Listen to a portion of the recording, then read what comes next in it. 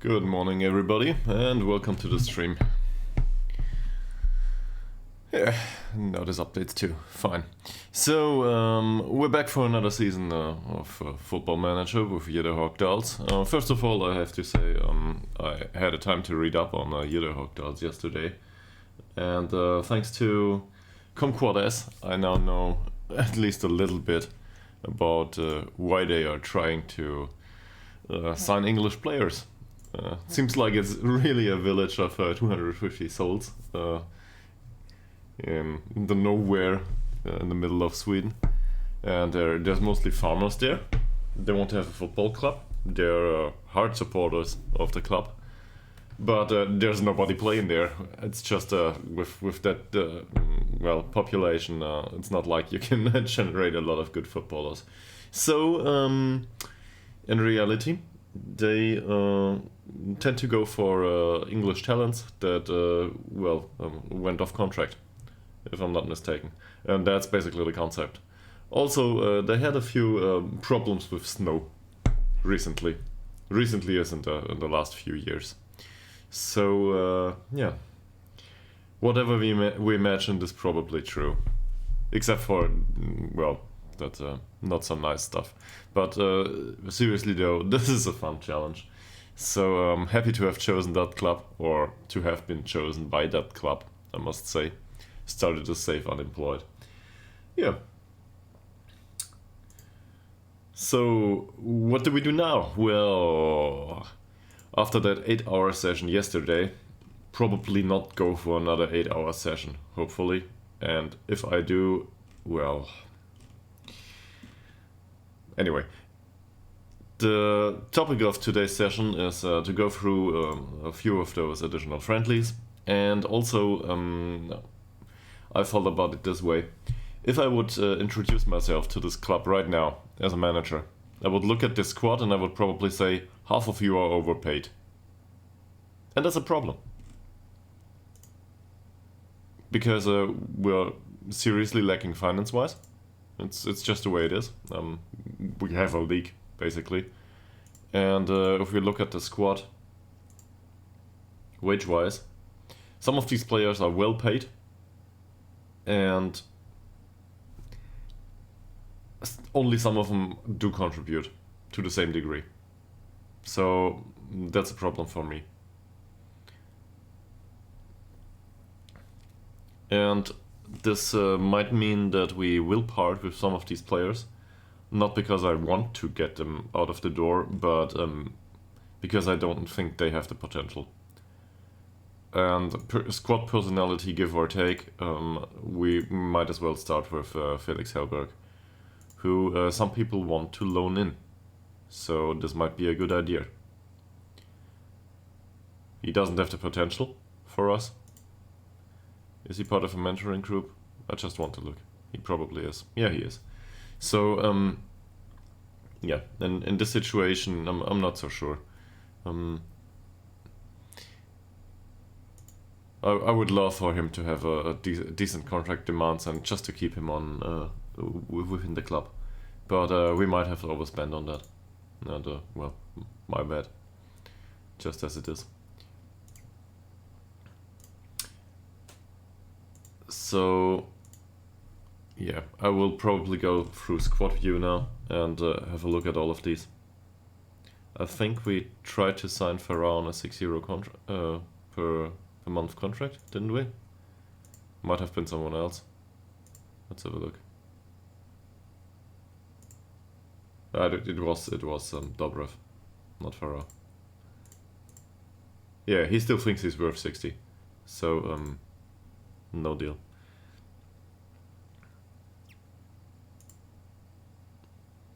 And with Scholt, I'm happy to keep him around, but he will need to go. So that already tells you something about our squad. A very important lesson here. If I were to come into this squad right now, I would look at these two and I would say, that doesn't work out. It just doesn't work. This is not acceptable. And in this case, this is not a case of new manager syndrome anymore. I mean, yeah, he's not really bad in anything. So we can probably keep him. But he needs to go towards backup. He needs to be cheap, which he is, so that's fine. But in Farah's case, this is not true. It's just not true. And if we look at this and compare it to Stolt, is there much of a difference? Sure, a little bit, but it's on in offense. It's not on the defensive side, and we really need a defensive side in this case. We need a well-rounded player here. He doesn't need to be a monster. He just needs to contribute his part, and that's fine. So yeah, we need a replacement here. But that's spending money. That's not earning money. This guy doesn't earn anything. Fine. Skillermo is on a non-contract basis. I don't really want to part with him. I don't want to pay him a decent wage either. Not sure what to do about that. Ideally, I would want him to sign a new deal and go out on loan, because that looks good. And performance-wise, 6.98, that's not bad. He will, well, maybe. He might develop into a little bit more. He's a mess player trade-wise, in all honesty. Some of these are useful, don't get me wrong. Cuts inside from the left wing is useful for us. It's fine. But, for example, places shots, that's questionable. He's got composure 7, finishing 7. It's not like he has the skill to place his shot anywhere. I wouldn't want him to shoot with power either. It's not bad, but it's not useful. That's the problem. And place 1-2s is basically the same. Anticipation is bad, off the ball movement is decent. Passing doesn't look like he's the one for 1-2s. So this will not work. That's also why we try to get rid of this trade. But so am I willing to sign this player? Well, I was willing to sign him, but now we've got someone else in the squad who is very capable to take his position, and that's Ytterhogdals IK. Problem here is he's not a natural just yet in that position. And now we've got 2 good players for the left wing. So I'm not opposed to keeping Bergman, but one of the 2 will not play as much as they want to. That's just the reality of it. I will probably not play with a shadow striker for the entire season, so I don't see a slot in the squad for both of them at the same time. And on the right wing, I want somebody that's left-footed. It's just how I want to do this. So where does this go? Or lead? In all honesty, I don't know yet. But we need to get through this. So these are fairly professional players that are on a moderately high wage. Maybe we can reduce this somewhat at some point. Dobrev just signed a new deal. And I think in Dobrev's case it's pretty clear. We signed that deal because we thought we could get him out on loan. He needs some match practice, he doesn't get it here. Yeah. So let's push him out on loan.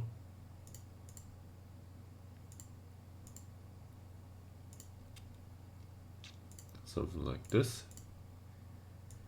And maybe we can even get a fee for him.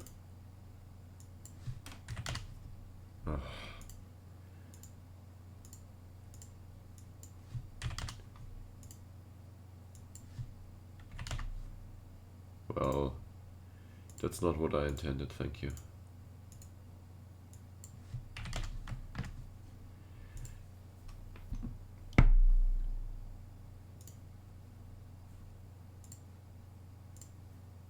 So, like this.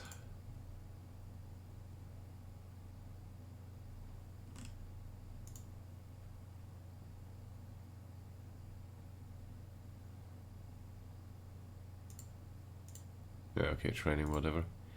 But, yeah, well, we will need to go through a few of the others and just take a hard look and think about Thanks for the follow. hey, well, that's nice. Welcome to the stream and welcome to for following. Hey, well, I think I'm fine. How are you? And what brings you in at this early hour? You're an artist. Let me guess. You want to do all the overlays.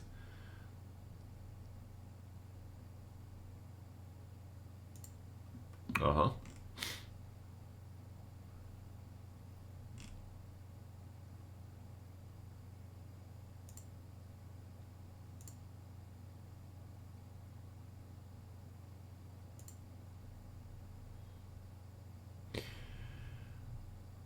Alright, so where do we go with this? These two are fairly professional. Might want to keep those.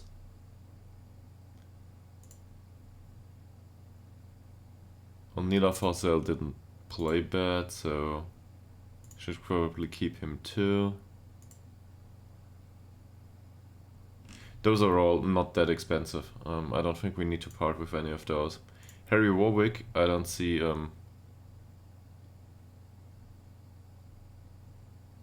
I don't see a space for him in the squad right now.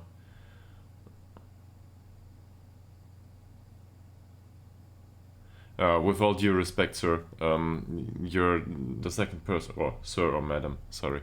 You're the second person that comes in now and wants to do some artwork for me.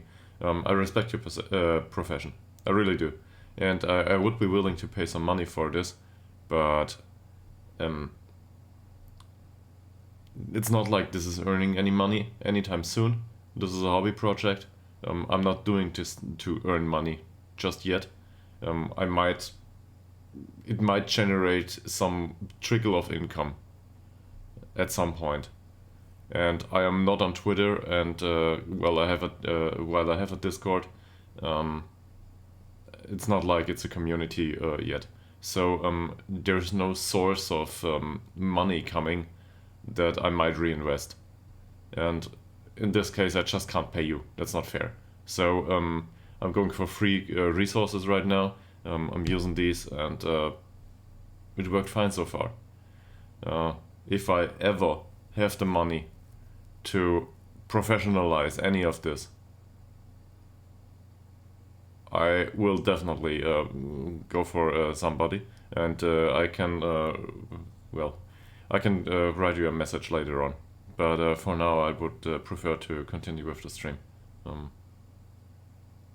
Yeah, sure, that's fine. But as I said, you're not the only one, and well, it seems to be a habit to come into streams and propagate your talent here. So I hope you find somebody, but I'm not the one. Sorry, not right now. And if I ever earn any money on this, first of all, it will pay the electricity bill. Artwork is something that comes later on. And probably new hardware, if I'm totally honest about it. Because I'm doing this on a 30-year-old rig. So there's other things that have priority. Yeah, I hope that's understandable. Alright, back to Harry Warwick. So, what do we do about him? Well, I don't think he's bad, but I don't think he will play a major role in the squad. And that's just due to the fact that Dobraj, or Dobrai, I'm honestly not sure how to pronounce this, Kosovaran. So maybe Dobrai. I'm not fluent in that. Anyway, so I will need to find a spot for him. And I'm not sure if the supporters will like this, but I'm very willing to loan him out. Maybe someone else wants him. He can play there. He can develop. If he doesn't matter. If we need him for any reason, we just recall him. Yeah.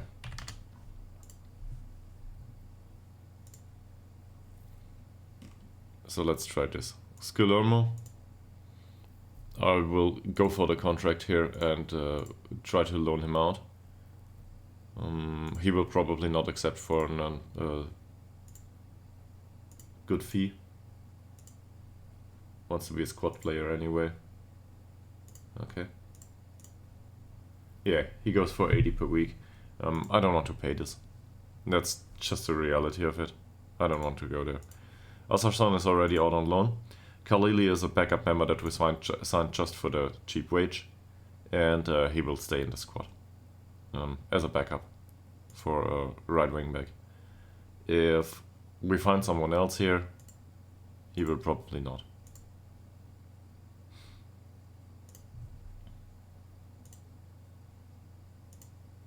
Robin Wickberg. Well, Wickberg's cheap. And for the amount of money we offer him, he's doing a good service. But maybe we can do with some time on the pitch for him. We might want him to develop a bit more.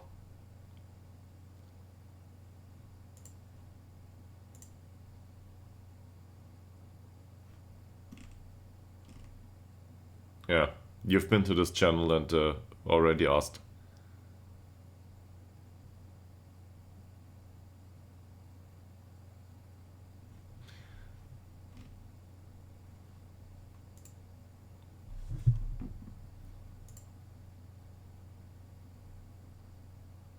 Well, this is new. Hi, good morning to you too.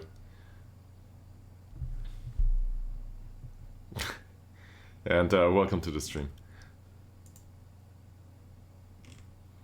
So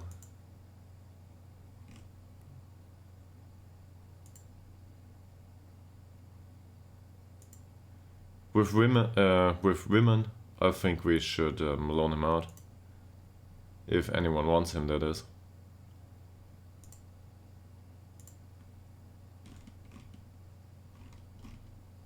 He is not good enough, but I think he can probably go. So yeah, let's get rid of him.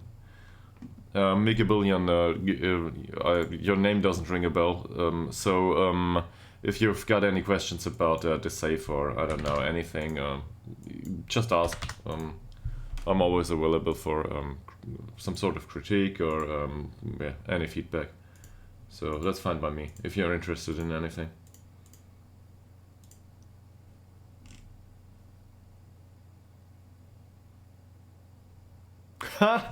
Yeah, he's a good guy. He really is. Thanks very much. And at this point, probably thanks to Sore Loser too. He's been helping me out a lot in the previous days. To be perfectly honest, he he supported me through just watching the stream, but also Sore Loser just sticks around to drop the odd message and I don't know, tell me where to go for some, I don't know, the last discussion we had is about thumbnails. I need to learn a lot of stuff if I want to continue the streaming, yeah.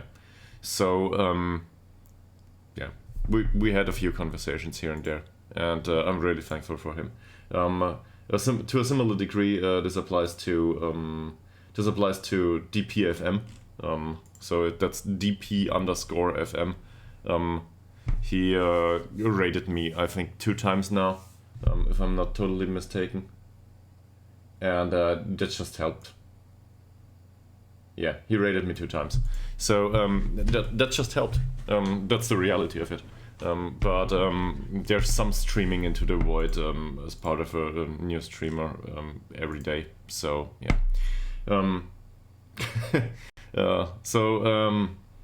As you don't know me, I'll probably do that once more.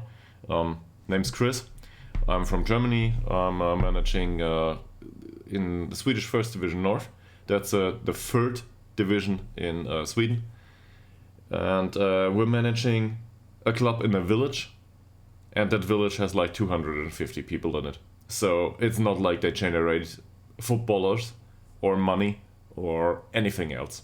And the now last season was, well, we pushed for promotion, but we were actually supposed to go down. And the season before, we got promoted, but that was off stream. So we're in a bit of a difficult situation because we've, well, somewhat had success, but there is no money that comes with that success. So I don't want to resort to this kind of phrasing all the time, but yeah, it's basically so the short term probably is Football Manager hard mode. That fits me very, very well as a player. I really love that stuff, but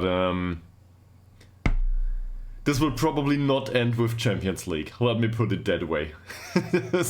And it might not end with back-to-back promotions anytime soon either.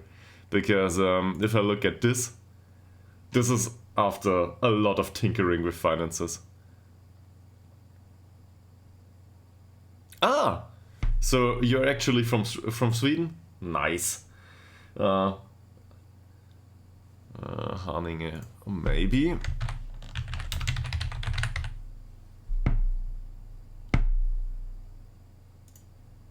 They're a division below, if I'm not mistaken. That should be fourth, right? Second division South Sverland. Yeah, that's one division below. So that's due to the fact that we went up. But we started there. Well, I started there. It was before I started streaming. Streaming, we've only been in the third, and we have no right to be here. So yeah. Also, if you have a look at this is really bad. We lost like 12k last month, and this is preseason in Sweden, so you're very familiar with this probably. Preseason takes a long time. There's a lot of matches, I don't know, in roofed stadiums or something. I read up a little bit on this due to climate, and well, that article that was shared yesterday also stated that in the case of Ytterhogdals, they lost their roof training facility. So it's like minus 30 degrees outside. They've got a pitch that's, well, just look at their Facebook page. It's really great. And yeah.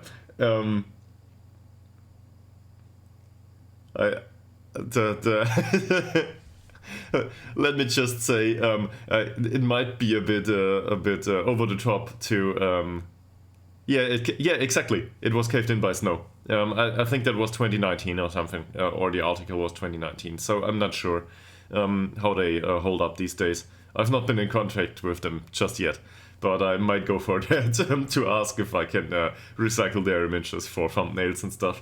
So maybe I will go there. Yeah, really, it does. But so all the jokes about snow are probably on point to some degree, and it's a farmer's village as far as I'm aware. I don't want to be condescending or anything. I just don't know anything about that location other than what's in the press. So yeah, they support the club, but the club doesn't generate players to speak of. He reduced his wage demands. I might want to go with this. Not because I want to pay this, but because he's a perfectionist and we need good personalities in the squad. He's transfer listed. Oh, this is wonderful. Let's loan him in. So Jonas Andersson is a guy that's been on my radar for about 2.5 years. It's a new gen, obviously. And in Sweden, in Football Manager, that's a good thing. Because new gens have the possibility to have a personality that's something different and balanced. Every player in Sweden is balanced for some reason. At least in the lower leagues. Everybody's balanced and there's no good personalities to be had. So hunting for fairly professional is also already very difficult. A perfectionist is basically a lottery win here. No matter how good he is. So that's why I'm willing to pay some serious money for this guy. But we will try to loan him in.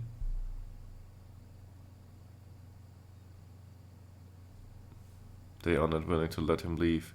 Yeah, he has. He has.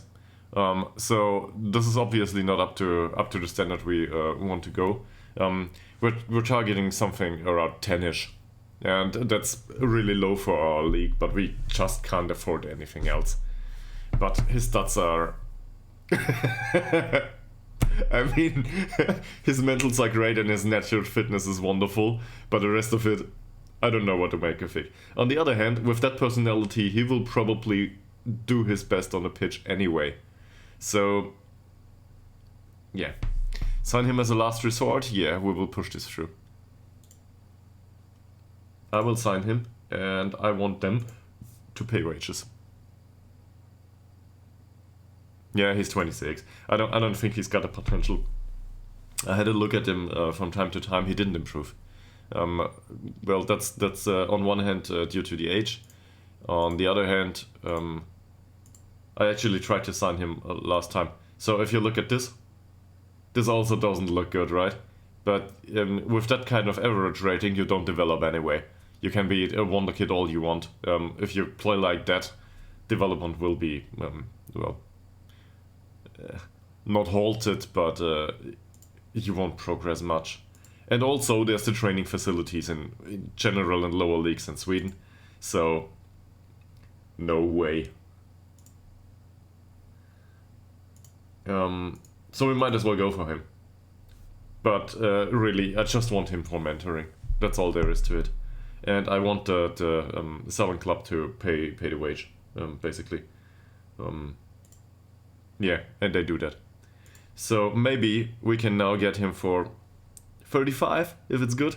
So then we have a really good deal, because basically we're paying him effectively 10 euros a week for a good mentoring personality, and I'm willing to pay that, even with this club. But we need to see it through first. Also, this is in the middle of preseason, so I'm not sure what Sorosa told you. Probably not much. It's his stream after all. Doesn't want to talk about anyone else. But this is the most boring part, probably. Well, the most boring part we had behind us. We did that in the 8-hour stream yesterday. That was winter, and looking at a PC while he's trying to process, I don't know, the 150 leaks that I got loaded. But yeah, this is basically us bleeding money for another 2 months. So if you did a save, though, with a similar club, did you have similar issues, finance-wise, with the club? Like, you've got those 2 months of pre-season and basically you just lose money, whatever you arrange, it doesn't matter.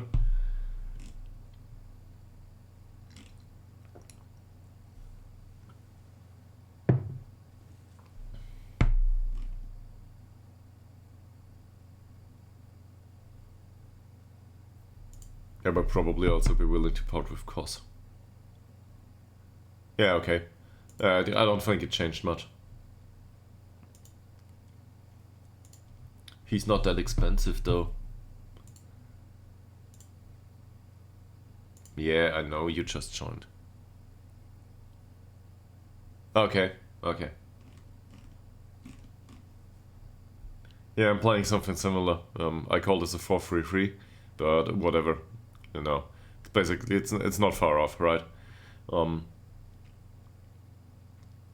But I usually don't go for possession based football, but in this case, well, they want me to, the club wants me to, the fans want me to, so I do it, and it works just fine.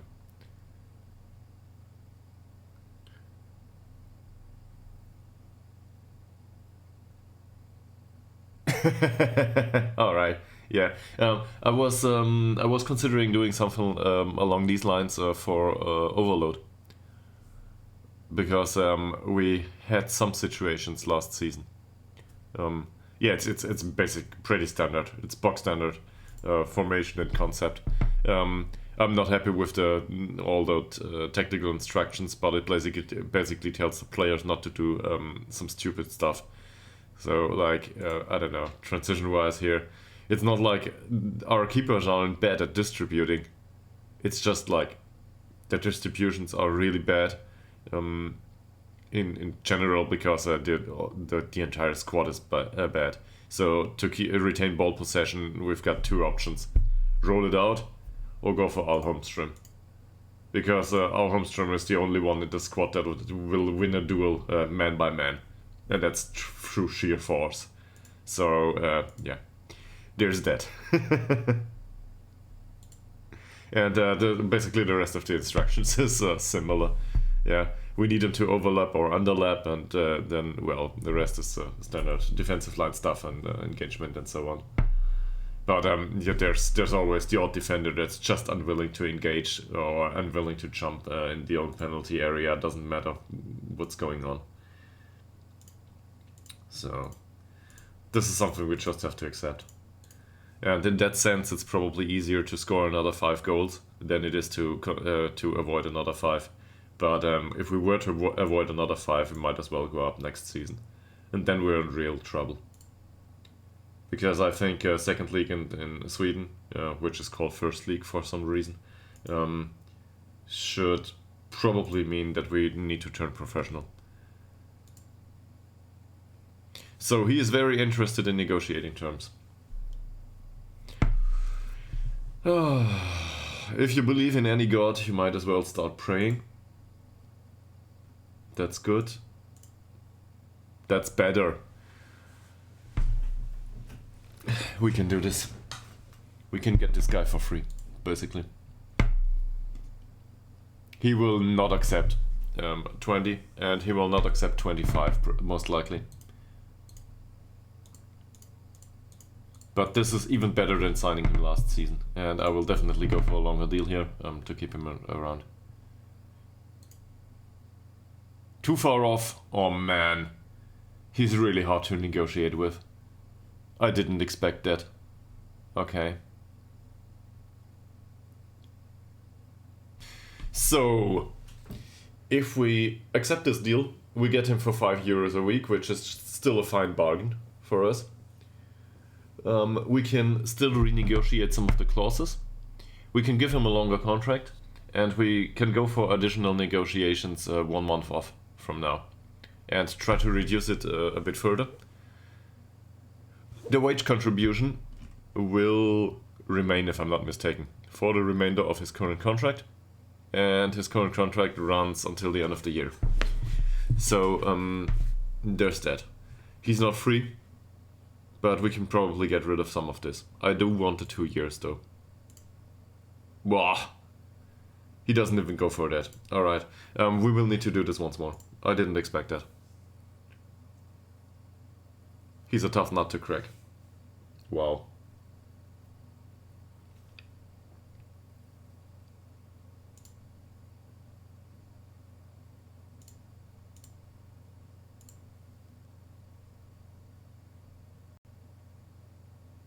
I mean, usually I'm not one to go to splash the cash on players, but it seems that, well, probably I influenced myself to go for a bit bigger with this, and that didn't work out so far. To be fair, we've not played that season yet, so but financially it doesn't look good.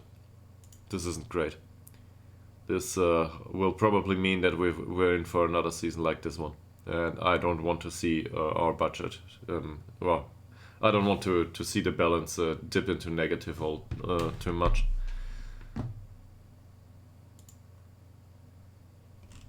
Supporter base might have been growing though. We're still waiting for the preseason sales.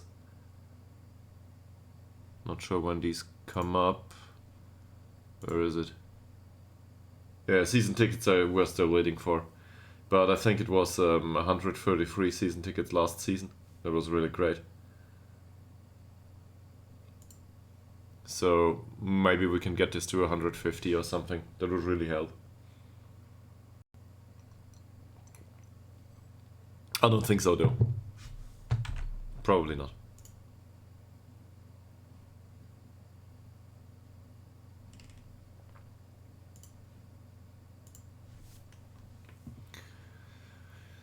Nobody wants Dennis Koss. He has no interest. Okay. With Malmö. Alright. Never did that. How are you doing?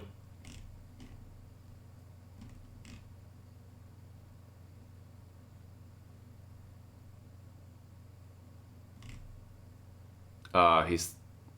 Again, he's wanted. Wonderful.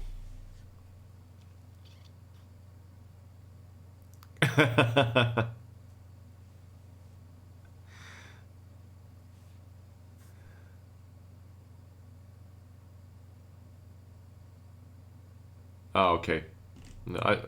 Seriously, I have no idea about Swedish football, so alright. I didn't know that. So, you don't know this guy, I'm just gonna reiterate for a second. This is Kevin Blennestrand, as you can read, and he's a good keeper. We've got a decent other keeper here as a replacement, Alexander Westberg. He rotted on the bench for the entire last season, which is not a good idea. Both are on a really cheap contract. But in the case of Blennestrand, he played last season. His performances were notable for other clubs. And we've had some sort of adventure with Trollshatten, I think was the name of the club. They bid us 11k for him. So we tried to negotiate for 20. The board came in, sold him for 12. not that I would have wanted to do that. I would have dragged on the negotiations, but the chairman had another opinion. Trollhättan offered us to loan him back for the remainder of the season. Yeah, he did.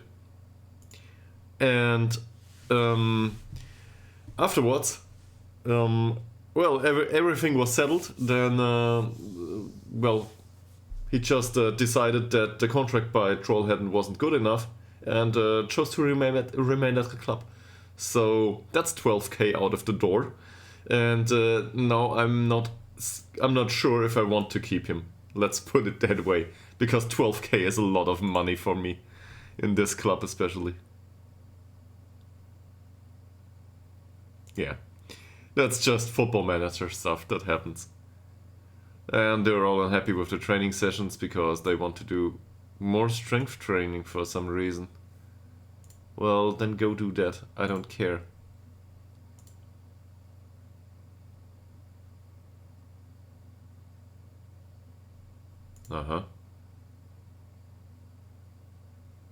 Well, these clubs have to, most of them. They have to play us due to clauses. But even though they... And this, I didn't arrange this.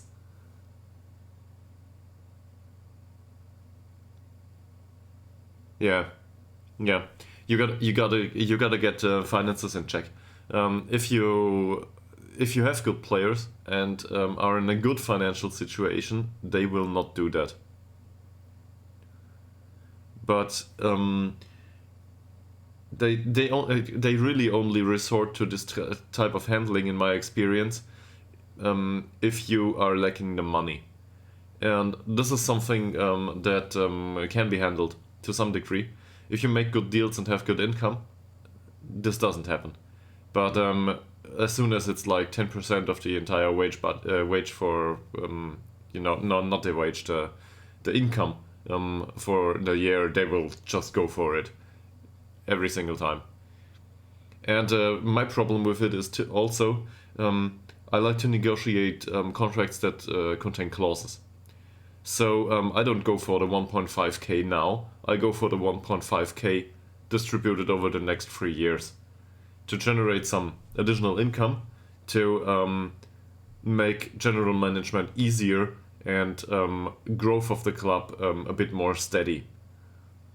So that's absolutely weird, and in a way it's also gamey. But Football Manager, and but I think it's the same in reality. If you don't have the money in hand right now, you are not supposed to splash it on anything. So a stream of income is preferable for that reason. And then Football Manager, a way to generate it is simply through player sales and additional clauses. Also, sell-on clauses are really nice. if you've got that one guy that goes through a deal for 2 million, all of a sudden you can basically for 10% of that you can upgrade training facilities. Yeah. Yeah, I mean, I don't have a professional background in that regard, but I'm very interested in personal finance stuff and so on. So that might have contributed. Yeah, Blennestrand. Do we want to sell him? Not sure, but so Sandvikens and Östersunds are not like Trollhättan, I think. I struggle to well, that's still first division elite. So Sandvikens went up last season. They were promoted. They were the winners of the league. We already sold a player to them, and also we bashed them in the last friendly, despite them going up. So we got that going for us. Östersund, also Swedish first division elite, so that's second league, all of it. Yes. I would need to go. Where's Trollhättan? Also first division elite. So we're talking about real money here. I don't want to offer him out just yet. On the other hand, we could really use that cash.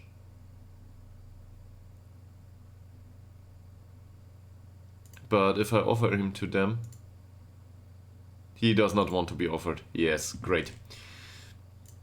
By the way, I think history-wise, no, he came from FC Gute. So Isaac Al Holmström actually didn't come from like a top club. Still, very important player for us. I think 28 games, 19 goals.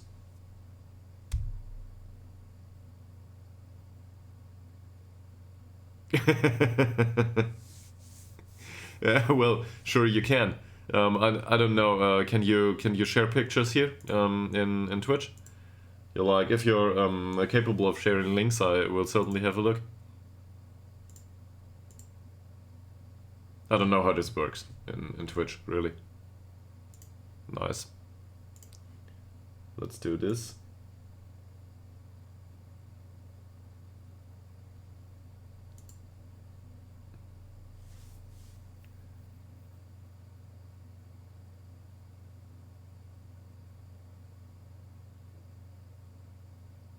Yeah, that's nice. That's the way I like it. I also I usually pepper these with appearance fees and all that stuff too. Once that's a weird thing in Football Manager. You can't force them to pay you like 50 euros per league appearance or something like that. But these kinds of clauses are really, really great to generate cash flow. And once you are in at a stature where you can do that, yeah. But he might. This is a risky part of the business. You're perfectly capable to go there with the 50% of the next sale, because you don't need it. If you need the money, that's an entirely different situation. But now you can just sit there and say, well, if he leaves for free, bad for me, but what can I do? And just go for another player. Basically, if you conceptualize this, one clause will trigger at some point. It's just like an investment. It's diversification of clauses at this point. And having a lot of these clauses basically guarantees that one will trigger at some point. It will not be the one you expect. I think I had a player sale in I think it was Football Manager 2019 or something. I sold one with a 50% sellout clause, and this guy was really, really bad. Like, I don't know, an attacking midfielder with finishing 4 and no pace and whatever. He was at the club when I started there. And for some reason I sold him for €0 and included a sell-on clause, and I was happy to get rid of his wages. And it didn't develop either. He played for an opponent's team. But yeah, this guy played for another team for 2.5 years. He had 6.4, 6.5 ratings. He was really bad. And someone, for some reason, came in and bought him for, I don't know, 5k. And all of a sudden we earned 2.5k. I have no idea to this day why they did that. But sometimes these clauses trigger in the unlikeliest of circumstances. And sure, 2.5k isn't that much, but for us, in that season, it was a decent amount of money. So always include these clauses. And always include, like, that stuff for, I don't know, first international appearance or whatever, yeah. I mean, this doesn't trigger. It's not like it's worthwhile. But on the other hand, if you sell a player for 10 million, might as well gain another 10k if he makes his first international appearance for some reason. Who knows? He might, I don't know, go for another country for 3 years and gain their nationality, and all of a sudden the clause triggers or something. There's really weird stuff going on at the edge of the possibilities. Well, this is a great color on that background. Wonderful. So they brought 2 players in. Yeah, that stuff. And this is especially important for nations that are less reputable. Like, that's probably a gamey way to think about it, but well, we've got Farah here in the squad. Where is he? This guy. So this is our left wing back. Well, it's a left wing back. He wants 85 euros per game. He's on a non-contract, which is really, really big money for us, and I don't like that at all. But he's Somalian. And Somalian means he's a current international. Because he plays for Somalia.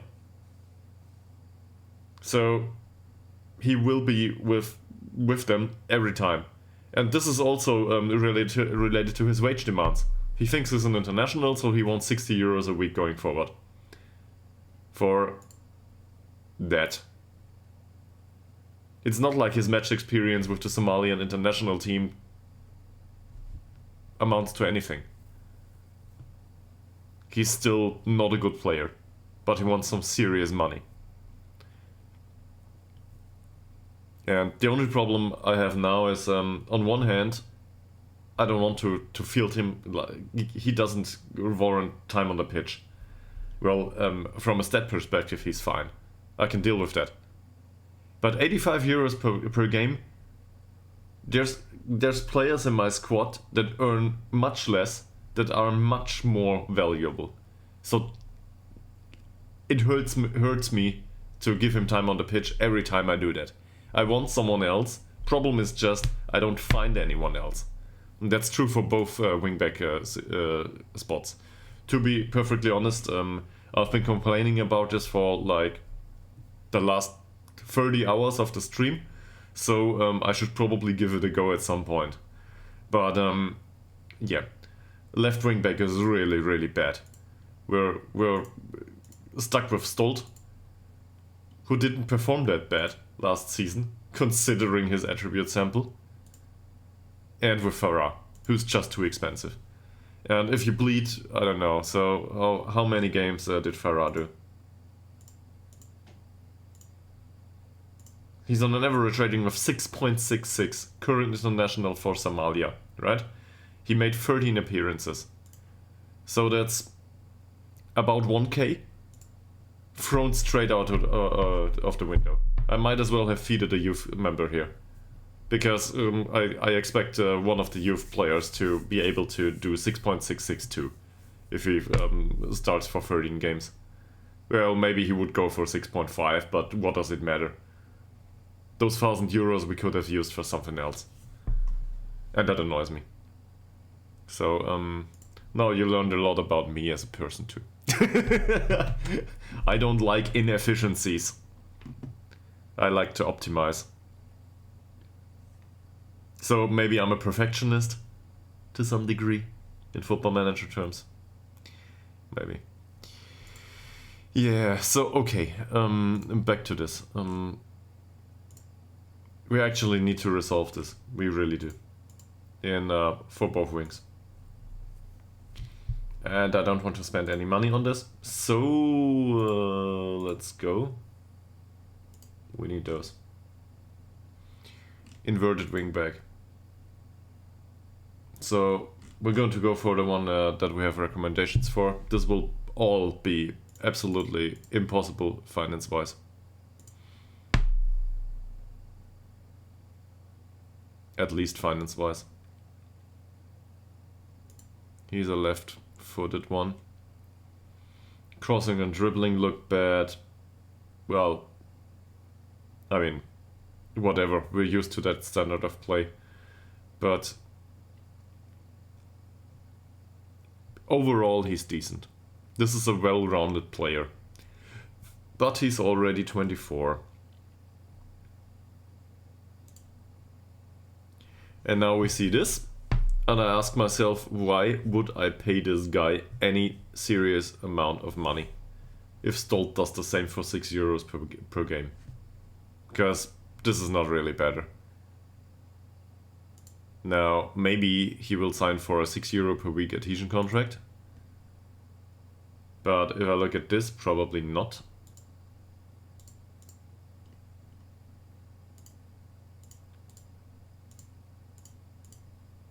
No, I'm not willing to pay him this. Oh no way. Not gonna happen. This one, I think he's decent. 40 to 55. Ngunde Muteba. Congo, okay. So he might go international at some point too. He's 22, so that's better. His crossing's bad. The rest of it is, well, he might be able to compensate physicals-wise for his lack of other attributes. To be fair, it's only off the ball rating what's really lacking, along with crossing and dribbling.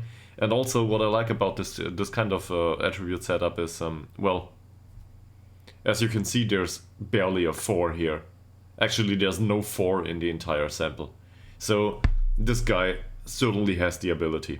If we focus training on him, he might drop in these other attributes a little bit and increase the others, even if he doesn't have great potential. He has the current skills right now to be a decent player. So if we compare him to Stolt, again, must be an improvement. He actually is. I think that's an improvement. He's lacking a bit technical-wise, but this is an improvement. So if we were to be now, if we have a chance to get this guy, let's say either they contribute half of his wages, or we get him on loan. That would be great. He's just a balanced player, and he avoids using the weaker foot. So yeah, but I don't care much about that. To be honest, not in this position.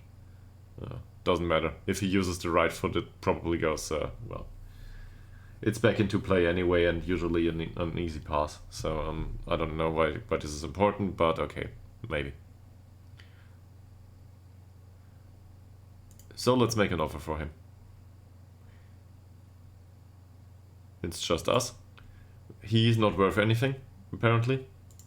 So these clubs sometimes just accept the selling team wage contribution.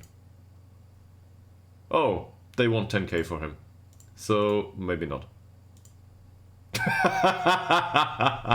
Yeah, okay. So this looks fine. It's weird how these things work. But we will try to sign him once more. Yeah. Might as well try, right? To get 10k for him. Now I feel a little bit bad. Maybe I should have gone for 20 euros wage contribution and tried again. But okay. We've got the same problem on the right wing, by the way.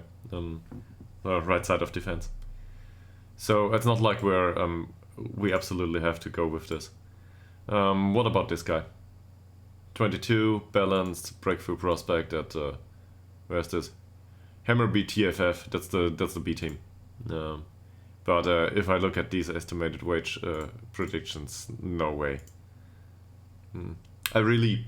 I honestly look for something who goes between 20 and 30 max. He's got weird traits, but it's fine for us. Not a bad sample of attributes either. Long shots are particularly interesting. 45 per week. He plays one division below. This is basically our hunting ground, yes. So in comparison to Stolt, and I sometimes do that attribute-wise too, but this is enough. He's better. That's just the reality of it. He's better, that's fine. We can also see that here. He's actually Stolt trumps him in agility, but that's about it, and that's really not important for a wingback. If I'm not mistaken. Well, it's not. It's a secondary attribute, whatever. The other stuff though, his passing is great. That's good for a possession-based system. Mentals are a wash, basically. So we might as well offer for this guy. And we'll take the cheapest deal. Are they willing to part with him? Yeah, you concentrate on your work stuff, really. That's more important. Actually, I will go for a break too. It's been an hour. I'll go for a toilet break. Bathroom break. Anyway.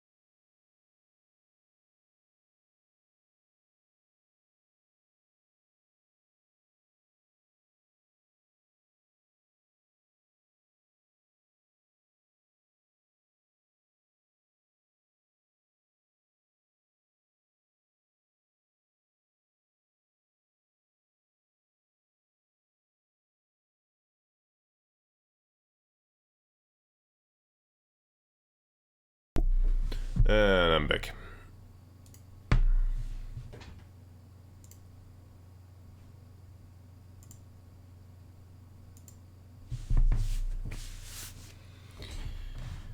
Alright. Do we do this? Sure we do this.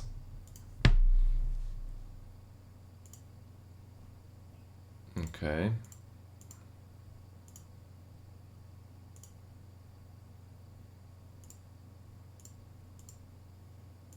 Come on. Give us 15. Ah.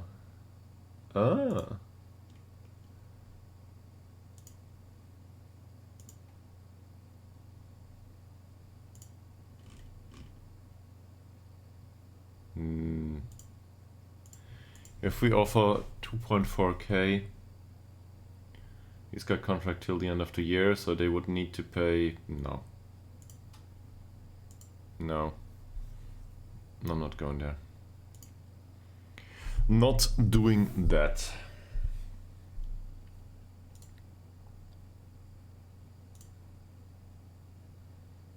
This guy's only 21 too. Well, let's go through the rest. Maybe the one of them is fairly professional or something. We just offered for him. Sterling. He will need to play on an attack duty, so I need a decent crosser here. This is one of those peppering our home stream with crosses, so we need one of those. We really do.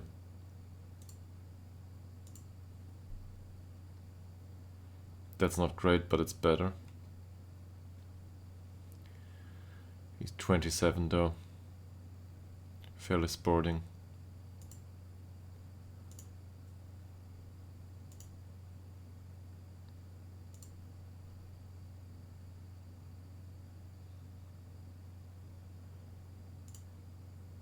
Well, he's Irish.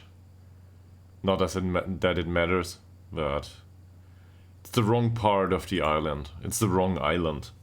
For us, at least. We need, for some reason, English players. So,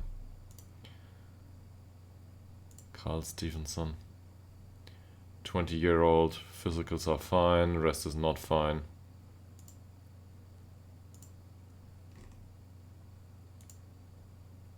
Bro Swineson. Oh, that's the one we didn't sign, right? Cool.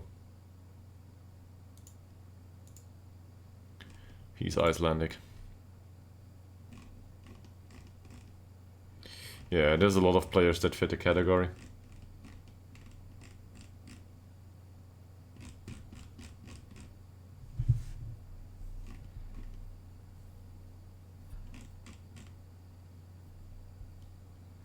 But I just want to go for a cheap deal, actually. Martin Öberg. Do any of you have... Let's pick attributes. So, we need them to be wingbacks. And we need them to be decent on support duty. Don't care about flair. So they all have one, obviously.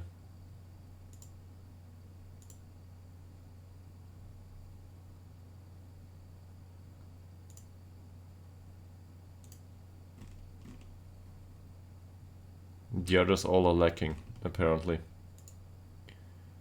Or... No, it's not that the others are lacking, we don't know the values, right? Is that it? Yeah, that's it.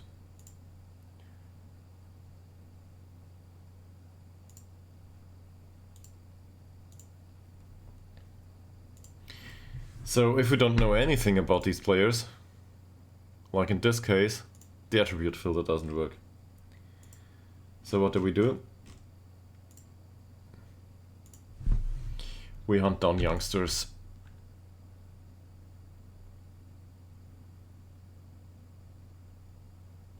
At least we try.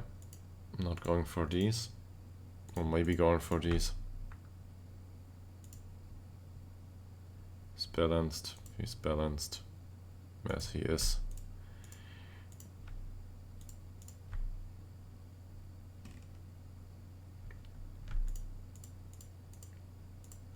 I want to know about some of these players, so let's get them in for trial.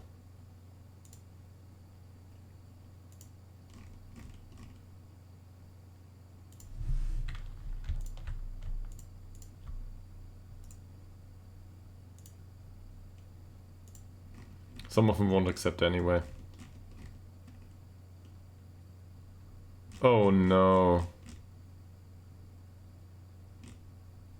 No, it didn't clear the instruction.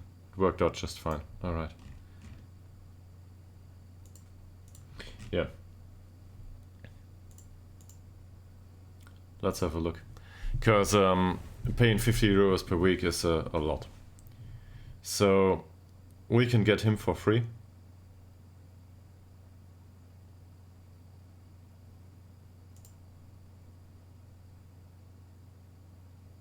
I said I do not want to agree to these clauses. In his case, I don't think he's worth it to introduce another unhappy player to the squad. I will still go for this.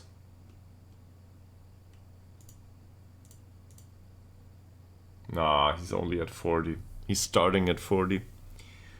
So we can probably go down a bit But that would be for 1 season, and then he would be unhappy with the training facilities again. How is he compared to Farah?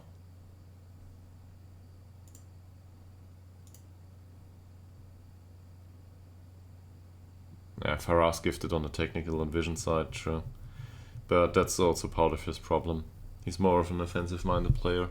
Well, mixed bag. Would really make a decent wing-back if we used him as a wing-back that is covered with a central defender. But that's not the case for us.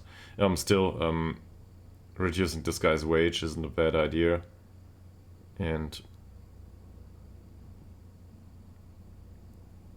is it a bad deal for this season? Can't just get rid of him next season. Don't pay anything for him except for his wage. His promise will not trigger until the end of the season, so at the end of the season we will just let him go, because there's no way we can keep that promise.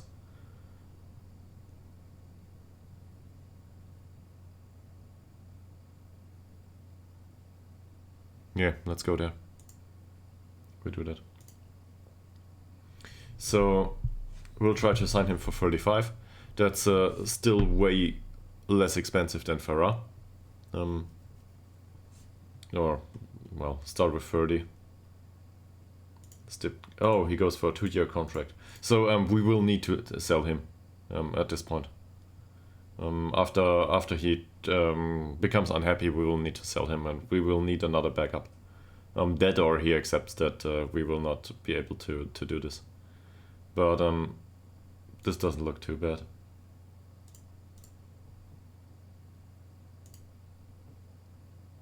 That's great. He maybe will go for 30 even.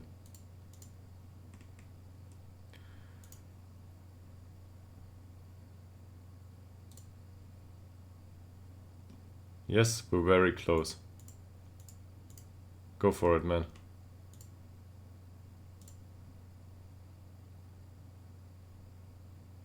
I cannot afford this. Can I? No, I do not want to afford this.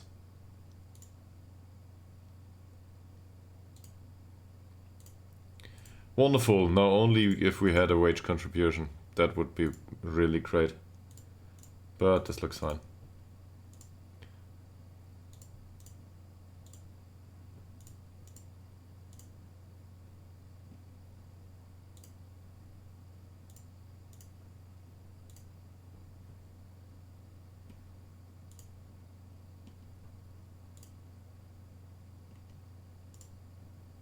Oh, so he doesn't want that either. Well, he wants 3 euros. Okay, cool. Is it really free, or can we save another 2? No, it's really free. Fine. And we might go for the additional contract extension. Doesn't want that. Okay. Still, that's a good contract, probably.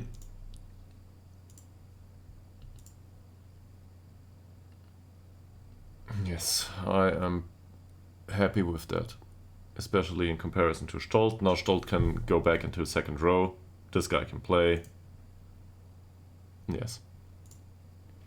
And Farah can do whatever he wants.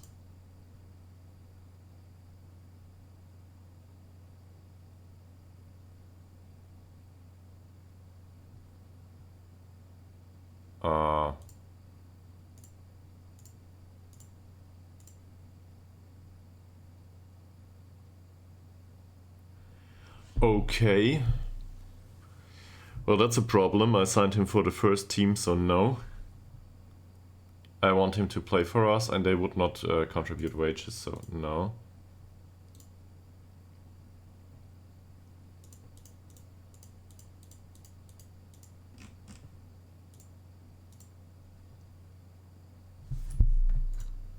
Sure. So maybe the deal falls through.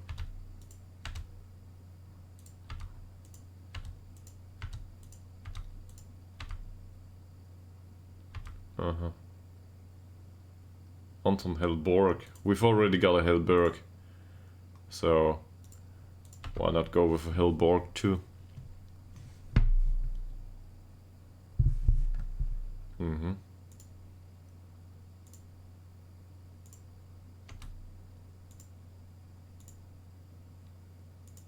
That doesn't look good. Live Ljungberg doesn't look good either. Try. Karl Norberg, okay. I'm basically looking for good personalities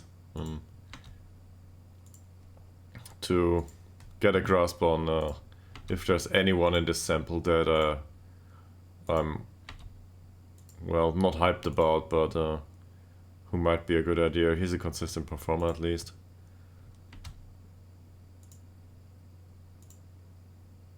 Huh. Might be Hellborg after all, or nobody.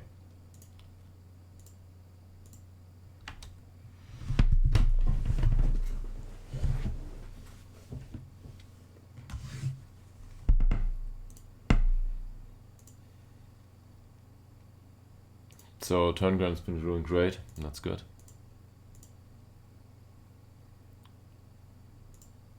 The rest of them not so much, except for Patrick Bergwall in the U19, as it seems.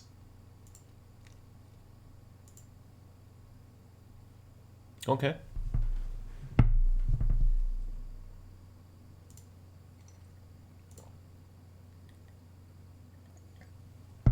Why not?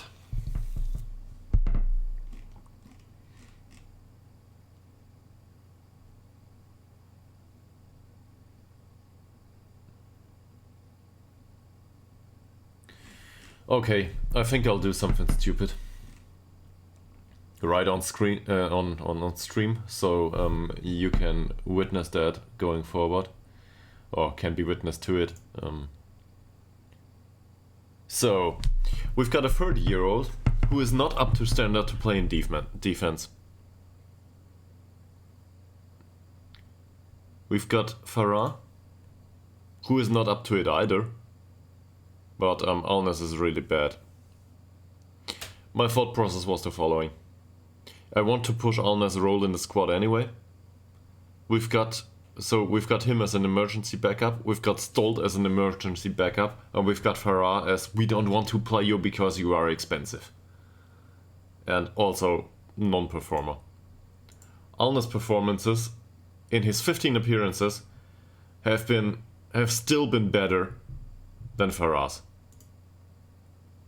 So, with that in mind, I'm gonna kick him out of the club. I've got enough of this dilemma. I don't want to play him. He's too expensive. That's just it. I'm not gonna pay another 85 euros for the next friendly. Or whatever. For a league match. I've had enough of this. And to a similar degree, this also is true for Sculermo, but he's lucky. He's on 45. I don't want to do that. And I do not consider him a good signing. Sorry. Whatever. And on the left wing here, we've got a conflict on interest. From my perspective, I already talked about this today. I think Bergman and Ytterhogdals, where is he? Here. If I compare this guy to Bergman,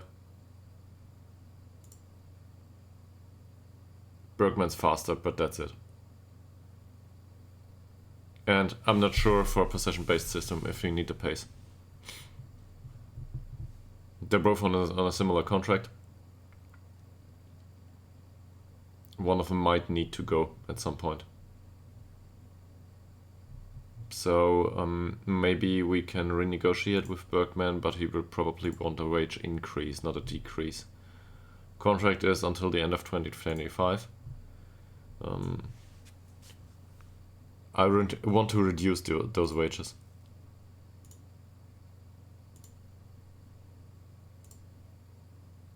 Yeah, he wants to go for an important player. Ytterhogdals, how is he doing? Squad player.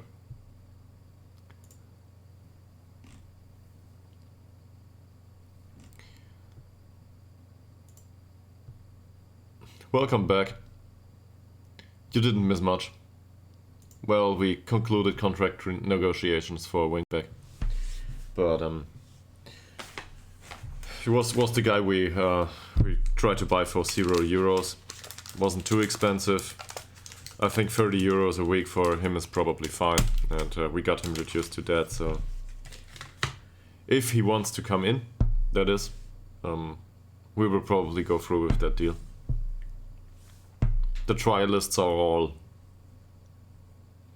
None of them is of any good, if I'm not mistaken.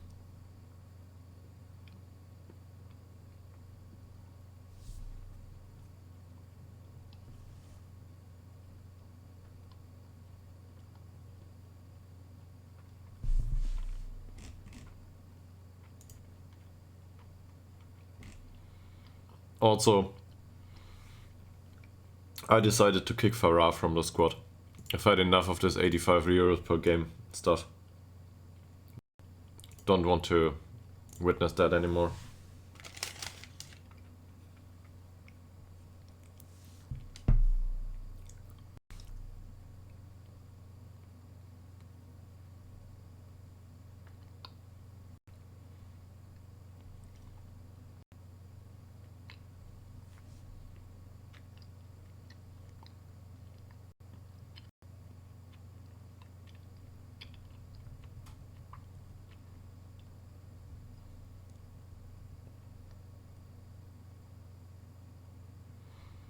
If you've got the time, I've got a question that's really not related to Football Manager at all, but about Sweden.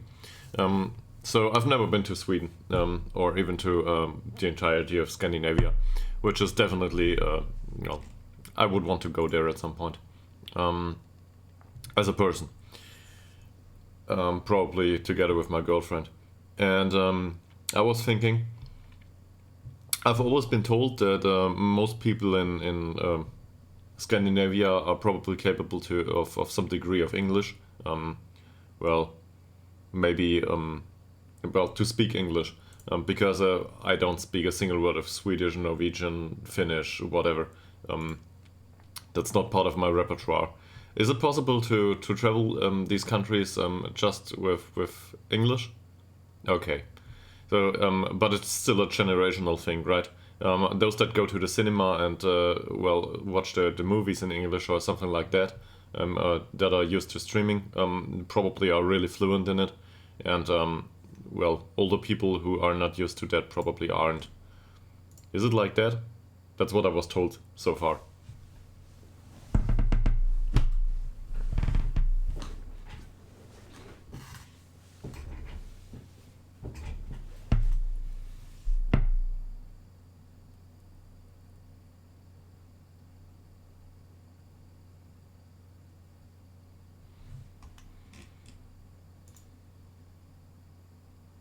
Okay, yeah.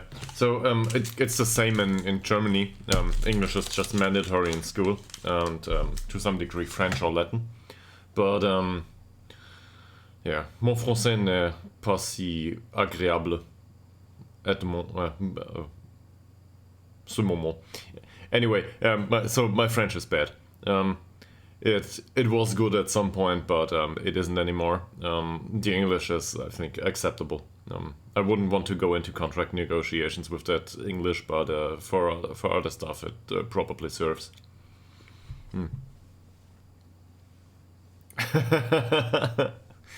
Salut, monsieur. No, I think it might confuse me if I have to switch between different foreign languages on stream. So let's not go there.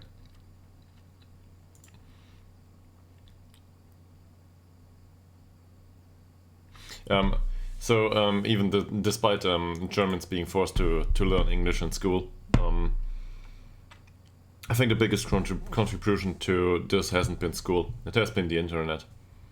There's only so much you can do with German only in the internet, and at some point you will stumble upon English stuff.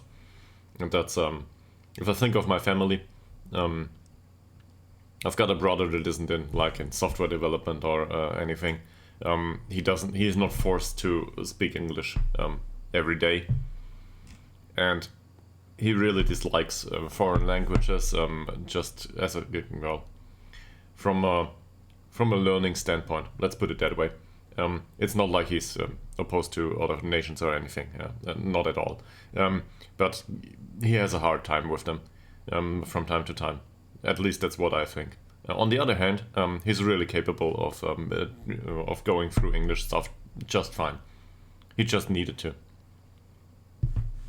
Yes, they are. So this is similar. By the way, welcome back, Comport. And thanks again for that link. I looked into it. It was a very interesting read. And yes, stuff is still dubbed in German here. To the point that the English original version isn't available in Germany. If you have a look at official streaming platforms. So it goes like this. The stuff comes out in, I don't know, the States or wherever it's produced. And English translation, if it is required, for example for a Spanish series, is done within a few months, because it's just a big market.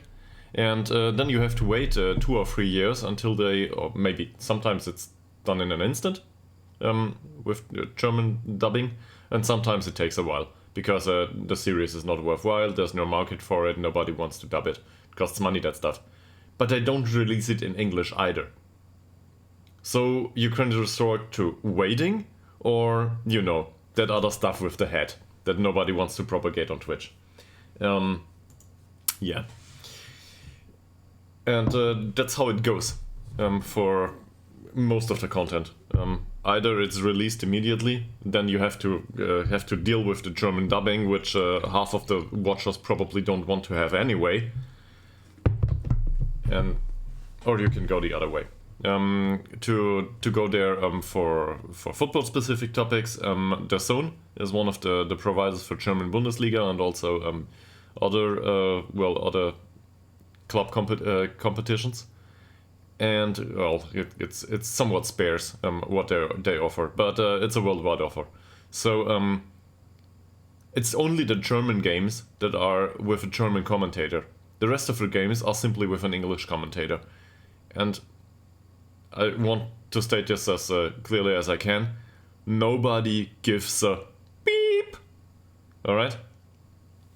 Because we are all perfectly capable to understand an English football commentator. At least the people who watch DAZN. So they wouldn't need to dub the German games in German anyway. They can do this in English all day long. I don't care. Yeah.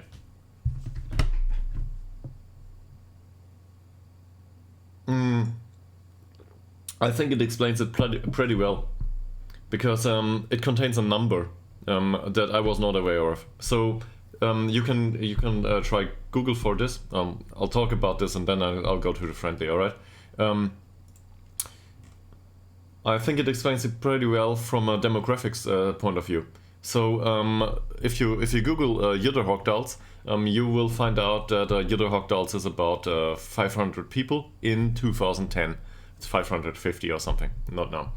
The article you linked talks about Ytterhogdals having about 250 inhabitants. So your article is from 2019. So the perspective could be that this club, not only the club, but the village, and it is a village, is also losing inhabitants.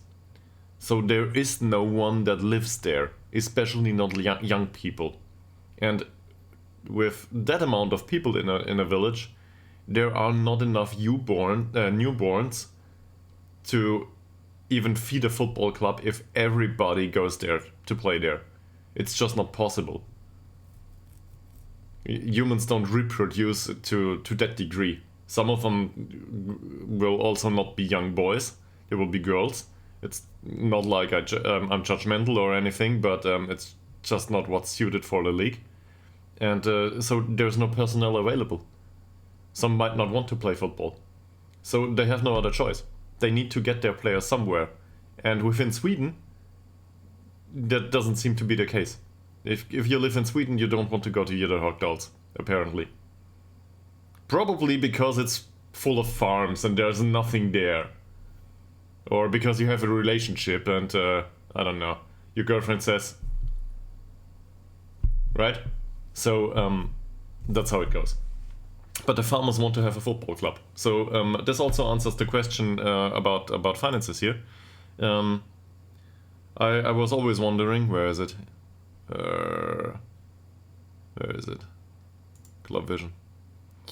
Supporters. This fundraising.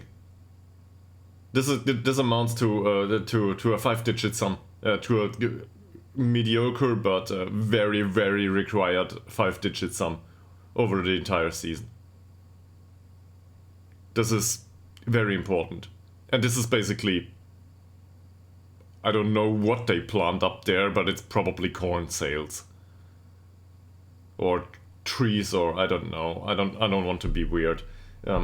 Probably too late for that. No, seriously, the farmers finance this club. That's the way it works. They are the one to visit the stadium too. So I got that from the article. That's at least that's what I think happens there. And so this club can't grow.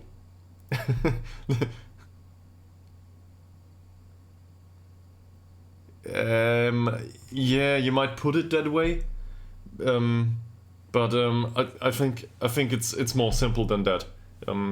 It's not like they're trying to do some, I don't know, demographic progression, whatever stuff. The players don't stay there. They come in, they are there for the entertainment for 2 or 3 years. They have a time there that's how do I put it? They're not interrupted by anything. They can do their training there. It's hard. It's also somewhat a man's world, I think.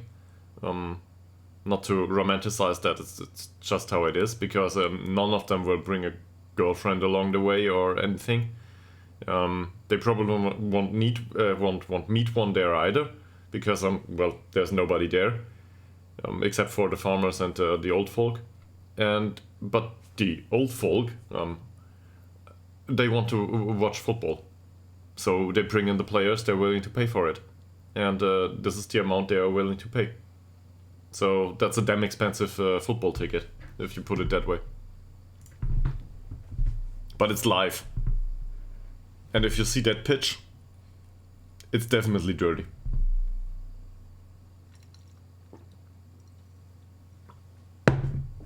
But now that I understand it, I also understand how they do it. Because they actually do it with trials. They just offer trials to dropouts from Vanarama North, South, and the leagues below. That's really how it works. They just offer trials and do that stuff. It's not like they got a scouting network or anything. They basically take the trash.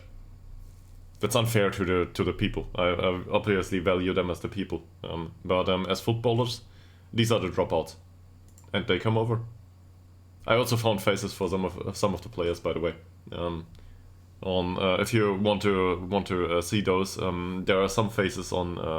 Well, you can get photos of the players simply by googling, and you can also have a look in Transfermarkt. That's a formerly German homepage. It's a horrible nightmare of ads, but it exists.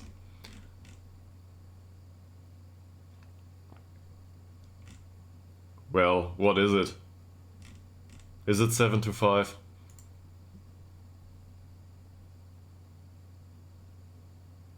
Okay, so I don't think you have to screenshot this. Fine, I'll do it. That's wow. Probably deserved.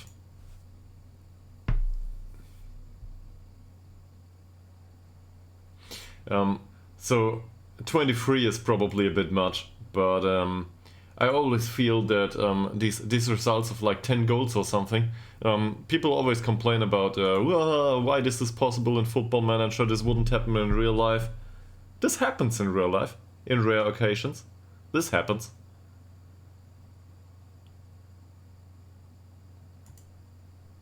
Footballers sometimes really enjoy their dominance over an opponent and don't stop.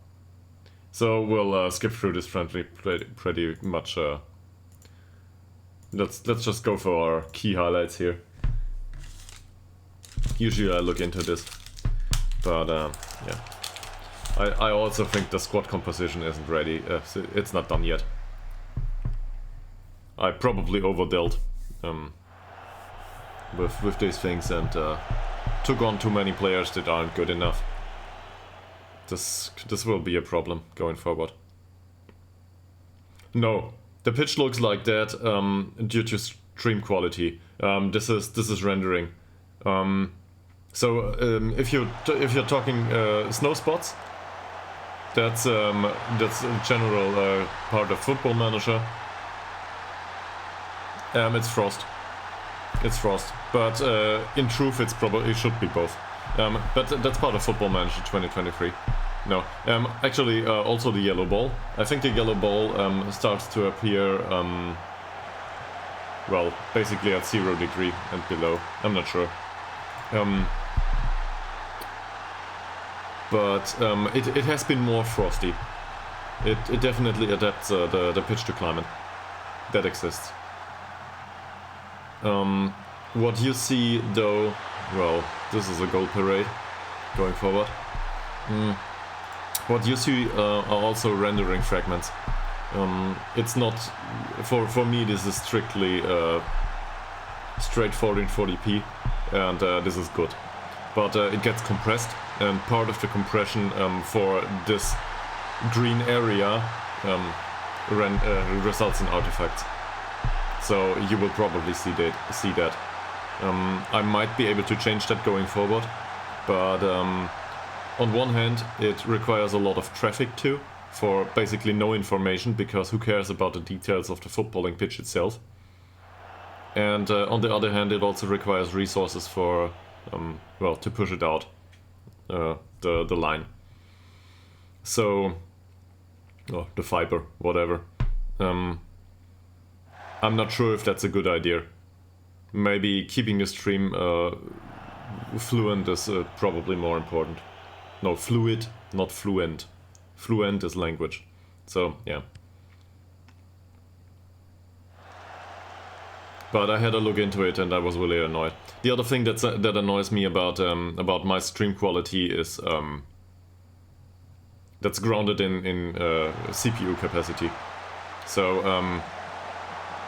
wow, how can you not score that? No, the other thing that annoys me is CPU capacity. So I don't think I talked about this to that degree, but I'm running this on a really old i5 2500K. It's overclocked and undervolted, so it's really cool in a temperature sense. But this thing is like 13 years old. It still runs Football Manager 2023. I've got a 1060 in here, so graphics-wise not a problem, even though it's an old graphic card at this point in time. And it's also one that doesn't, well, cost that much in terms of electricity. But for streaming purposes, thanks Bergman, for streaming purposes this probably won't do. Because I get interrupted once Football Manager, well, simply hits the limits of all 4 CPU cores, and that just happens. It's really not up to scratch for this. So I would need new hardware to get this done, but it's not like streaming earns anything, so that's not gonna be a viable solution going forward. I might go for new hardware at some point, but that will be financed with my new day job.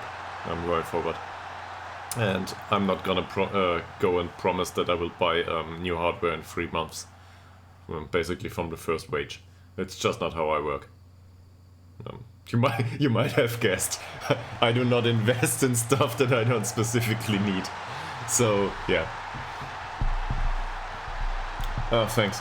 But that's mostly due to the fiber. The new apartment here comes with fiber, and we've got a 100k now download and 50k upload, and those 50k uploads seem to be enough.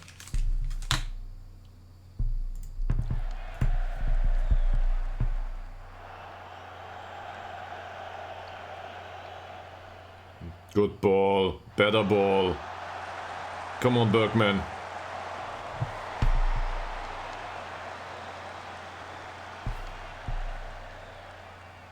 Yeah, megabit, yes. This is Germany. We got crap internet. Like everywhere.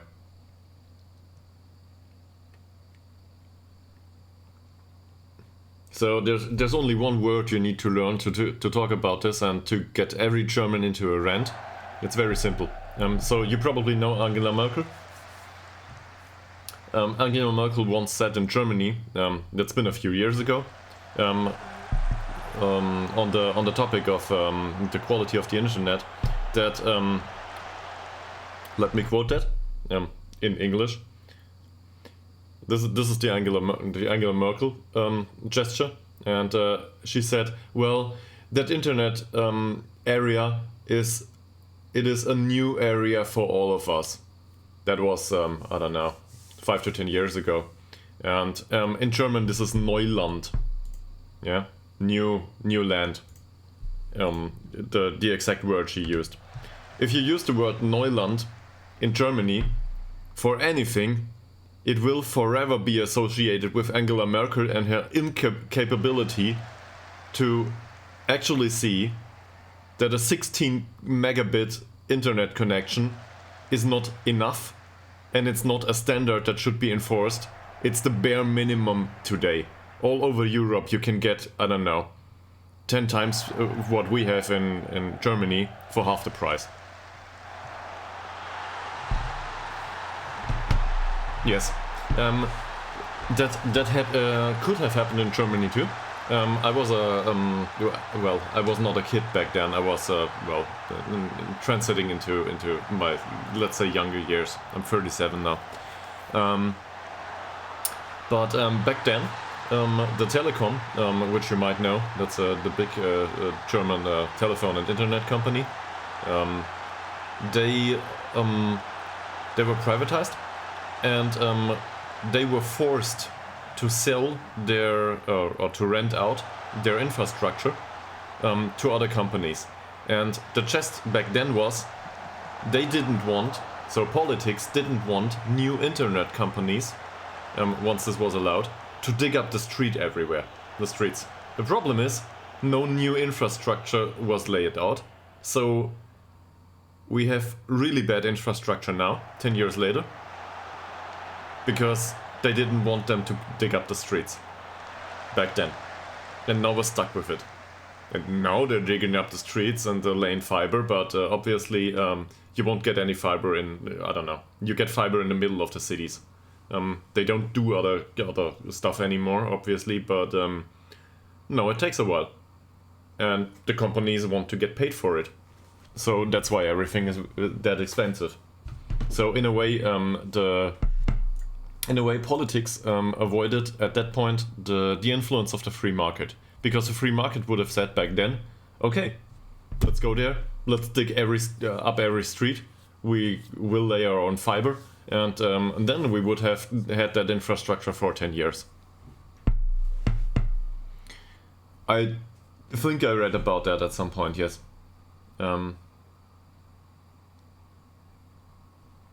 But we actually, now we live in an apartment that goes up to 1 gigabit fiber, if we want to. We just don't want to pay for it. So it's not a problem of the connection anymore. And this is the first time in my life that I can say this. But this apartment also is not exactly cheap. So yeah. To me, I have been moving up a lot. I had a lot of lifestyle inflation.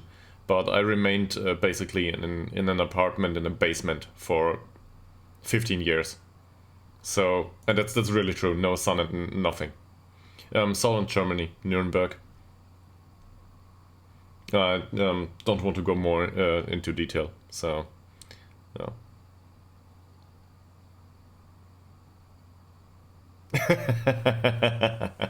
Yeah, that happens.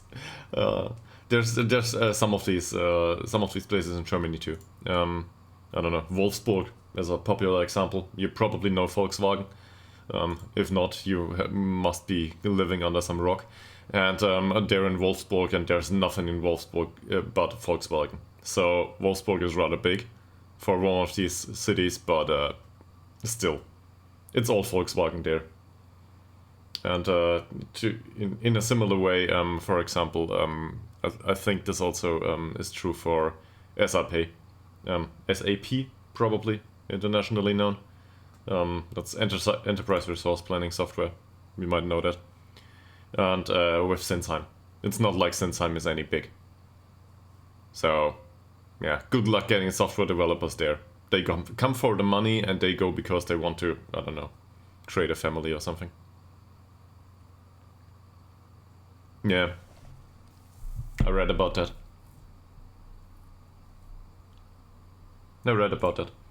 But you can also see it from that perspective.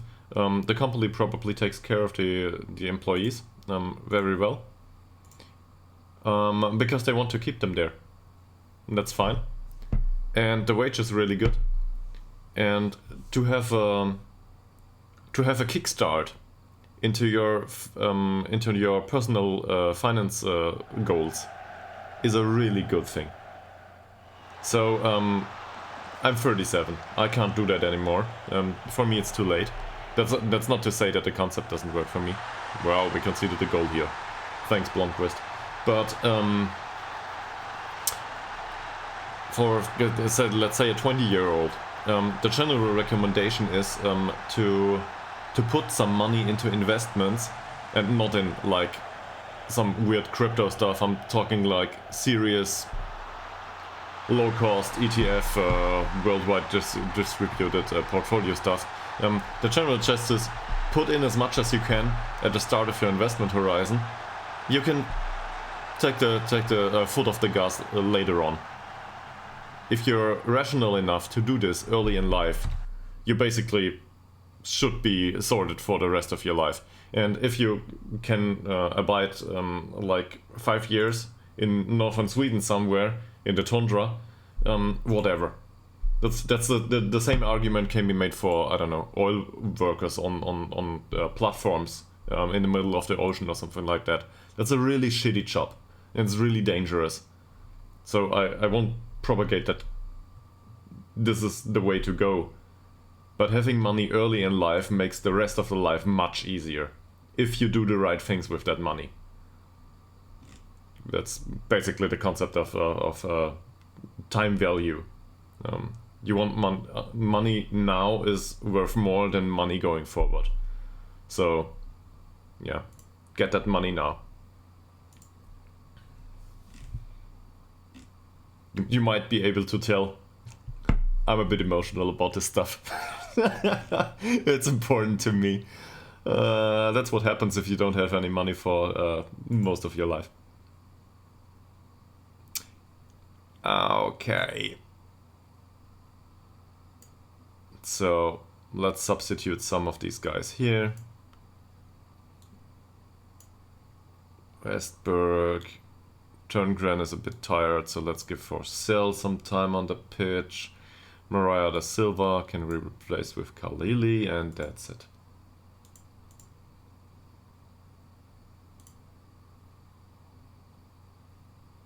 And then you went out for a drink. At least that's what happened to me, basically.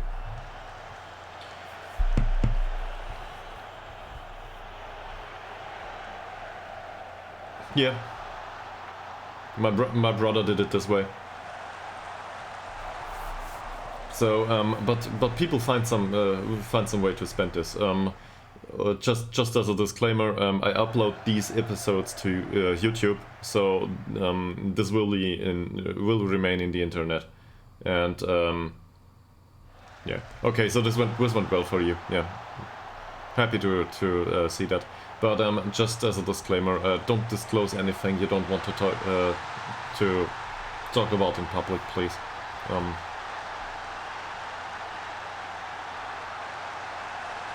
Yeah, that's cool. So these guys don't look too good. We conceded 2 now.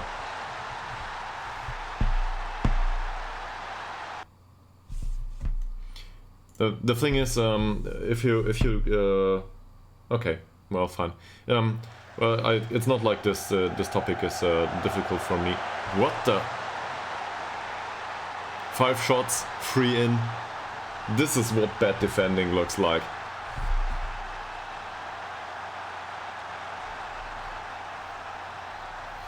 Yeah.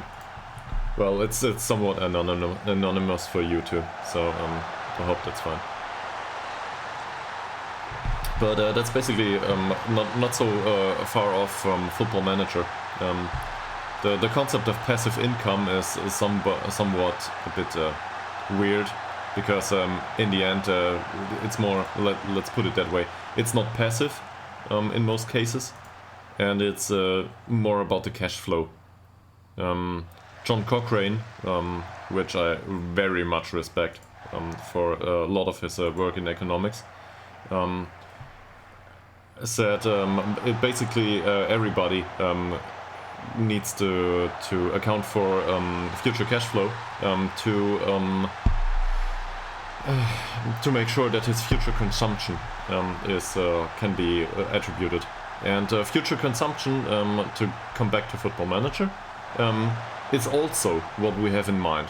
We want to pay wages as the club grows. Yeah, it was nice. But on the other hand, this match doesn't... It's not like this deserves anything. It's just a friendly we need to go through. And there's a lot of goals in here, so the 3 goals we conceded are more concerning, to be honest. But we're already working on this, so... Or it is in works. Yeah. In personal finance, it's the same.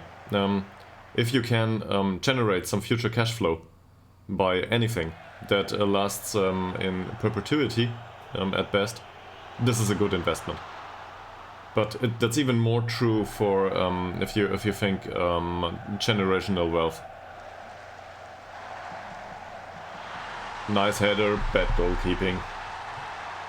So in Football Manager terms, I would gladly sell a player and take his the money for him, the transfer value, and distribute it over a 10-year interval. That's really bad goalkeeping. But yeah, we sold a player to them. I don't know who it is. Let me have a look. Actually, I think we sold 2 players to them. Is there anyone? Yeah, Jankovic. Jankovic is one of our former players here. Nemanja Jankovic didn't make an appearance for the club. And where's this? Luella. No, that's the only one. I was thinking someone else. So yeah, sold that one player to them, and I think they paid. Well, actually, they didn't pay any money so far. They will pay us 1.2k or 1.5k or something like that over the next 3 years. So that's why we play this friendly at all. Alright. Now they're having fun. Offside. No.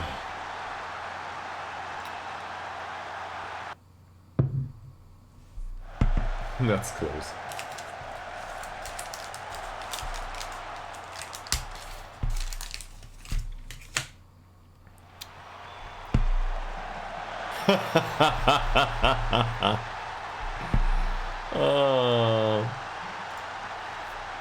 They all would have preferred to stay on the bench. This is great.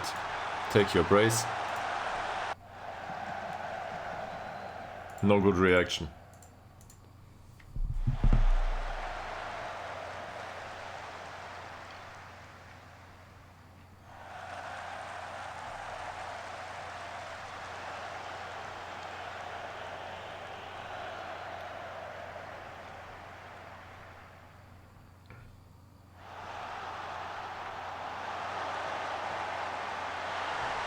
That's what I expect from Ytterhogdals. That's a solid finish. It did do well there. No big deal. Now if league games look like that, I will probably accept the 3 goals we conceded. But I don't think league games will look like that. Or go that way under any circumstance. We might have scored the odd 5-goal match, or have had the odd 5-goal matches last season. Actually against very difficult opponents. But this will not happen going forward. Yeah, they are. They are. They should be in 4th. Want me to look it up? Give me a sec. Okay, where can I click those? Yeah. It's even worse. Third division NN. So that must be 5th then. So they're not even listed as a league in Football Manager. At least not in my save. So this is a non-existing league in a way. And it certainly shows. Yeah. That also explains how they were able to offer, I don't know, 1.5k for Jankovic it was.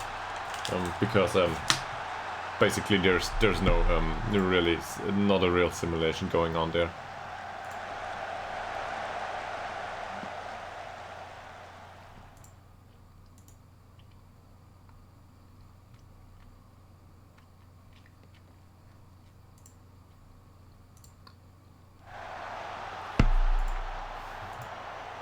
There's Ytterhogdals. Can he score another? He can't. That was a weak finish for somebody with 10 points of finishing.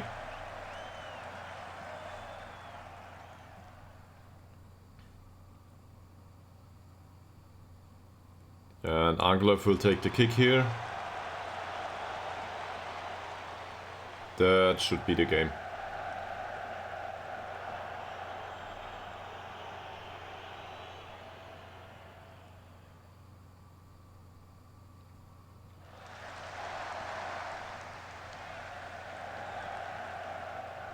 Weird ball, but okay. Is it over? Not yet, as it seems. Swan for Bergman. Doesn't find the wing back there. Would have been Stolt. Well.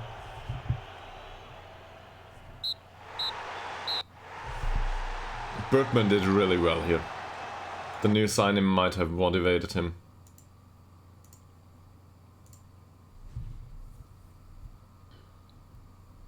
So the next 2 friendlies are both against the same club, if I'm not mistaken. We sold 2 players to them. Well, we certainly had the interesting result here. And finance-wise, this month doesn't look that bad now. Oh, the season tickets came in. 3.37k. This means it has nothing to do with the friendly. How many season tickets are this? It's exactly 33 supporters once more. So, I don't know how this works. Probably one of the this is really great. So we got 33 supporters, so that's about 100 euros per season ticket. But for some weird reason, there's 77 euros on top. And 33 doesn't fit in 77. So I have no idea what's going on here.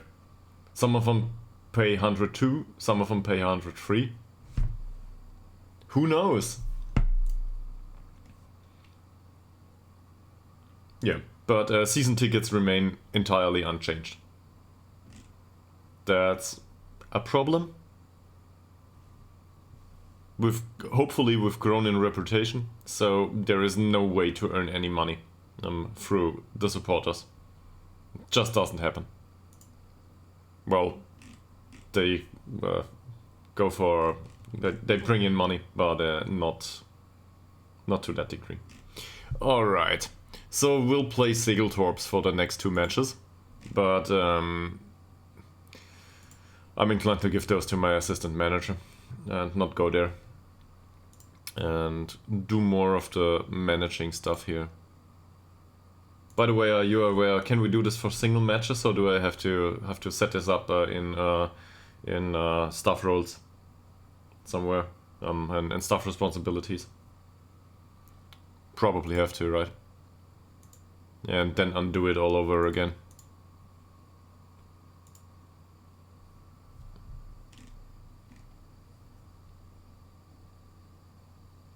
No. That's I know this works. So I will set it in staff responsibilities. Going on holiday is a really big pain in the beep for me, because once you return from holiday, the entire training is changed. At least that's what I encountered in Football Manager, and staff responsibilities are all over the place. So going for holiday for like one day might result in the assistant manager training Per Boldegard Blom in, I don't know, finishing, and he will train as an attacking midfielder on the right wing or something like that. It's really weird what they do to the club. Especially staff of this capability. So, none. So I won't do that if I can avoid it. That might have come off a bit as a strong statement, but I really had some bad experiences with that. I don't want to go there anymore. Okay, yeah, it happened to me every single time.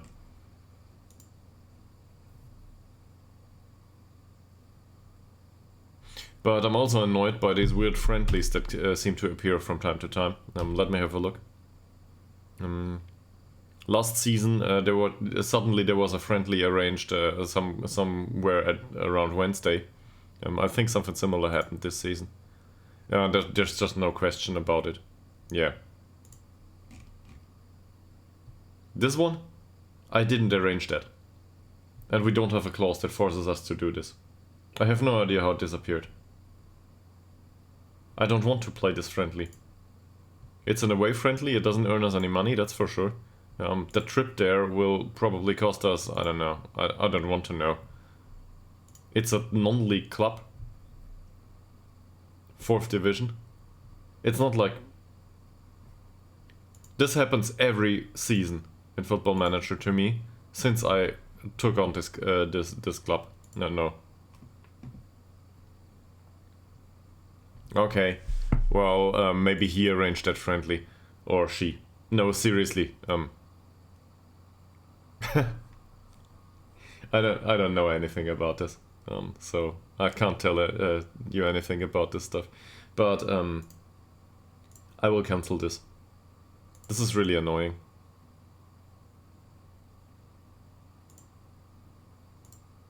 Also, there's a 3rd friendly against Segeltorps for some reason, and the 4th.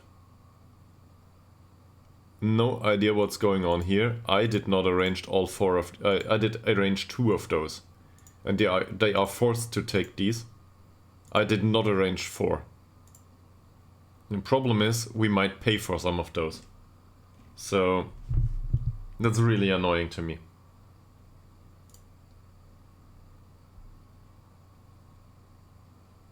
And this is not...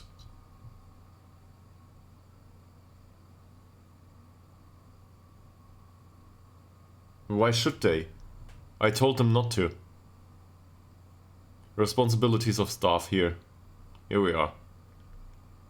There is arranges friendlies. Where is it? Team selection U19. Yes, I don't do that.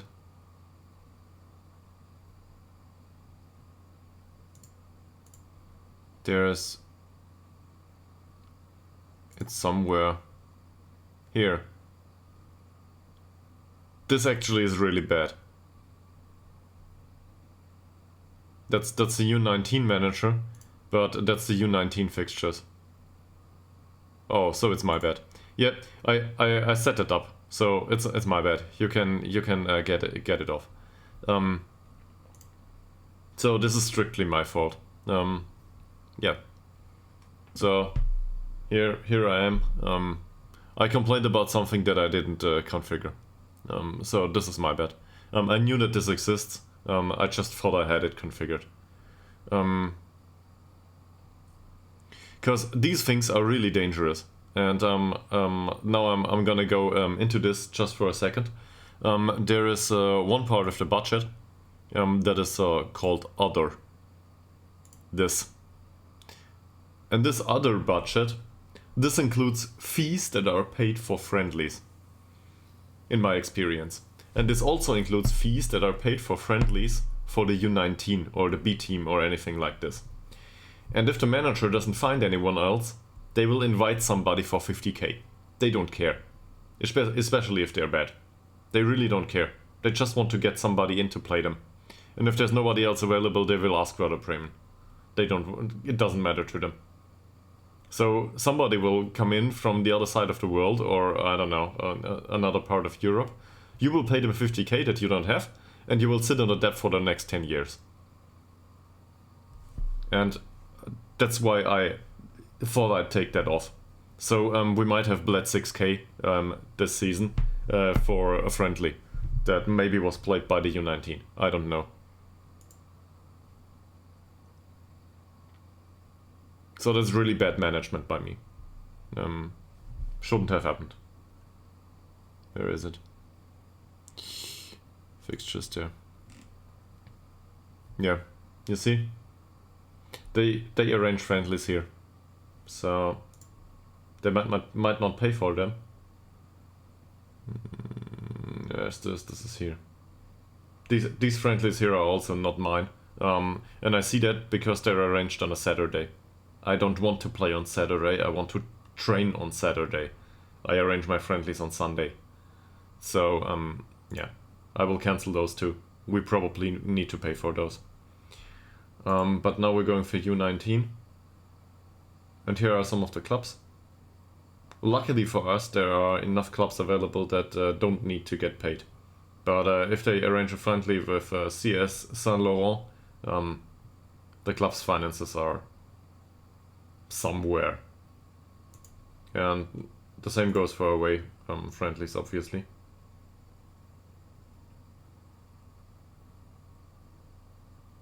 You can see this here.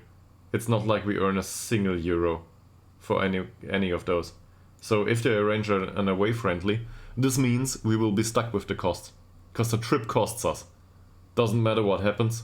And going from Ytterhogdals within Sweden to anywhere with, well, probably the tour bus, which, as far as I know from that article we read, is literally driven by one of the players. This costs a lot of money. Not doing that. So they don't have to play friendlies. They can play amongst themselves. They can invite other people if they are for free. No big deal. We can do that. But here, this should be for free. But even in this case, this is not for free. Because the stadium sausage and the personnel in the stadium costs us money. Somebody will need to man will need to be around to let that odd person in that comes with. And there's like 3 people that will come with. And we will employ a staff of like 10 people, and they all want to get paid. So even this costs us money. There's no money to be made here. The only money to be made in this kind of friendly schedule is if we can get rid of the match at the 22nd and the 29th. Because I don't want to play these. Why? Why?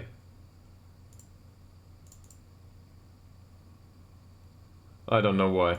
So we'll need to play these. And that's really weird too. Now Football Manager that apparently has been cancelled. Now Football Manager includes another session of match practice. Not that I complain. Sure, I'll go with that.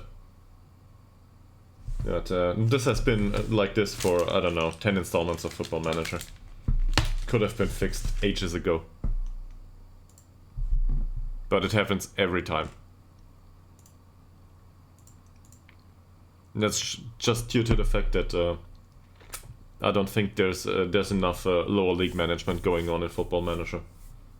Really didn't expect that to be the case, but it is what it is.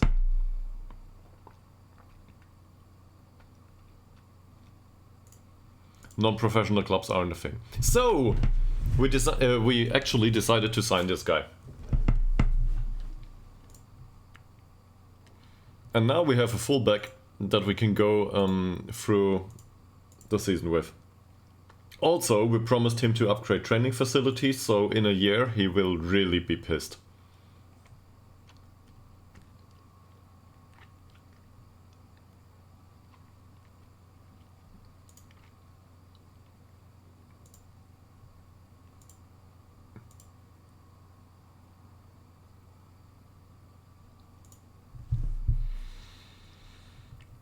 Okay, what do we need here? Off-the-ball movement's not that important to us. Sure. But he can probably compensate here. Technicals, those aren't good. And we want him to pepper our home stream with crosses, so this is first and foremost what we need of him. Might be a bit weird, but every cross that hits the head of our home stream means that we've got a chance to score. This is basically our main way to score. So this is really primitive approach to football, but it works for us. We need to go there.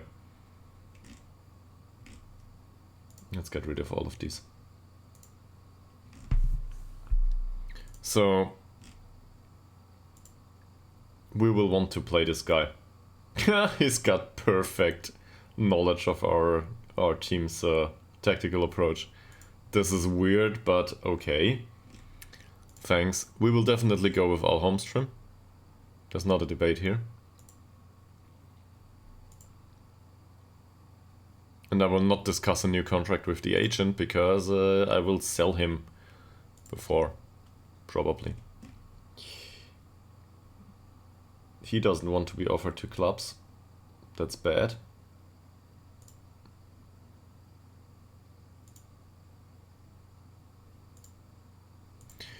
Yeah, maybe we'll keep him for another season. If we keep him for another season though,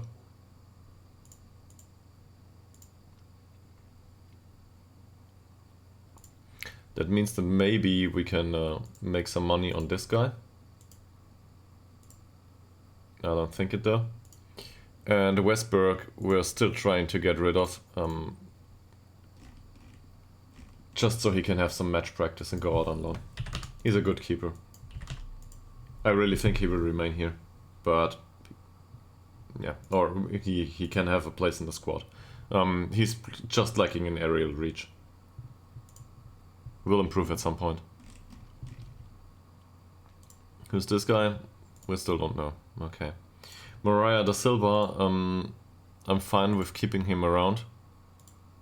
But as you can see, this is not great.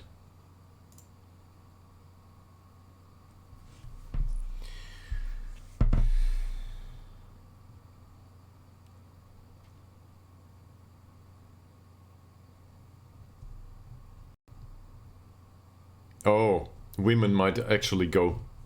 Wonderful. I wanted to get rid of him.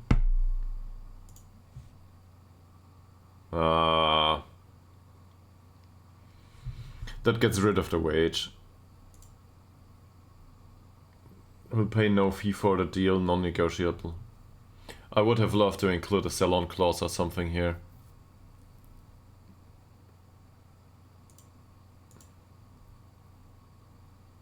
Yeah, let's accept this. I mean, he's got till the end of 2026.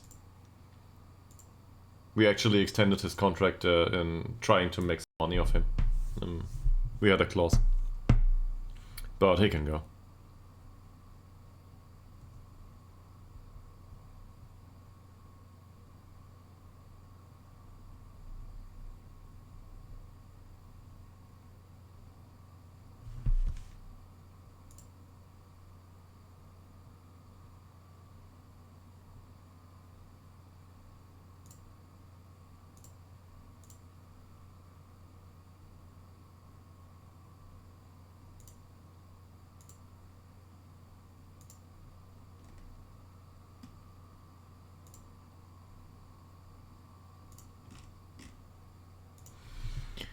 Okay. Nobody wants Westberg. Or he doesn't want to join them. So... this guy is really good. He's really, really good. Also, he doesn't have an agent just yet. So now that he turned 20...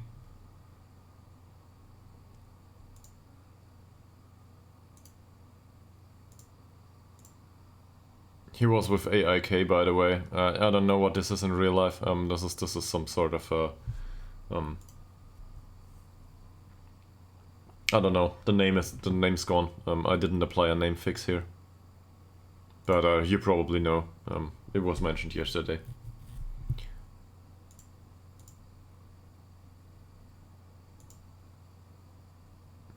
Yeah, I realize. That is their name? Okay. So somebody told me they had a... yeah. Okay, football. Yeah, it exists. So... yeah. Almena Idrottsklubben, maybe. Yeah. Alright. So, yeah. This guy was... okay. Okay. So it's AIK. Fine. Probably butchering a lot of Swedish names along the way anyway. It's not like I'm not trying.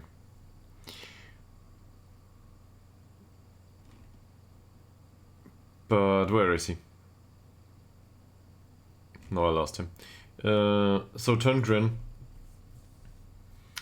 This is the most expensive player we have right now, and he's well worth the money. That said,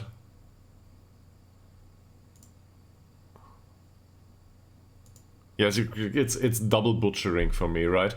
Because I'm German, so I'm trying to pronounce it in an English way to get it included into the stream.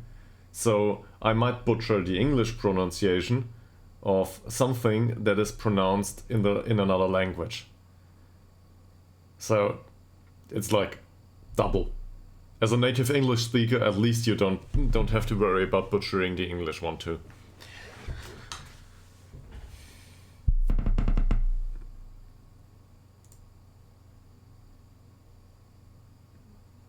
Okay. I want to extend his contract. Even his contract runs till 2026. I'm not worried about the contract. I'm worried about that amount of money.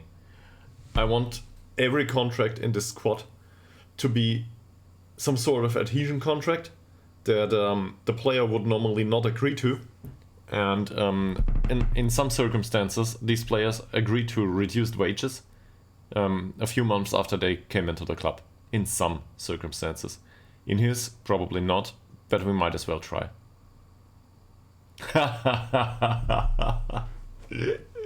He will not be around for long. Okay. We tried.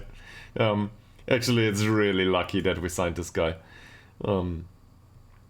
So, yes, there is that. But he will play. If he's fit, he will play.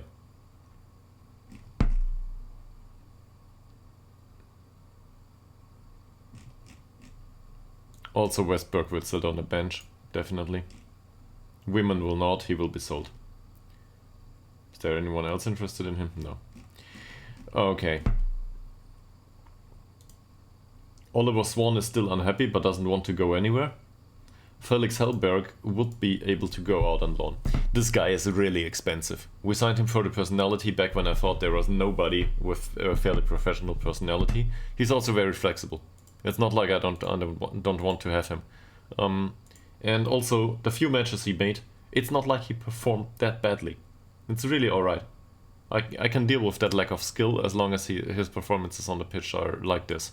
Reminds me a bit of Stolt. Except for Hellberg is, he's 25. So he might as well increase going forward. That said, he costs us 50 per week. And if we enter contract negotiations for an emergency backup, he is willing to go by 55. No. Just no, Felix. You are not worth that amount of money.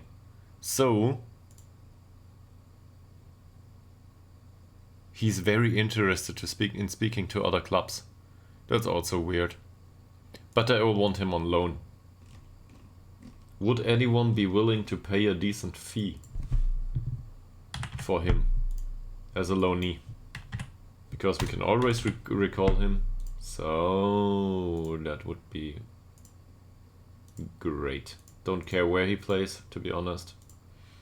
I want him to be recallable, that's all. That would get rid of 50 euros per week in the wage budget. That's a lot. And he's not worth keeping around for 50 euros a week in this case. Allness is to a similar degree obsolete now. I want him for the personality. I want him in the squad. But he still costs us 30 euros a week. And we signed this guy on the premise of, well, his corners. But that's not worth paying that either. But we signed him because we needed somebody as a backup for attacking midfielder. Here, inverted winger here, and back here. Both positions are covered by multiple other players right now. So even though we extended his contract recently, for mentoring purposes, 30 euros per week is something we might be able to get rid of. And even earn some money on him. So let's do that. Let's try to get rid of this. Let's try to earn some money off him. And if we can get this done, financial situation of the club suddenly looks a bit better. Because this can't stay that way. Even though our budget is like 3k. But look at your youth grant income. Well, we basically need a squad of 6 euros per week players. That's...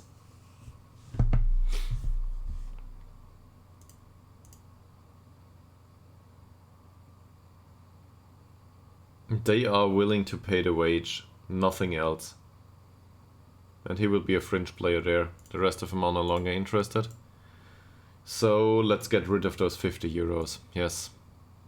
That's also me conceding here. It's an error on my side. Once more. We can always recall him if we need him.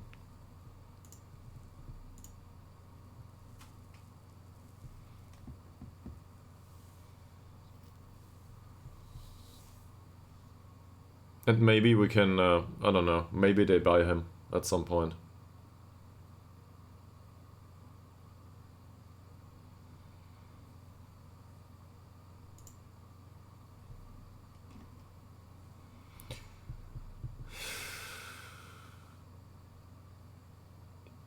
There's also the debate with Oliver Swan going on. Still unhappy, will be unhappy for the remainder of the season probably due to the lack of improvement in training facilities.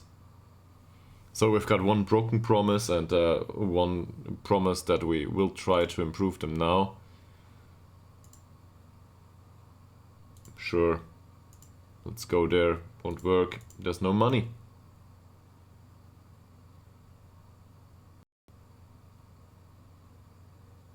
Well, if you have a network, not a network, but yeah, a network too. If you have a structure that always contributes to your homegrown player base, that's not a problem. If you don't have that, so if you just went for the top without a youth setup, you have to spend money on it.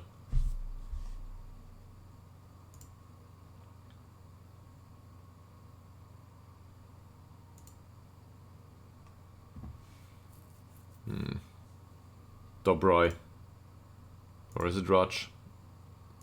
Okay, I'm gonna find out now. So I can't speak Kosovarish or whatever it's called. Yeah. Sorry.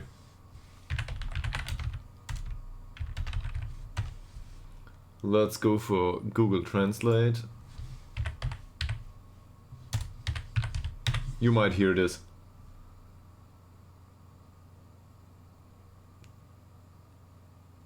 translate from Albanian, yeah, that's probably fine. Dobrak. So it's Dobrak.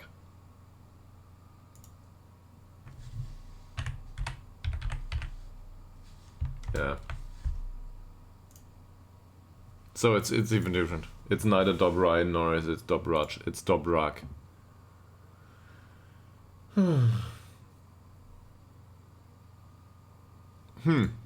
Yeah, you mentioned.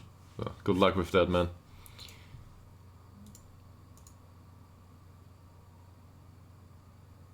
His training is really bad. His training is befitting of our facilities.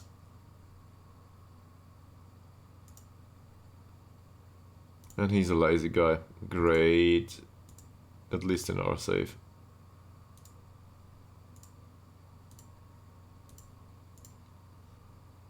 I accepted that, yes, because Google Translate doesn't have a Kosovarian, I guess. So it might be similar. Yeah. So I'm going to go with that just because it's the best guess I have right now. So it's Dobrak. Hopefully. He will probably make 2 appearances on the pitch and I'll be really annoyed because I learned that. Nah, it's always good to learn that stuff. Don't want to be disrespectful of other nationalities and their culture and so on.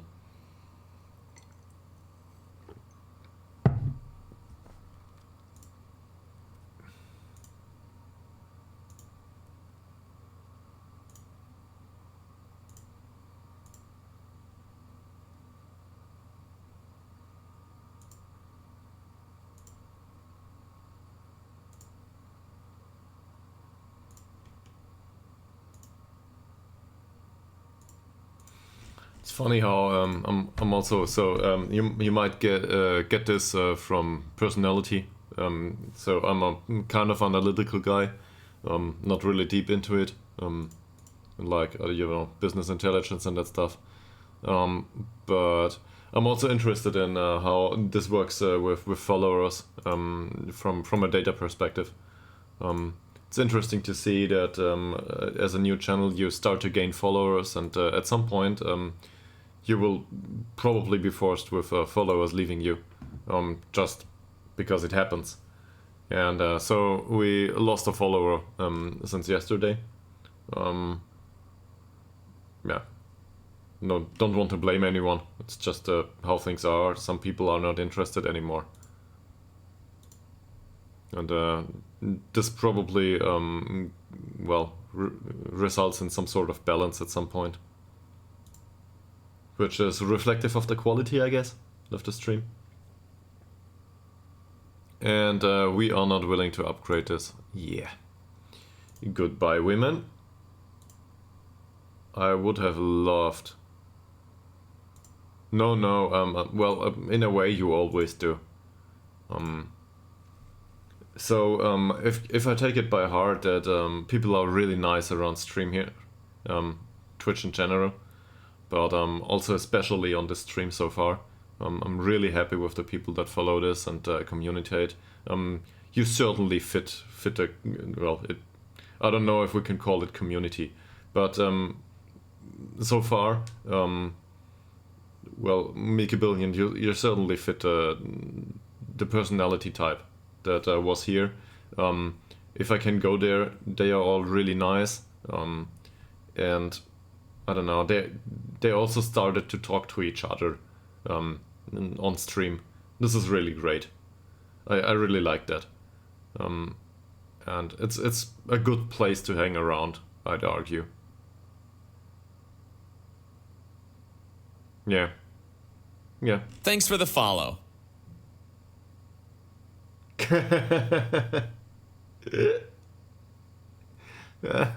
So, didn't you...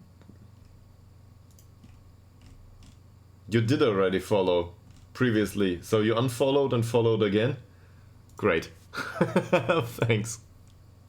No, in all seriousness, it's also more about... It's obviously also more about what... Let's say, what works for these people. You did not? So I wasn't fishing for the follow. That's sorry if that came across like that. I think there's also a few I'd say friends of mine or people I know that follow this channel out of principle to support me, but it doesn't help, right? Because they don't watch the stream, and or not all of them. Some of them simply are not interested in that content, so they drop the follow, but it's not like it helps the channel in any way.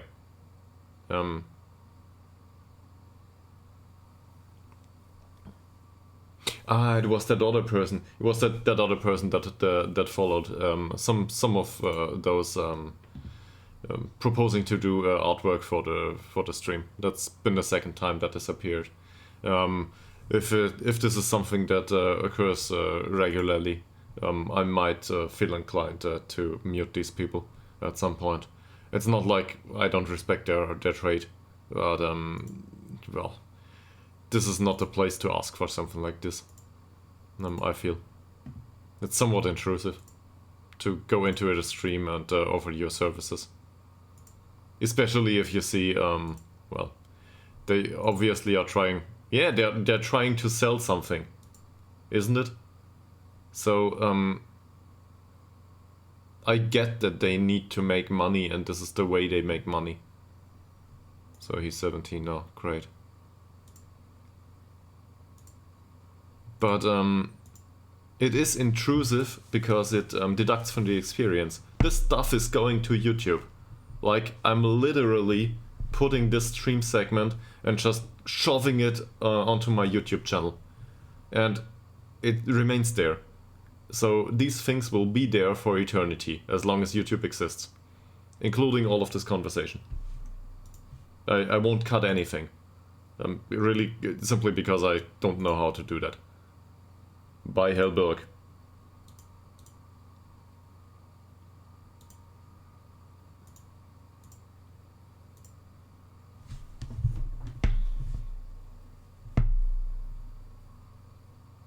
And well, they will be there for eternity too. So if anybody's watching this, this deducts from the quality of the content. We can certainly also have a debate about the quality of the content with respect to the laggy camera here, down here, or I don't know, the lack of quality sometimes of the stream, the lack of content conversational wise. But that's something different. I'm responsible for that. That's my problem. So in this way, it is disrespectful. Yeah.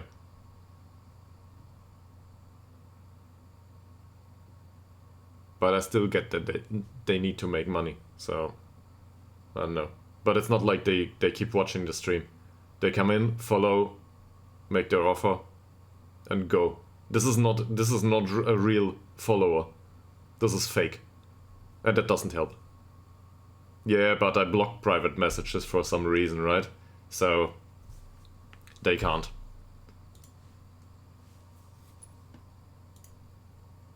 And I don't want to have a fake audience. It doesn't matter. It's not about getting to 50 all of a sudden. Even though I would like that, sure. Just to contribute to the electricity bill. It's the default setting. I didn't do that. I just didn't change it yet. And honestly, I'm a bit concerned if I might do that. Maybe it's raining down messages. I'm not sure. The first message ever I got on Twitch was by a bot that propagated a follower bot farm. So some sort of setup that includes fake viewers and fake bots. And this is not what I want. I love those conversations. I actually do this because I like it. It's not about getting a deal with Manscaped or anything. Well, might have been funny, might not have been funny. Anyway, but yeah. I see this as a hobby. So far, at least. And, yeah. To be fair, my thought process initially was like this. You've been playing a Football Manager for like 8 hours a day. For, I don't know, the last 10 years. And to some degree, this is one of the only games you'll be able to stick with the entire time. Might as well stream it, maybe somebody's interested in it. Also, as you can probably tell right now, it's not a big deal for me to talk to foreign people. I really don't care. I like to make conversation.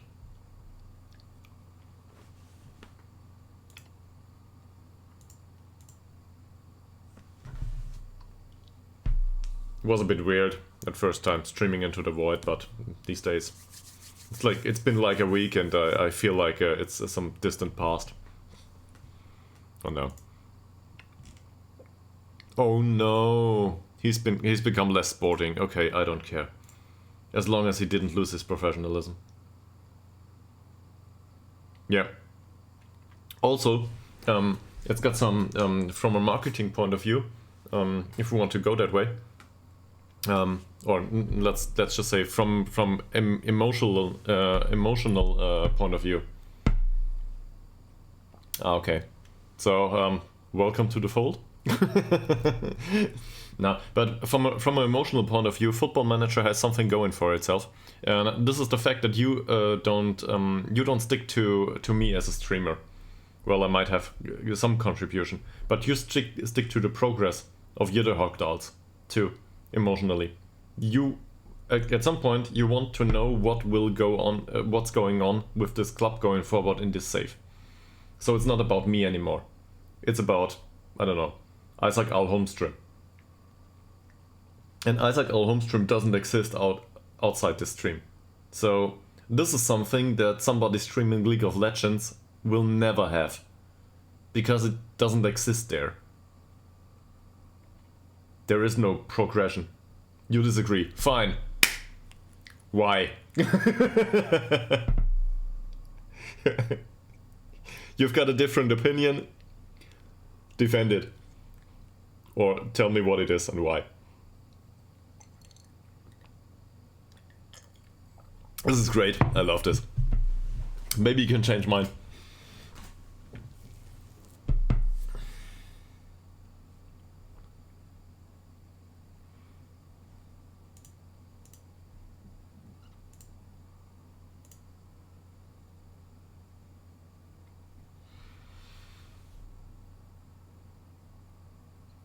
Okay.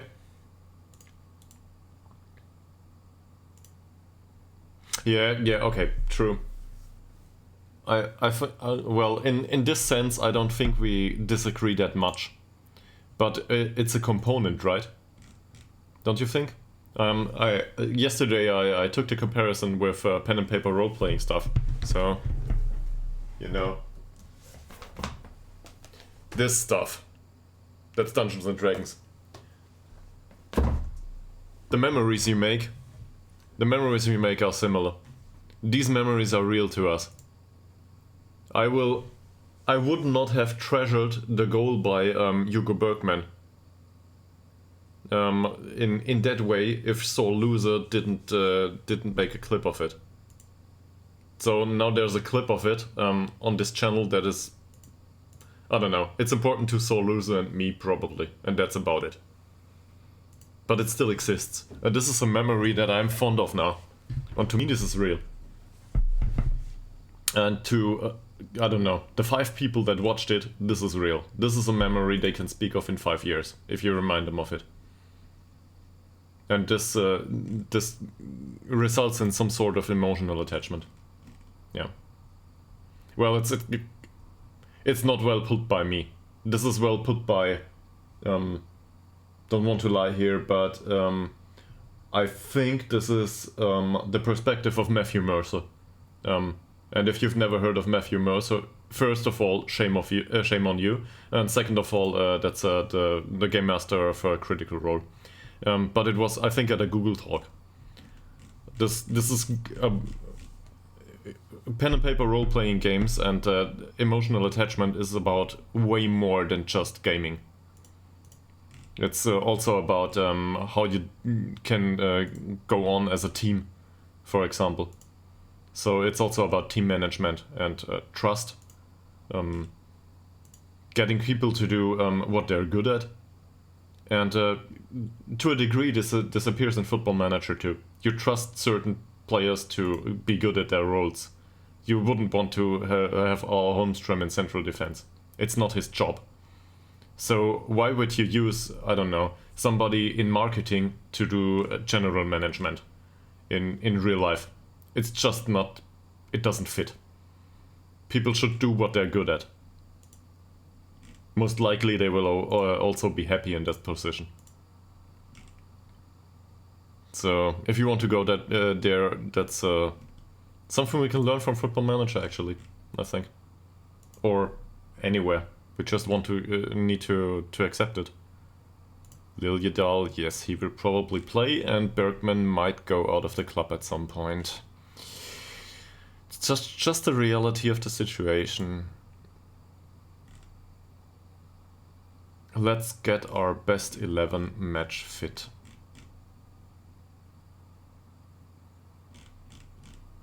Ah, keeper's already there. Okay. So, where's Moreira da Silva? Oh, he's on the pitch. So, it's Khalili. Khalili is the one we need. Then we need these two. Probably Wikberg too, because why not? There's Stolz. And then basically the rest of it. But that should have had that should have reduced our wages to some degree. Now we're missing a player here, so let's go with I don't know who, don't care. What's the wage budget doing? Way better, isn't it? Way better. Still not good. So we need to get this down to, I don't know, 500. Let's say 500. That's what we're going for. So this means that, for example, Bergman will have to leave.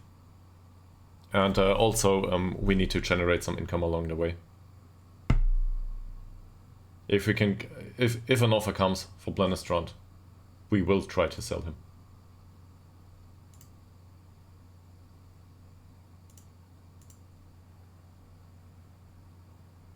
Okay.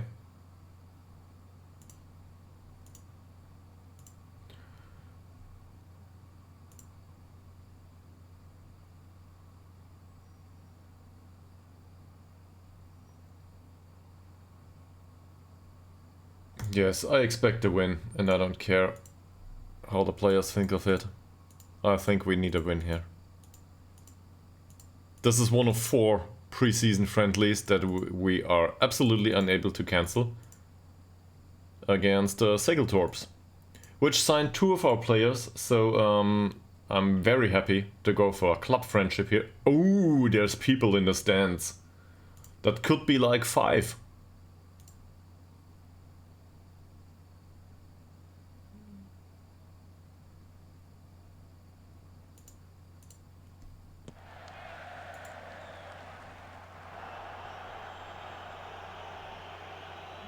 Paul Holmström. Finds Swan here. Will he pass it back in? No. The gunk. I will struggle with that name. Why did I buy this player for €0? But why did I do that?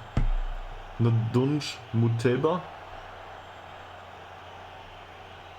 Ndunge Muteba? Let's ask Google Translate.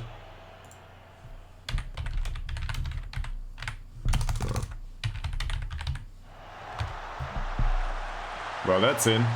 Nice play by Swan and Al Holmström here.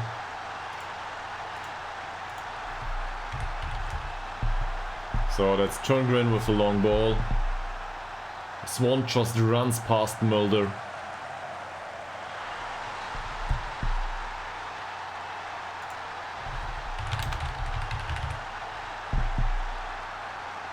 Ndunge Muteba is supposed to be Shona as a language. I have no idea how to pronounce that.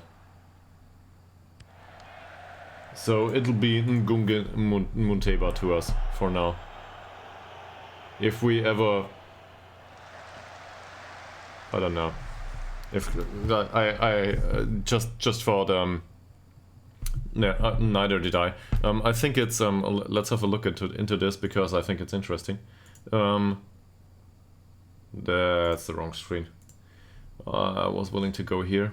So Yedida Ndunge Munteba is of well, it's of it should be Congolese, but I don't know about the languages in Congo, and he doesn't speak any. So his name is obviously in a language that is not one of this sample, French. So is Congo a former French colony? Might be. So that's where the French comes from, but that doesn't help us name-wise. We can pronounce it in some sort of French way. So that's Yedida Ndunge Munteba, but doesn't help. That's probably not what it sounds like. This is some sort of Congolese name, and I was just at this moment in my head. Well, previously, it crossed my mind we should ask some of the people here. Maybe once in a while, somebody that is closer to Congo might join the stream, but this is a rare occasion probably.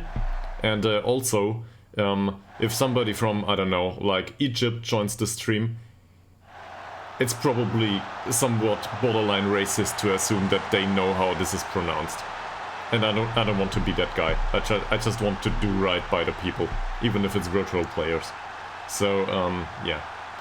Not sure how to go on about that.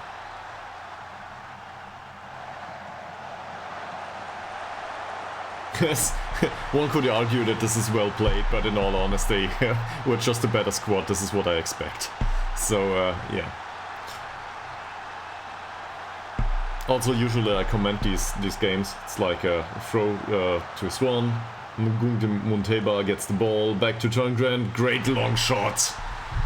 It really is. That's a good long shot. That's what we signed him for. But on the other hand, it's just a friendly.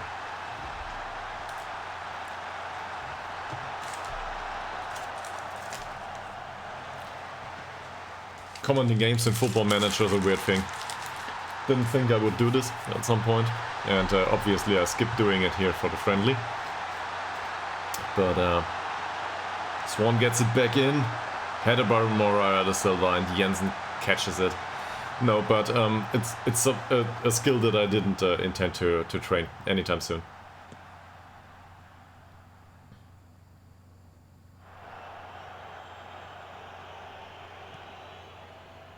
It's a great long ball by Ytterhogdals for Al Holmström.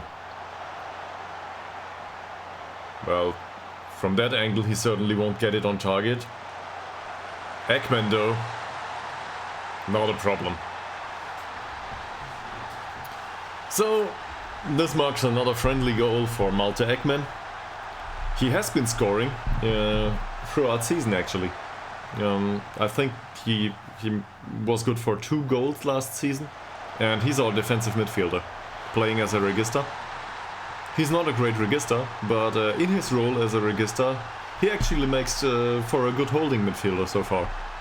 And that's all I need from him. Kind of weird decision on my part, but well, I can always blame it on one of our followers. I forgot who it is, but somebody wanted me to play Ekman there, and that's a great corner and a great header by Turngren. So this is an added bonus. Turngren was signed in his role as a box-to-box midfielder. I didn't expect him to score after corners, but he seems to be threatening there, and I really need to look into this. Why does this happen? He's got heading 6. It's strength and jumping reach, basically. If Hagedal and Fleckard are unable to go to the ball, it's most likely that it comes down somewhere in the middle of the penalty area. And that's just where Turngren is placed. So we might score after corners after all.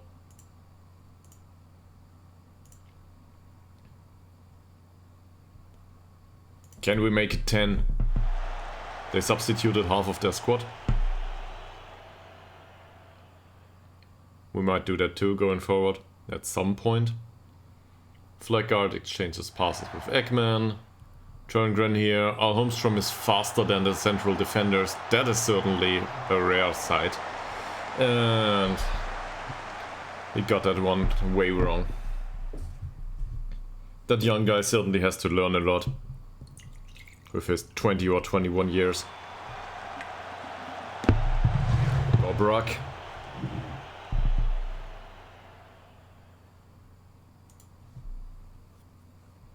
Dobrak for Mariah da Silva. Not a bad cross. Or was it a pass? Great. I'm keeping position here. Yeah, that's how we want to see this. So this opens up spaces. And this is easy for our Holmstrom to get to. Great pass. Wonderful anticipation. Just puts it in.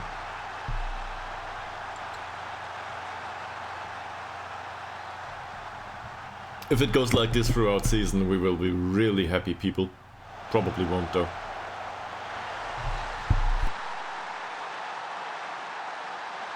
Sorry about that.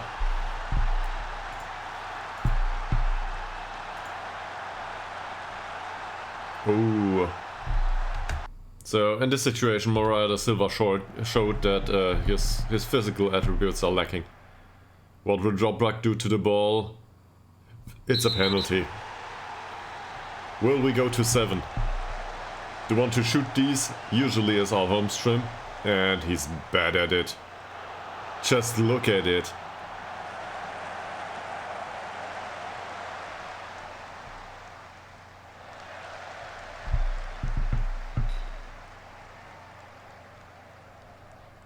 Didn't manage to get the penalty into the box.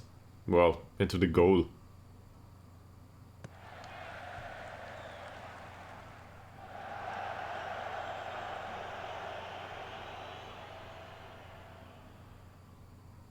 It's a funny difference between English and German, by the way. In Germany, for goal, which is Tor, we sometimes, in a more colloquial way, we used to say Kasten, which is just another word for box. But in English, box is penalty area, if I'm not mistaken. So this is kind of weird. Funny to think about. At least to me. Got a free kick by Swan here. He's not that bad in those. Mal. So this I got taught by a Danish follower that the A with the circle on top is pronounced O. Is this true in Sweden too? So is it Mol?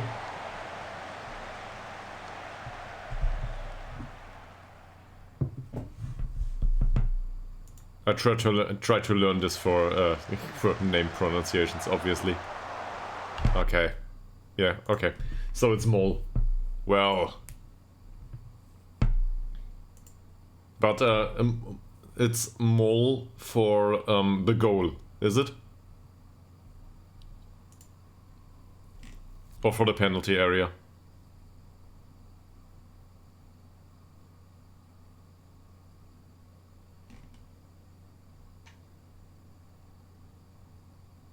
You really need a striker. I don't know if it was a good idea to get rid of. Ah. So these are my first 2 words in Swedish. Thank you very much. Really. Sincerely. That's great. So Mol and Molvakt. Probably. So Kevin Blennestrand is our Molvakt, and his job is to guard the Mol. That will confuse future listeners, watchers. Oh, thank you. I have no idea what I'm doing, so I got that right on accident if I did. Yeah, let's get that one in and that one too. Wickberg can stay on the bench. Sholto. Yeah, let's just substitute the rest of the squad. Forsell here. Dennis Kos for Ekman. Alnes.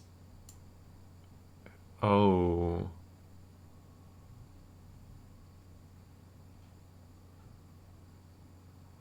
Oh, okay. It's funny. I had a similar.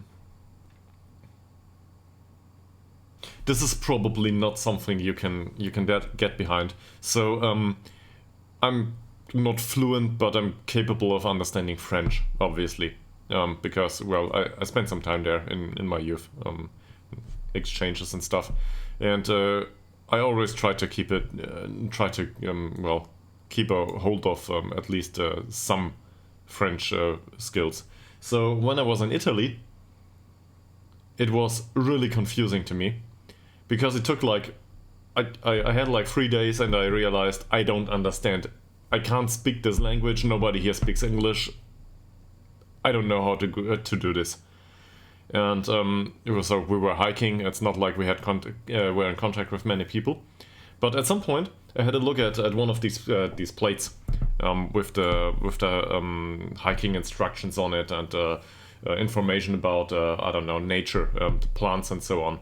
And I read this and I was like, I understand every single word here. I didn't know that I understand this, but I can read this in Italian, even if I don't speak a single word Italian. I know what this says. I can translate this. I just wouldn't be able to speak it. And that's not due to the fact that I speak French on its own, but it's also some of the words are not that different from German either. So it's really weird to see that, for me, that mix of two languages and being able to interpret that. And maybe it's similar to, yeah, maybe it's similar to what you feel about German.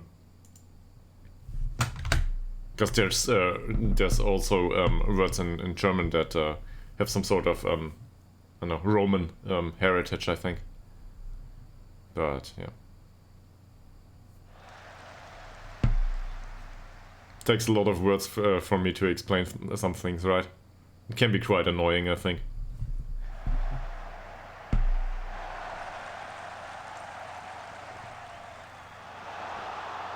Well, that didn't go well.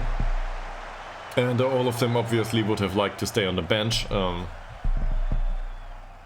their pillows, probably with the heater going for their feet.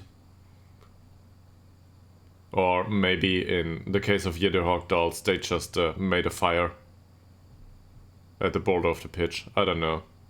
Football Manager doesn't display this. It's unrealistic. We really, really need a fire there. It's a farmer's club after all. What a chance. Oliver Swan, you can't let those go to waste. It's just not how it works. These chances have to be converted. He needs to do those.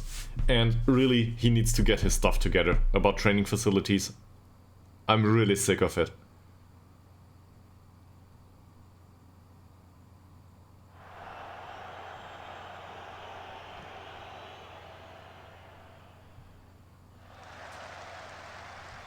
Nice one. Not so nice one. It's not an offside. Well, game's over anyway. Fine. 6-0. And now we just have to defeat them 3 more times. With the same result. This is how things are in this save now. And along the way, we might as well go for a right wing back. And maybe another central defender.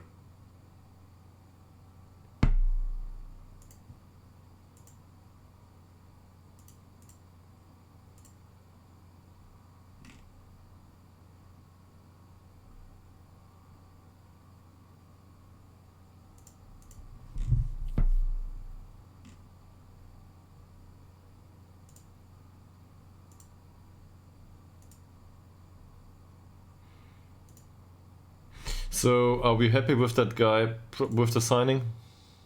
He's 22, so also he's cheaper than the other guy from Somalia. Well, actually, I think he was born in Sweden, but anyway, he had some Somalian heritage.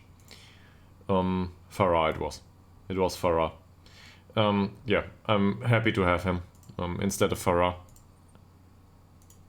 Simply for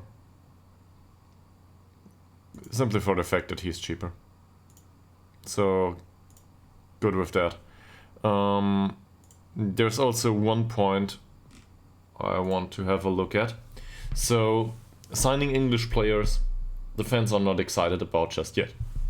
Now, I was thinking, maybe we can sprinkle a few more English players into the youth squad that come in really cheap.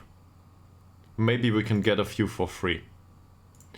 That means we would need to go to the U19 teams or whatever it is in Vanarama North South and offer a few more trials, get youth players in for free, and hopefully this counts as adhering to the club vision. Because for the first team we obviously can't go about it that way. We can't afford those players, and the ones that are willing to come are no good deals. But first I want to go for players in range. Remove that.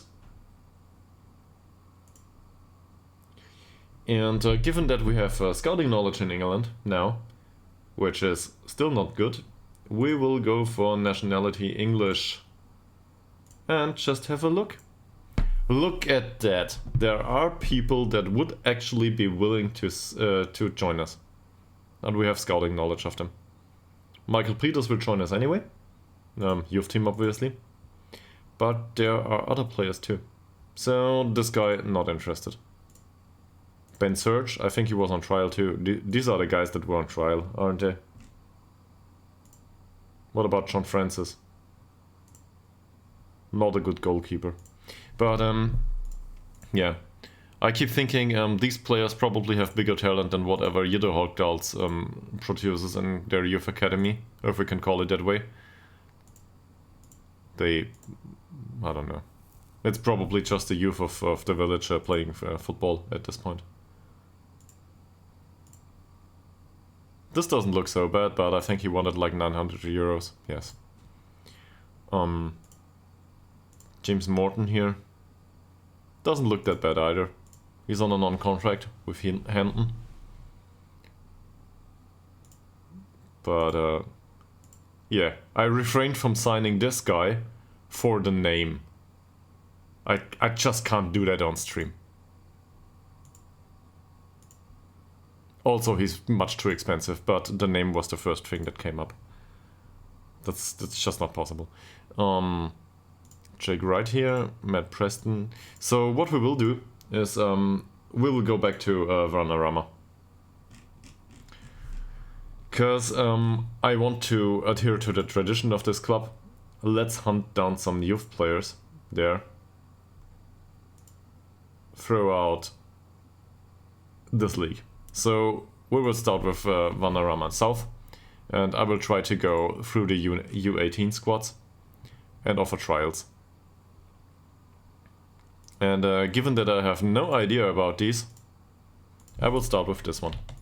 So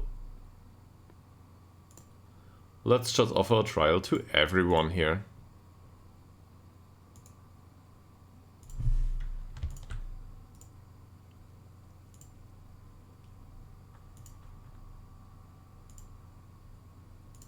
Could probably also go for released players, come to think of it, right? Like released players below 18, something like that. But that would include all of the big clubs, and they're unwilling to join under any circumstance. So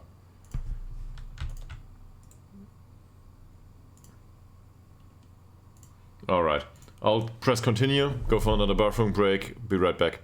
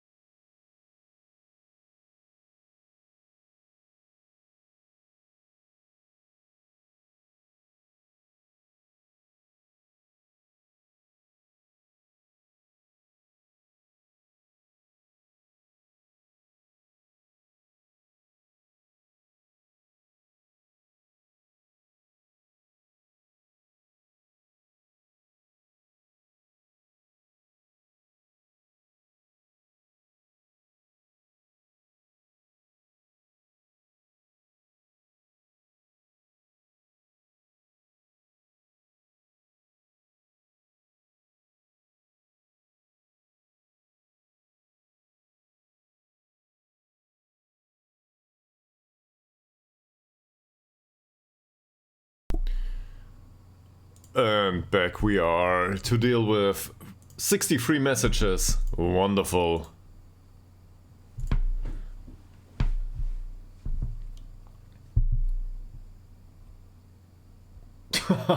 Nine to 1 in Champions League. Great. Okay, that's a lot of rejected offers. They accepted it. Yeah, this is good. What's this? Scouting update. 12. Okay, we'll go through 12. So, Danielsson. That player is not uninteresting. Problem is we have 2 players out there. We're not willing to go into detail with this. I'm not up for business for attacking midfielder on the left wing. Same goes for this guy. But... oh... So, in this guy's situation, welcome back. In this guy's situation, this is really weird. What can we do about this? Because we might need this guy. I don't like this. I don't like his trade. But we might need him as a backup for Al Holmström. Didn't score that many goals though. It's First Division South also. Okay, so this is all level, right? But still... I want the target man. I want the target man as a replacement. But preferably, I'd like to have a 30-year-old here that doesn't moan if he sits on the bench for half of the season. 5 goals is not good. Also, he's too expensive. But...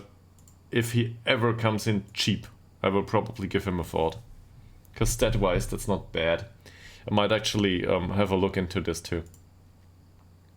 It's a lot of stuff to look into. Gerdelöw is interesting but too expensive. Don't know why he's still... yeah, he matches the recent focus. Also, I should probably... I should change that focus. But on the other hand, I'm willing to offer some sort of compensation at some point. So... I'll keep it as it is. This guy. That's good. Now I was thinking I don't need a keeper, but that's good. I would sign this guy, yes. I would not sign him for that wage, but that demand will probably come down at some point. But I would sign that guy. As a permanent addition to the squad. I would sign him.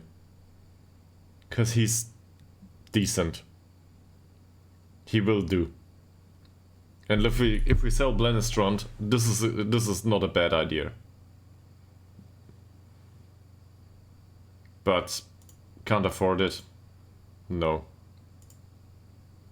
Also, Blennestrand is still around, and he doesn't want to be offered to clubs, so no idea if we ever get rid of Blennestrand. That's part of just what's going on. Mika! Sure. And welcome back. So, loser, if you ever get to it, I might redirect you to YouTube here. Now, seriously, if you ever get to it, I was very thankful at the start of the stream for you pushing people in my direction. And Mika's great, as far as I see it. So, happy to have him or her. Yeah. Also, I got taught Swedish, and I now know that a goal is called a mål, and that the goalkeeper is called the målvakt.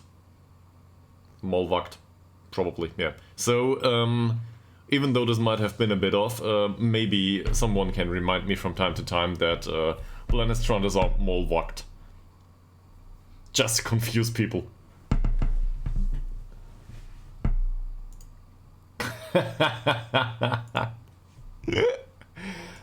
You guys are the best. I love this. I should have done this years ago. But on the other hand, I'm really happy to have done it now because, yes. You guys are great. Fine. This doesn't look bad.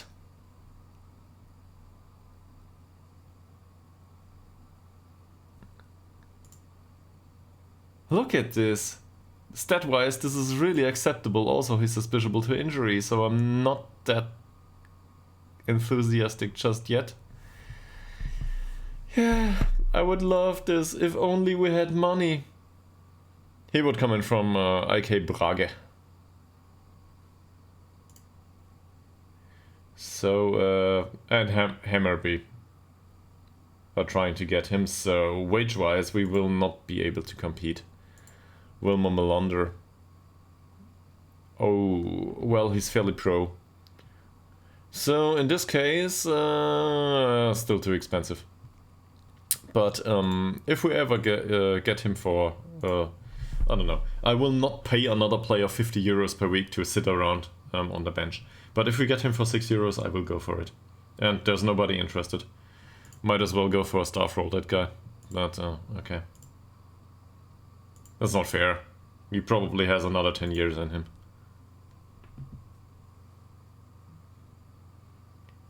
What's this? Too expensive it is. Also fairly pro. So he will remain on a short list for the time being. Jorge. Jonathan Jorge. I remember Jonathan Jorge. He is cheap. For Tabby's wages, this is really cheap.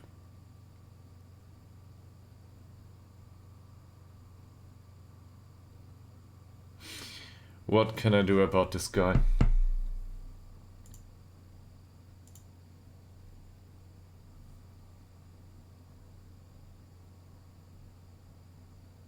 I was thinking about getting him on loan previously already. The problem with Jonathan Jorge is, well, I could probably get him on loan, maybe even on a well, maybe even sign him outright. But no transfer interest, no loan interest. Forget it. I wouldn't be able to. Not sure why it's still on the list.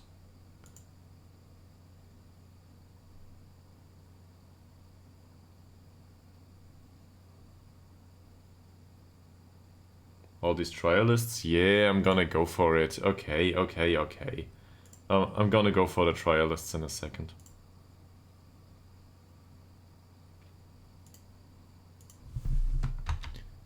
These trial lists are all random 16 and 17-year-olds that are willing to come in for trial from Vanarama North clubs. I read the article, and as we need to... Was it Mika Billion? Yeah, Mika Billion just said we want to repopulate Ytterhogdals. So this is the only way to get future inhabitants to Ytterhogdals, and somebody needs to keep the farms in check. So we are willing to help the village, obviously. Doesn't have to do anything with football. We just need fresh blood. So this is where we're going.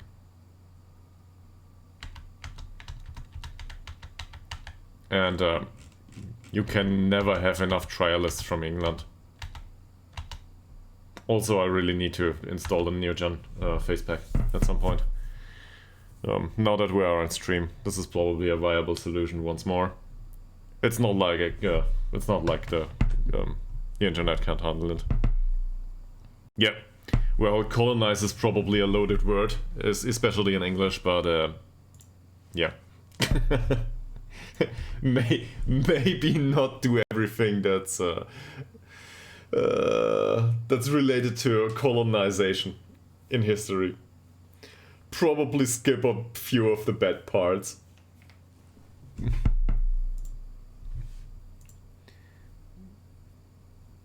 I thought of that too.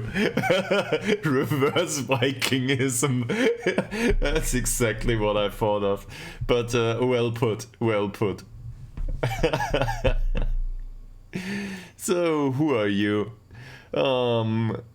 He's got balanced personality. Do we want this guy? Probably not. He's Swedish, he's one of ours. What are we doing here?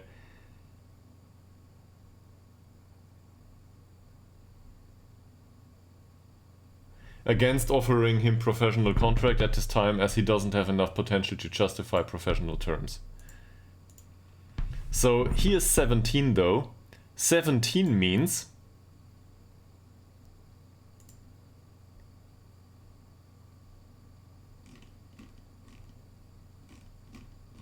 I don't know where this comes from, in all honesty.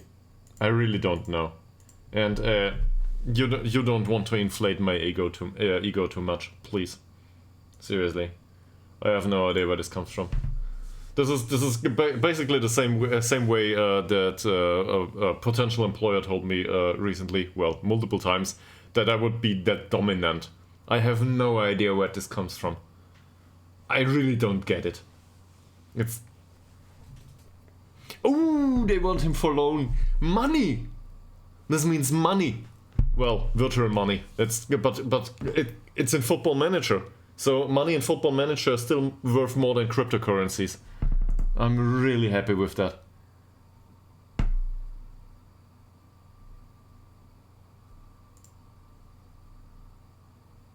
Okay, I'm not happy with that. It's Euro science, that's even better. Well, they are not willing to go with to go and pay the entire wage for him. Look at that, unused wage percentage is down, and this is non-negotiable. Twitch is blocked at my work. Now why might that be? As happy as I am to have you around, seriously, you guys should do your job from time to time too. And I don't want to be condescending, it's just that I care about you. Really. Don't get yourself fired, or I don't know. It's your decisions, obviously, but yeah. Please don't do anything stupid.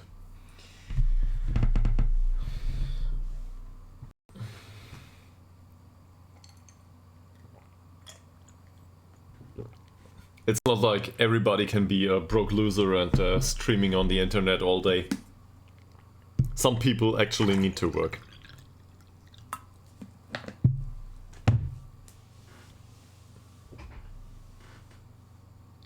Cleaning my apartment. This apartment is brand new. And also, so I'm not sure. Let me... No, I think I can tell you this. So, first of all, cleaning my apartment would not be a paid job, because I cannot pay anyone for anything right now.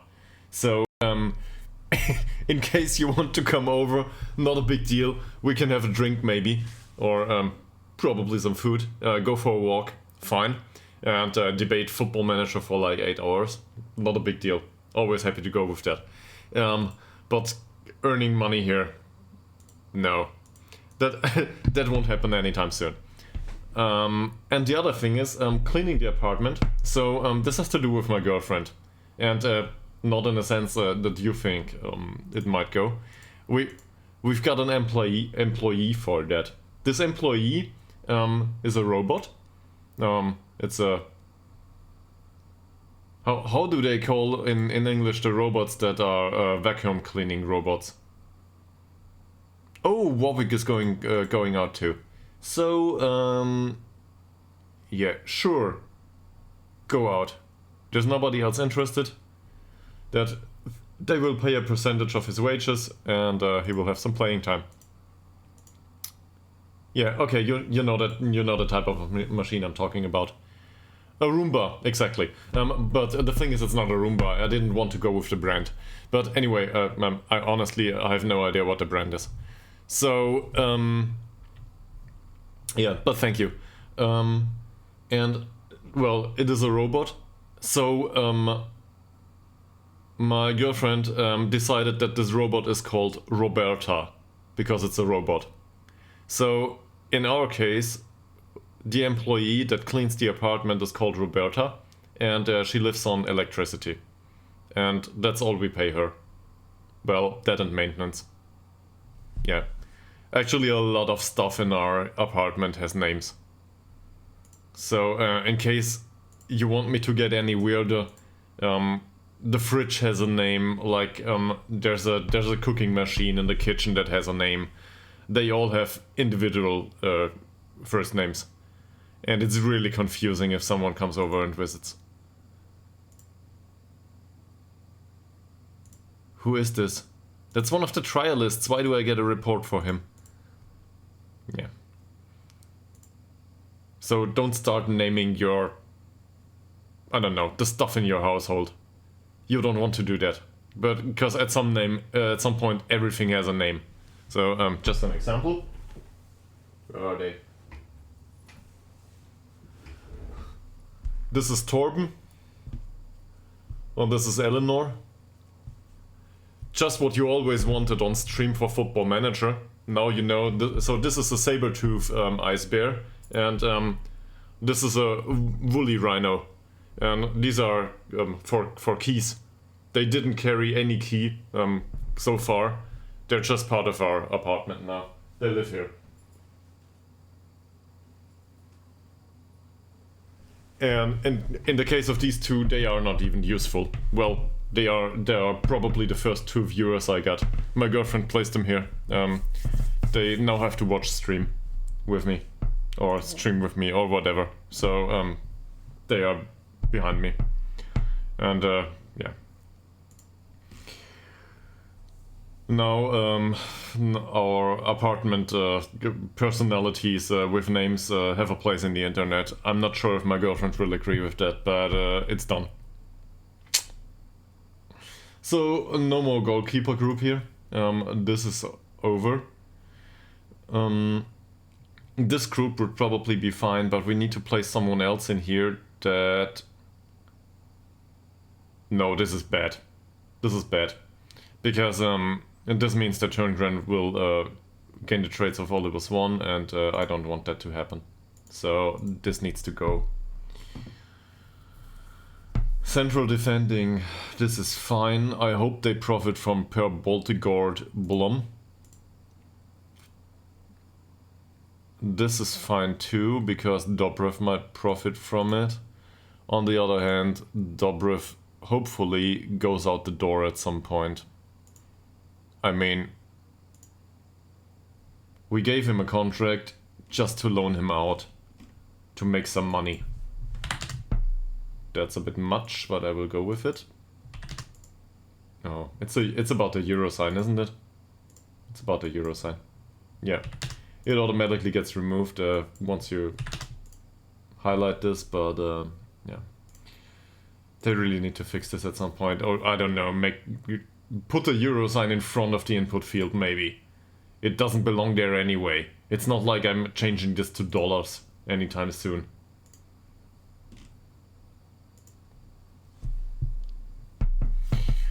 Huh. Also, by the way, for you other two, so Kumquat and Soul Loser, Mikabillion finally forced me to have a look into staff responsibilities, and I was a dumb person. The staff is enabled to arrange friendlies, so we might have bled another 10 or 20k there over the last seasons.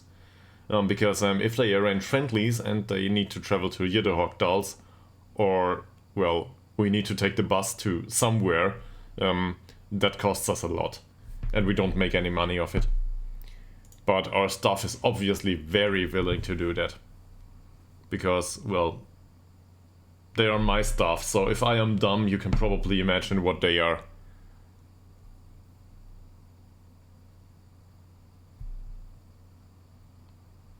No, he didn't just yet, but, well, he mentioned it. And it sounds like it could be an idea for an overload tactic, actually, for us. So if we're going with the overload, maybe one defensive midfielder to attacking midfielders is actually not a bad thing.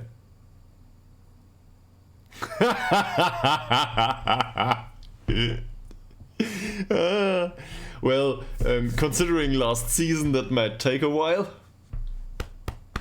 But really,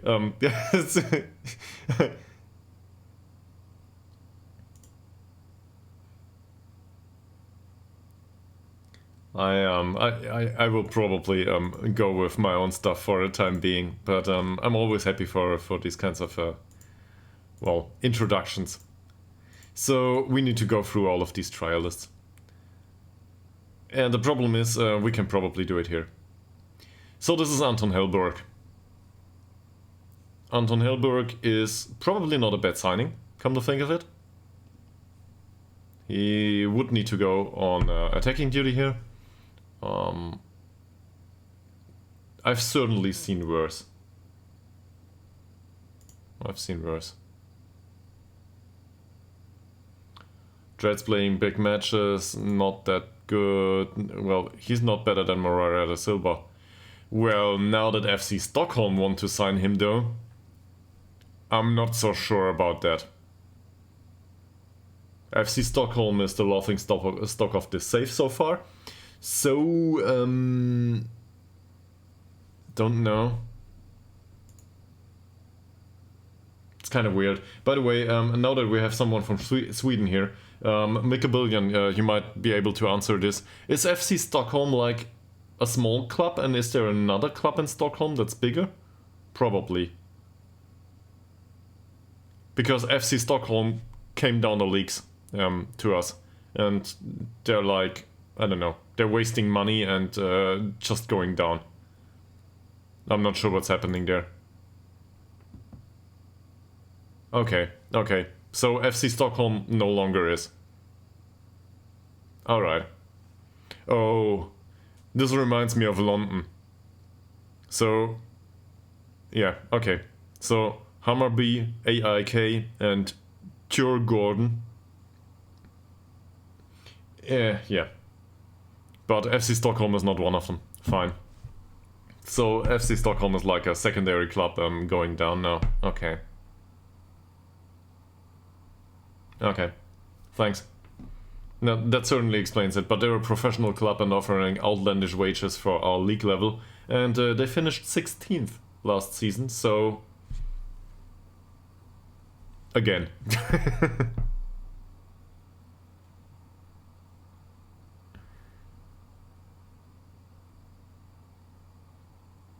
This is probably not about me.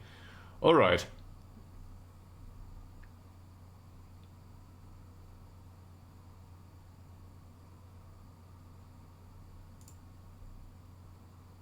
Alright. This is good. So, do we want to sign this guy? Depends on the wages, right? Let's compare her to Moreira da Silva and the other guy that came in for €6 a week. If Anton Hellberg is willing to come in for €6 too, why not? Where is he? Moreira da Silva. Moreira da Silva. This doesn't look that much better, to be honest.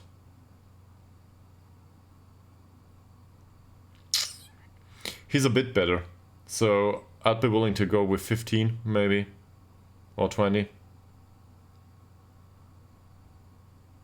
Okay. Yeah, struggling Premier League, that's not hard to do, right? I mean, depending on who you manage. If you're going with, I don't know, Manchester City, it's probably really hard to struggle in Premier League. But, sure.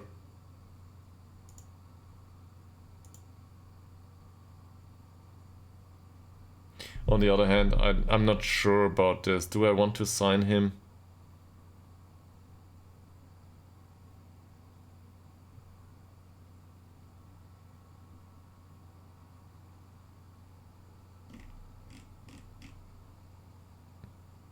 I always feel this is really weird about the Premier League.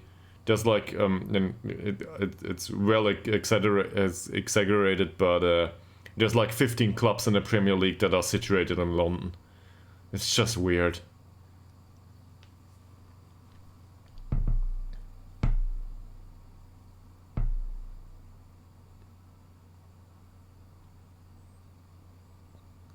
Hilberg. I wanted to compare him to our backup there. Now I just have to remember the name. That'll take a while.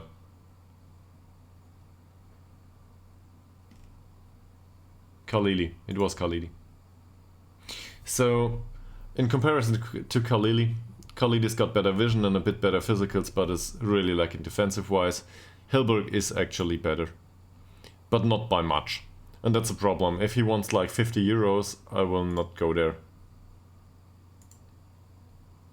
That's an idea. What did I just say? Can somebody remember me? Remind me. Anyway, no.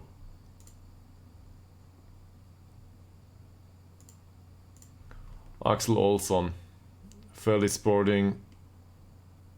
Doesn't look that good either.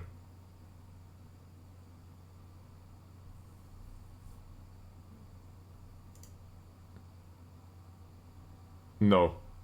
No. I don't want this guy. Aliti. Just to make it really confusing, we could go with Alili and Aliti.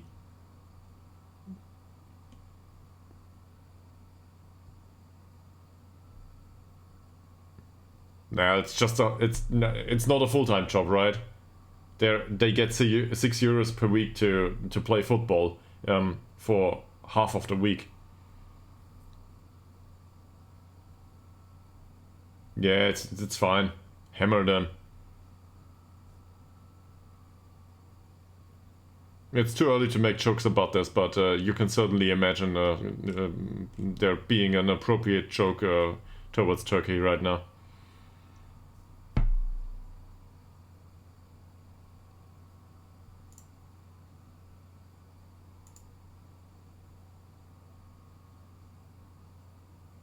Oh man, my dark humor really got to me here.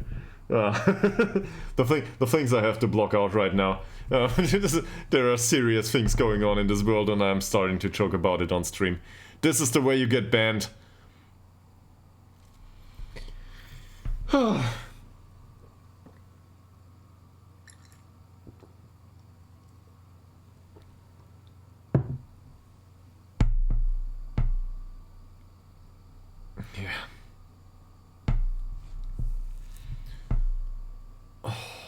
So, Aliti here, who is Kosovan, by the way, well, of Kosovan heritage, whatever, not that it matters much. Physicals wise, this is fine. Yeah, that's a real problem. I think I really would love to have some dark humor on stream here. It's just the way I am. Fits the color of my shirt, right? But in this case, or the color of my soul, if that exists. But the thing is, you don't want to go into that or get into the things there, because the humor I like might be very inappropriate in some regions. And for example, in Germany, I don't care much about I don't know, religion, right? So it might not come to a surprise that I'm not a very religious guy, me personally. I respect people's religion. Whatever, yeah, do what suits you. But already in phrasing that, I'm struggling with not being in some way disrespectful, and I don't want to go there, especially not on stream. It's just not fair. In some regions of the world, religion is really important. And that's just the way the people grow up there. So, do I really want to mock these people for their heritage? I don't think so.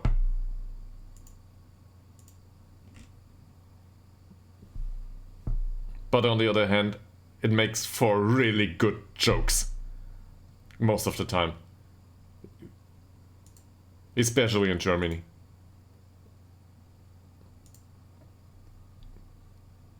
This doesn't look bad.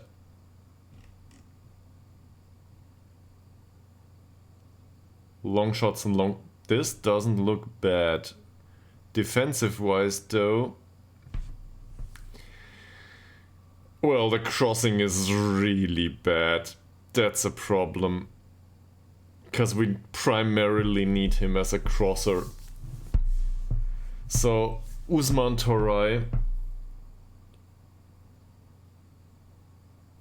Yeah. I feel so too. But let's not organize a meetup just yet. Like, happy to have you, but if we organize a meetup like within the first 2 weeks of the stream existing, like we are still within the first 2 weeks since I started my first stream ever. No, that's not true. I think I tried streaming for like 2 sessions in 2018, but yeah, it's probably a bit early. Well, if I do that, so, you should probably accept it sooner in life rather than later. I got my heart broken a few times, and it was never due to streaming. So, yeah. But really, if it ever comes to that, I will certainly go there, yeah, and enjoy a drink. Please don't. Please don't.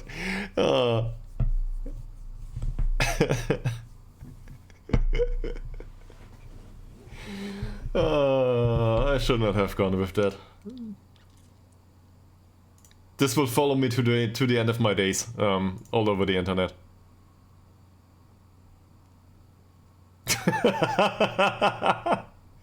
You guys are horrible. Oh man. One thing I'm also struggling with is just to put this out here. I'm also struggling with gender neutrality on stream. So it's quite natural that I assume that most of the people watching Football Manager are probably male. But on the other hand, I also don't want to be respectful towards other gender identities in general. So yeah, it's not like I'm asking for it right now. It's more of I try to go for a general dare in describing people as a neutral term. That's something I deducted from Critical Role actually, but it's really difficult for me because we got a general masculinum in Germany too, and it's also difficult here. So this is where this his or her or their comes from time to time. Yeah, I might forget, but it's not like I'm trying to be disrespectful. Okay, the thing is, yeah, Critical Role is the D&D podcast / YouTube show. And if you want to lose another year or two of your life, I recommend starting in season 1 and going through all of it. It's like 4 to 5 hours an episode. Go do that.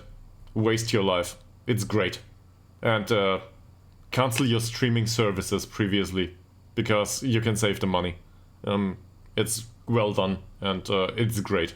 And it only gets better. Well, up until now. I can't speak for the future. Also, don't spoil me, I'm like 2 episodes behind or something. For some reason, I don't find the time to watch Critical Role right now. Probably because I'm streaming 8 hours a day. Yeah.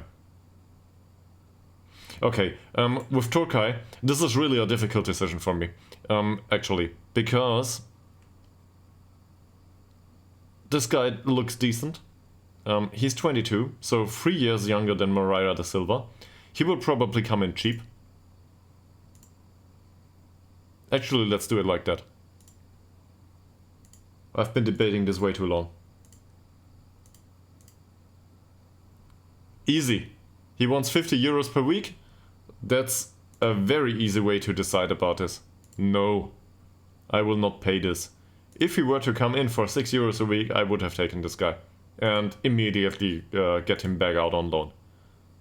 Because his crossing is bad, but if he develops his crossing somewhat, the rest of it looked fine. I don't want to do with any of these guys. Can we already go back to, is it Anderson or how was he called? The perfectionist? Can we already go back to this guy?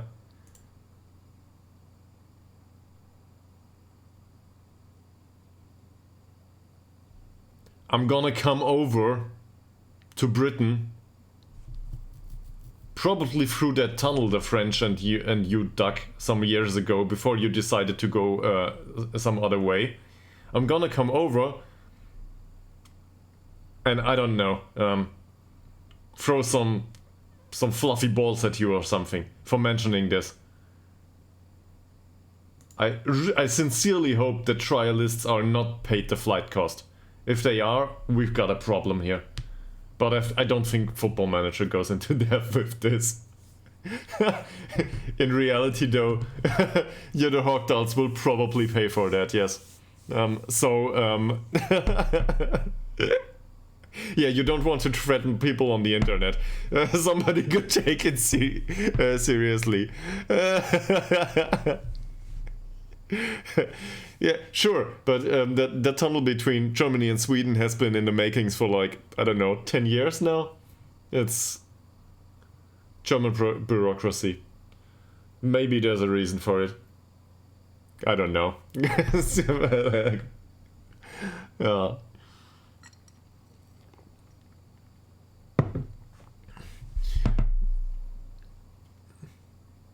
But we've really been stuck in conversation here. I struggle to come forward with the Football Manager save. You distract me. So thanks for that. It's been a great lot of fun.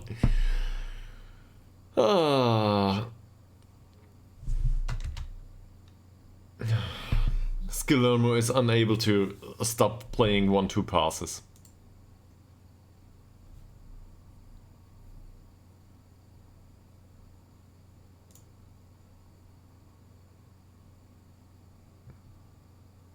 We've got Dobrak. I looked that up, in case you weren't around. We've got Dobrak and Bergman. It's not like we need Guillermo anymore. On the other hand, one of them could get hurt. And he still wants 60 euros a week. He considers himself unequal to them. In Bergman's case, he might actually be right. Who are you? For 30 euros a week. Well, I could have paid that too. Yes, he did. And he already gets 50 euros a week. The only thing that's left for him to do is to leave the club and give us some really great transfer money. This is it. This is the ceiling of the wages I'm willing to pay. He gets... I think he's like the third best earning person in the squad. Yeah, and with 50 per week, he's tied with 2 others. And one of them is out on loan, so we don't pay his wages anymore. I corrected that mistake of mine today. The other one is Ytterhogdals. Now, you can probably guess it here. For us, these are both players that play inverted winger on attack duty out here. So, and this one is the one I signed for the future. He's 1 year older, but he's fairly professional and has a wonderful trait. He's a bit slower, but overall he's the better player. Will he score one of that wonder goals? I don't know. He's got finishing 5 and long shots 5, so his chances are probably the same as Bergman's. So, yes, I'm willing to part with Bergman. At some point. But now this is open competition. And happy Friday to you too, Veggie. Welcome back.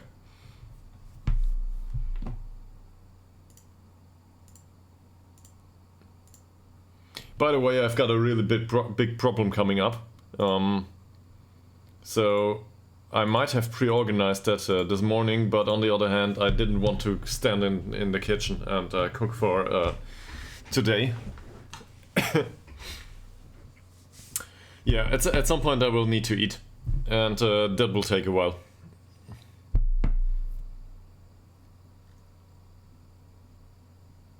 But not just yet.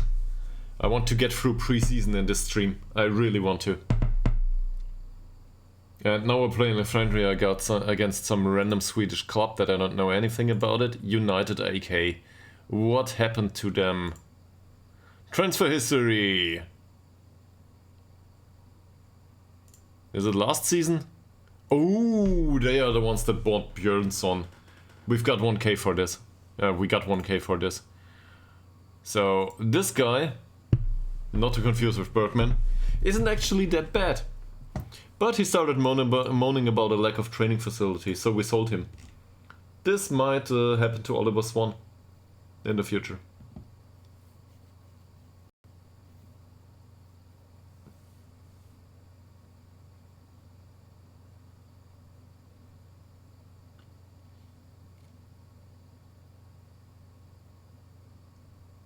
"20 trials finishing." Well, if we've got 20 trials going on, we can add another 10, right?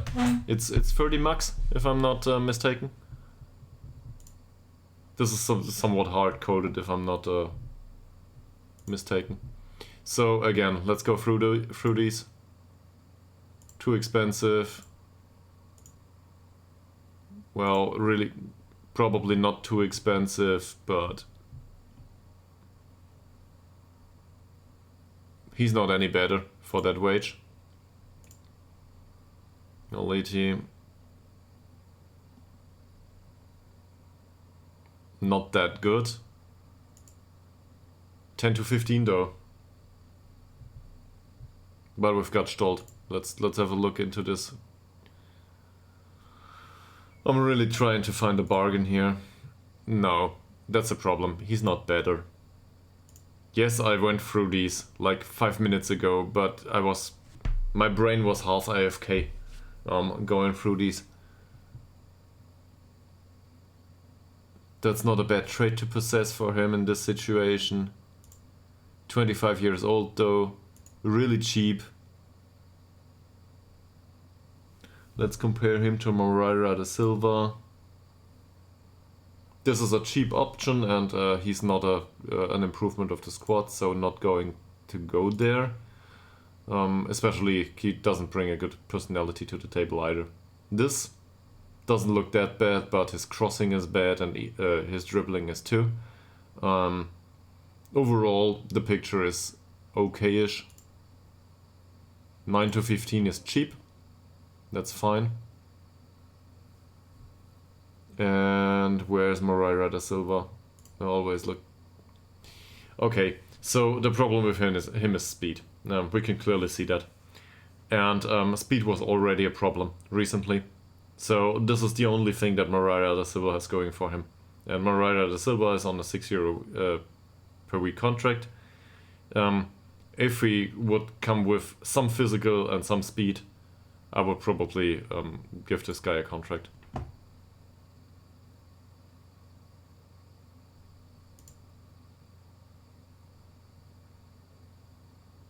I don't know.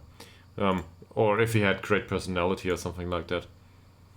Karl Norberg. Is this the one we had a look at in depth? Yeah, 25 to 30. He's probably better than Moreira da Silva, but I think he wanted 50.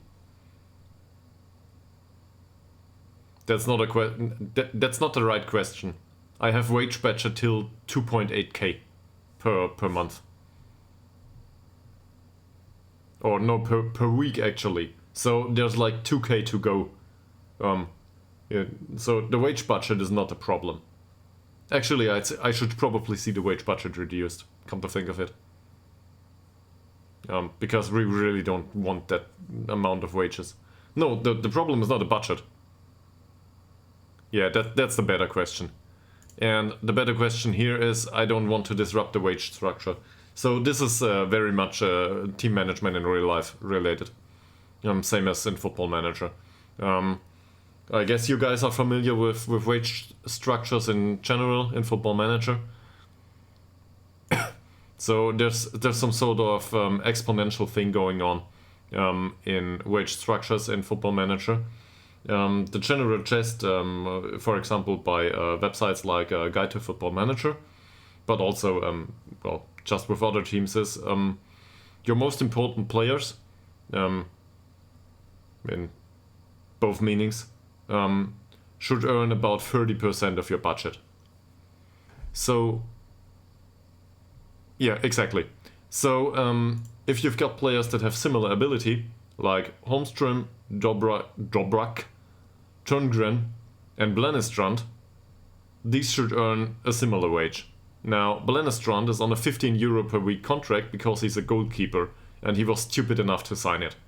And, well, he will not be at this club for an extended time on this contract. At some point he will come and start to moan about it.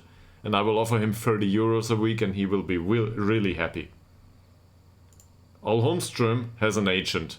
The next time I want to renegotiate his contract, he will go for, I don't know, €200 a week probably.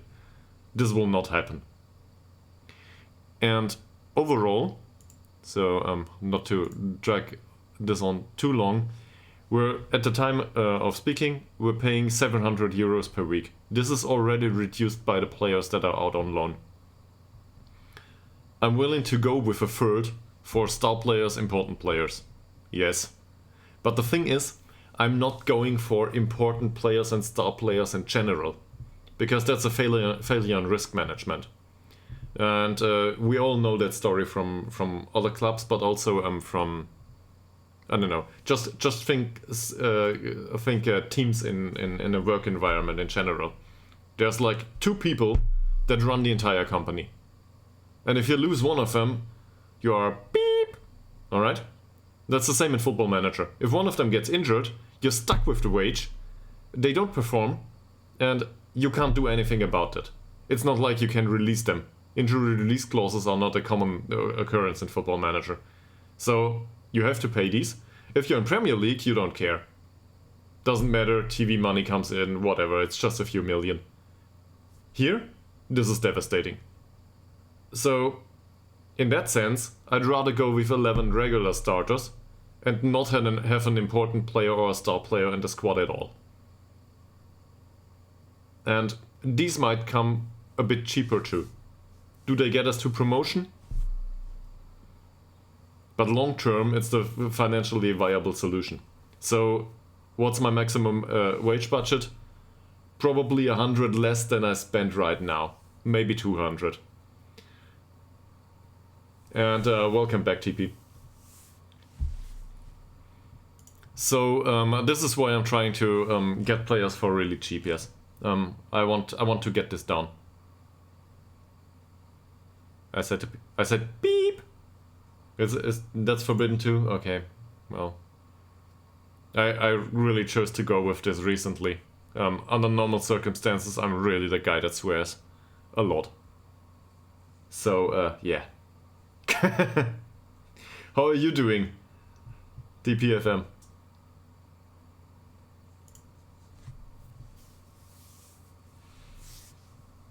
Yeah, you want to go for promotion. Of course you want to.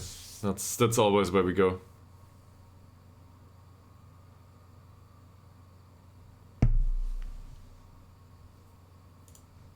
That's good to know.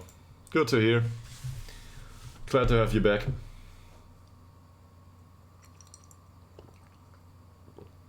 You two really helped me out a lot. That's funny.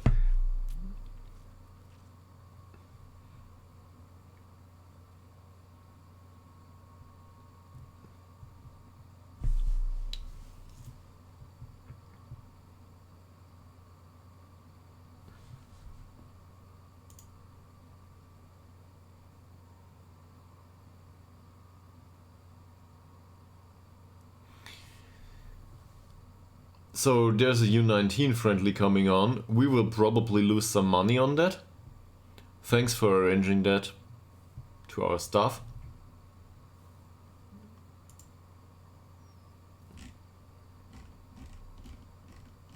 Are these already?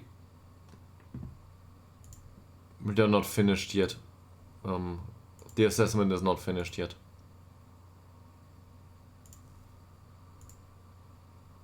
Yeah, but we can have a look at these later. By the way, just for another beep, and giggles, the video of yesterday's stream took 19 hours to compile on YouTube. So, in case anyone of you feels inclined to waste their life with a remote watch of whatever you might have missed, it's now online. So this is not like my machine did it. This is directly linked from Twitch to YouTube. It's YouTube servers that do that. But obviously 8-hour streams are not the focus of YouTube services. So I can also see this in the viewer numbers. My stream recordings are like, they are on YouTube. And the average time somebody watches it is like, I don't know, 2.5 minutes, and each individual video is like 2 to 8 hours. So nobody's interested in that kind of content. But for reference, it's there. So yes.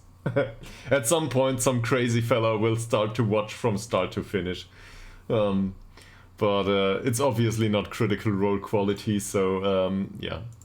That might be me myself at some point. But yes, so it takes more than a day to get them there. All right, that's what's happening.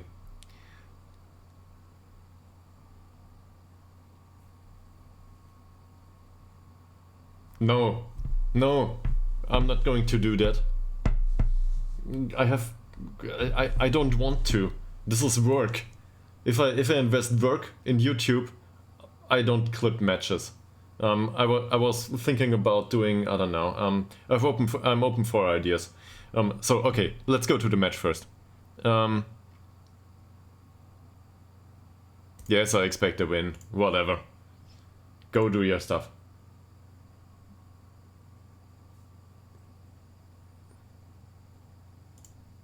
So in all seriousness, I was going about this in my head a little bit. So what's good content for YouTube? And I've had a few ideas that bounced around in my head. But that's one thing that I really respect about the way Sealand went about this.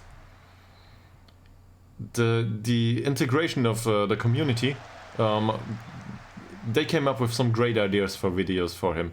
No, I obviously don't want to emulate someone else, but this kind of concept is good, because it's the same way in teams in real life. Well, this is real life. The good ideas do not necessarily come from the person that is responsible, I'd say.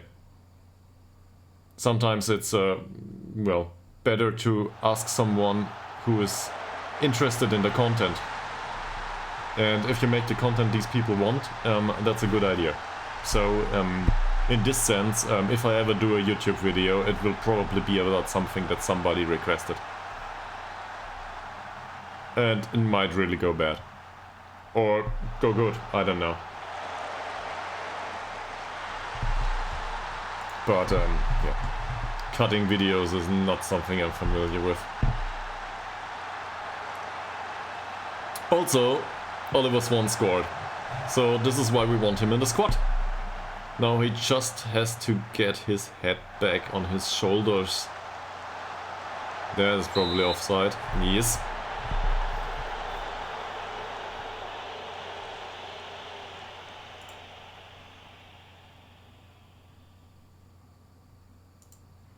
Corner ball Ytterhogdals. Oh, flag guard hits the crossbar. And what's this? Ytterhogdals, well, great tackle. Now it's with Swan. Not bad dribbling out there. Finds Ekman. Who goes for... Is this a pass? Well, it could have been a pass. That does. Doesn't look bad. We're well in control. We will probably win this match just as we expected.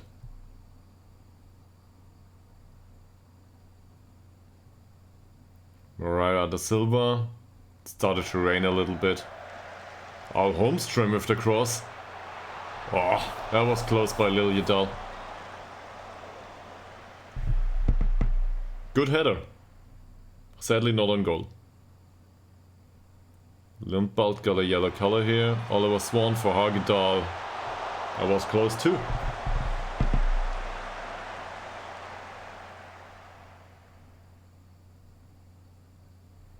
Moreira da Silva with a routine throw. Flag guard. Hagedal. Ekman. Long ball. Straight into nothingness.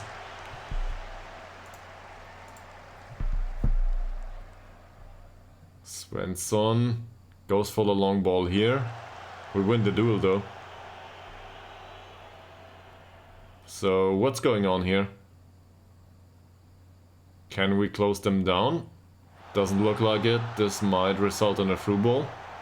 No, Lindström and Lindbomb, Björnsson. Again back to Björnsson.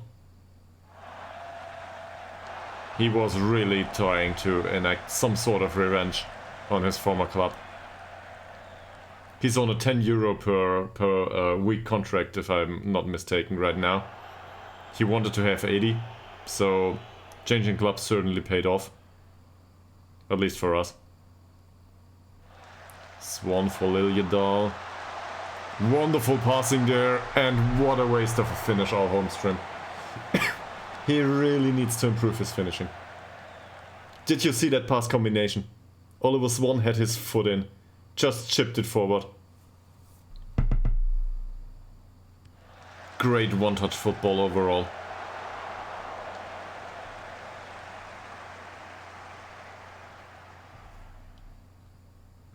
It looks like they finally got the chest of it.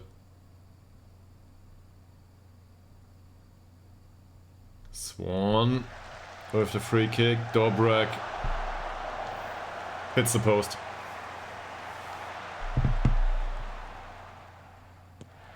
Good thing this is a friendly. If this were, I don't know, one of those cup games that I reportedly hear about that we cannot partake in for some reason, I would be really concerned right now. Moreira da Silva driving the ball forward, great pass, and that's easy for Liljedahl to put into the back of the net. Wonderful. You can certainly see that he's used to playing this role in this kind of formation. He might not be good at it, but this kind of pass, that's just a habit for him. So now we can be happy with the performance, I guess. Let's go in for the second half. Probably players are also close to match fit right now, so this is good.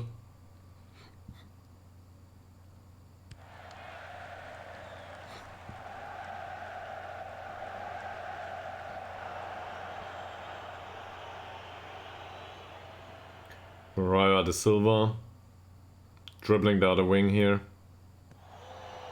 And then going for the weird pass back all the way to Blennestrand, who exchanges passes with him.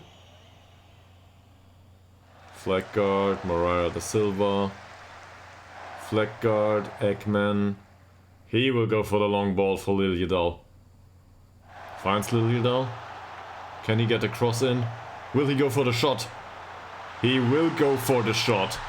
So loser, I think this is the presentation you were asking for.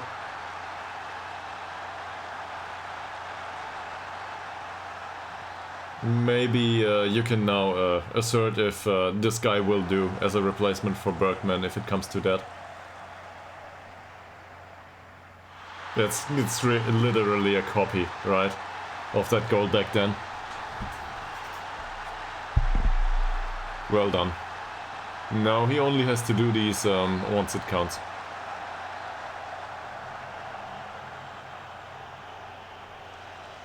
Yeah, well, okay. It's mostly up to the dribbling, probably. His dribbling is better than Bergman's, if I'm not mistaken. At least a point or two. Oh, wow. Clips the post. That was dangerous. But in general, I think Liljedahl will be the better option. And that's not due to the fact that Bergman is lacking skill. I think he's the better option personality-wise. And, oh. Well, first of all, Al Holmström puts that one in. And then we have to see to Dobrec. What's going on there? Dobrec. Sorry. He's hampered by injury. Thigh injury. Great. Yeah, he can be. Sure. But that means that Skillermo will not earn a place in the squad anytime soon. He's, well, that's not meaningful. Skillermo is on a non-contract. But we might as well let him go. We will keep him for the same reason that, I don't know, Dobrev and Stolt are still in the squad. Well, okay, Stolt doesn't cost us anything and Dobrev doesn't do either. But yeah, we need to exchange this guy. Or substitute. So, yeah, probably for Dobrev, come to think of it. Because Dobrev is cheap. And it's not like this game is about anything. Is there anyone in here that we need to be match fit for new season? Yes. So disregard my last comment. We need Telander to be match fit. In case something happened to this guy. We can also end the loan in case something happened. But this doesn't look that serious. Someone else? Khalidi? Doesn't need to, but he's cheap, so let's put him on the pitch. Boltegård, Blom and Widen, Wickberg, they are all on really low grade contracts. But the other two are match fit. So we might as well go with the slow defenders. And have a look. I'll probably go for Wickberg. Maybe we can get Wickberg out for loan. I don't know. So let's showcase his skills to whoever's watching. Stolt. This costs us €6, so I'm happy to do that. And then there is, well, Bergman, as we just mentioned. Might need to get him match fit. Who's left? Midfield. Alnes is not a midfielder for Celis. He will come on for Turngren. No use in risking him getting injured. And Kos. And Swan. So I don't want to pay €45 for Skillermo to get match fit.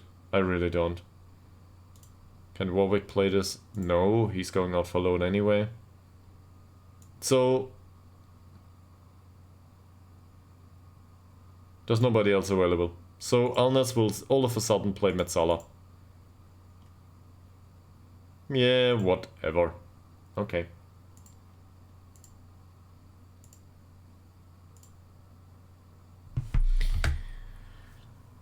Yeah. So for the next match, maybe we can rotate heavily and just put the players on the pitch that are not match fit yet. At the start of the season, there will be heavy match congestion. By the way, in case well, Mika Billion is probably still around. Can you confirm that the way Swedish leagues are set up, or specifically this league, is this due to climate simply? So the long break and the long preseason that is probably conducted indoors. Well, this happens if you rotate squad. Okay, so we conceded one. No, but is it like it's just too cold outside to play football? Until preseason ends, because yeah, okay, I thought so much, because it's really weird. There's a very long preseason and then all of a sudden it's a congested fixtures. Yeah. In Football Manager this is especially worrisome because the players don't get any match experience from friendlies, or none to speak of. Yeah, okay. So the players don't get any better. And all of a sudden they gain all the match experience in the world, but, well, no time for training. Especially as a non-professional club, or semi-professional. So, yeah. Just another way to phrase this is hard mode. I don't know. Maybe we'll leave this village at some point. And just go somewhere where fixtures are more evenly distributed all over the year. On the other hand, I'm starting to love this. So, well. Bergman, Alholmström. He needs to score more of these. He really does.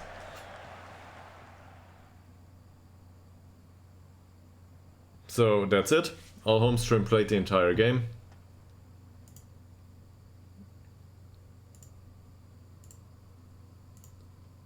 Great performance too.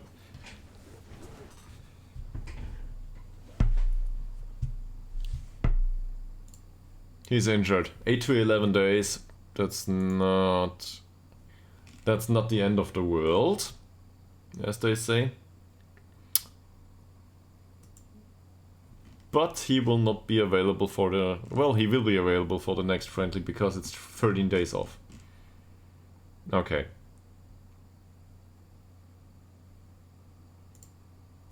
Is there somebody we are willing to part with? Oh, he's actually improving. What's going on here? 29-year-old improving? That must be a rare occasion. Okay. This is happening as it seems.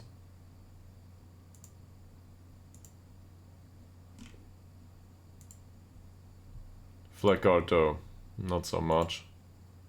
By the way, I found a picture of him. He's a blonde young guy. Oliver Fleckard. Or was it Ytterhogdals? Not sure. One of the two anyway. He looks as Swedish as you probably can imagine. But it was one of the two. I'm not sure anymore.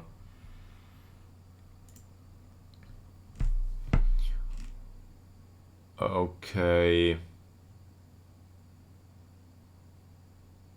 Might have been insulting. One of the two is Danish, right? Yeah, so Fleckard is Danish. Okay. Well. Didn't want to insult anyone. Anyway, Wickberg. I'm thinking we part with Wick. I was thinking we part with Wickberg. Now he's progressing.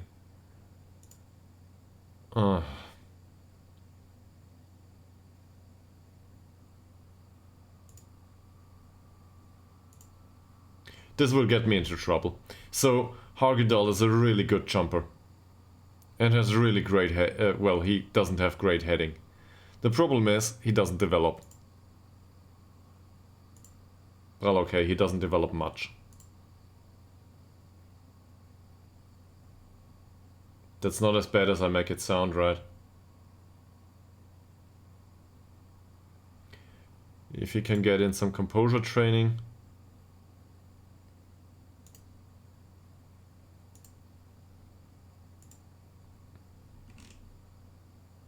We don't need 5 central defenders. We need 4.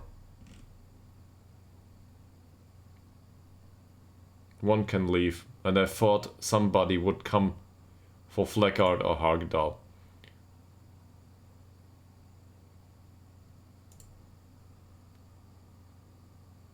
Is Eric Widén willing to go out on loan for the season? We can always recall him.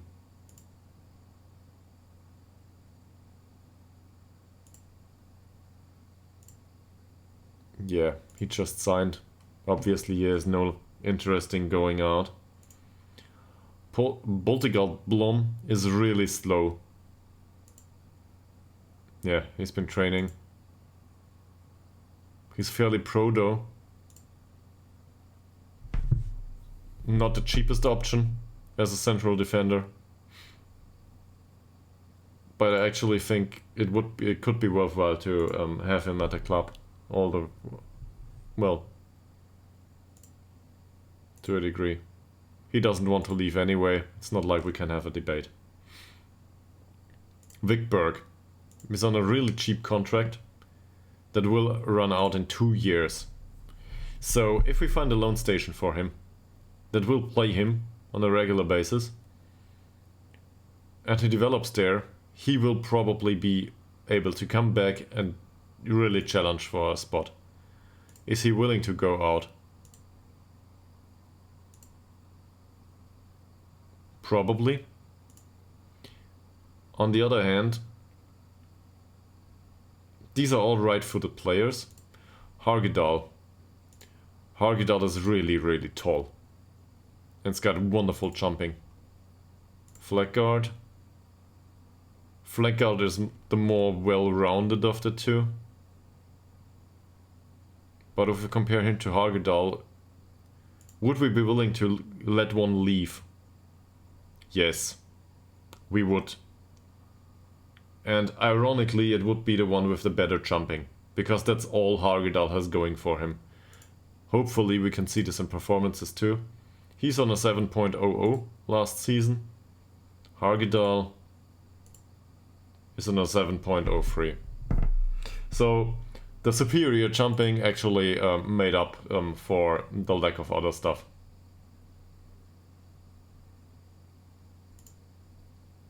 He's cheaper.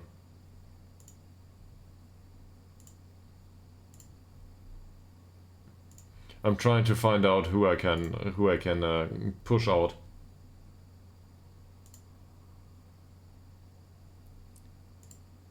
He does not want to be offered to other clubs. That's fine, Flaggard. He's happy here. So what about Ytterhogdals? Okay. We might have to deal with some sort of brand loyalty here. They really enjoy being at the farms. So it's Wickberg. We will try to get rid of Wickberg for this season. I hate this. I signed this guy to replace one of the other two. I want him to be at least important player, I want him to play central defender, and I want to... Well, he can play against the own team, that's fine. It's not about a wage here. We just... Well, it's not in absolute terms about the wage. It's about efficiency. We need to gather some money. And that might also count for Bergman here. Yes, he can be rotation, but rotation for 50 euros a week is really, really damn expensive for us.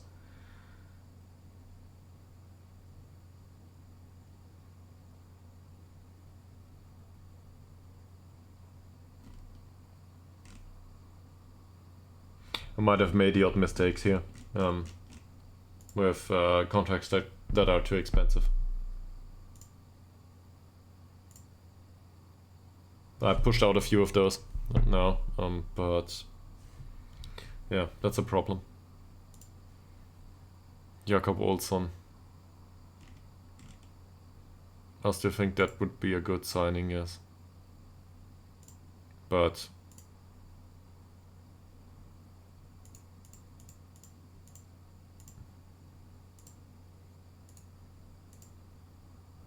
well, okay, bye. So, another thing.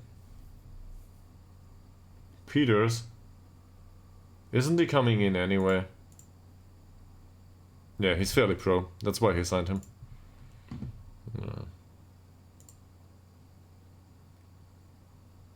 I know, Cederholm. That might have been one that we were willing to sign. These days we're no longer interested. Elias Person Lind. Doesn't look bad. Actually, it's just the mentals here. This guy basically is nervous, right? He isn't a bad central defender. He's just nervous. And I would probably sign him at some point. This is a weird treat to possess. But look at those ones. So I would probably refrain from this. Noah Nilsson. Well, not as good as Oliver Swan, is he? Also overpaid, so no. Daniel Daoud. We've been here. No. Und that was Carl Carlson. Wonderful name. But attribute-wise, don't think so. Hunting for bargains is really annoying.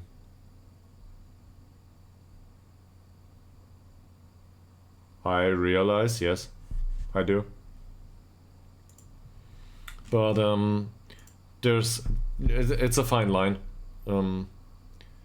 So first of all, you probably don't talk about the star rating, right? Because that one I cannot rely on under any circumstance. The stuff the stuff here is quite literally picked off the fields.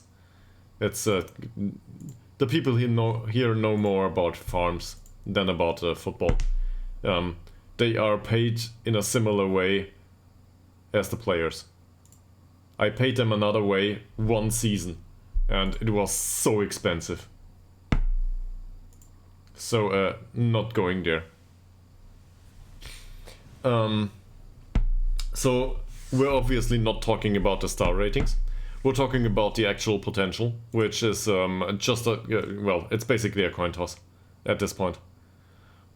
This is wonderful. Get out the door. Hopefully this doesn't make the fans unhappy. If this makes the fans unhappy, I'm not happy myself. No, we're talking about the real potential. So let's have a look at this guy, just as a random accident. Alright? So this is a left-footed Iraqi new-gen that I don't know. He's got dual nationality, doesn't matter. He's left-footed. For us, he would need to play on the right wing. It's just I'm not willing to go with a winger. We play with inverted fingers usually. That's a style choice. It's not an efficiency choice. It's just me. I love attacking players that go into the middle of the pitch and try to score. I also love the Bergman and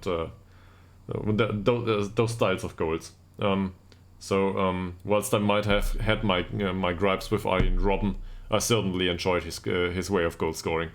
It's just a wonderful move. And so this type of player needs to play this role for me. Now if I look at him, he's 17. And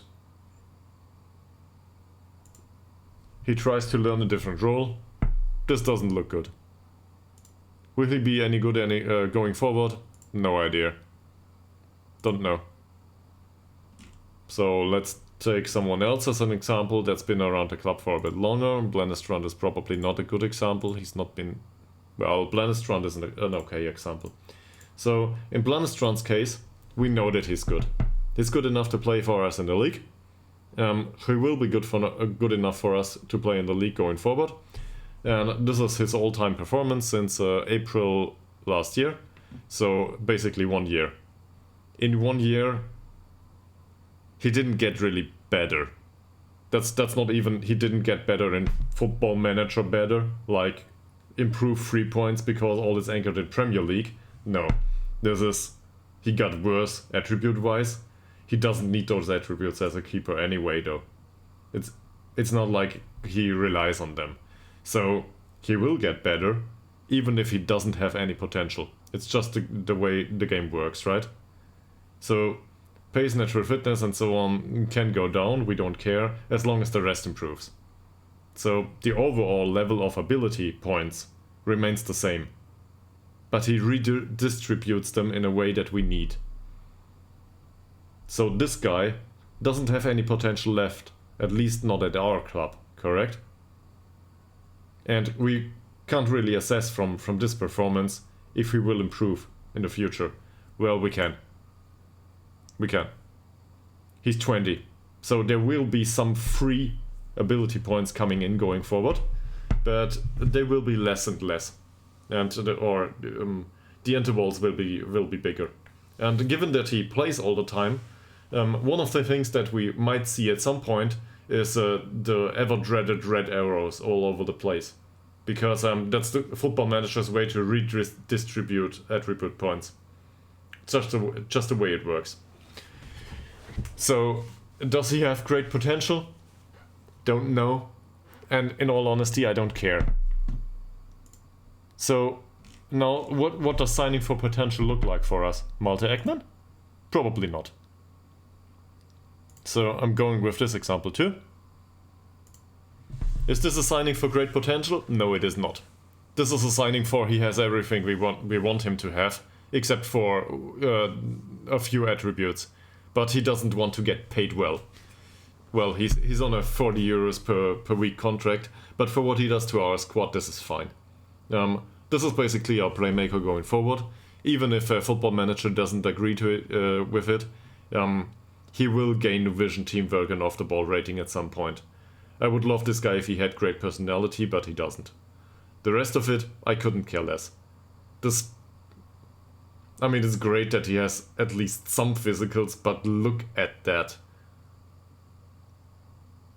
There are several words for this, and none of them are very kind. Will we keep him? Sure. Will we sell him? Don't know. I don't expect anyone to be interested in this guy. But for us, he has a great sample of attributes. And then let's go with Nila Forsell. Nila Forsell was at the club when I came in. I think he's a long-term Ytterhogdals player now. It's a vice captain. Nila Forsell is really not that great. His natural role, obviously, apparently, is a defensive winger. He didn't do a single game as a defensive winger for us. He's playing midfield all over the roles and places. And most of the time, he's training as a box-to-box midfielder, so let's go for progression there.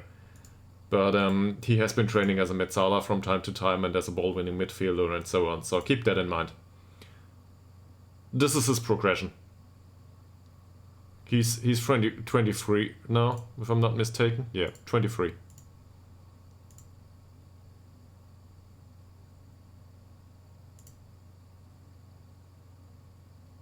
So I would do a poll here, but I'm lacking like 34 subscribers to do polls, if I'm not mistaken.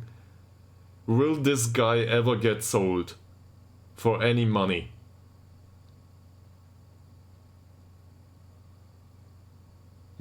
This really is a hard gamble, because if you go with yes, then well, good luck with that prognosis. He didn't develop since 2022 and we're in 2025 right now. Well, he did redistribute some attributes, but he didn't gain any more ability. Yeah, probably not. But probably not is in case of development, right? He will probably not develop. This doesn't look like he has any potential in him. This looks like he's reached the pinnacle of his performances. Now, if he went on to play Premier League tomorrow, maybe he will gain another 10 points. But he will not. That's not gonna happen anytime soon. And he will also, let's say a club comes for him. A lot. I'll go into this in a second. He will not... I know. But he had a lot of playtime, and I'm entirely unapologetic about this. So let's say another club comes from Swedish second division. So this is in Sweden first division, I think, and buys him for, I don't know, 1k. I don't care. He will not earn playing time within their squad either. He's not good enough. He will not perform there. He is exactly where he belongs. Because this is part of his history too. He made last season 25 games, scored 3 goals, and I think 2 of them were real screamers, shots from distance. Had 4 assists. This is not great. But for a club that is supposed to go down each and every season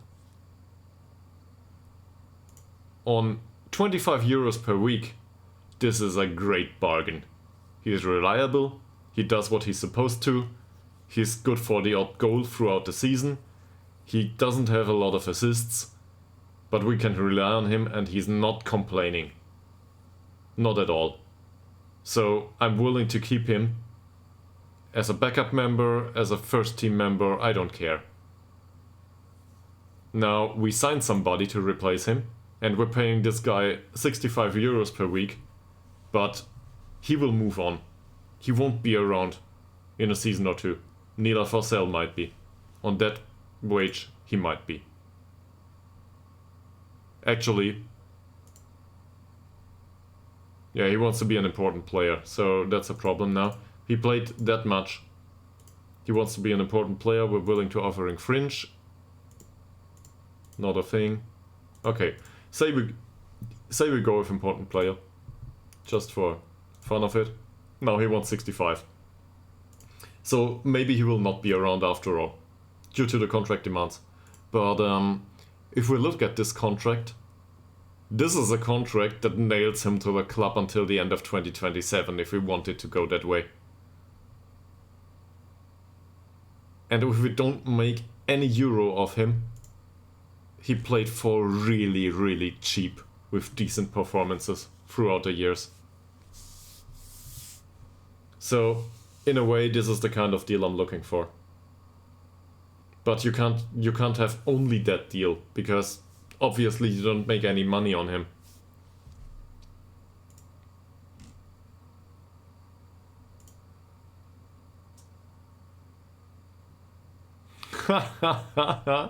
Estimated wage 275 to 400, and we are signing him for...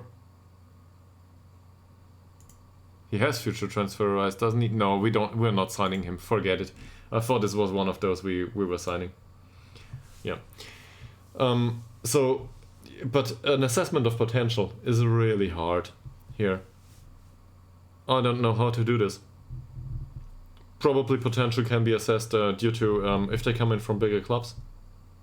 That could be an idea. So he's going out. Bye. That deducts some of our wage budget. Actually, that's probably a failure of mine. Let's go through the U19. So who here is able to go out on loan? Gustav Öström. Or Ostrom. This guy could have great potential, personality-wise. But he didn't develop.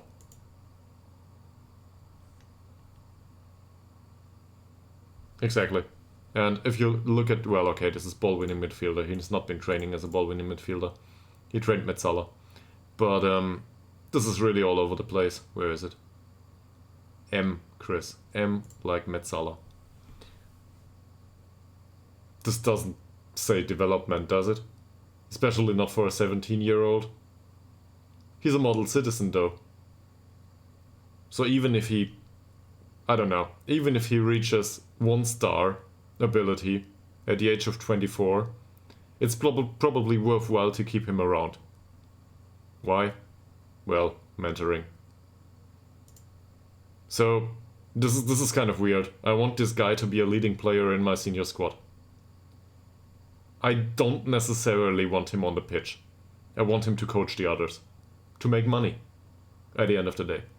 But I don't know how to get him there. And I don't want to loan him out either. If I loan out this guy, he will come back and be a model professional or, I don't know, Resolute or something. That's also why he's not part of any mentoring group right now. He needs to grow. He needs to age. So that we can put him up as the head of mentoring groups. What about this guy? Well, he's fairly sporting. And if I recall correctly, he actually developed from time to time. He's training on inverted winger, if I'm not mistaken. Well, but it also looks all over the place. The potential of these players is really bad overall, probably. So let's try to get rid of their wages, right? Even if it's just partially.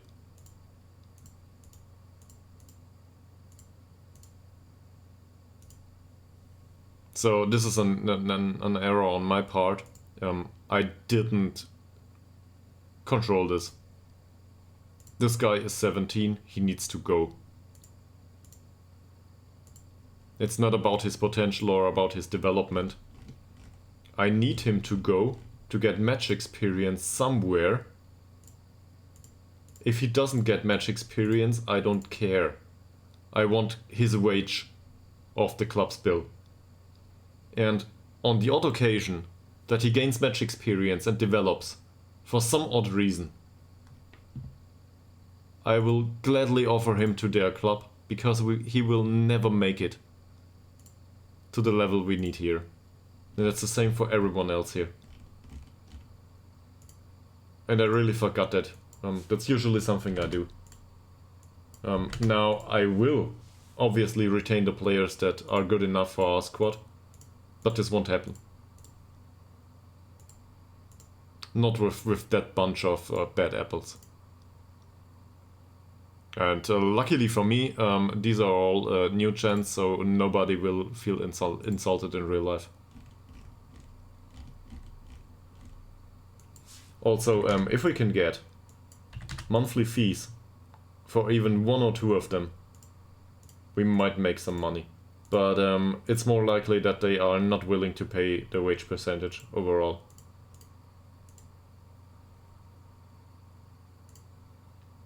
David Person. So this might have gone down a bit hard. I'm more annoyed with myself that I forgot this stuff. So this is why I don't know, that strict about it maybe.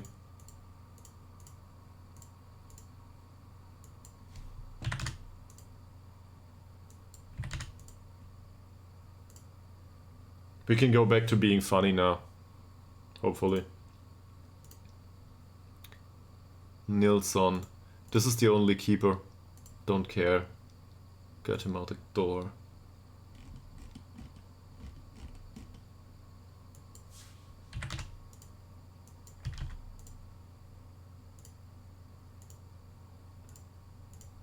So how would, let me put it that way. How would you guys deal with signing players with potential?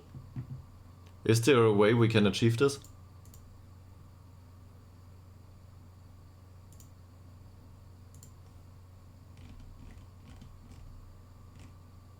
Oh yeah.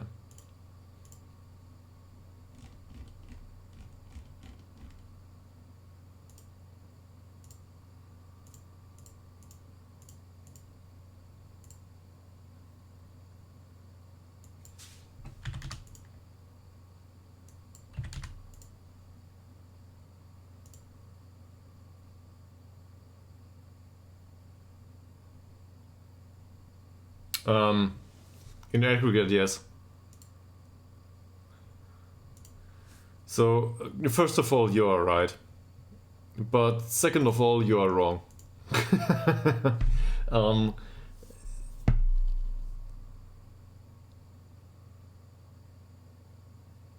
Exactly. But this is the growth mindset. I'm gonna go back and compare this to investing again, because the picture fits. If you pick single stocks in investing, and hope for one of them to go through the roof, statistically speaking, you're not wrong. So the overall, the market will outperform a single stock. That's just the way it works. But it's about 4% of stocks that are responsible for the return. The other 96% of stocks basically go sideways, or they go down. Despite all of this, the composite of all of that earns money. So investing in, I don't know, a worldwide ETF, market-wide, is generally speaking a good idea, and a better idea to compare to stock picking. Now, you could also pick 3,000 stocks by hand and get the same result. So let's get rid of these two. Why is it still a bad idea? Well, first of all, it's stressful. Second of all, it doesn't, well, you don't get any better result. and third of all, risk. So if we go that way, we need to make sure that our bets are distributed. So that means we need to handle every player the same way. And one of them might make some money, but we cannot place our bets on one player alone. So in case of the youth team, that's really easy, because the distribution of the bet is basically the size of the contract, right? So it's €5 per week.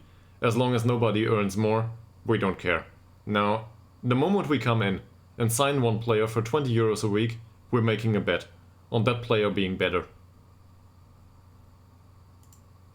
And with our know-how of players, that's not a good bet, because chances are we will lose that money. If you do that in investing, you lose money. You start to lose money because, well, 96% of the players will, or the stocks will not go anywhere. Sure. So the equal weighted distribution is really important. Yeah, true. But we get something for that. They are in the spotlight of the other clubs. Yes, sure. That's part of it, sure. But the growth of wages.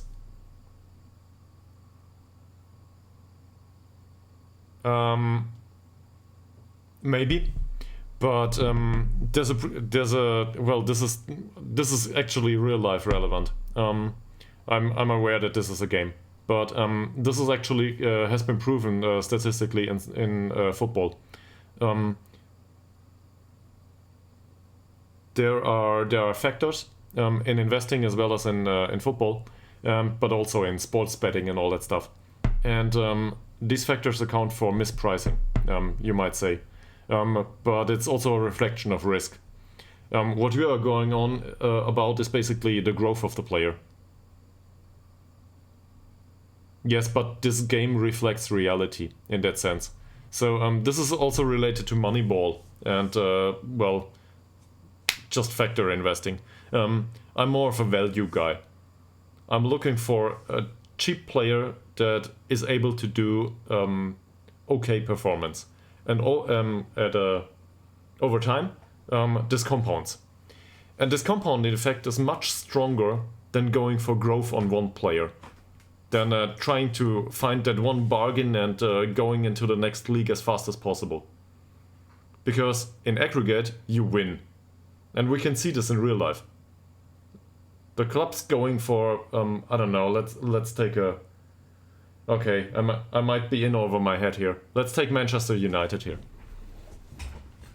There's enough money there. Reportedly, they're trying to win the league, like, I don't know, every single time. Let's probably get him out anyway. But when was the last time Manchester United won Premier League? And how much did they spend? Okay, now I'm booed. Fine. Is this good management?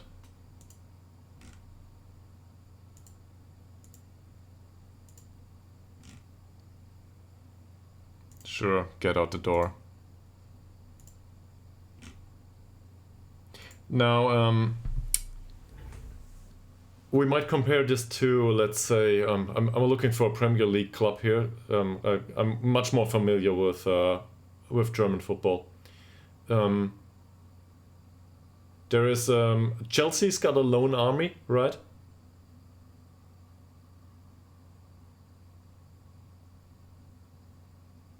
Okay, so we might not like this, or Manchester City does too.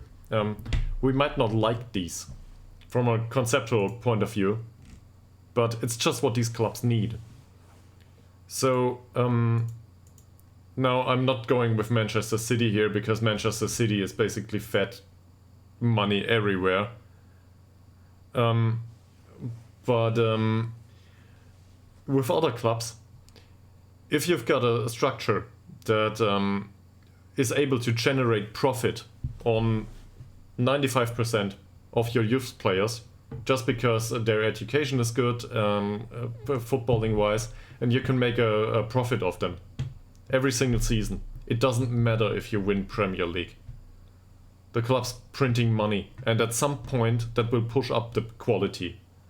So if that foundation is good, you're good. But that means that the small decisions need to be correct. So to come back to your first point, Mika Billion, you're right. €6 a week won't matter. But the composite of €6 a week, that matters a lot. And this is not only in like this in Football Manager. This is like this in life. And the comparison with do-it-yourself finances in this case. Well, okay, you can have another opinion, sure. But in real life, bleeding money like this keeps you unwealthy. Have you? How many of them did you have at the club? For how many years? And how much did you pay them?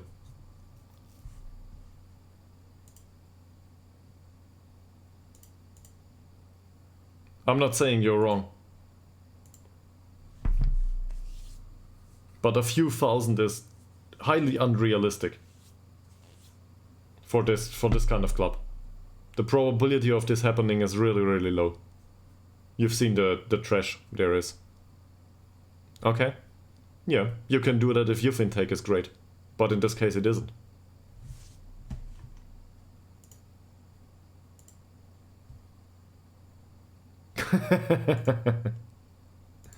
So do.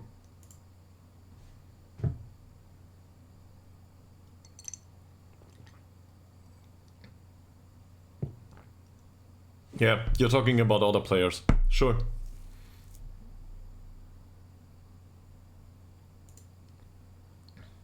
Yeah, you can do that.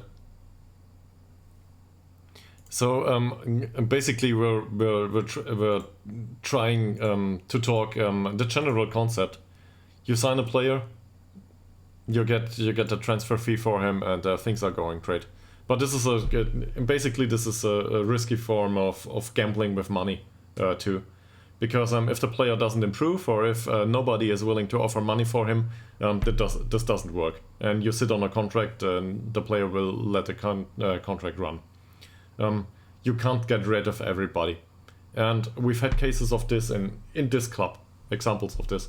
There were signings which I thought were well worth their money, and it was really only €6 per week.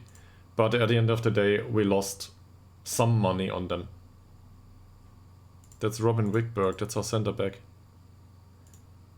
Well, okay, we've got 2 backups, so let's get rid of his wages and recall him once it's time to recall him. Yeah, but there have been occurrences here where we just didn't get rid of the player. So we had to resort to loans.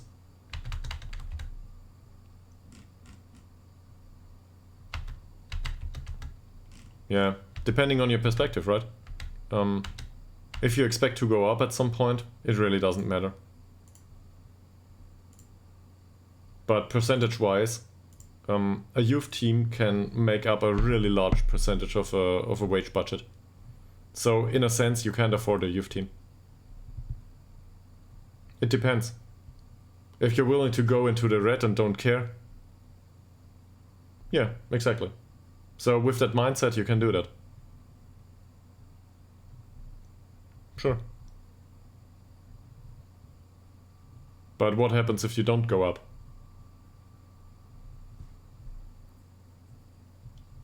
What happens if club finance stagnates or goes down and you don't go up?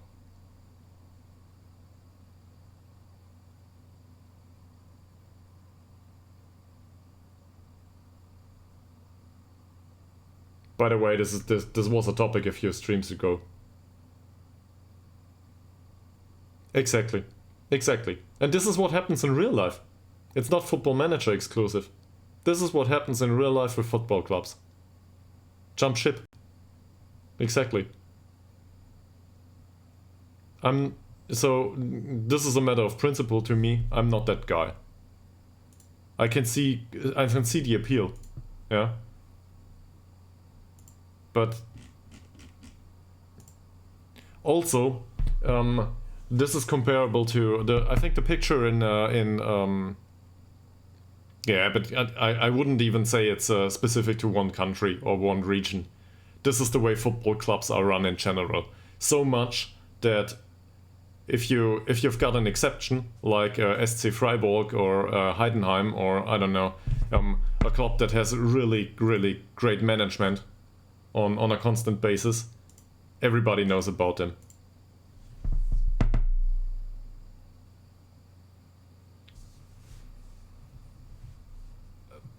Yeah, but this you can also compare this to the picture in personal finance and is creating a company and throwing a dart. You might have read on this. For most people, it takes the earnings of I don't know 10 years to found something and be the head of a company, and it's basically throwing a dart because it not only takes hard work and skill, but also a lot of luck to be the owner of a company and be happy with it. Most people can afford to do that one time in their life.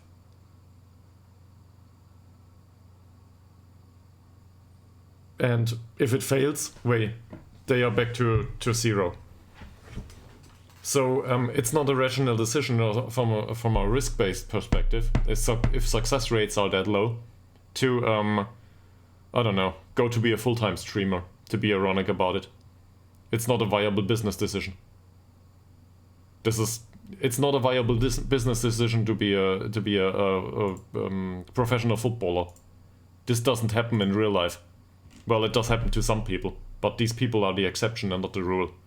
Most of them don't make any money off it. So don't do that if you can't afford it. And if you can afford it, you can basically afford anything. You don't have to work anyway.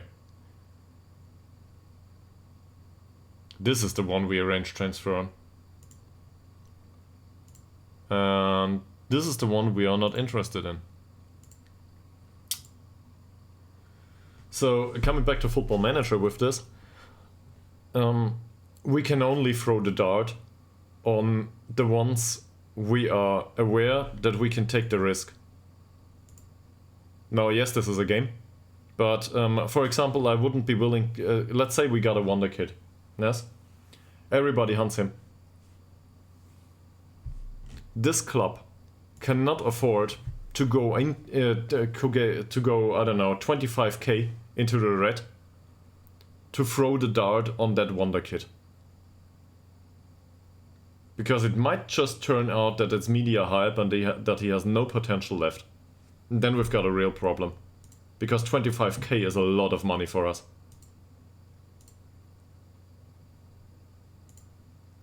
That makes it hard to buy players. Now, if you can splash the cash and distribute your bet, and be sure that most of them have good quality, not a big deal. You can do that. But Ytterhogdals cannot.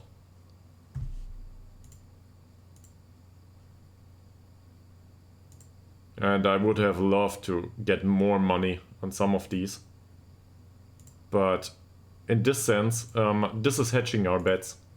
Because now someone else is paying for the contracts, at least partially. And but we are still the owner. I know we don't... well, they have their contract with us. We don't own the people. But we own the contract, so we can still sell them later on. If they are good for anything. Yeah. So now the question is, what's the maximum we are willing to bet for a senior squad? Are we willing to bet 200 euros a week in hopes that somebody comes in and buys that player 1.5 years from now? Is this a bet we are willing to take? Because the size of the bet is very simply put just the amount of wage over the contract length. That's basically the amount of money we are offering for the bet. If we don't make that back, we're in red. So we need to make sure that we make that back. At least distributed overall.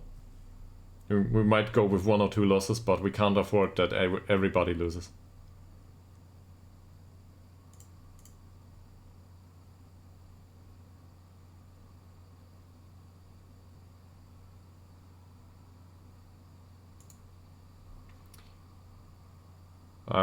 I would be interested, but he isn't. Sigiltorps again.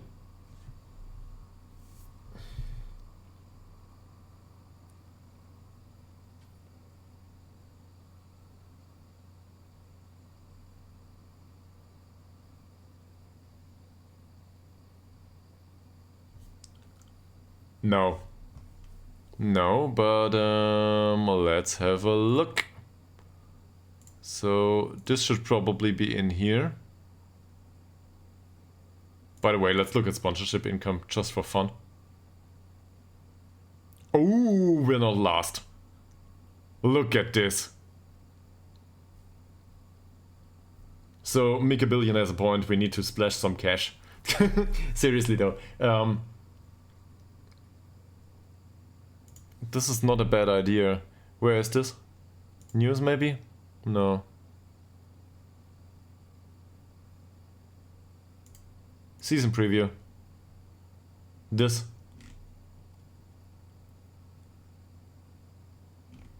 That's key players in the league here too. Yeah. Okay.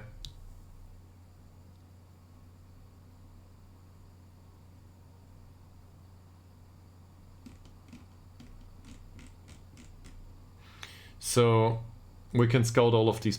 We don't have to scout these. Well, okay, we have to scout some of them. No.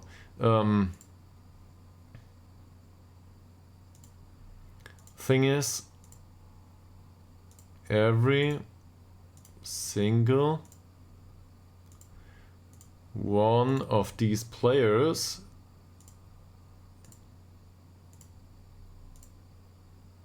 look at that. Yeah, it's not a bad idea.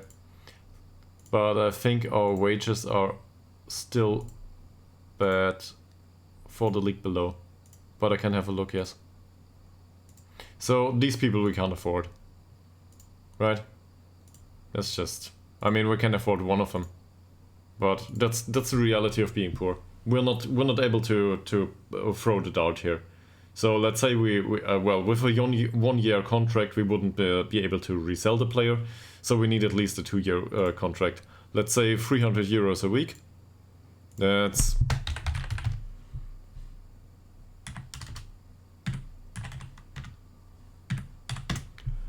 €300 a week for a 2 year contract. That means we would be going for a bet of about 30,000 euros.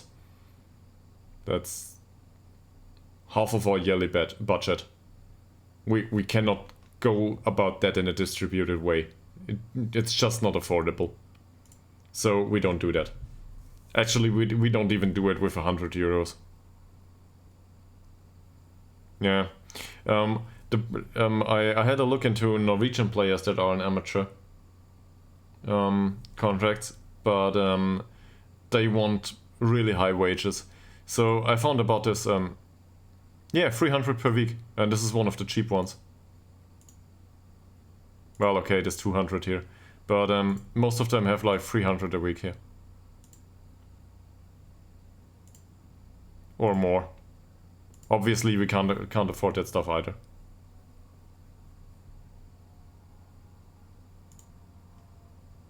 It's 300 per week times 52 times 2 for a 2 year contract. That should be about 30,000. The pay per appearance contracts are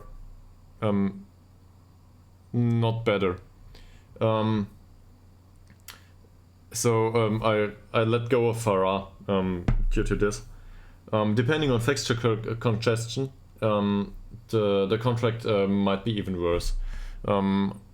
Let's go with the example of Stolt.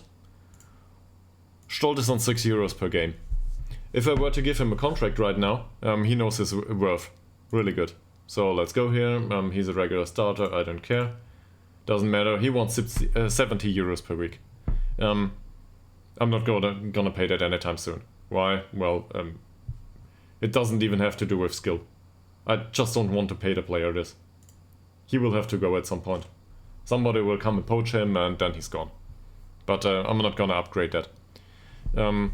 If he goes for a non-contract in this situation, he will not go for 70 euros per game. He will go for something like 120 euros. And that's a risk-based decision. So Football Manager emulates real life here, I feel, right? But it always tries to. A player that has no regular income wants to be compensated for assuming that risk. It's a priced risk. So in that sense, a player on a non-contract will always want a deal that's more expensive to him, because to the club, more favorable to him, because if he gets injured, he doesn't earn money. So that's a risk you're trying to offload. You're hedging that risk, and you're paying the player for it. Same with somebody that's self-employed or something. The situation is similar.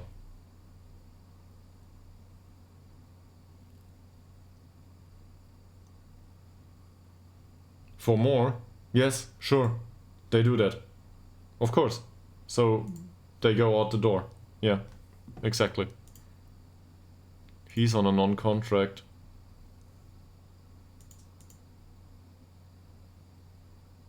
He's fairly pro on a non-contract. He joins Ytterhogdals. That's the one. Alright. Why are we scouting him? Oh, so in this case, this is also one of my bad choices, right? I signed this guy for fairly professional personality. You can have a look at previous streams. It's like, I don't know, maybe half a week ago. I signed this guy. I wanted him to be a positive influence on the squad, and the thing is, 30 euros per week is it was acceptable at that time because we needed one here. We needed someone to play here as a backup. Now we don't. We got a lone player for this. Granted, he's injured right now, but we need a lone player. We got a lone player. Now he can go. So he will leave. We will save the wages. He wants to do more strength training later.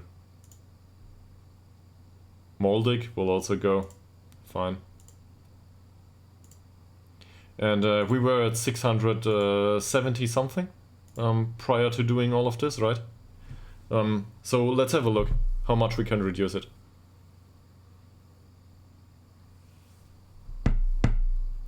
But whilst doing this, we are assuming some sort of risk, right?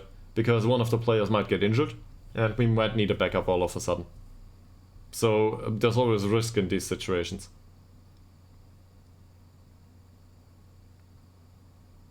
But we can recall the players. So in that sense, we hedged that risk. Now the youth players we don't want back anyway. They probably have better training facilities wherever they go, so we're not making it any worse. Would also be a way to go about this. I didn't have a look into this because I just wanted to get rid of them. But if I were to take this by heart, I could also look into the training facilities of the loaning club and just loan out the loan players to clubs that have better than poor training facilities. Because then I can say, well, okay, this is poor too. So he didn't make, well, this doesn't go anywhere. By the way, this is probably also a club that doesn't even play in Football Manager, so from that perspective, he will not gain any experience. Where is it? Yeah, it's friendlies only. This is not a club that is listed as a league. So this is just getting rid of wages. He will not develop.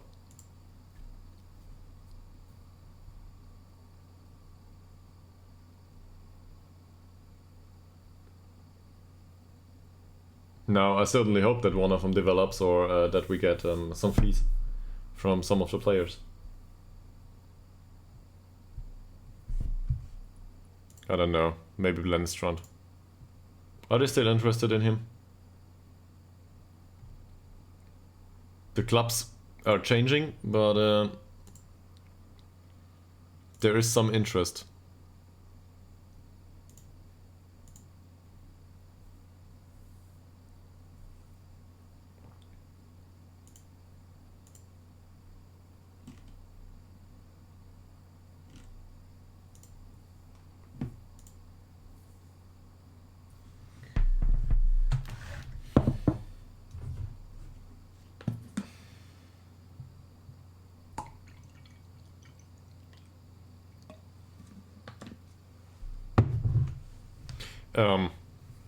I think I mentioned this in a previous stream earlier on. Not sure who was around back then.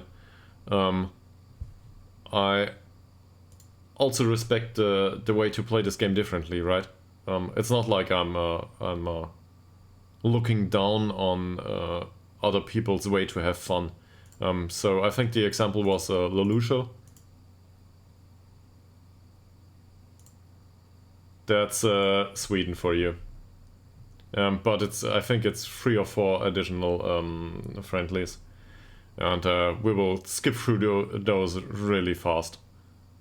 It's, to be honest, it has to do with me talking, but yeah, preseason lasts forever in Sweden. It's like, I don't know, minus 30 degrees outside maybe, and they don't gain any match experience. Oh, fair enough. Leave me alone. Nothing's going on here, yes. This is the way of things. I thought about skipping this, in all honesty. Skipping through this and playing it off stream, but it wouldn't make things any faster. It would just mean that I would be sitting here 8 hours, skipping through this and doing all that stuff whilst you are not around. And, well, I don't want to be, like, egoistic about it, but I like streaming so far. So I didn't want to do this off stream. It also has to do with, well, I guess some sort of consistency, right? You don't want to skip half of a season just because it's all preseason. This is part of it.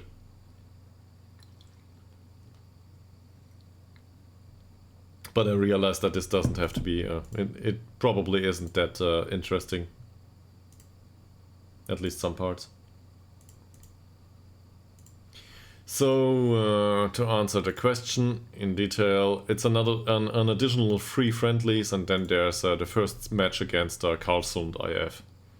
They went up last season, if I'm not mistaken. So they are a new arrival at the league. And we should probably beat them. And he goes out to exactly that club, which is fine by us.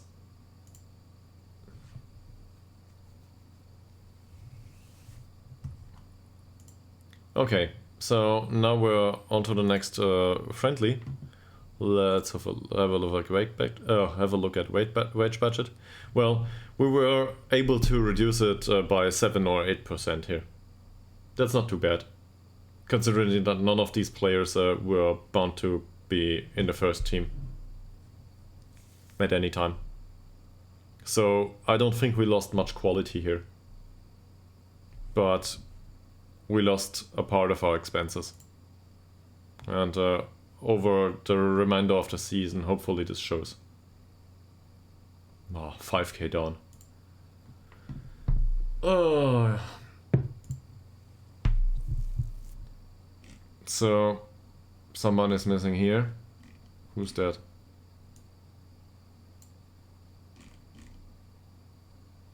Oh, he is. And the rest of them are out on loan. Okay, fine. I will go with key highlights here.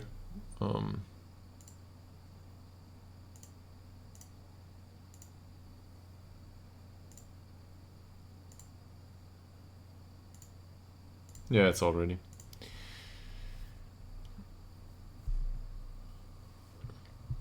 So, Swan with the corner. Doesn't find Hagedal though. Is this a counter?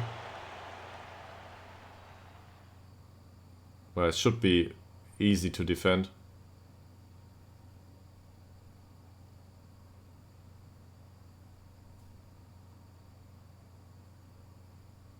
Estefanios is one of the players we sold for 1.1k, I think.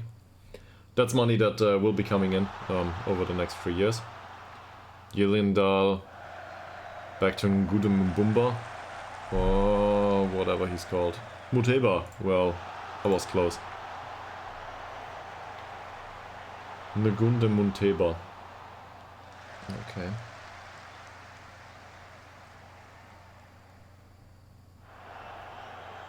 There he is. He was a real bargain, by the way. Wonderful pass for Ytterhogdals. Oh, smashes the crossbar, but Tillander taps it in with his weak foot. So we're 1 up.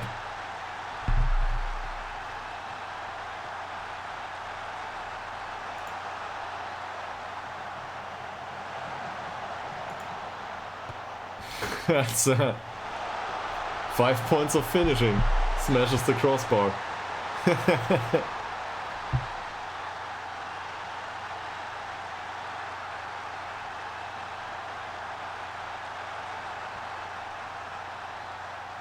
Yeah, was.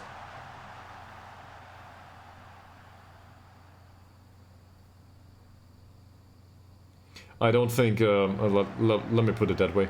I don't think it's a bad idea to have signed this guy, Ngunde Muteba. He's on 30 euros a week, so we come back to this kind of looking for a bargain here, and looking for a player that is well, great value.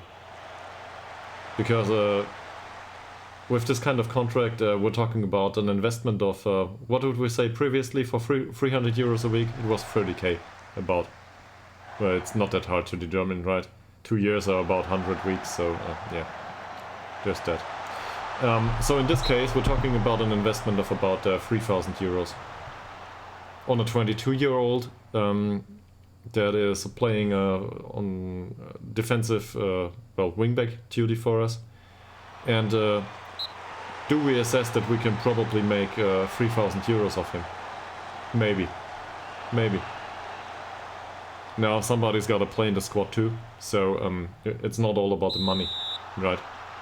But if we assess that it's probably viable, that we can earn at least, I don't know, 1,000, 1,500, maybe 2 or 3k on him within the next 2 years. Also, he's got these really horrible clauses in, if I'm not mistaken, or at least one of them, that just extends his contract in case he plays enough. And that's really great for us, because if he plays enough, he will likely develop. So that means the chances go up that we might make some money off him.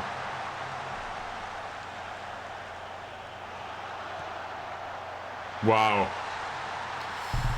Wow, Malte Ekman. Wow.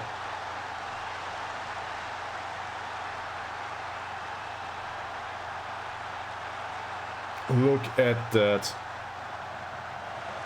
Throws it in, gets headed out. Turngren with the view, and Malte Ekman just goes for the shot.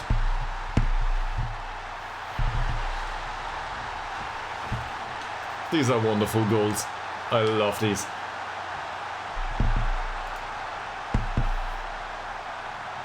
Ytterhogdals with the corner. Doesn't manage to find his man, and this might be offside. It isn't. Okay, he tried. He tried.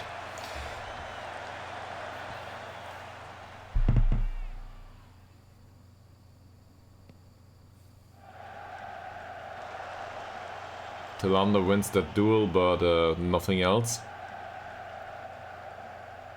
Yeah, also, you might have seen the pace there. This is really important for us. I think this guy wasn't the slowest.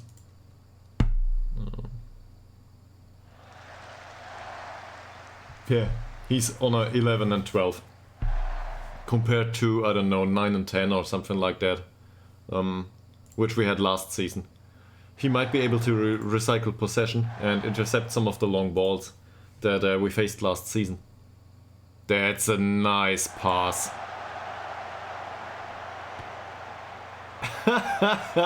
And again, a really bad finish. He's doing well so far.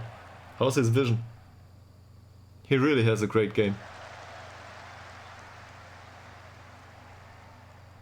It's actually not that good with 6.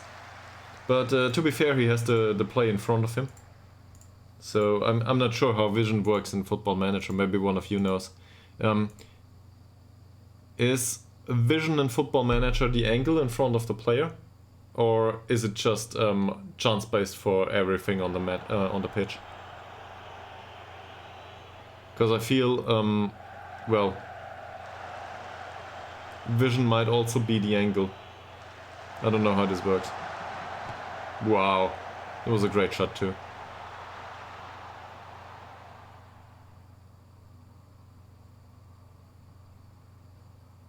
Ytterhogdals. No, it's a free kick. Okay, let's get rid of this. These are really too many key highlights. We have too many chances and this takes forever.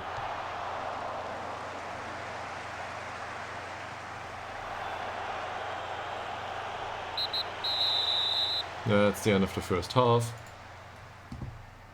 Alright. You did great. Go out.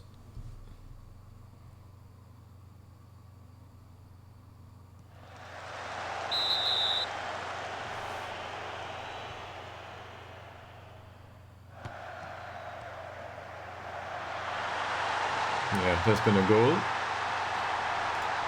So it's Ytterhogdals with the long ball, out for Talander. Passes it back in and Ytterhogdals just taps it in. Actually, I didn't expect that sort of pass of Talander, so this is great. I'm also happy that he performs in this friendly. This is fine. So, anyone who is definitely match fit, that's Oliver's one. So, we will bring on Kos. Will we?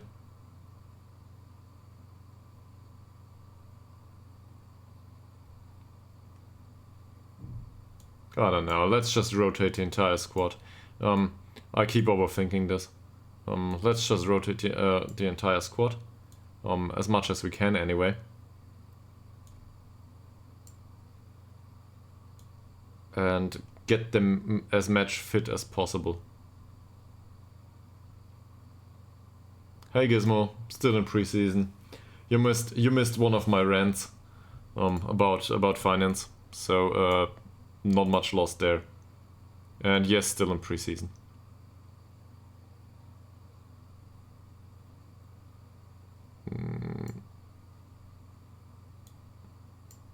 Let's do it like this. Skillermo as a striker? Sure, why not?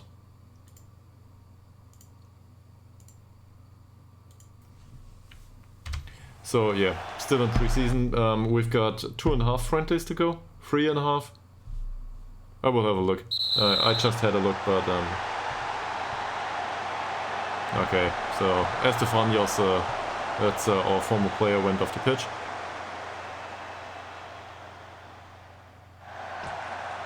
Okay.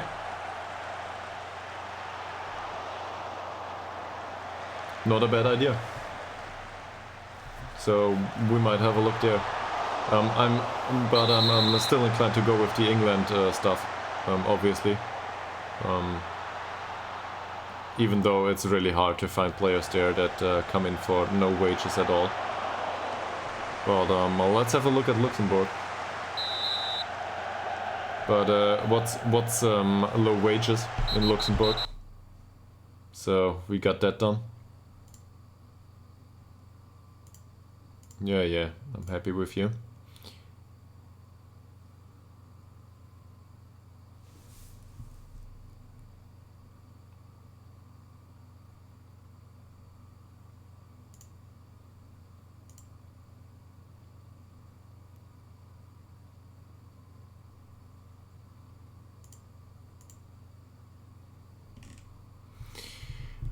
Okay, next friendly again against Segeltorps. It's 2 friendlies to go, both against Segeltorps. So, where is this? I've had enough of this. Responsibilities, stuff, matches. Here it is, maybe.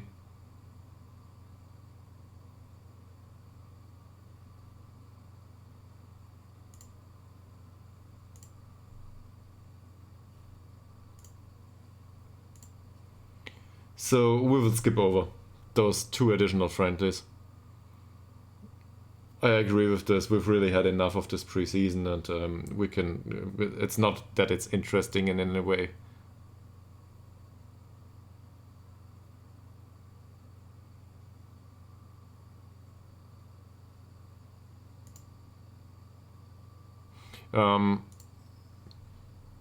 You might want to switch up tactics, because Football Manager, well, you know, the managers adapt to what you've been playing recently. I might need to do that throughout the season too.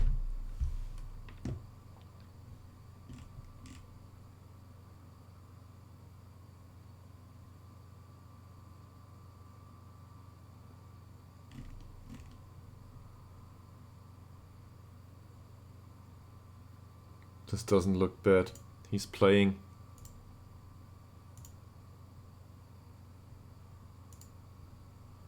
Weird. So, oh, Dennis Koss is also wanted for loan. We brought him in as a backup. He is a backup, but he can be a backup whilst he's out on loan. Doesn't need to be on the pitch for us. Might already be in negotiations, I'm not sure. No, he's not yet. Anyone else? So Blennestrand doesn't want to be offered to other clubs, so we don't do that. Westberg, maybe.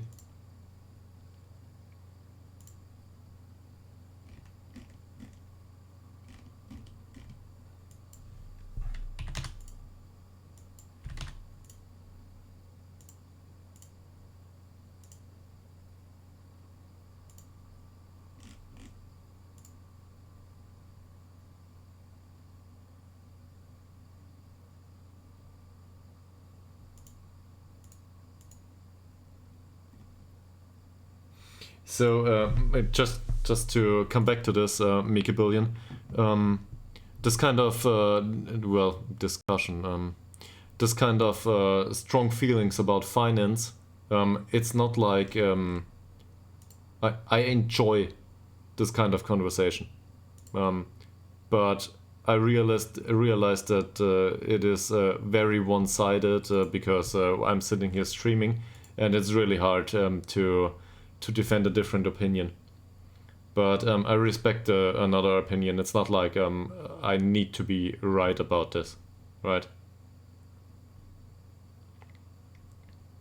So in case you, yeah, but I do worry about these things, right?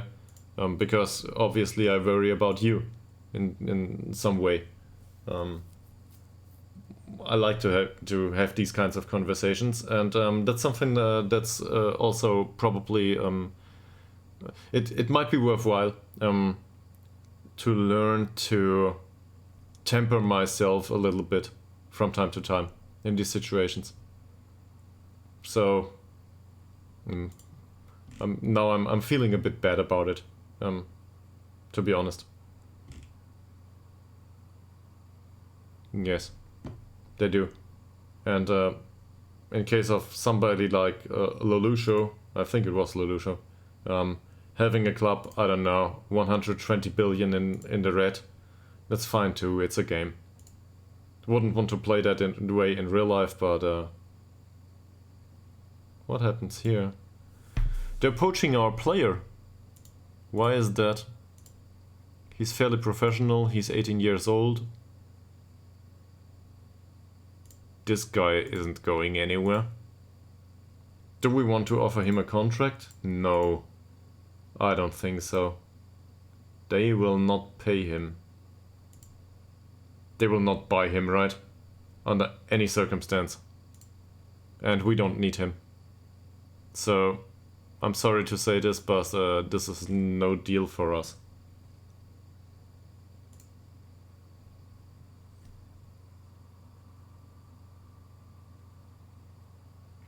Yeah, but on the other hand, I also understand I really understand the other perspective, right? Because the other perspective is, I'm doing this for fun. I don't want to be serious about it. And that's okay. Alright. Thanks. And I'm really grateful for that conversation too.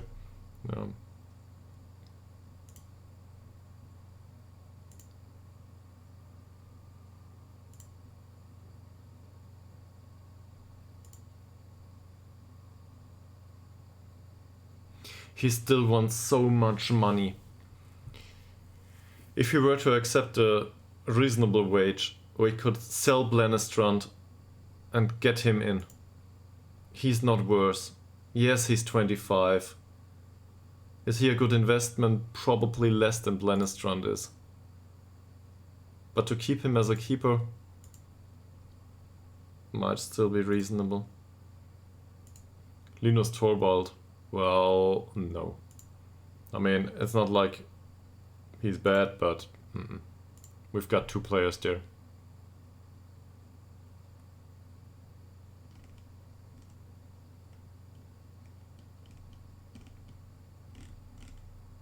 This guy is interesting too, by the way. How much does he? No, never mind. So, besides wage requirements, which I'm not willing to pay, I'd like to compare this to Oliver Swan.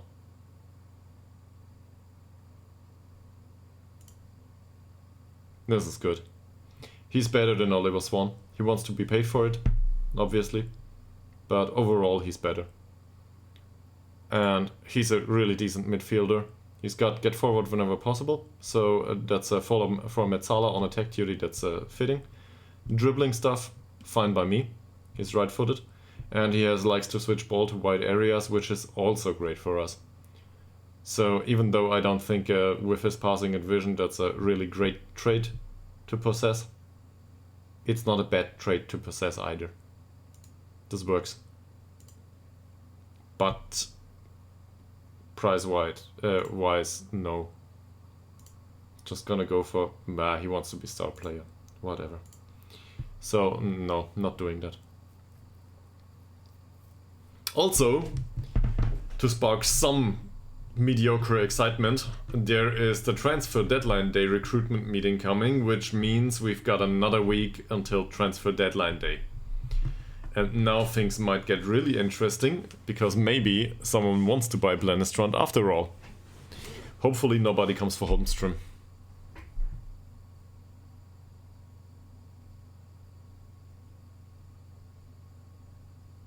Tinian de Boggende.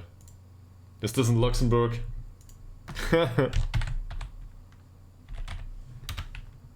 This sounds like Belgian or something. There he is, in Utrecht. 18-year-old. Yeah, he's a real bargain.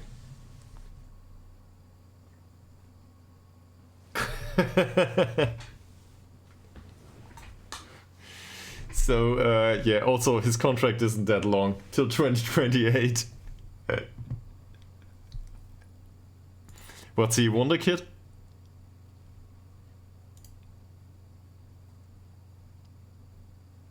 Yeah, he's already in the Eredivisie. Look at that, playing with Utrecht. No. No. Don't force me to do that kind of stuff. There's only one type of contract that's worse. The contracts negotiated by the board are just all over the place in Football Manager. No, you definitely know how to tease me now. This will be all over the internet. at some point. Maybe. Or you can continue doing so for the next 1.5 months. Just tease me with it. Ah, Chris, spend some spend some money on this. Come on, you can spend some money on that, and I will always have a look. And it's really hard to say no on a persistent basis, and with these kinds of situations. Especially, you know, I want to go for promotion. It's not like I don't want to get promoted.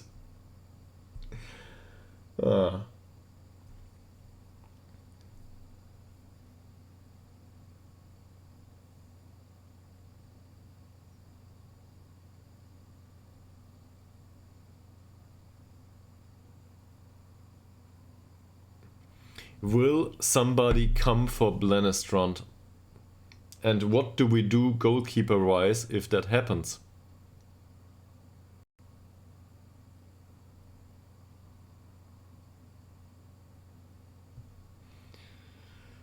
That's the question here.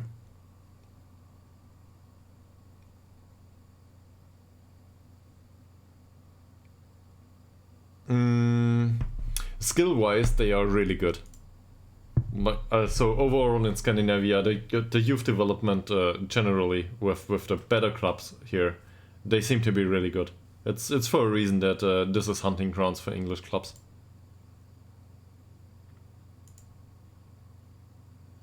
He's showing no improvement in shooting. Yeah, I disagree. Jonathan Stolt showing no improvement in long throws. It's not like he has to train anything else, so don't care. Flag guard, playing no through balls. We don't have the stats available anymore. Yeah, so his through balls weren't great. But on the other hand, whatever. He already plays short, simple passes, so yeah, plays no through balls. And they want us to remove plays 1-2s of Skillermo. Well, didn't we just try that? Sure, do it once more. Why not? Ole Svensson. Should do what? Needs to develop match experience. Oh no. Same with him? Well, get him some. This one actually. By the way, this is an example of somebody who's really been training well and who had a lot of green arrows over the last years. And he didn't do well either. This is what potential looks like. So yeah. He's on a non-contract though. Doesn't matter much anymore. Edin Hailovic. Oh. Well, he's fairly ambitious. He shoots from distance, which is bad for him. Should probably untrain that, right? So in these cases, what do you do to these players? I think it's really unrealistic that he goes for 10 points of long shot at one point in his career. It's also a trait that's not exactly fitting his positions. Well, here maybe. But I don't know. Would need to play something like this or maybe a Metzala. So you just untrain these traits? What do you do with those?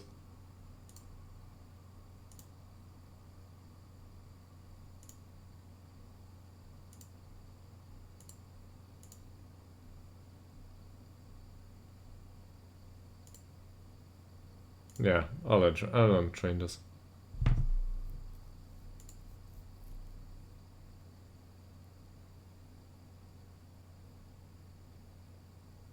Oh. Okay.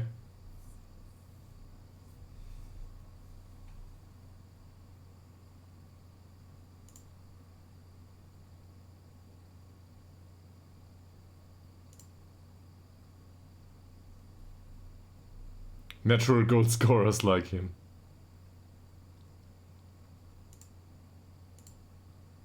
So he's a natural goal scorer. All of a sudden. I don't think so. He's got great tackling though.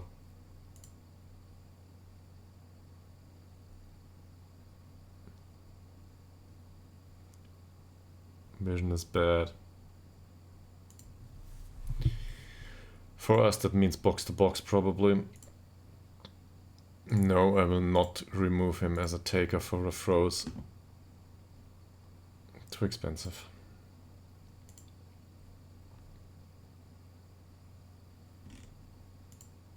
By the way, finance-wise, this did get better, right?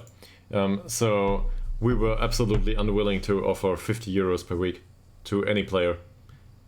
I refrained from that after last season. Last season we were going on a maximum of like 30 euros per player. Now we're spending 65 on one. Because I really thought this was a great catch. A 19-year-old fairly professional with those stats is a great catch for this club. So I'm willing to pay for that. Not sure if he will put it on the pitch, but I thought it was a good deal. And well, the player doesn't want to sign a new contract with us, so might have been too good to be true for us.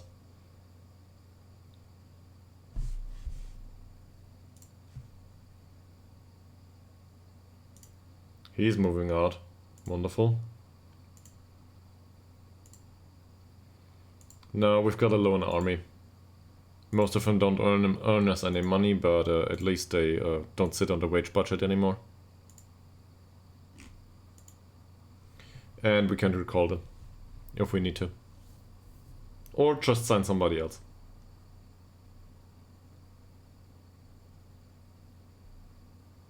So in a way, this was too much business for my taste. I shouldn't have done that.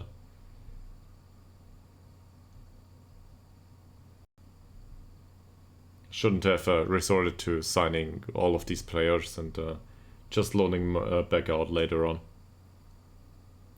I don't think it's a good idea. On the other hand, as you said previously, if somebody makes it, might be a good way to generate some income.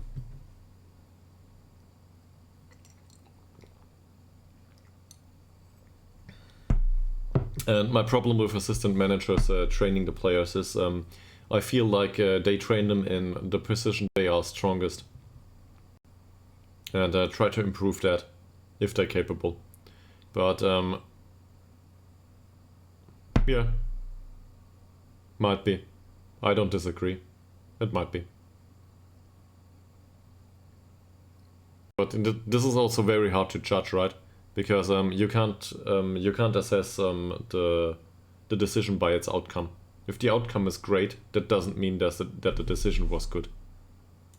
I don't know. You wouldn't want to bet $1 million or I don't know 1,000, yeah.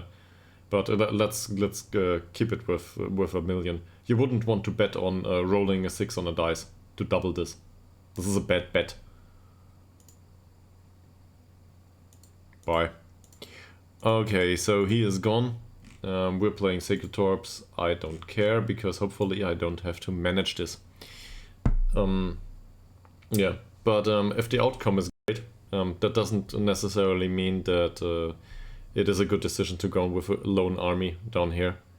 On the other hand, this is a concept that usually works all throughout Football Manager. I really don't want to attend that meeting. It's they're gonna show me some players I already know of.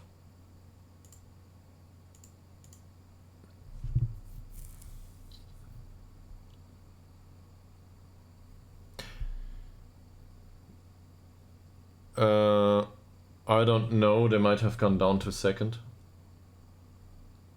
Trelleborg is one of the clubs that I think was interested in Blennestrand. I'll have a look. Loan players, by the way, is also the thing that we might include more. We had a lone player or two, but they were not important members to the squad. Yeah, I'm not gonna praise you on that. This is fine. And this isn't. But anyway. Trelleborg.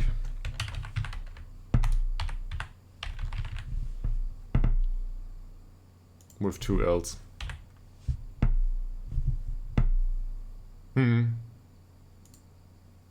Yeah, the ones they release, maybe. So this is First Division Elite. They are first. No. This is not Premier. This is so this is Second Division, right? Okay. Nah, Trollhättan is here too.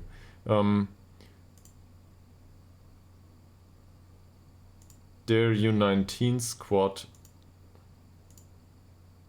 Oh, they are €9 a week. We can afford that.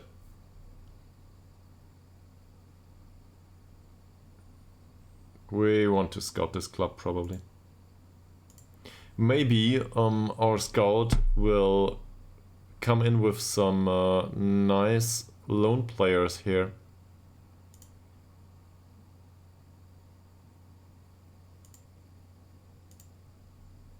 I think I did that at some point to some of the clubs. Maybe Trollhättan too, whatever.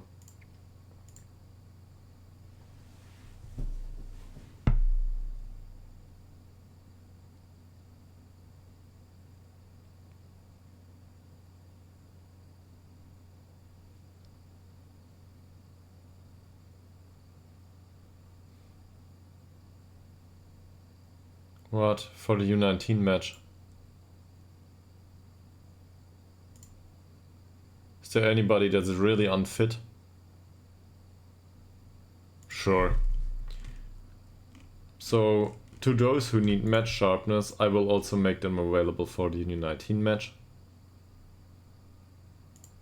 For 45 minutes. Because why not? Elias gonna guard. Yeah. Let's let it go through this match.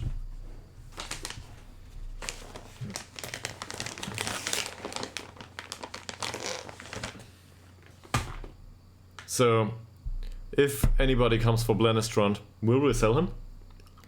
If they come with another 10k?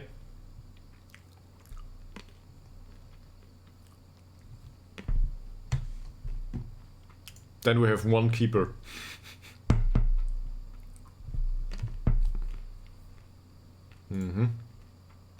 Oh yeah, I wanted to look into who? Elias. Yep, I can do that.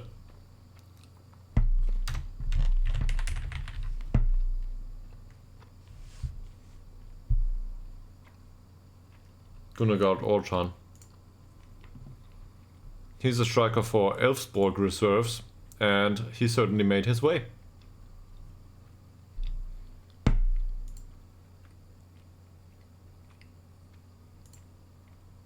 Let's offer him a trial. We need a striker.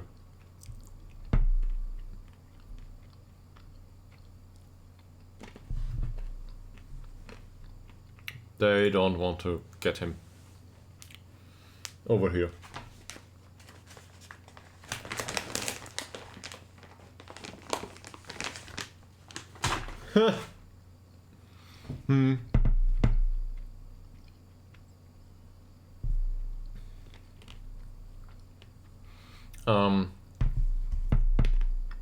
So one thing that I can't do, because I can't send my scouts to England,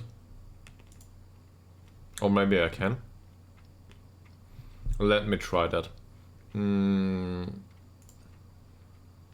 But no, scouting is limited to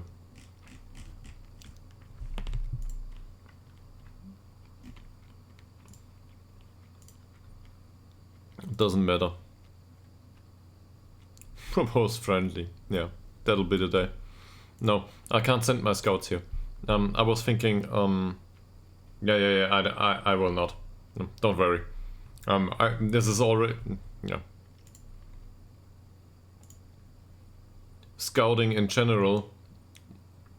Let's have a look at last season. This is already really expensive to us. Actually, this is one of these places. Look at how much that was last season. Maybe we want to restrict scouting, because it's really a big expense for this club. but that would imply that we don't have we don't know about opponents' attributes anymore.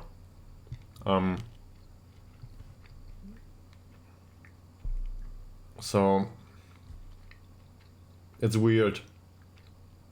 It's not the biggest expense.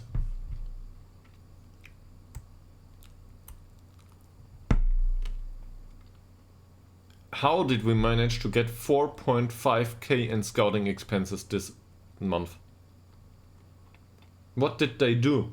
We didn't send them all overseas or something. This is all in Sweden.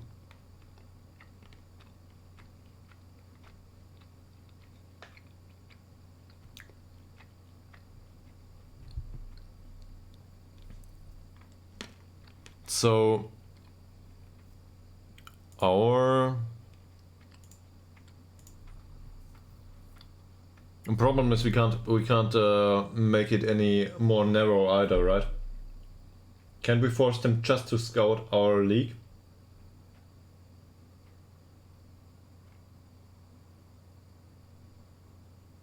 Oh, yeah.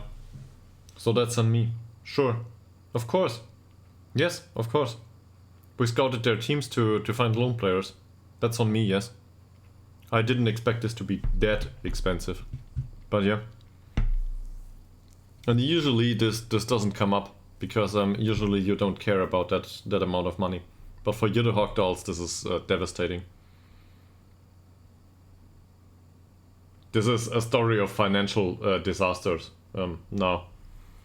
And well orchestrated by me. So... Oh yeah, okay.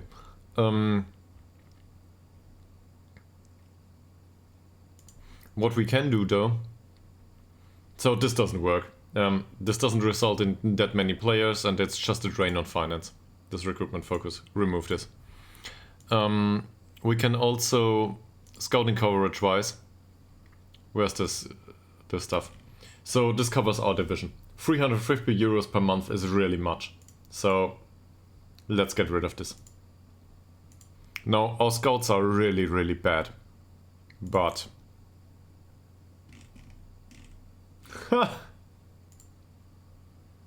Oh, these are those of English nationality.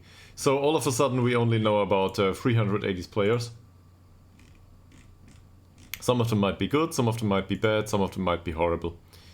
What we can do though, we give our scouts... Where is it? This is not where I want this to be. Where is the assignments? I had a look into this, yes. Let's go back to this. Discounts. Yeah, it's not boarded. It's not board. It's supporters. So it's not even that important. But the supporters have some hold of the board. But partial English is actually how I went about this from time to time. This is second nationality right here. And we know 4 players right now. Let's bring these 2 in on trial.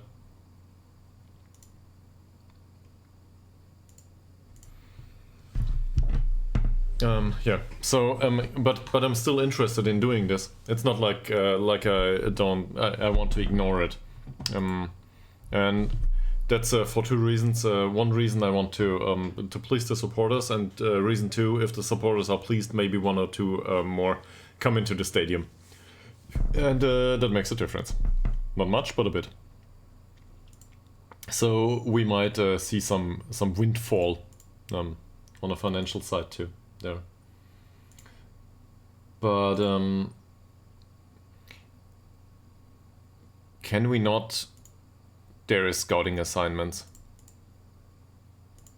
Can we give him? Oh, we have to create a focus. Okay. He is focused on the next opposition. Isn't that bad actually? He is though, as he is. Okay. So these 2, what can we set them to scout that is really cheap to do and is useful?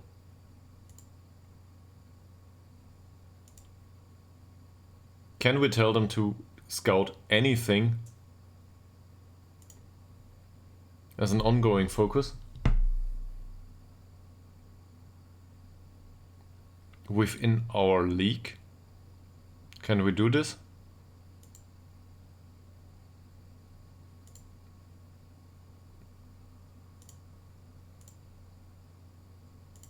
What was the one that was busy? Nieberg is busy. Okay.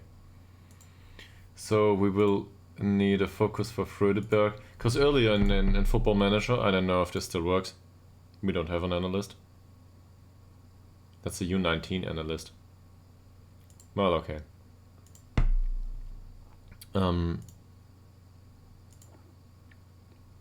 Our scouts have extensive knowledge of Norway. We cannot go there. Further details.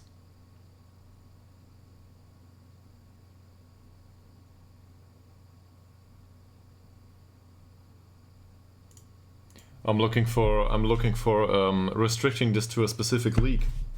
I would want to restrict scouting to the league we are in,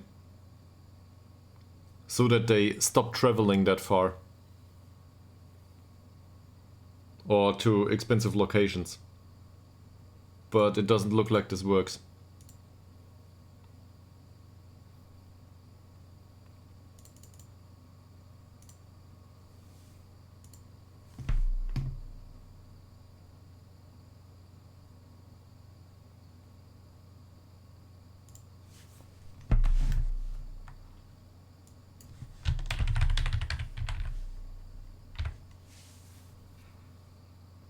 So we'll just go with basically everything.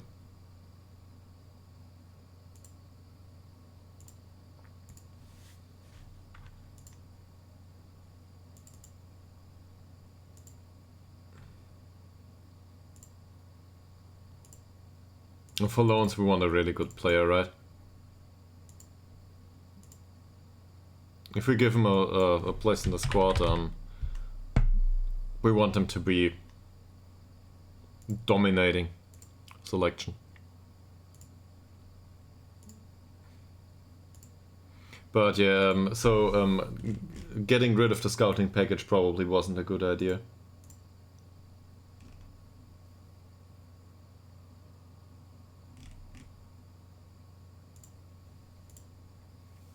Sean Lomas, sure, that's the two partial English guys. Yeah, he's not any good.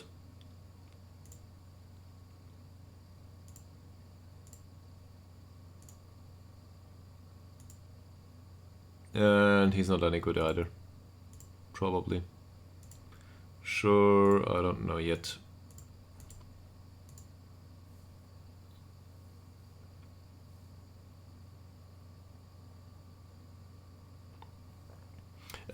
To be perfectly honest about board objective 2, sorry loser, I'm not used to being around that kind of board objective.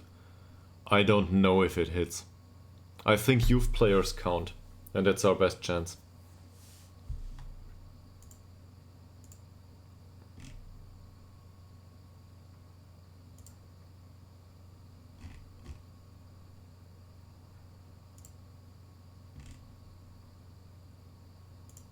How's this doing?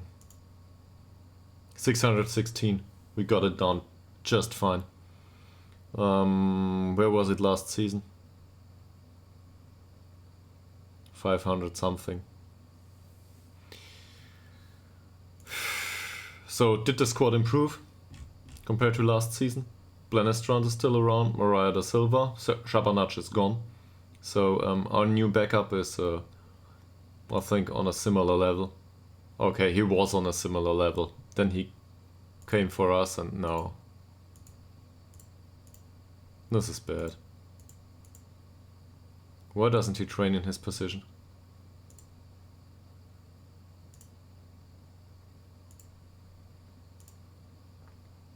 But he will probably do. Fleckout and Ytterhogdals are still around, so no difference here. This guy's new. I think he is an improvement. Also, he's 22 years old. Ekman is there. Turngren definitely an improvement. Squan is still around, even though he might be unhappy for the entire season. Tillander is still around, and we've got a better backup here. Ytterhogdals is new, but Bergman is still there. Holmstrom is still around. So, top quality wise, I don't think we lost anyone. Right?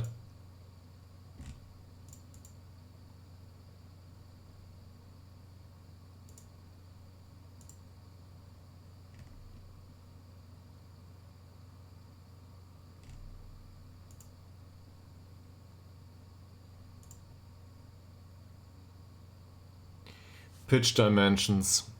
So we're doing a lot of overlapping. So far we had a long pitch.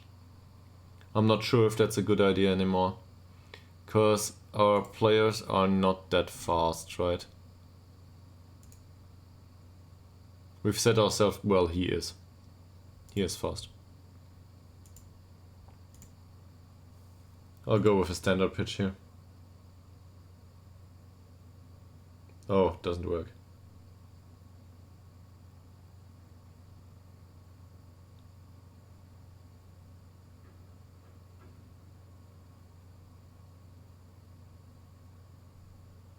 Ah. No, this is a proposed dimension, so we will keep it at the standard dimensions here. Do you offer for Danielson? Yeah, okay.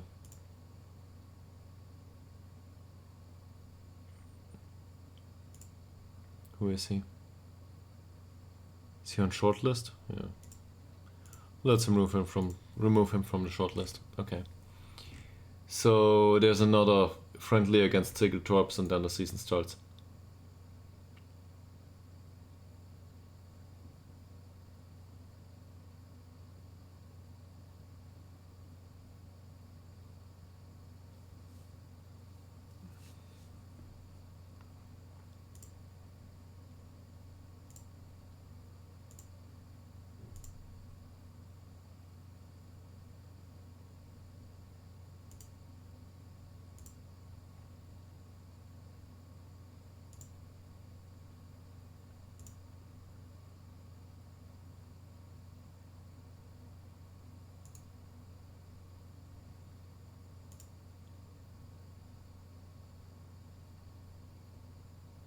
Oh, there's skill scouting. Well, I can't change that now, can I?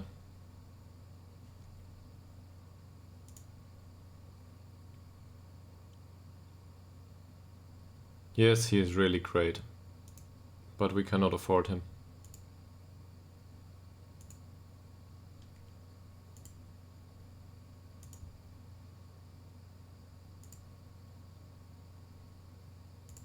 Marin Rugota.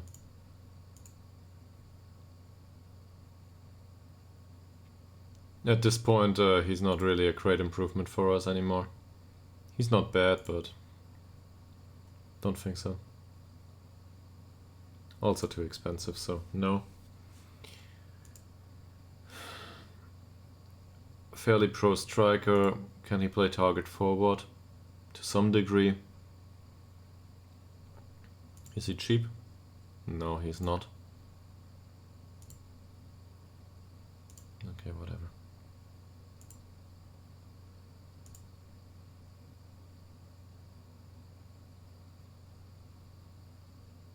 Uh-huh.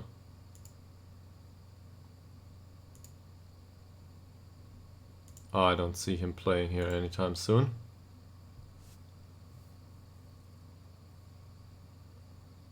Ruben Martin.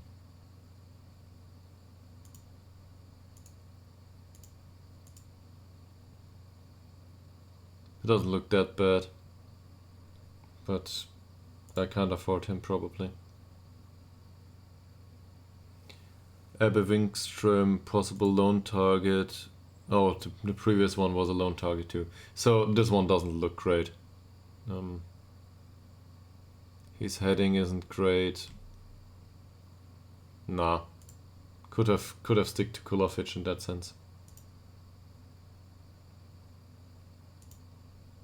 This is also a possible loan target. Don't think that's viable.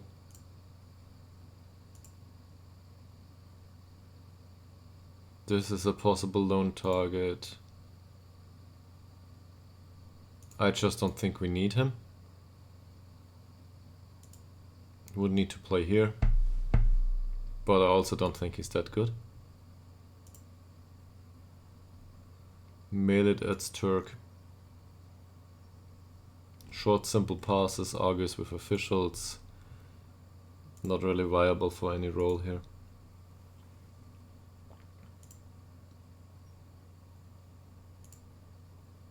So he will come in for a trial.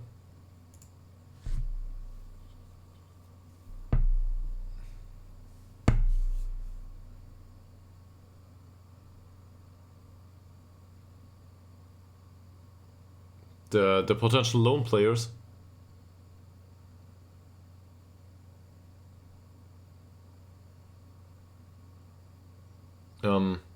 Well, that guy with the you're right about that. That guy that has too high contract demands. Just got him in. This one. He wants, I don't know, 130 euros.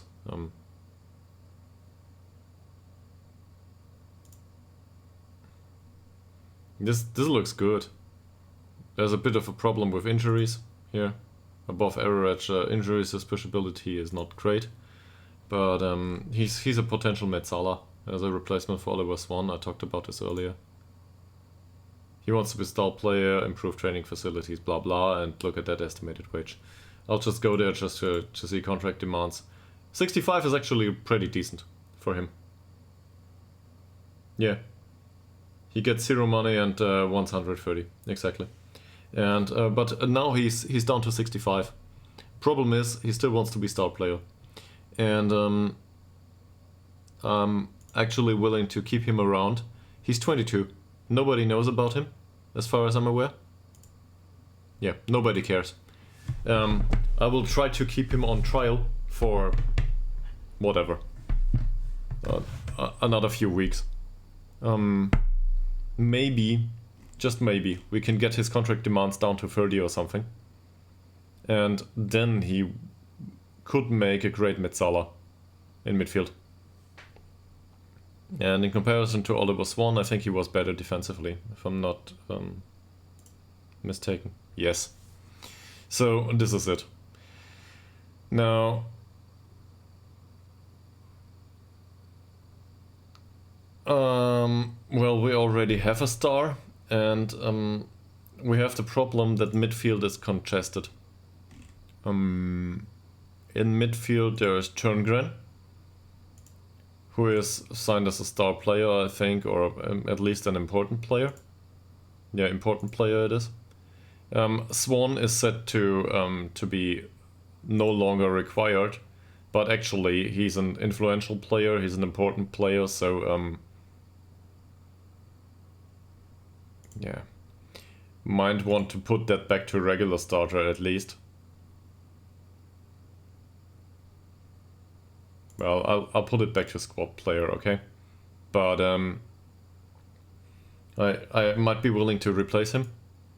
But on the other hand, he's still unhappy, so we might need to part with him at some point. The thing is, he's not a bad player for us, and he's cheap. He comes, well, for relative to his skill, he comes for 30 per week, so this is really fine. And also, he was on the pitch throughout the entire last season. 7.08.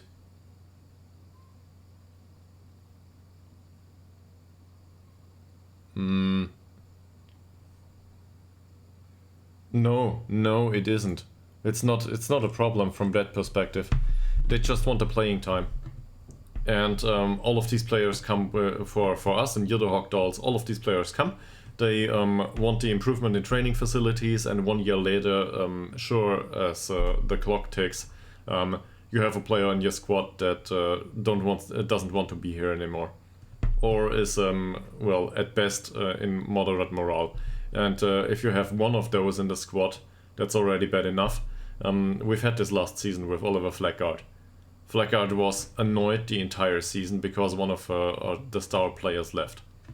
So I try to make the promise to myself on stream that I will not sign another player that will moan about training facilities 1 year from now. So I'll just show you the overview.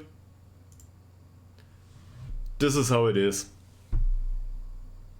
We've got 200 days until a few of the players will start moaning about training facilities, and they will all go out the door because they're unhappy, because we can't improve them, because we don't make many money. So no pressure. Yeah, the actually, but no, well, in a way, yeah, this will go south, for sure. But if we want to get players of any quality in, we have to make these promises. That, or well, I don't know.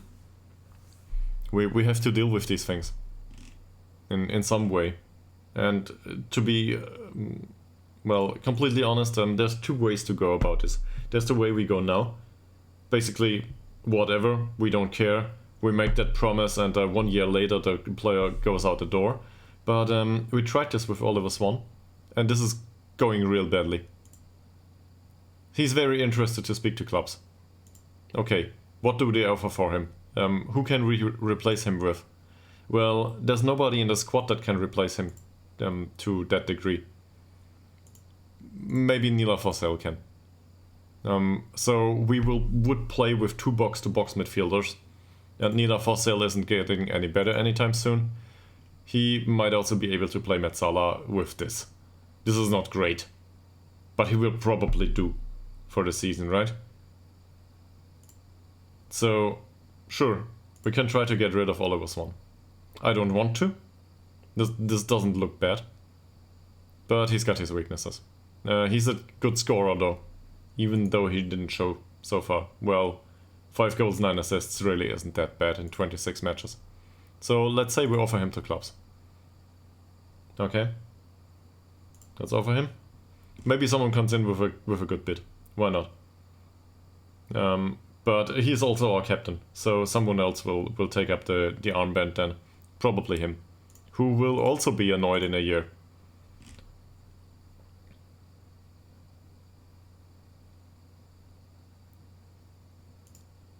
Yeah.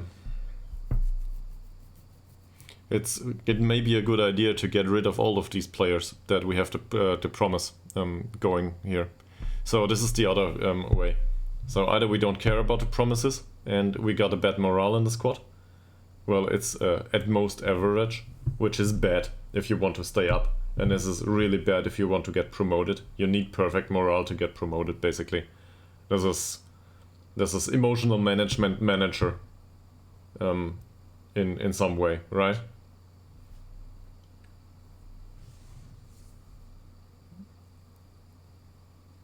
Or, well, we do it the other way. Yeah, I missed that too. I really missed that. So if you have any idea how much this costs, so this is the problem. Nobody's interested. Nobody wants him. And this is really weird, because he's a good player. This is a good player. I'm convinced of this. Look at that sample of stats. So he's playing Metzala for us, but he can play everything. He's even acceptable as a, I don't know. Let's say he plays box to box. It's not like he's got very many weaknesses in this respect. He might even develop at some point. He's 21. A former Göteborg player. This guy's good. Well, at least to me. So if we could finally stop moaning about training facilities, that would be really great.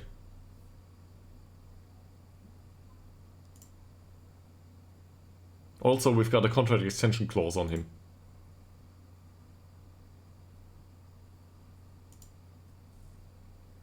Wonder kids in football, yeah, not be able to sign any of those.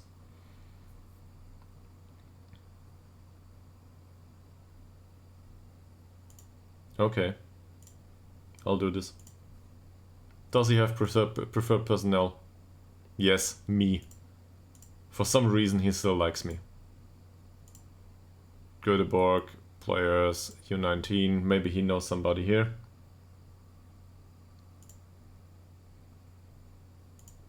There's a keeper. Whatever. What do they get paid? 9 euros a week. Yes, we can afford this. Okay. Let's offer a trial to 21 players of IFK Göteborg, U19.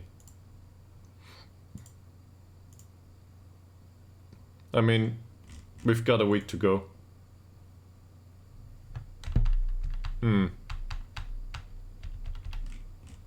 In some cases it's been accepted, in some cases it's been rejected.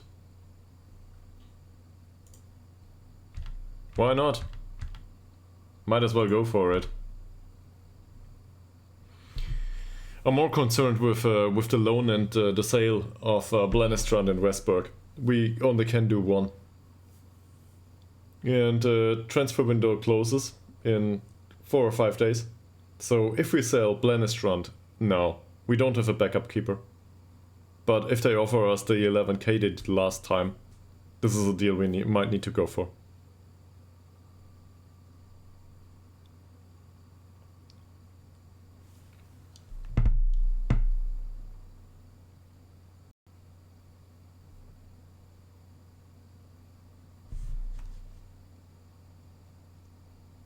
Four new messages. That is if it loads. Well, he's not looking good. He can go straight back to his club. Because he's unambitious. I don't want to have an unambitious player in my squad. Wherever he comes from. Philip Möller. Fairly pro, way better. Suspiciable to injuries though. Maybe as a backup keeper at some point. Still got a scout report here. And this is what finance looks like, even though we offloaded players. So this is probably due to scouting. I have to have a look into this.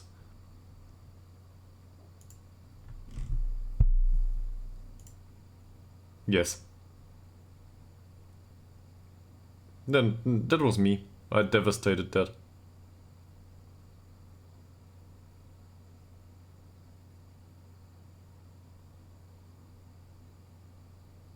This is all tiny here, and it shows. So scouting costs are really a problem here.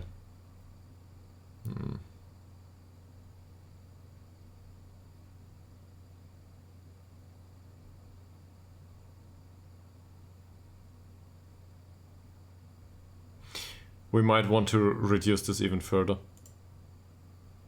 Where's the stuff? We got 2 scouts, 1 chief scout. Alright.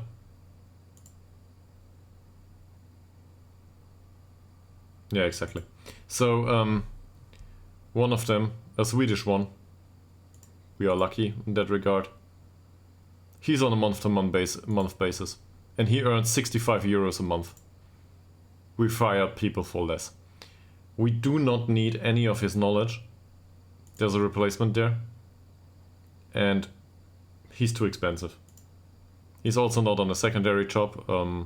For example, our director of football is actually used as a goalkeeping coach.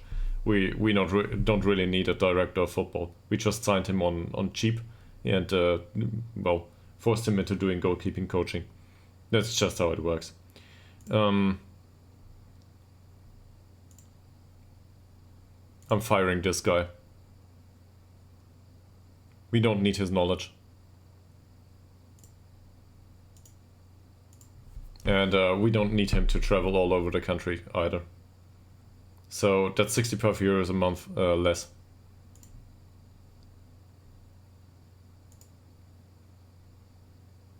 And in the case of Hendrik Engblom, he doesn't bring anything specific to the table either. Because he does. Well, he brings Iceland and Faroe Islands. I don't know, Faroe is probably part of regular scouting. But he's on 40. He's on 35. He would not want to sign on less. I don't even have to try. No, he wouldn't. So, the problem is we're going with stuff that is paid like this. Minuscule amounts. And our scouting takes a lot of money. So I hate to do this, but he goes out the door.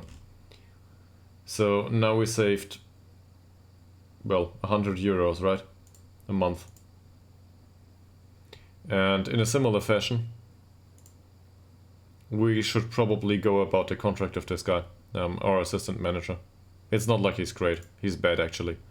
But 110 euros a week was the cheapest we could get back then. Maybe we can go cheaper. We need to cheap out on some of these things. Yeah, sure, I can go for that once more. Why not? Yes, you're right. But they are not willing to go there, usually. Yeah, this is always what I get.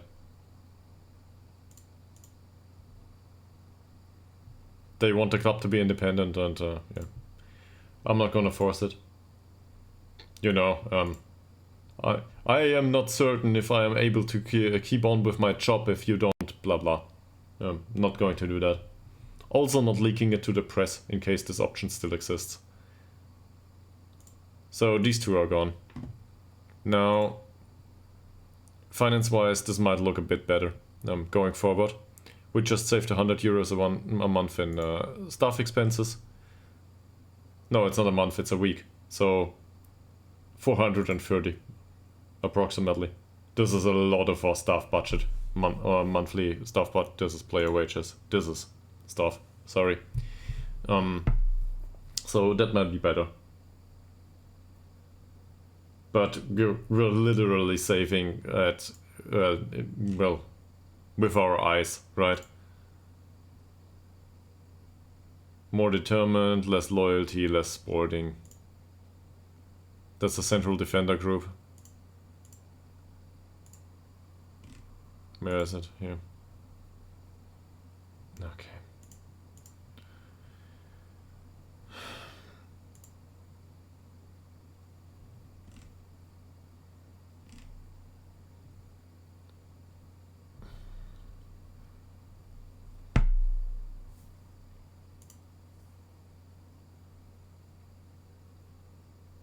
To be perfectly honest, this doesn't look good. So now this includes obviously a few of my choices that were really bad, like the scouting ones. By the way, is there scouting priorities?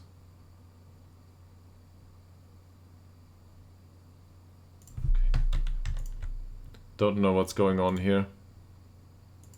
Why would we want to scout these? Don't. Stay at home. Scout the next opposition. Don't go out there. So they want Westberg and they want Blennerstrand. And we want a backup. And we want to get rid of these two. Because we can't afford scouts going abroad. Let's go with trials, whatever. If the player doesn't want to come in for trial, no deal.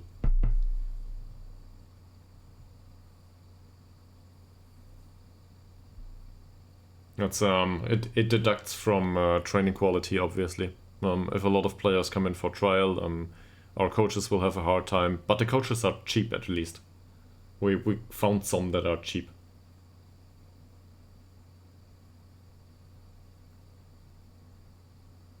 Problem with scouts is it's not only the wages, it's really the scouting costs.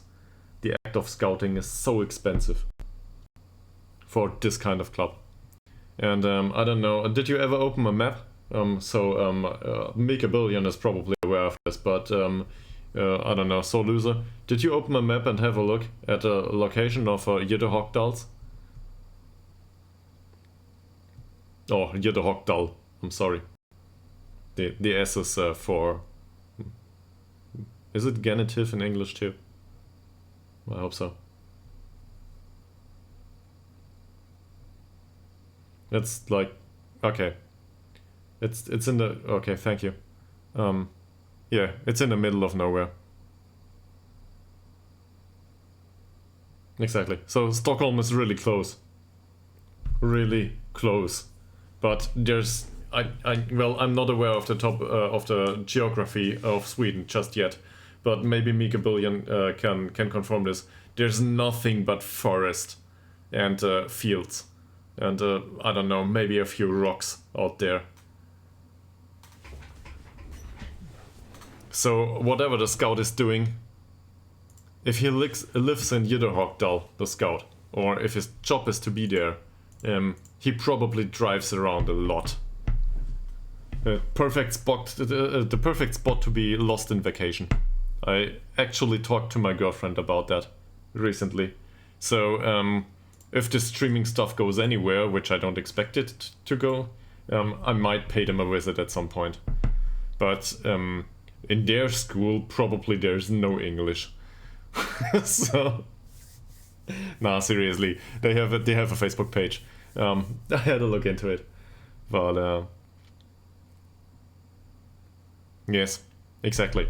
And if you look at club finances, the fuel is expensive.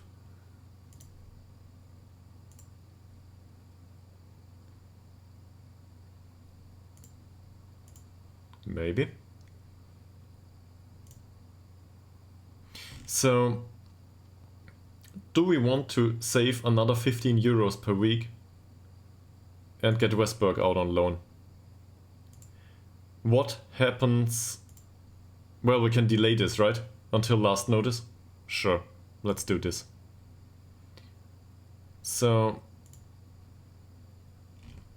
if we can loan him out, say somebody pays money for him, I don't know, any amount.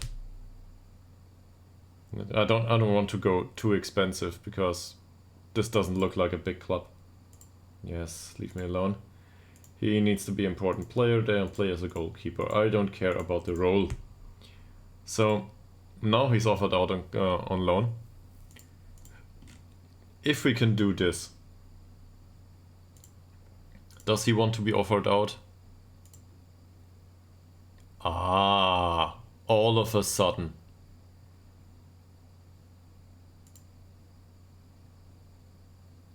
Yes, I know this is our last keeper. But, you see this? 190 days until he gets really angry. Yes, he's a star player.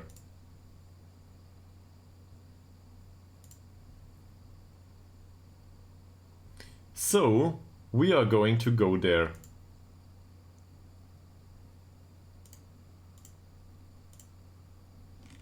Probably a bit late for this, but he was really opposed to being offered to other players, to other clubs. So far, maybe somebody offers for him a decent amount of money, and then all of a sudden we need a keeper, and it will be a really hard season because we will concede double the goals.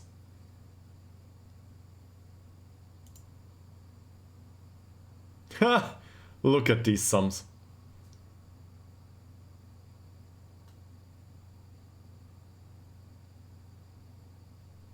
We had a sale going on for 12k.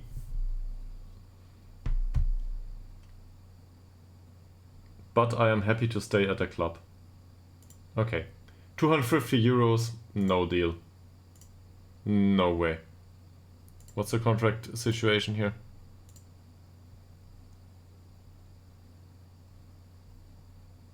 I know. But 250 is... it was non-negotiable. So, no.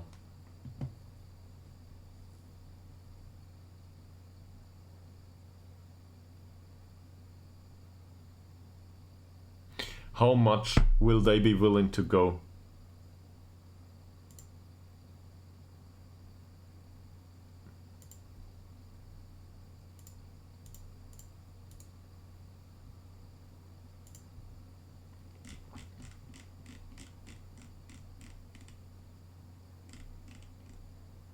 Okay, 7k it is.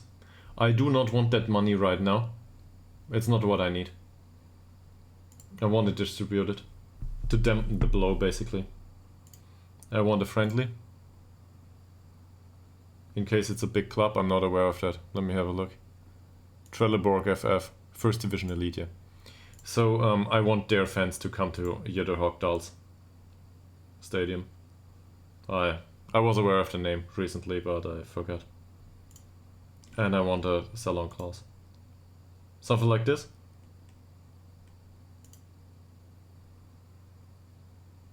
If it is too much, that just happens.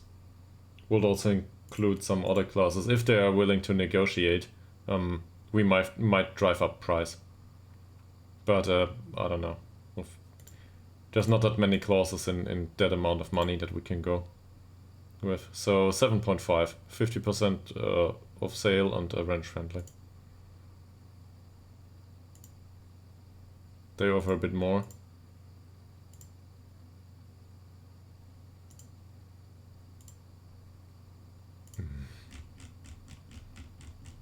Have to go there like this.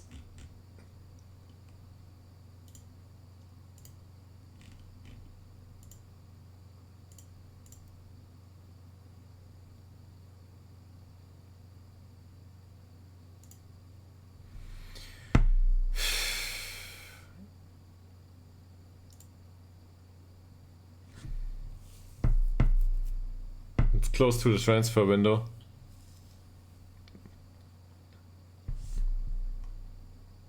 So Westberg isn't going out on loan anyway. This is somewhat good, so we have a keeper.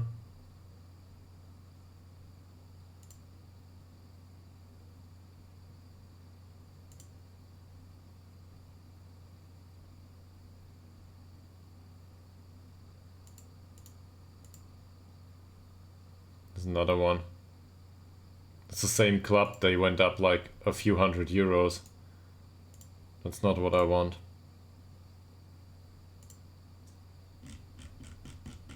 Fine, I'm okay with 7. I'll go down a bit.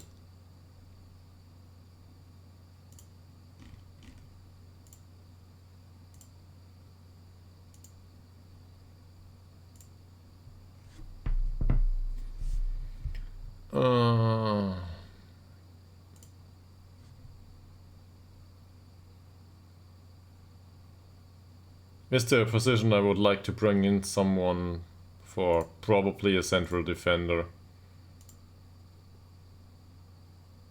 I don't know, who cares? Hope the squad isn't annoyed by that. Another offer for him. 1.7 now, it was 1.6 last time, right? This will drag on for ages.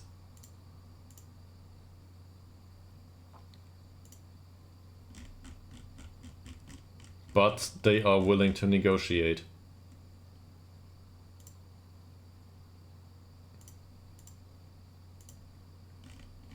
It's also really hard to assess the value of a friendly.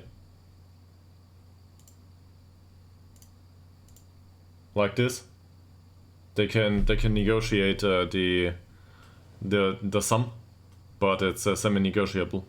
Yeah, but I don't think they will. I don't think they will adhere to this. They will probably decline. But okay, I'll go with this. Thanks, Nick.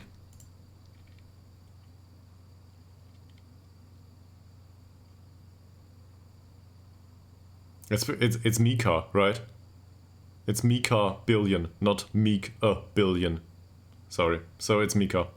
Anyway. Nick's on the internet.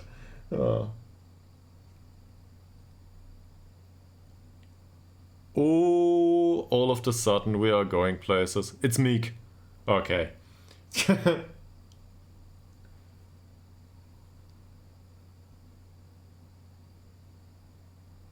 7k offer. Is it the last day? Not yet.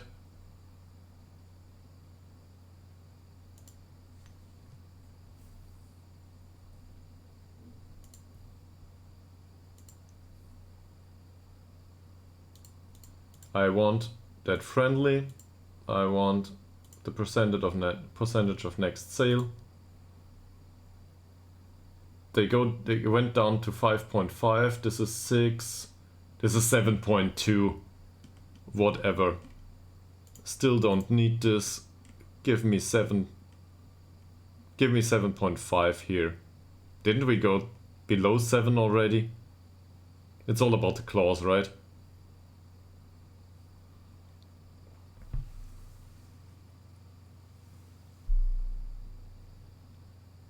Okay, so they were willing to offer 1,000 or something. I'm willing to take that 1k, sure. I'm willing to go with whatever, 6.5 here.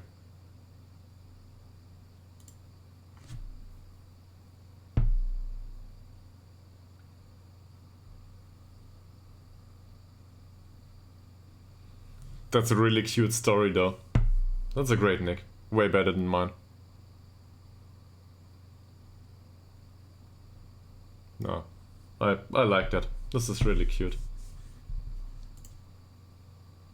I would love to have a story like that with my family. But in my case, it's just, well, it's not here. But I carry around a few things that remind me of my family from time to time.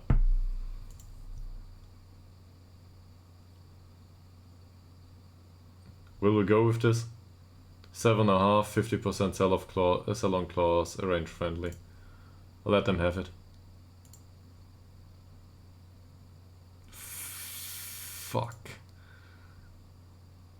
Oh. Now this is non-negotiable. This is what we offered.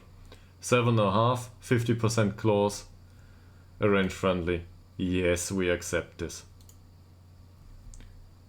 There he maybe goes. Maybe. It wouldn't be the first time that he comes back. And now all of a sudden we need a backup keeper. But the good thing is... Nah, don't call it just yet. This is Kevin Blennerstrand. He didn't want to go to Troll's Head for 12k. So, Sure! We will take him back. Of course we will take him back. We do not contribute to his wages anymore, so this is great.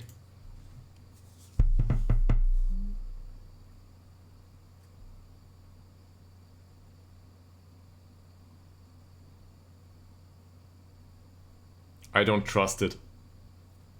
I will not trust it until this is done.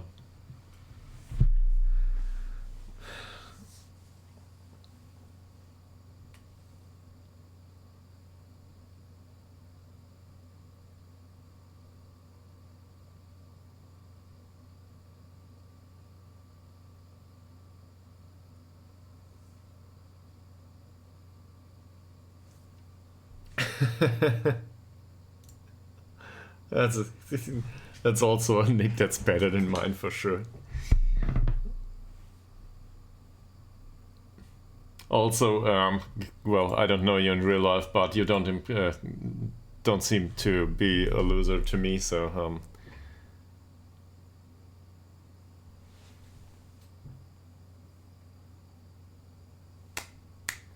Finally he goes out the door. Bye. And we will loan him back till the end of the season. Now we are responsible for his development. Yeah, well, it's so this is a very personal question. No, it is not. So, do any of you two are you aware of a band that was called No Use for a Name? It's like punk rock, I think. Skate punk.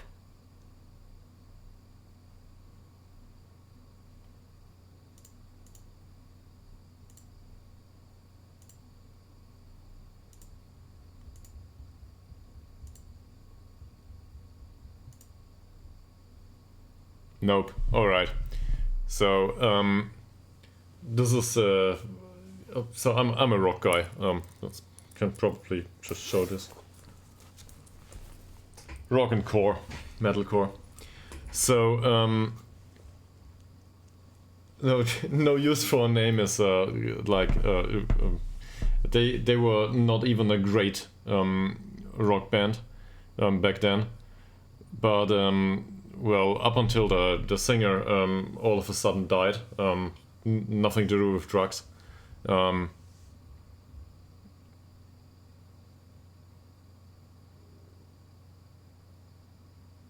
Yeah, it was not a wonderful band conceptually, but they had one really good album. It's called Hard Rock Bottom, and it isn't really hard rock in any way. That's a great album, and back then I liked them, so yeah. I changed the name a bit.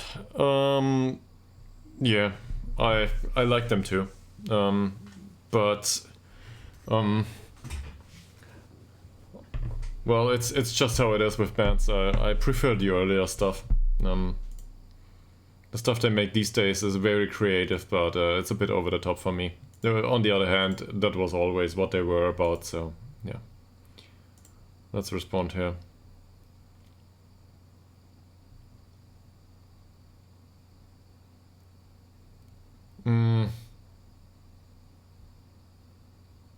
Artistically speaking, I really expect their decisions.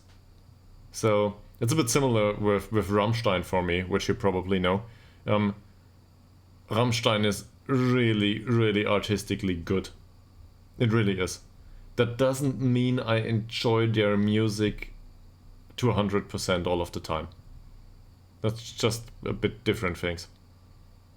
So I can respect both. But yeah, in case of Electric Callboy, or up until recently Eskimo Callboy, I like a lot of their music, sure. Yeah, Northlane is fine. But it's I'm also a bit distributed in that regard. I also like adjacent stuff. I don't know. I grew up on new metal, so that's unsurprising. Yeah, dinner is probably coming for me too. Have a nice day, and probably we'll see you later or tomorrow.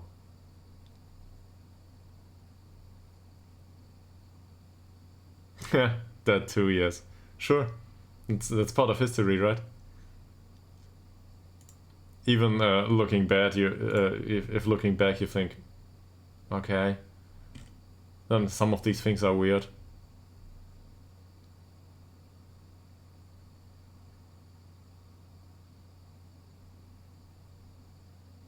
Yeah, I need to do some cooking at some point too, but maybe go on a break too. But we'll continue to lurk on. No, you're happy to have you. So we should probably answer that question here.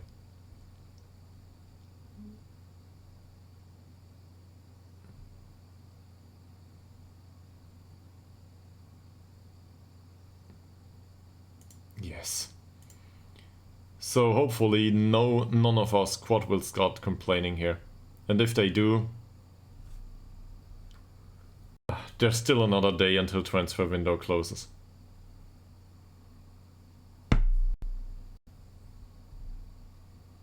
Problem is, we don't have a backup keeper now. So this is really...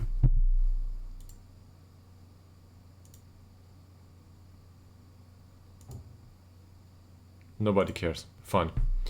Also... Isn't there like transfer clauses anywhere? Transfers clauses probably. This doesn't look that bad all of a sudden, right? Sell-on clause here. Okay, he won't make it, probably. Bob. There's a transfer fee clause. And we also will be owed, for some reason, €0 after 12 league appearances and so on. Carlson, they will pay some fees. We already went through this. Yeah. Jankovic, same. For Högberg we get a wage contribution, that's why we have him. There's a clause here.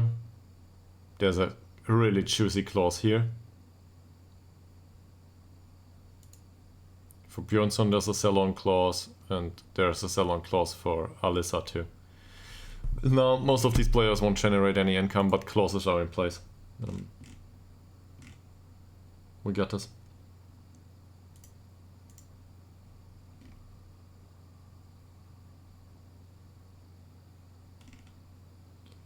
Okay.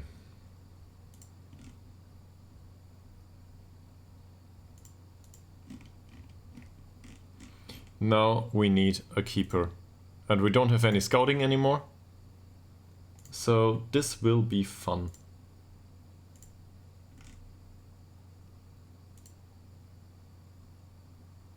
He's good.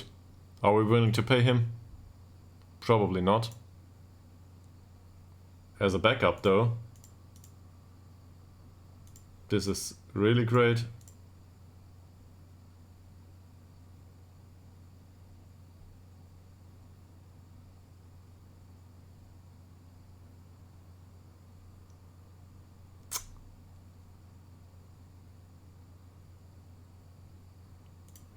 Well, he's a bit more expensive, but I'm willing to go with this.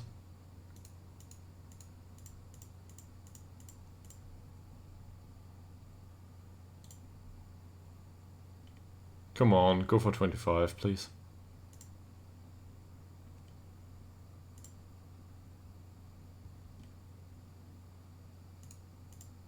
Now can remove all of this stuff. Perfect.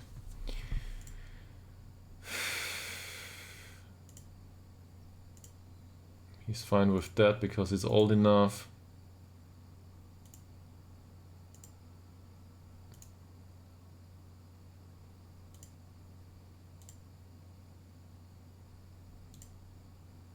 Sure. We just signed a backup keeper that isn't that bad, probably. Yeah, actually he's better than... He might just play for the entire season. But okay.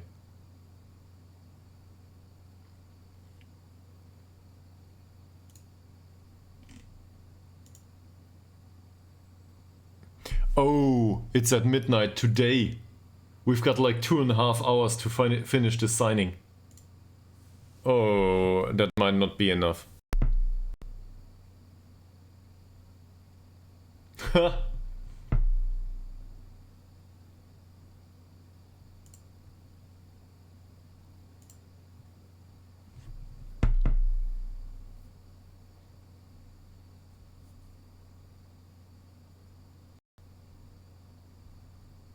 Also, aren't we loaning back Blenestrand?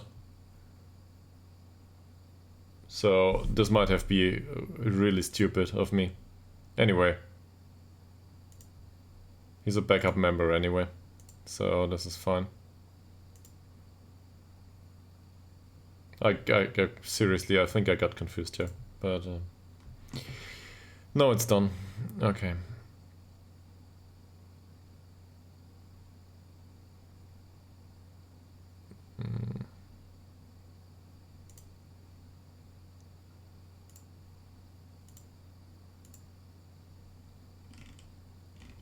Yeah, he's still around. Great. Fine, fine. Now we have a third choice as a goalkeeper though. This is good.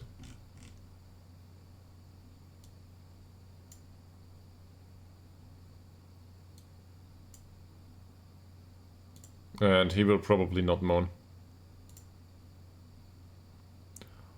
Oh, this might even have been better.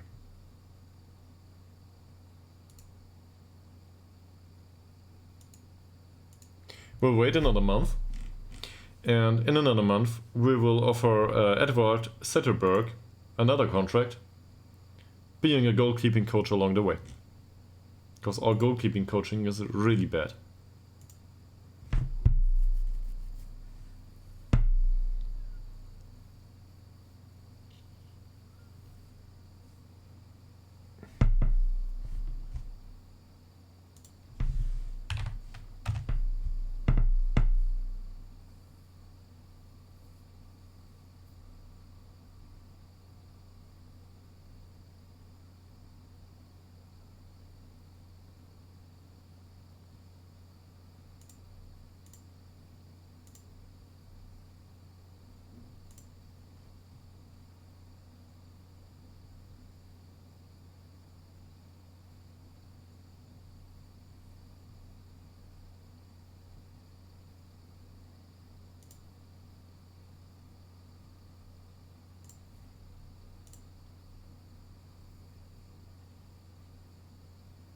Okay.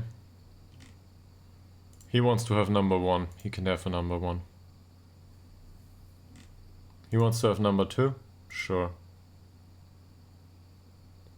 Shabanach is out on loan anyway. Doesn't matter.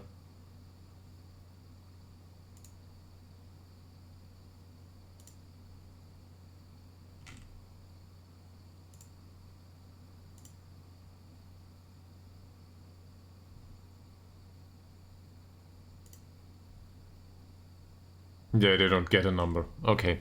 So this is good.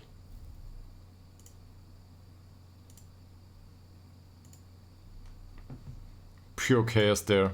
Just give him a random number. Doesn't matter.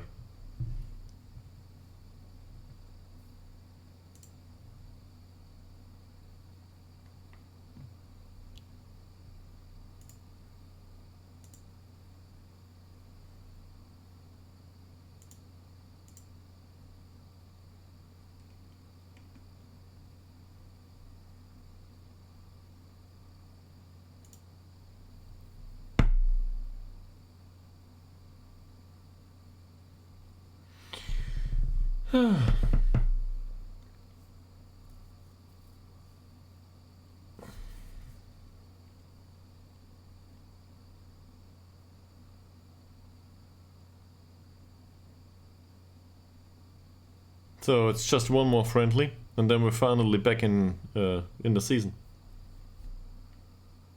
With more money in the bank, long term, and a squad that's hopefully competitive to a similar degree as last season. We might get handed it to us really badly though. Just like last season.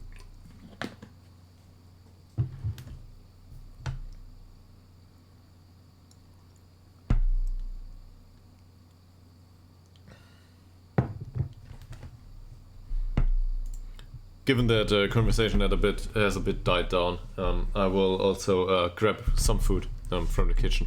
Might take me, I don't know, 5 minutes. I'll be back.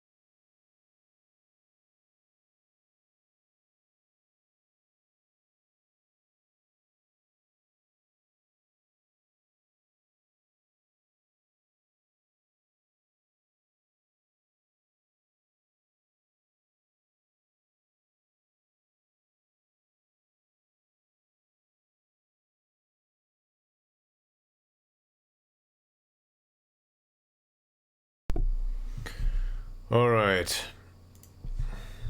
Where were we? Wasn't 5 minutes though, was it? So these are the squad numbers. Alright. Some of them are, well, I don't know. Who cares about squad numbers anyway? Tobias Palm. What about him? He had good rating. Okay.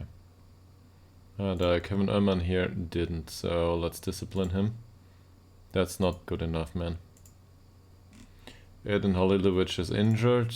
This is not good, but what can we do? And there's one more friendly coming up. Match sharpness isn't looking too bad so far.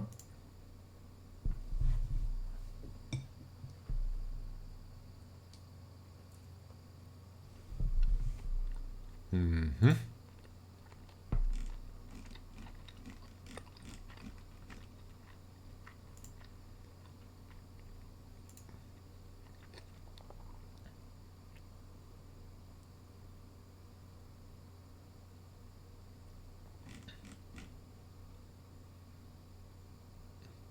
It's really weird.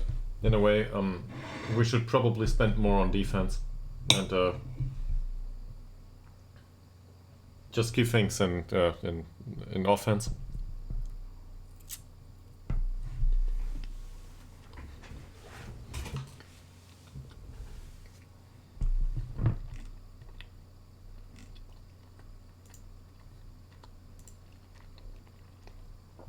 Why is he unhappy all of a sudden? No specific reason. Okay.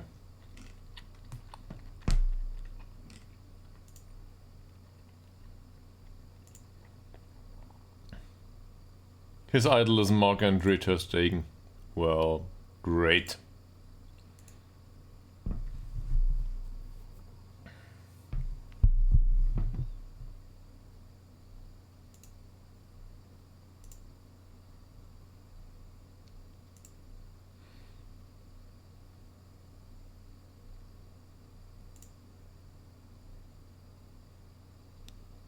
So he still needs anticipation.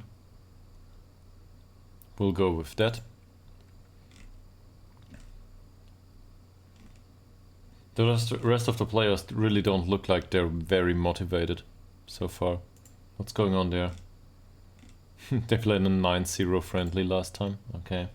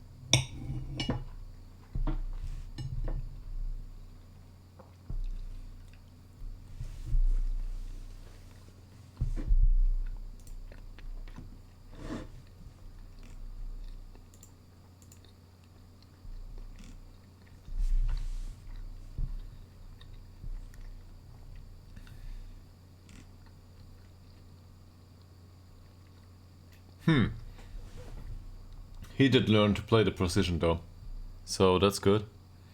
We also don't have Blenistron on a wage budget anymore, because they pay his wages now. And now he's paid 140 euros a week. And they only offered him a contract till 2025. This is, well, with an extension, but this is weird. He might go out the door for free for them after all. Okay.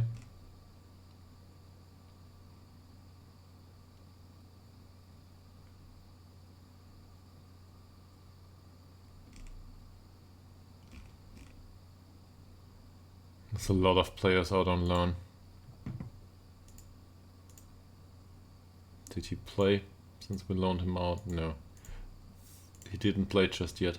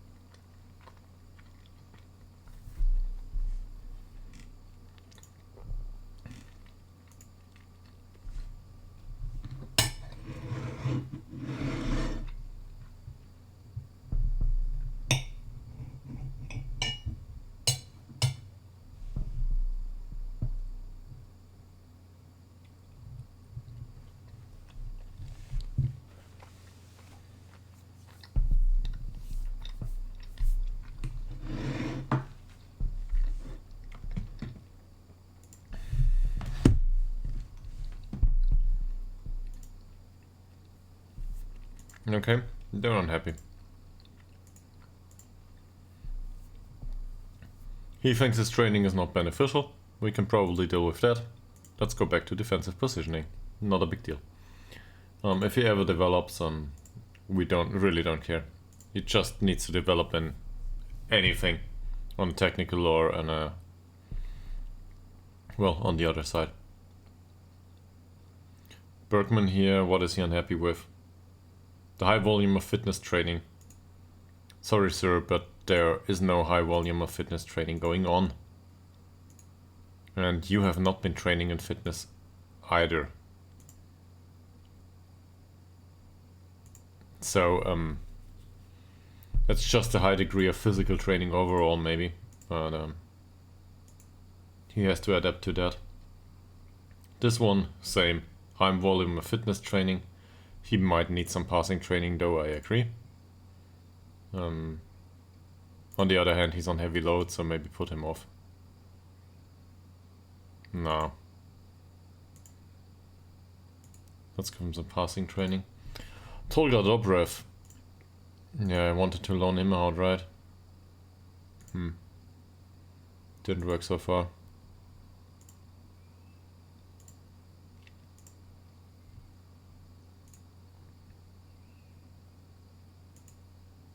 Left-footed, yes, this is all fine.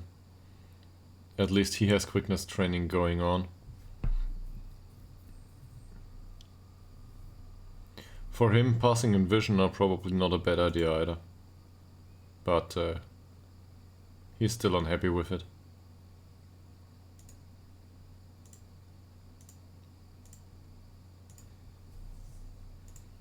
And then there's Eric Vidin. This is not beneficial, you think? Fine. Go defensive positioning then. Or maybe heading? Probably quickness though. Nah, let's go for heading. Maybe he can score the odd header or two.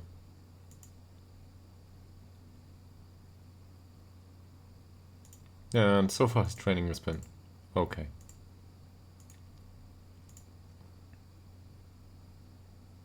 They all want to do more strength training.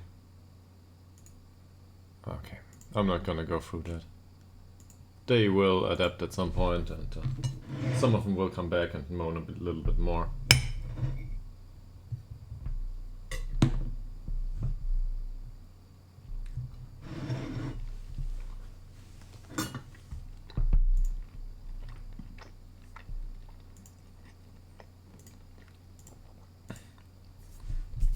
Had enough of this. We need to save money. And one or two will be disappointed, but we need to save money.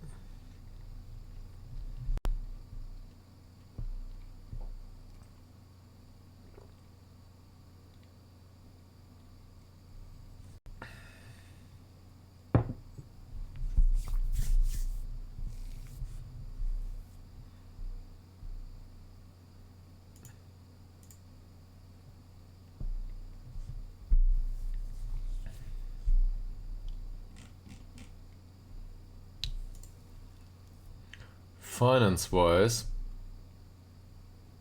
I also think we should probably have a talk with the board and reduce that wage budget.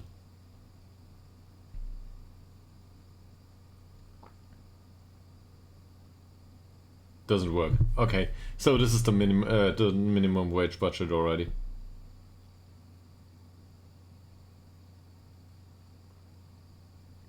Do we want a reserve team? No.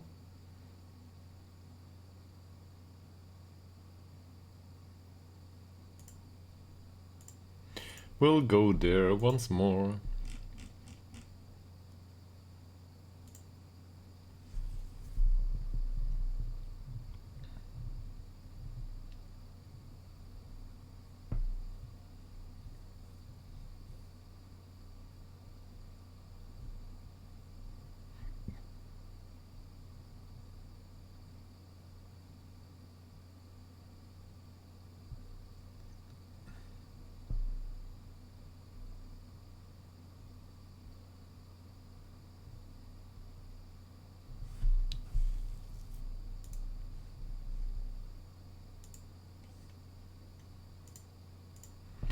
So Eric Olsen was on trial.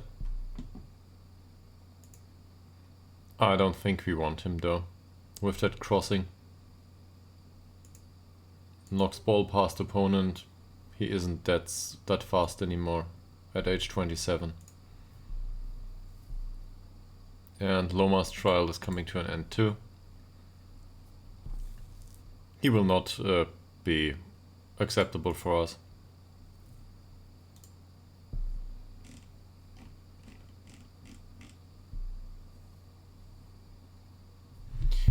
Okay.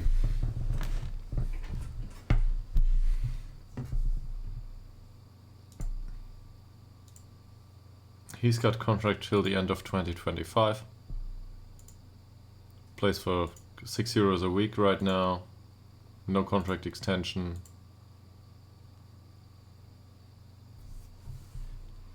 Do we feel he will improve? Probably not.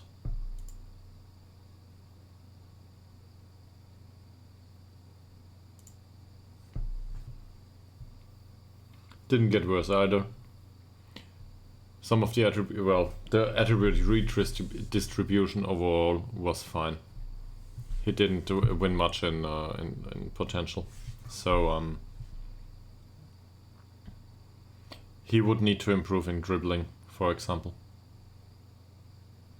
But he did improve in long throws, by the way. This is what he's been training on. So let's go for dribbling here and see how it goes throughout the season. Some club in Portugal was interested in signing him from time to time. Flag guard. Didn't do so well. He's on another 2-year contract. I don't consider him an important player anymore. But I think he's still signed, he's a star player still. So I don't think that's true anymore.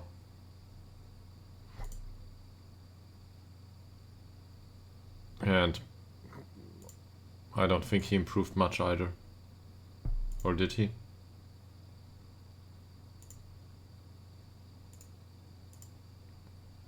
No. This doesn't look like he improved at all. I mean, he went up and down and stuff, but no. Doesn't look like it. So he's one to sell at some point. Not now. Oh, he thinks he deserves a new contract. Okay, let's go there.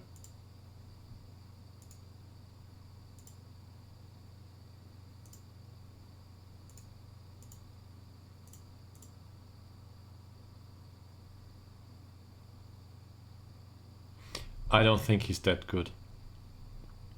I don't think he's that good of an investment. I don't think he's a star player anymore. So he will probably be sold at some point. It's really sad, but I think that's how it goes. This one...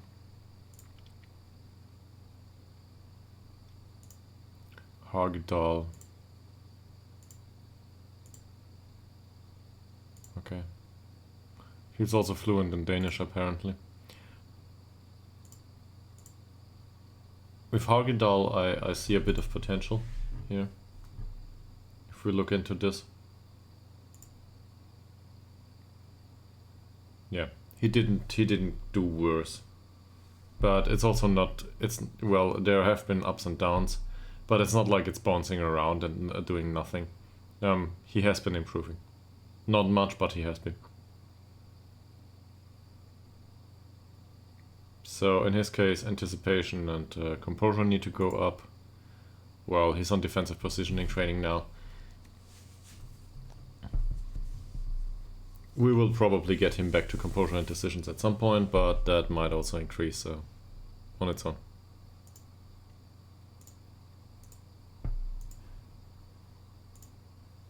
So that's fine. This guy's on a €6 contract. No, it's not. That's the left one. He's fine, I think, so far.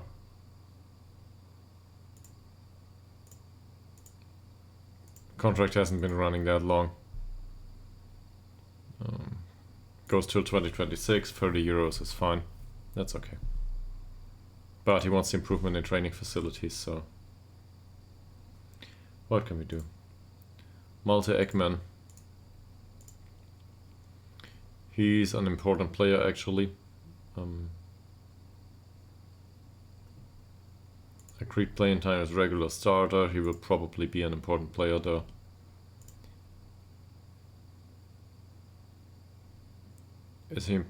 Does he improve mentally?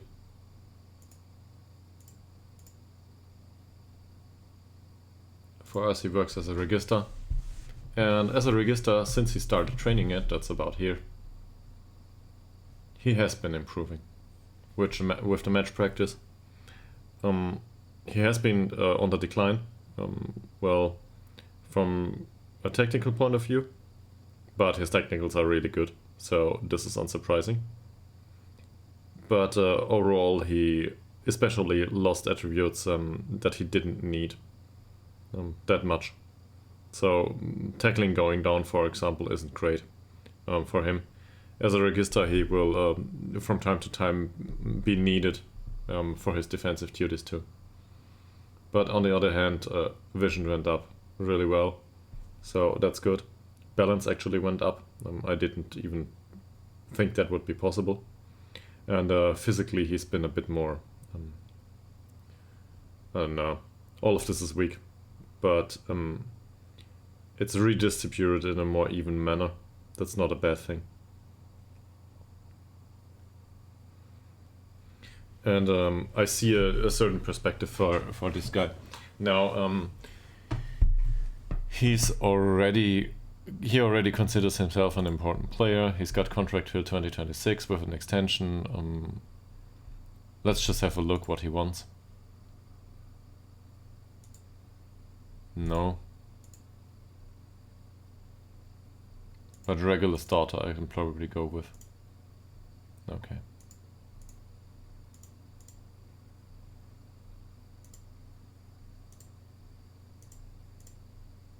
And that's 50.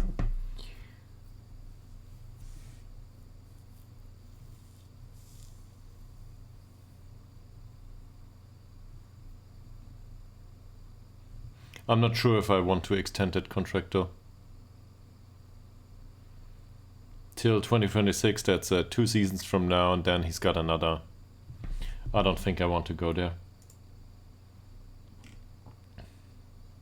He just signed a new contract. He's not interested in talking to us anymore about contracts. This will not happen. He is unhappy. He's unhappy at the club and nobody wants to buy him. Well, nobody wants to loan him because he's not interested in leaving. It's just weird. Might have gone for a sale there. Oh, and now he's improving in attributes that he needs. This hurts. Doesn't have stats for this season yet. Yeah, We wanted him to improve on the physical side. It wasn't much about agility, if I'm not mistaken. No, it was about the balance. So we wanted him to improve on off the ball movement, obviously, but also pace and balance wise. Overall, I think he will manage at some point to get, I don't know, 10s basically everywhere. I think that's good. Off the ball movement, especially, if he improves there, he might make more of these, create more of these chances, or get into more positions where he can resort to scoring these chances. Yeah, and it's balance what we're going for. But off the ball movement is important for him in any way. Anticipation decisions doesn't, well, it's not bad if he has those to a larger degree. So maybe we can get this to 8 or 9. I don't know. That would be great. Also, he's got natural progression coming. And I don't think he developed much overall. Yeah. But as a shadow striker, he got better a little bit. And the same probably goes for Metzala. These are the two things he's playing. Well, as a Metzala, he didn't really get better, but we might argue that's not a bad thing. He still got better in his role as a shadow striker going forward, and that's what he does as a Metzala too. So it's a bit weird. I'm not sure if this is a problem. Talander, 35 per week contract. He's fast. That's really something. He has been training on his final third training. I think he might do well with more anticipation. Composure is good now. It's not a problem. I think he might do well if we give him an additional off-the-ball training and decisions. And it's not so much about the off-the-ball movement. It's more about the anticipation, which is really lacking. Now, I know he's playing on a support duty, and anticipation isn't marked there. But last season he scored 8 goals in 27 matches. If he can anticipate situations a bit better, that might increase goal scoring and assists by a little bit more. So I hope that this works, but I'm especially interested in the decisions and maybe a point in anticipations. That would be great.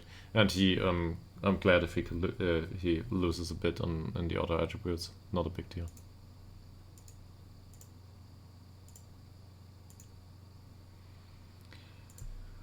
Ytterhogdals is new. Needs to improve his crossing.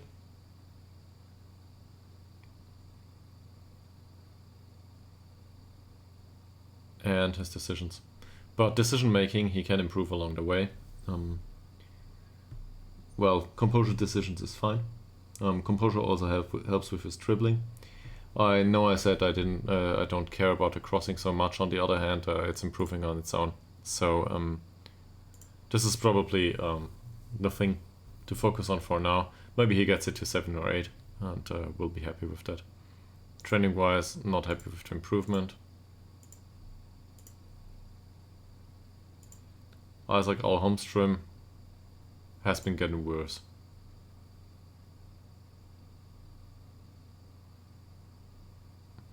I noticed that there are a lot of offside situations for this kind of player. He's leading the line.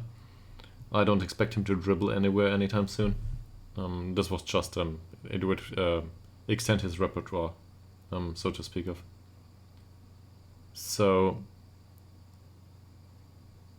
maybe it's better to get him.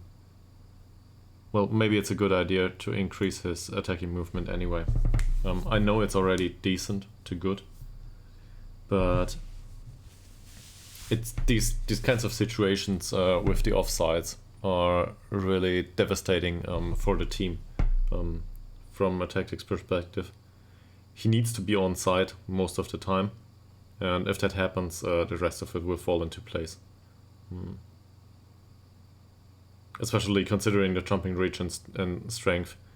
If he's got better anticipation decisions and so on, he will lay off better passes and, try goal scoring in situations when it's appropriate. So I think this is really relevant for him. We might also argue that we need to go for penalty taking. He did take a few penalties last season, and wasting every second of them is really not good. And his penalty taking has been lacking throughout last season. On the other hand, who am I to complain? 28 games, 19 goals. Let's say 4 of them were penalties, and I wasted 4. This is still a great performance. So I'm gonna get all of these off here just yet, and now put him back onto the bench because I want him to be in order. And if this is the order the game thinks is right, I'm gonna go with it. So this season we have two lone players in.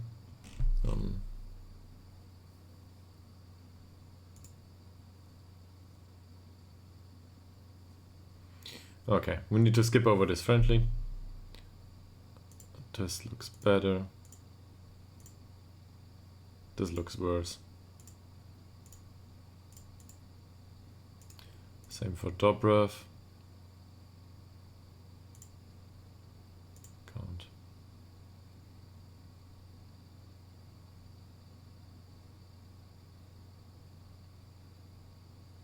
Oh yeah, Edward Sederberg needs to be included into the squad.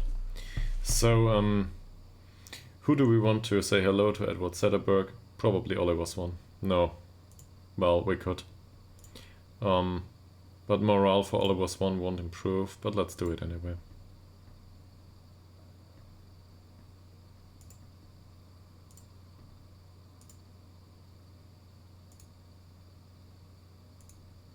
Okay.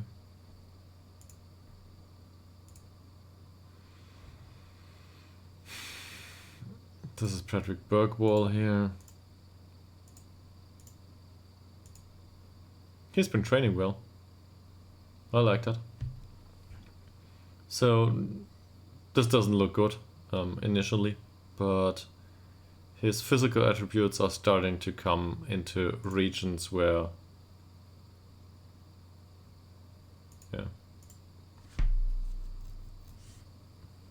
he's been improving physically overall. The rest is a bit lacking. What's he training specifically? Shooting. Okay. So shooting is probably not the most important part of a box-to-box midfielder, but he's got a 2 in finishing there. On the other hand, well, his marking isn't great. Went down. Positioning doesn't improve on its own. We might say, okay, it's more important that he goes for anticipation and off-the-ball movement to create those chances. But mentally, for Patrick Bergwall, he's 17 or 18, I think. He's 17, yeah. So he needs technique. To me, technique is bad.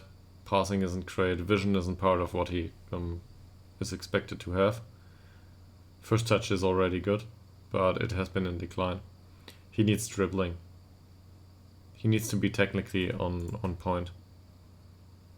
And if this means training first touch along the way, well, okay. Ole Svensson. Balance is bad, has been going up. He is training as a shadow striker though, because he really is weak. And I don't expect him to be a viable striker option anytime soon. Also, he's left-footed, so he would need to play on the other wing if he wanted to go inverted winger. And again, he's missing the dribbling there. If we consider for a second that he could become a target forward, he's missing the balance and the strength. I don't see that happening. Also, he's 180. He's not the tallest player, So jumping reach is probably already maxed. Or close to it. Might go to 12 or something, but I don't think he'll ever go to jumping reach 15, and as a target man he would need that. So Shadow Striker is probably the better choice. He's got good finishing. Where is he lacking? Dribbling. Dribbling and mentals. But mentals I can deal with. If this is lacking to some degree, this will go up throughout the career. Dribbling he needs. No debate. Gustav Åström finally develops to some degree. At this point I'm probably willing to give up on the precision training. It's not that big of a deal to me that he's only accomplished. Sure, I would love him to be natural here, but he needs to develop his attributes. And to me, this means core attributes for me as a Shadow Striker here. Especially because he's missing physically. If you look at that, well, acceleration and pace aren't good. Agility is lacking. There's also the problem with decisions and composure here. As a Shadow Striker, he should be a decent scorer at some point. Or maybe, well, even if it's not his focus, I'm fine with a Shadow Striker that has as many assists as he has goals. So in a way, there is an overlap between the role of the Shadow Striker, which obviously is a striker, and the advanced playmaker, which is more of an assist-giving player. But both will score and both will give assists. So in that sense, it's okay if his finishing isn't that great. He can always go around a keeper, for example, considering his dribbling. But that needs some composure, and he needs the pace for it. So what do we focus on? The weak spot? Or physicals?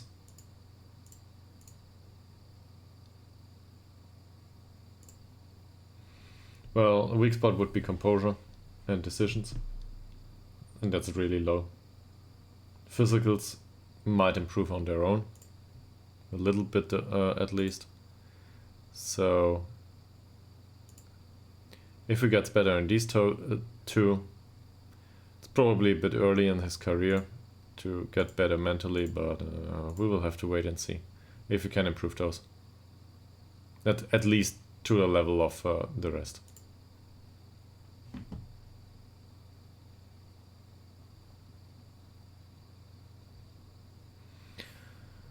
Thomas Diveni. You didn't train well, man. What's going on here? So he's a central defender, and I pretty much agree with this assignment. He thinks he should do more strength training though. Well, in general I agree. Strength 4 is really bad. But the individual training will not be relevant to this. This is about general training here. And well, calendar says overall. So I don't think this is lacking in any discipline here. He's training in everything.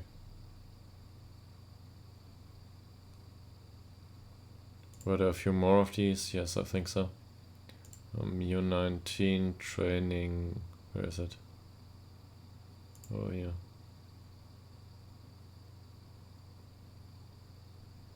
There it is. Training happiness. So those that are unhappy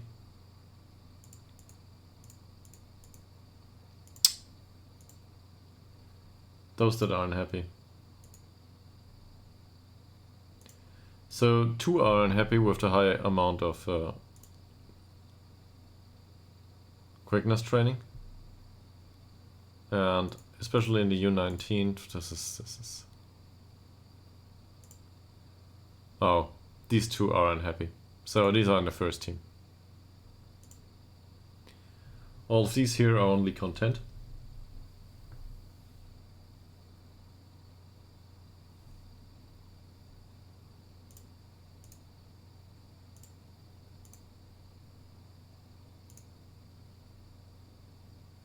Yeah, I think I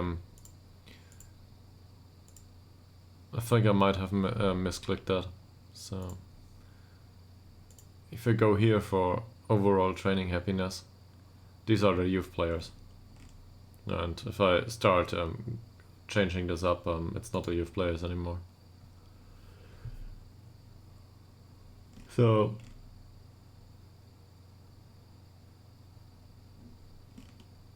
but alright, these down here are first team players.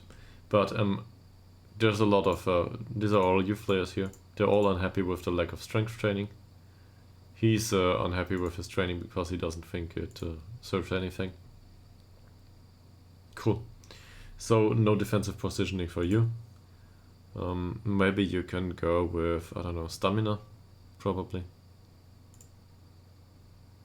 And now he's unhappy with the high amount of extra training.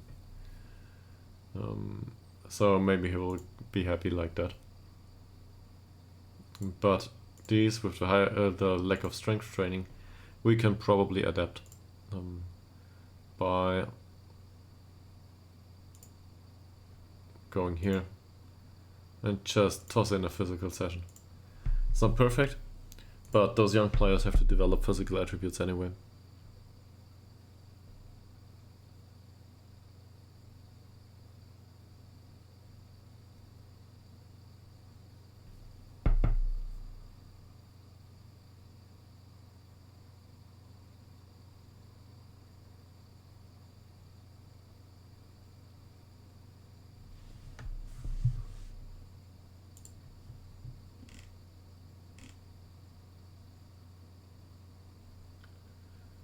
This is the team selection for Segeltorps. I really don't care.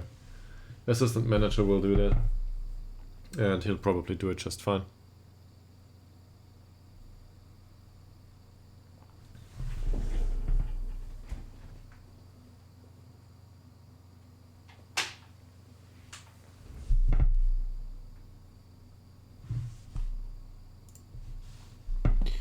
So, William Svensson.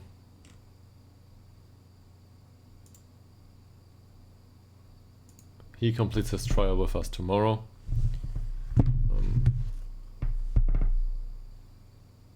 He's not wanted by anyone so far.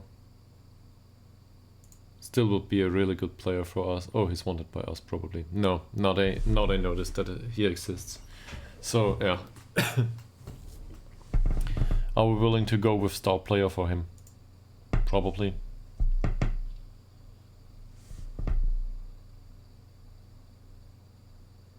But the problem is he wants to earn a lot of money.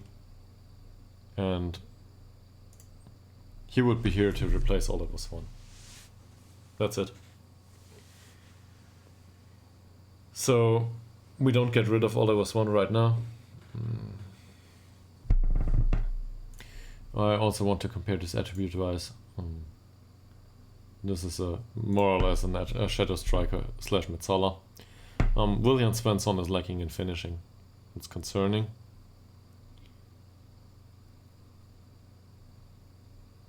He's simply a bit a different player, right? It would take him some time to adapt to this. Would I be willing to sign him?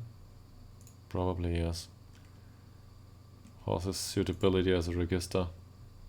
That doesn't look bad either. But it's not suited to his traits. His traits are to go forward and to do that stuff. And he's also, I don't know. It's a combination that's not really weird, but in a way he's more suited to a player that takes part in build-up play, but also gets forward whenever possible. So that basically screams Shadow Striker all over again. But as I said, finishing isn't great. Now, if this guy signs for 30 euros, I'll take him. But he won't. And also, there's this training facilities clause in it again. It's 65 now. I think it was similar last time we tried. I think he's probably worth that.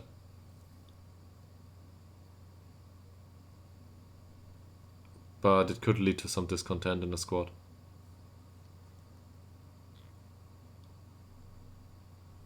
And I really don't want to spend that money right now.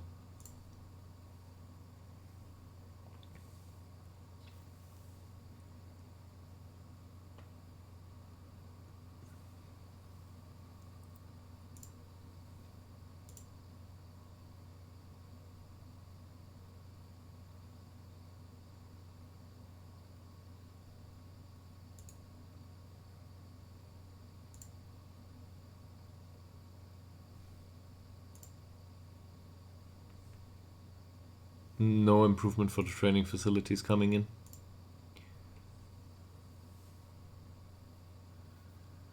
And the month is still going, and we lost 1,000 euros. So compared to last season, this is really bad.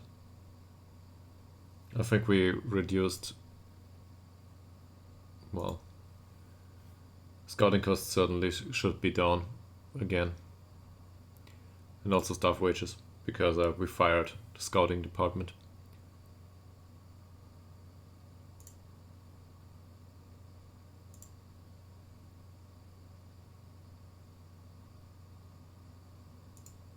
Yeah. We might even replace Nyberg too. Just because I think attributes here, whilst they are important, we can't afford any of this. We need cheap stuff. That's also true for assistant manager. And how's the rest of them doing? No, this is all of the stuff. Okay. Yeah. We need them to work on these, I don't know, 15 to 30 euro contracts. Not even amateur people will take that. We need to find a club that employs that for that wage, that somehow manage to get them there and then move on with it.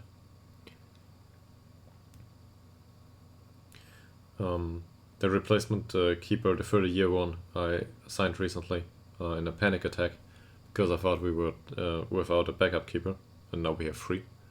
That guy should probably go for goalkeeping coaching too. If we can get him to do this, he should. So maybe let's ask him, right? Edward Sederberg. I think he's a good keeper though. So whatever he decides, I think this is a good transfer as a backup. 25 euros per week isn't that much.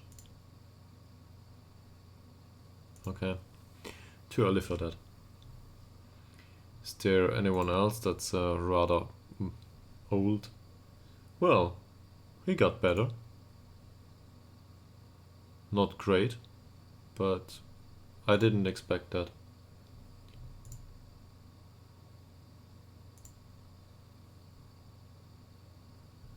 Composure and pace. Well, he's trying to improve his pace.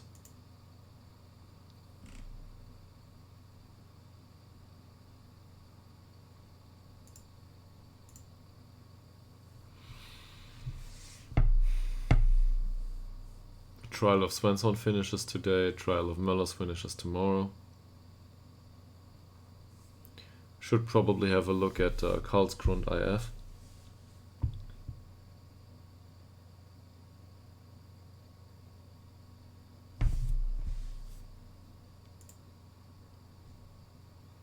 So, Philip Möller, I don't think is appropriate for any squad. A 17-year-old. But he's lacking communication, decisions, anticipation, one-on-ones, and throwing. Don't care about the throwing, the rest is concerning. He was on trial from Göteborg. Not a thing. This guy turned 17. Turning 17 for us means go out on loan. Go out, earn some money for the club.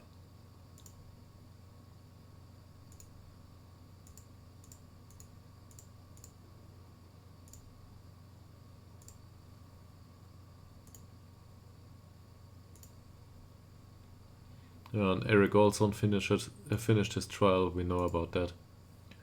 And Sean Lomas.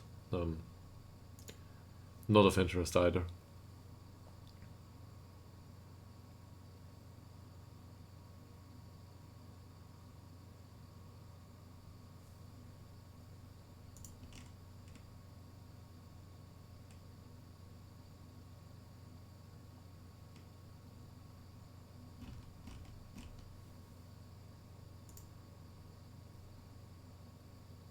So 3-0 is apparently hammering them.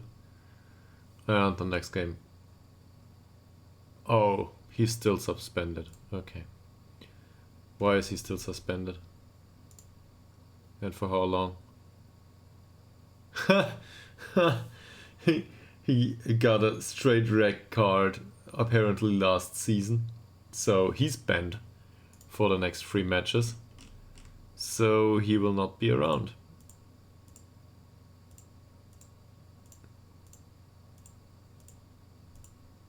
Okay. And for the rest of the squad, I'm gonna go with the training performances.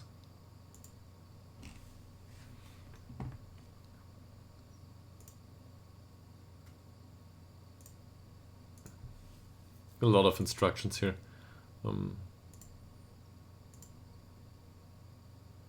That's a 4-2-3-1. So we will go with this in that sense. And try to overlap and get some crosses in. And Zetterberg. That's another Zetterberg, but he's very strong. Hugo Dixon. He's not suited for that role. Oh. That's because he's the central defender. But still, he's not suited for that role either. Good jumping range, but not that good of a strength. So I'm gonna go for a bathroom break for a second. BRB.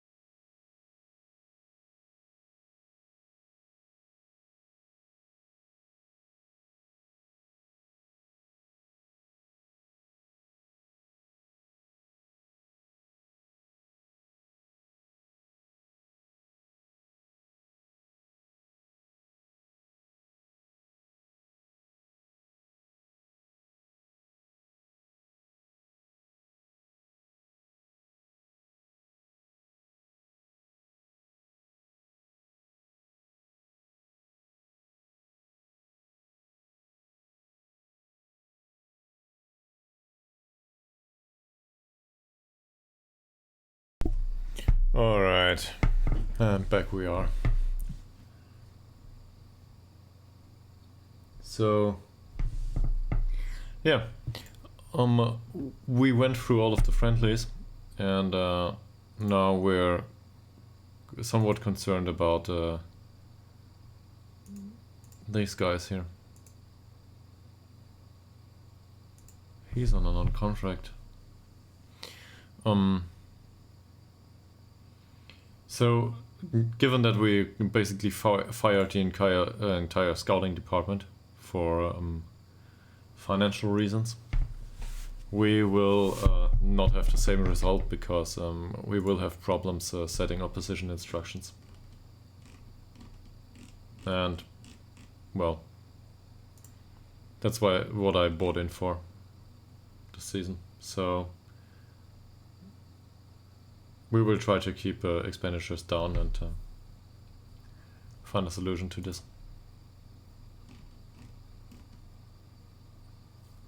Is there somebody that can replace? Yeah. So Simon Turngren could replace Oliver Swan as a captain.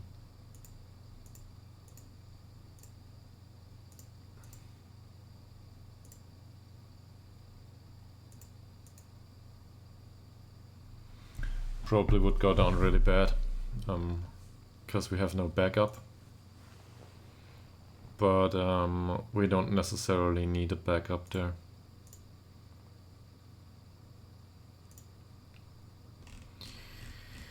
So in these calmer moments here, I sometimes think we should not push for promotion that much. It's not like I don't have ambition for this club, but sometimes I think we should do more of these deals going forward. Mika Billion is probably right in that regard, that we can make some money on most players if we go about it in an intelligent fashion. Well, that won't do. Not sure what's going on here. This is especially weird, but okay. Sure, the traveling prior to that. So, these two match practice sessions are fine. Do we know anything about Karlskrona? Not yet.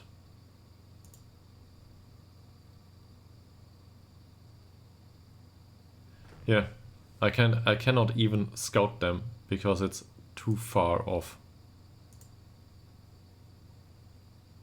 That says a lot. So maybe we shouldn't do that in other circumstances either. Let's have a look at this too. Oh. And we've been putting our scout, because this is always the next opponent. Where's our scout? There's only one scout left now. Eric Nyberg. These are priorities. This is not what I'm looking for. That's all completed. Does he still scout next opposition? No, okay. He's going through the scouting range now.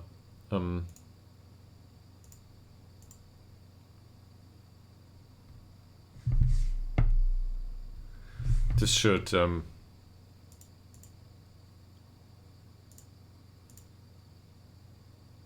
we should be able to tell him to remain in the area, not to yeah, push expenses too much. It really should be.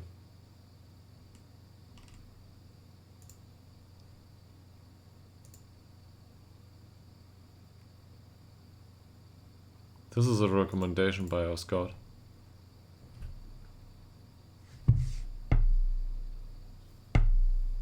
It's a weird trait to possess for target forward. Doesn't look too bad here wage-wise. Well, he could replace Al Holmström to some degree.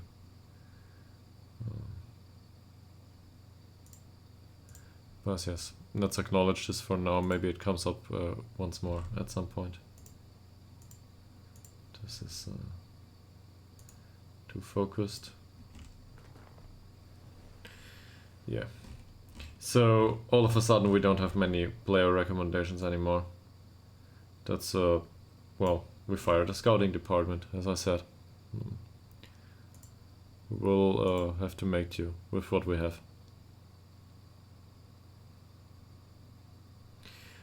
In this situation, I think we well, of course we want to win. But last season we conceded 30-something goals, and we might as well have gone up, if not for those 30-something goals.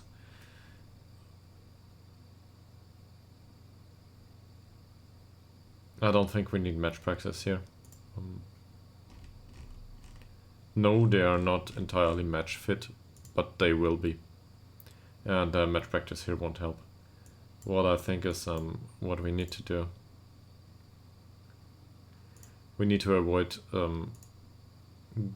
well, conceding goals, and we certainly need to avoid lack of teamwork. How's dynamics looking? Yeah. So if we can get team cohesion back to the standard where we were last season, or where we finished last season, this might certainly look good. And team cohesion is something that's that can be done. And pressing needs to be good, defending needs to be good. We might not score the odd goal, but at the end of the day, I think it's more viable to defend, especially in our situation. Remember, we're still supposed not to go down. And there are a few things that are expected of us. So I'm gonna recap on that. They want defensively solid football, and they want a high tempo pressing football. So high tempo, yes, we play high tempo, short passing, pressing football. That's fine. Nobody instructed us to work the ball into the box. It's one way to retain possession though, so that might be good. High tempo is what's expected. Passing directness is shorter. Is this really needed? So who's shorter passing suited for? The better passers? I mean, that's a lot of passes, but also the easy passes, right? They don't go for the long balls.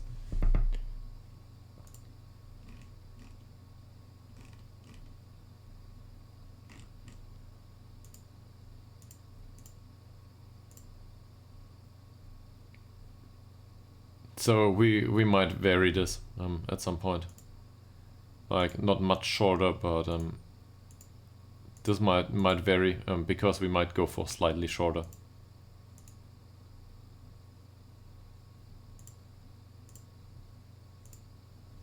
But it well, might come at a detriment of ball retention. This counter pressing, yeah, sure. Nobody tells us to counter once the ball has been won. On the other hand, I really like countering. Distribution to the playmaker, sure, usually a good idea. In general though, I think it will reach the playmaker sooner or later, so that's not required necessarily. Let's have a look how this works out, if it's not forced to be distributed to the playmaker. And the defensive lines here,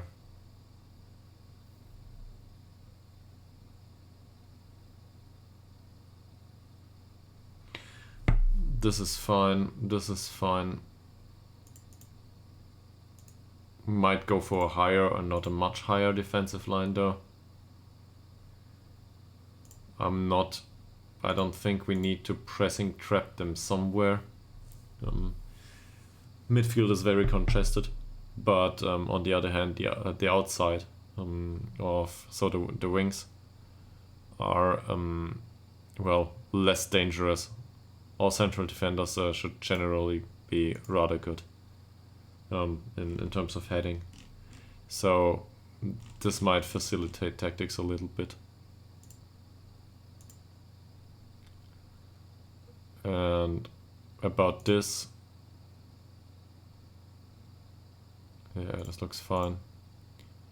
We're going for a low block, lower defensive line.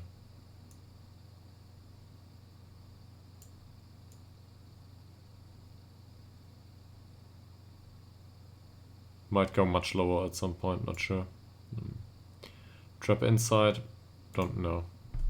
Really, I don't think it matters here. And step up more is just wrong. That's just wrong. We do not want to step up more in case possession has been lost. So that's just an error. Slightly shorter passing with counter football, I'm not sure. Slightly more direct is probably a better idea. All of this is fine. And time wasting.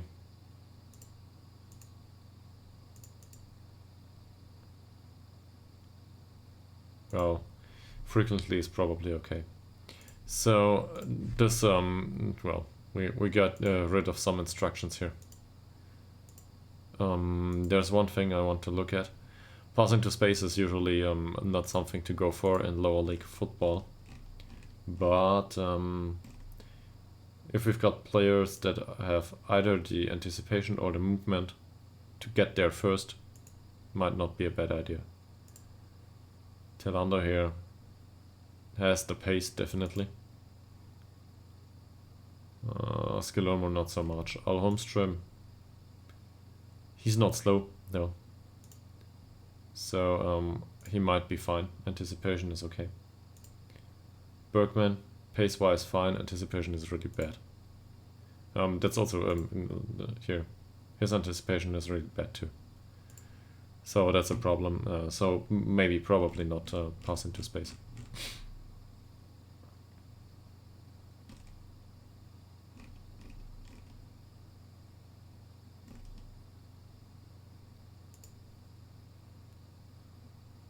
He improved his composure. Wow. We were interested in your decisions, man.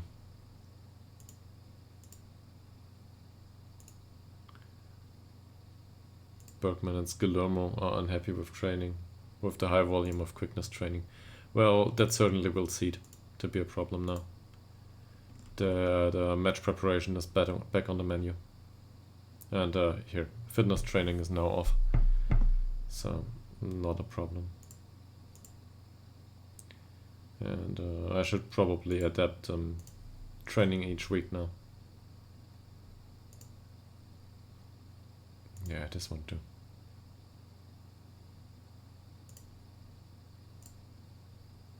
Okay, it's not that many weeks actually with that kind of fixture.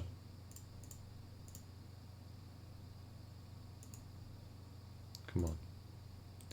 Up here, thanks.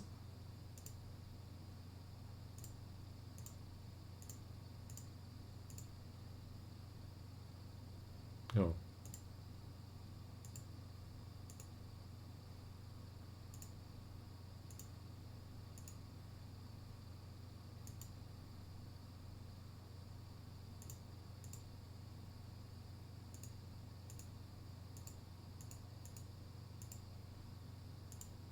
Okay.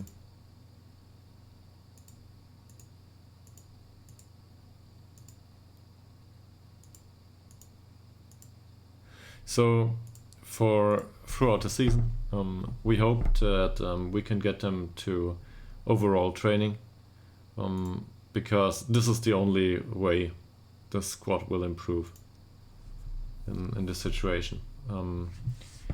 We get the next match practice that is actually counts as match practice against Karlskrona, and we have to well, just make do with what we have as a player material.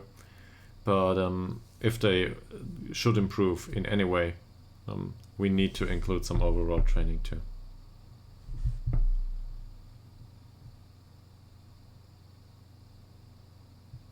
Fleckar doesn't want to be part of the captaincy choice.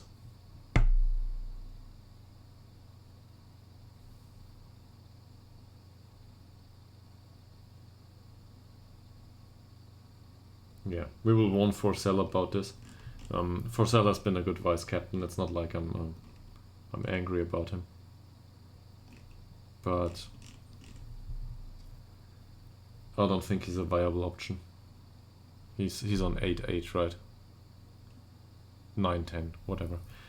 So with 12 points, Simon Turngren can probably be vice captain. He will be on the pitch anyway.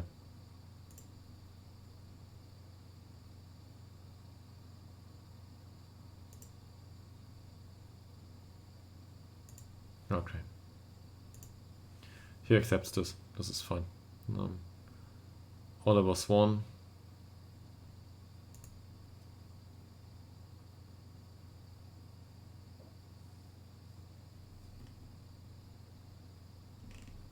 Yeah, Oliver Swan can keep the captaincy, I think.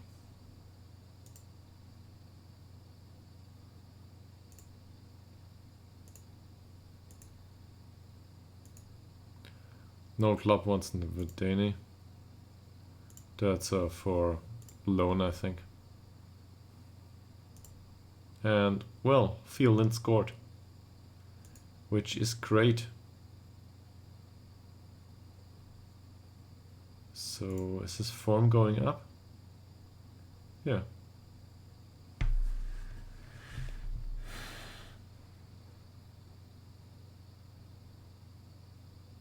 Not bad. He's also listed for transfer.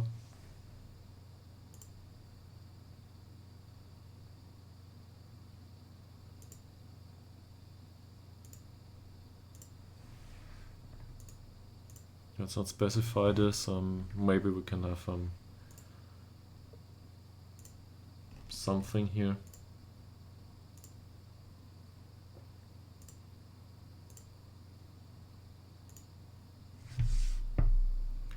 I don't know. Maybe they're excited at his new club. Well, probably not, but no. So his trial finishes. He would have been willing to sign for 65. But with these trades, it's a bit weird. Also, he might also have played as an inverted winger, but he's too much of a midfielder for this, I think. On the other hand, dribbling and first touch are really good, and long shots are decent. Finishing not so much, so a support duty for a winger would probably also have been fine. I don't know. I just didn't want to invest the wages here. Ola Nelson, the scouting was finished. Probably. I'll go for some light here and close the door.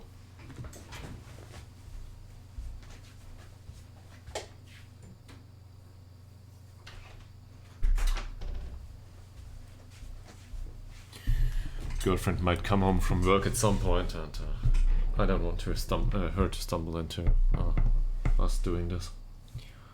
So, yeah, with Ola Nelson, there's really just a problem with injury suspiciability to me, and well, here mentally that's also a bit concerning. Overall, it's not a bad player, but not sure why we scouted him. Let's remove him from shortlist. I think that the scout is probably trying to keep hold of the status of the players on the shortlist, and that might cost us a lot of money. So yeah, can we see that, by the way? Where's the shortlist? That's a lot of players on the shortlist, right?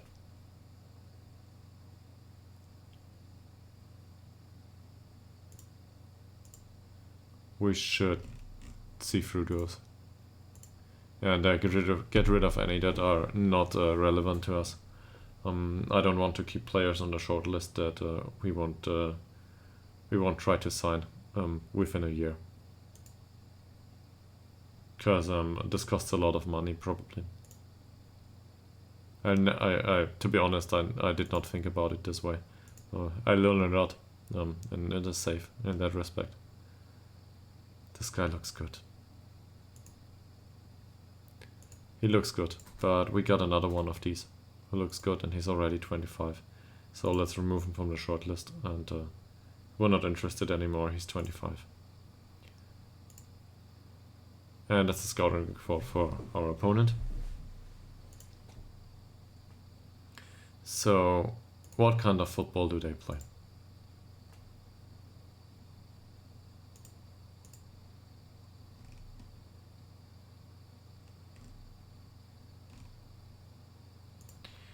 Okay.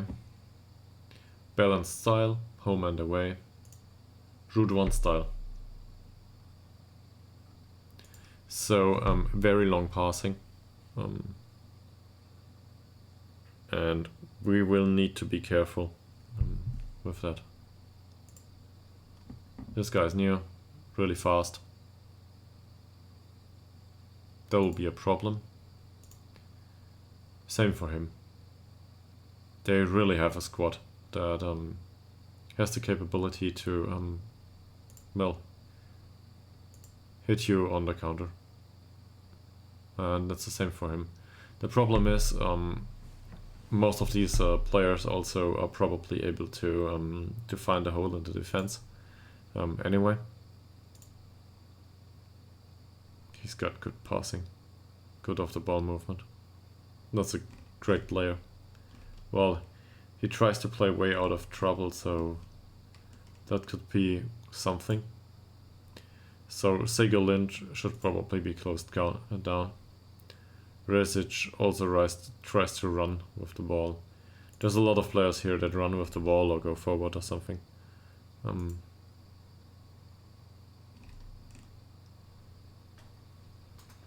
He doesn't look bad.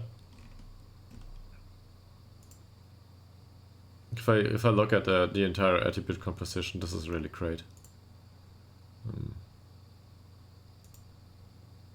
These deserve to be here. We don't.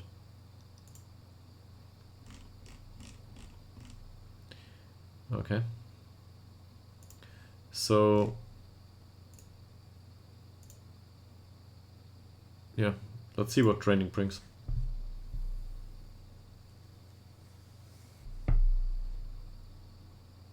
And about the tactical instructions, I tried to remove some of these due to the fact that I want us to be less reliable. So there's two ways to go about this.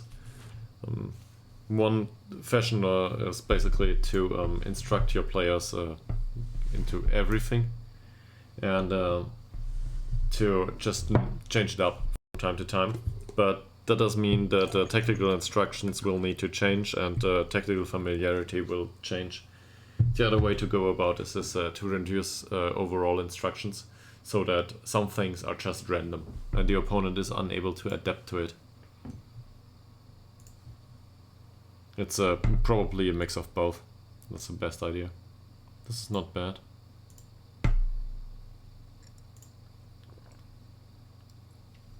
So I might have been pessimistic about his chances previously, but for a youth team I would probably be willing to sign him. He's fairly pro. Yeah. Would he be willing to go for a transfer and complement our youth team as a fairly pro player? Well, he might complement our youth team for, I don't know, 2 weeks, and then we want to loan him back out. But he's in Göteborg reserves. He will probably not want to join. We can try though. We can try. Maybe they even sell his, contribute to his wages, because they want to get rid of him. So they want 4.5k for him.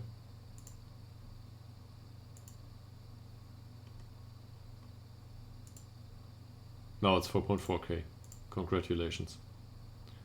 How about this? No. Okay, they want some serious money. Well, for us that is serious money. For them it is small scale. But no, not going there.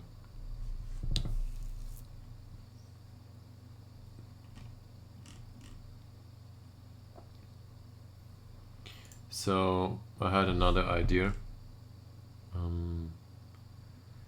There is released players at somewhere.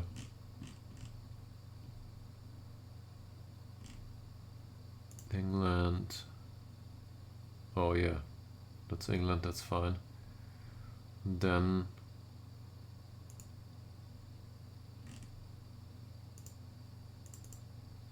go into the league, please. Oh yeah, we are there. Okay, there should be transfers here. Released players. So these are the players that were released by Runarama North South clubs on a free. Most of them anyway. Yeah, these are all on a free transfer. And some of these, this is really what Ytterhogdals does, right?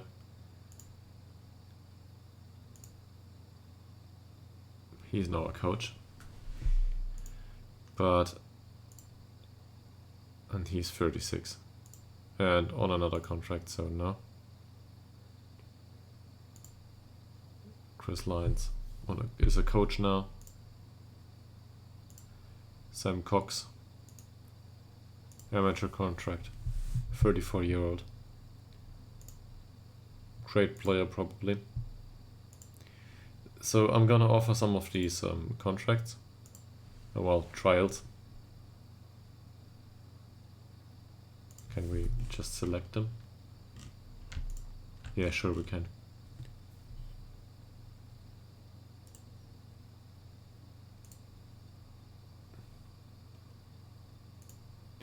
So we will offer them 2-week trials here. Might be the wrong point in time, but this is what we'll do. And some of these might get accepted.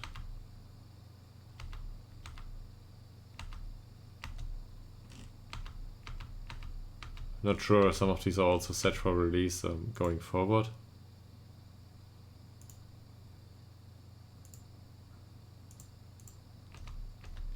Maybe I got that wrong, but I thought these were the ones that already were released, but it doesn't look like it. No, these are the ones that are getting released going forward. But some of these are willing to come in for trial, and these are old players. Most of them will have outlandish wage demands. But we are lacking, well, professionalism and experience. So, well, let's see. Maybe one of these is really good.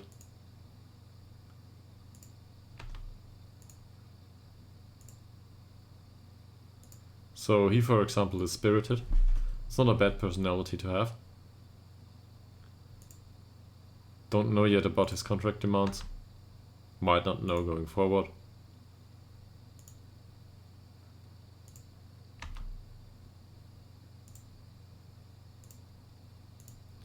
But with the released players list, maybe we can access some players that would be willing to play for Ytterhogdals going forward and make the fans happy at the same time.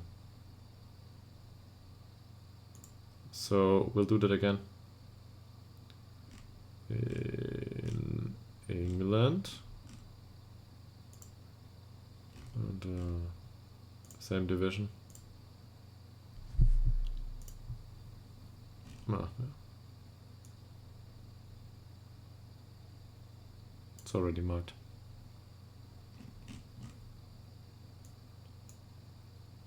Ah, that's all transfers, sorry. Released players, there it is.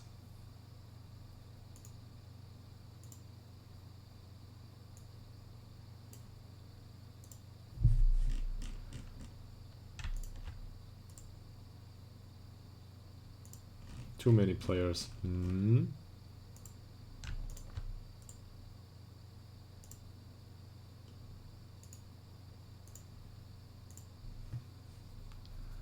Probably a few too much. but they can go to the U19. That shouldn't influence the training of the rest of them. So what about his progression?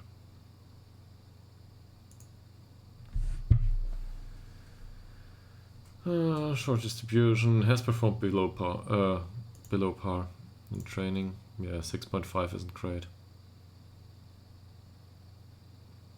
But he's a new arrival at the club.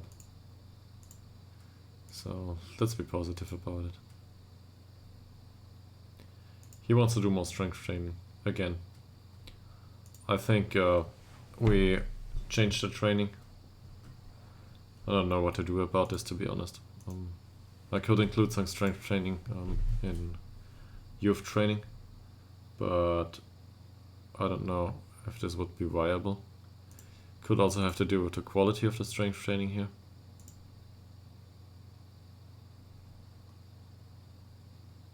Shouldn't be. It's the goalkeeping training that's really concerning. And now here, there are a lot of players that reject us. But someone's coming in. Yeah, first game is coming on immediately. I'm actually trying to find English players here. So I went through the release list.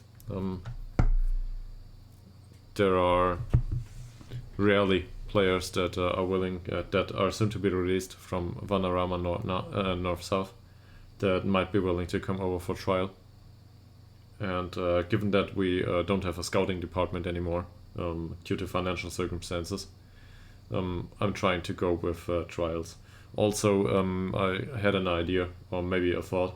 So well, maybe I can toss this direction. Are you aware of the implied costs of keeping players on a short list? Because we had a lot of players on the short list, and our scouting department seems to have kept these shortlist assessments up to date, which implies a lot of travel in Sweden for Ytterhogdals. So that might have cost the club a lot of money, which we could have used otherwise. Is that possible? In this case, it's probably a good idea to get rid of the shortlist. But yeah, first game's coming on.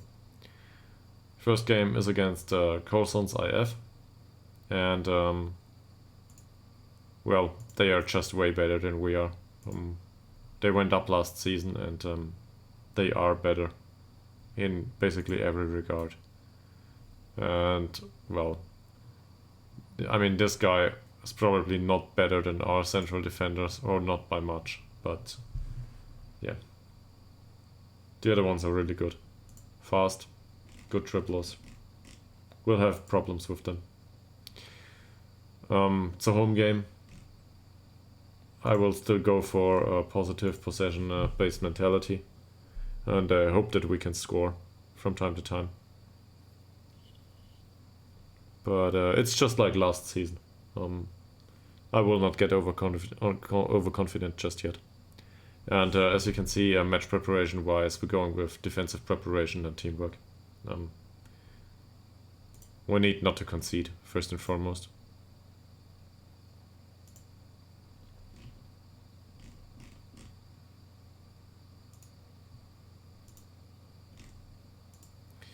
So at least Turngren has been doing great. He's our new vice captain, so well, another 2 days to go. Let's just wait for the last training and then get into it.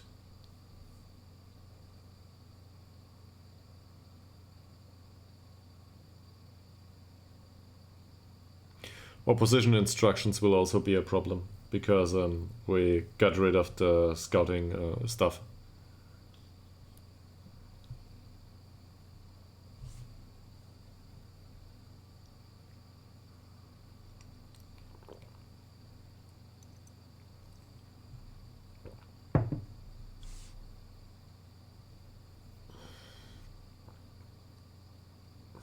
So, but yeah, we've been we have been at this for about 16 hours, and we really skipped some stuff, like some of the friendlies, and try to go as fast as possible.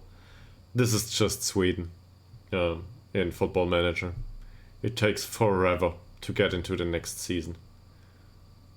And if you do that on stream, it wastes a lot of time.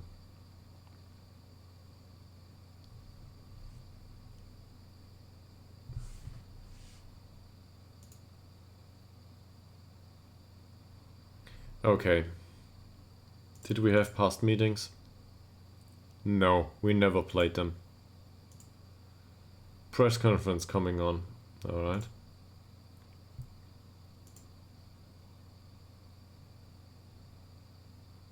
Sure.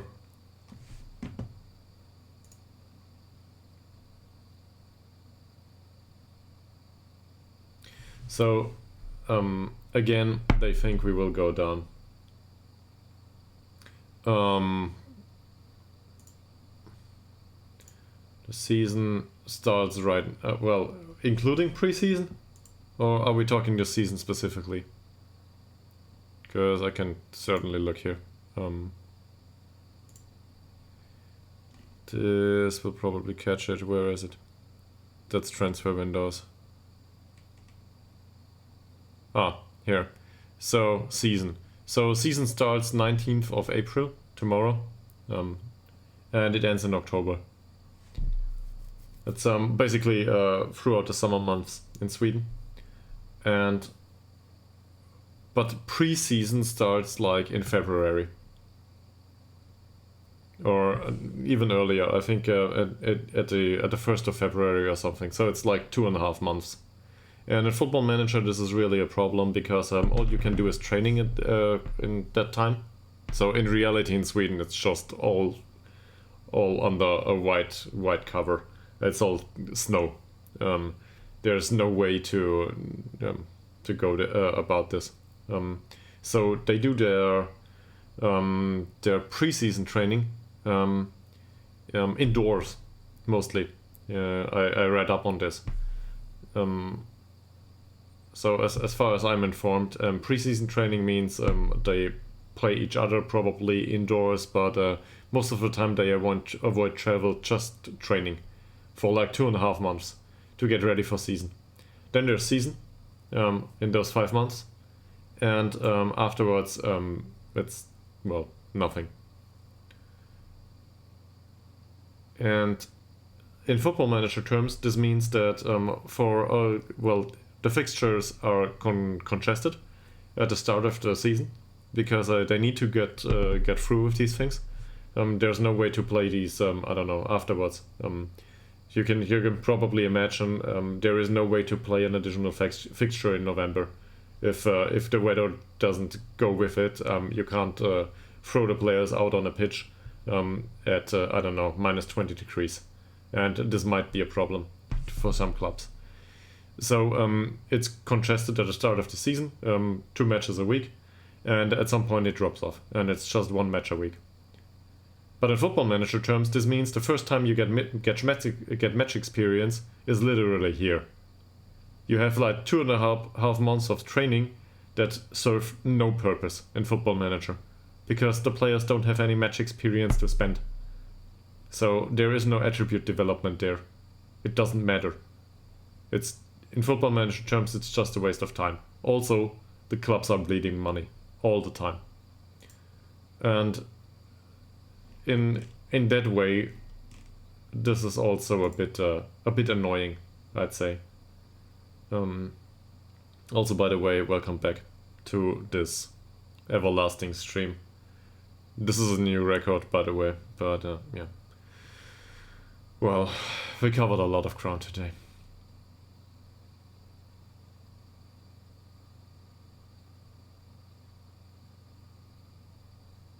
Yeah. It is. And so you can arrange friendlies. Basically, I don't want you to have to skip back the entire 6 hours and go through all of this. But you can arrange friendlies But at the end of the day, you lose money on friendlies here. It's not how it works that you can arrange friendlies and it works out fine. Nobody's in the stadium. Especially here in Ytterhogdals IK. Nobody's in the stadium. So they come, they play for free, but alone the fact alone that the stadium needs to be fired up costs us more money than we earn. There might be 5 people in there, but doesn't matter. And going for their home ground is even worse, because you have travel costs, and travel costs will eat this club alive. It's already a problem throughout the season. So yeah, that's also, if you want to look it up on a map, Ytterhogdal is in the middle of nowhere in Sweden. The next biggest thing is Stockholm. That's like halfway through the country.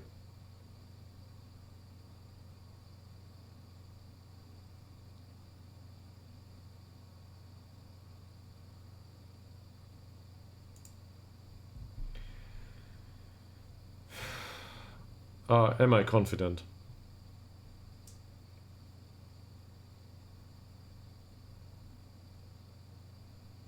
Yes, different working well, so that's it.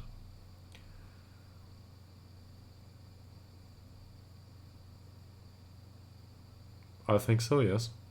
I think that's true.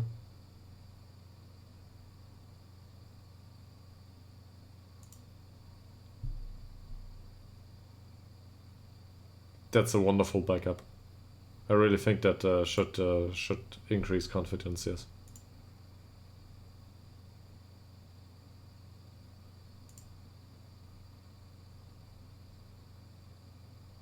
Nothing at all, we need to earn money.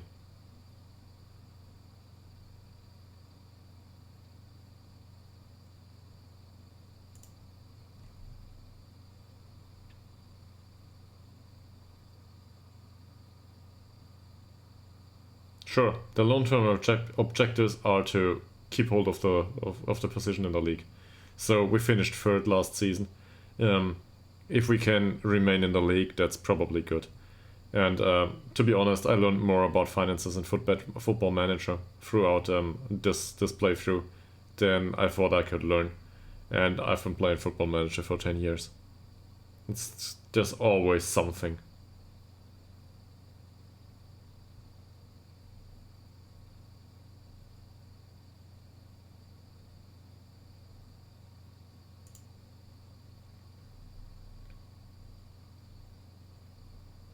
It'll be a tough match.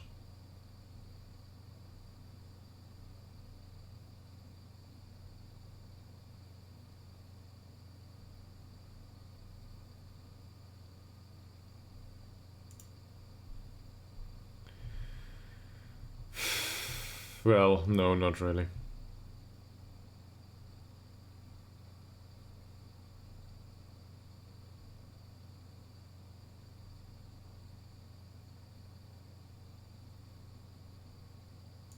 Well, let's be positive about it.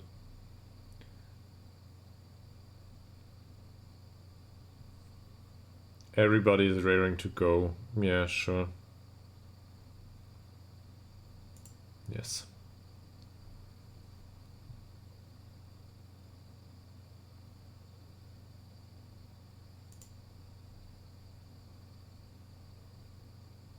Do I know my strongest team?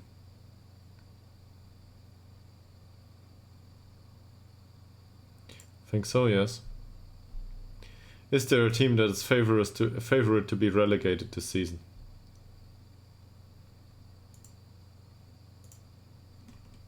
Yes, us.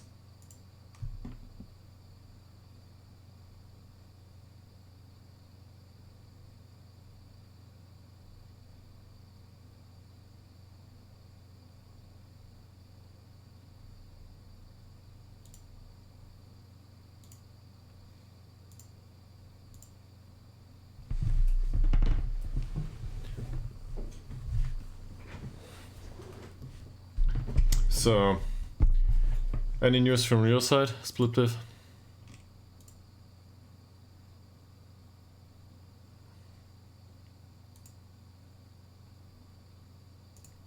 $200.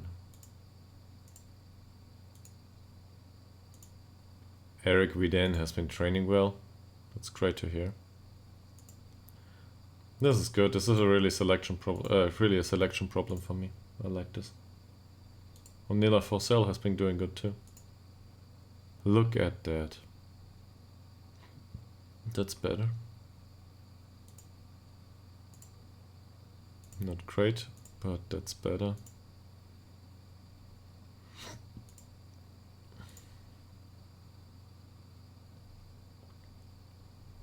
Yeah, we need to get rid of Oliver Swan. I don't want to entertain this for the entire season. So, can somebody please take him?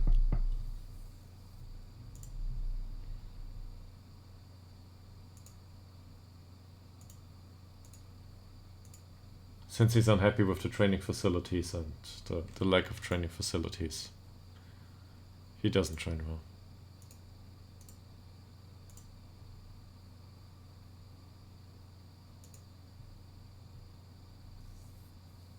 Probably won't have Patrick Burkwall on the pitch for him, but somebody needs to go there.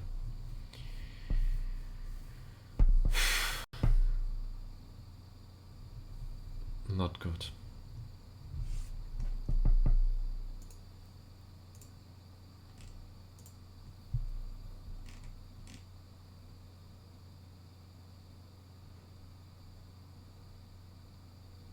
So, who did best in training? I've got 3 keepers on my hands that aren't that bad. Turngren and Vidane will make an appearance. Turngren, well, he would have made an appearance anyway. Vidane, I honestly didn't expect. But that will teach the rest of them. Tactical familiarity is perfect. This is fine.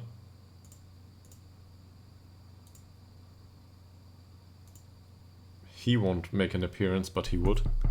Forsell will at least go for the bench. Forsell, Holmstrom and Stolt. Didn't expect that either. Here's Stolt.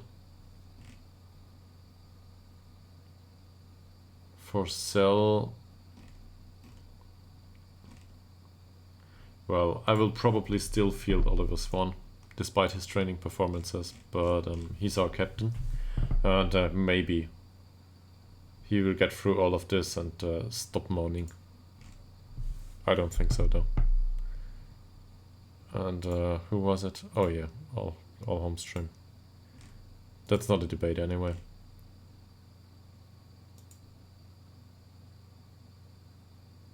Yeah. There's no other striker in this squad, so how are these 3 doing?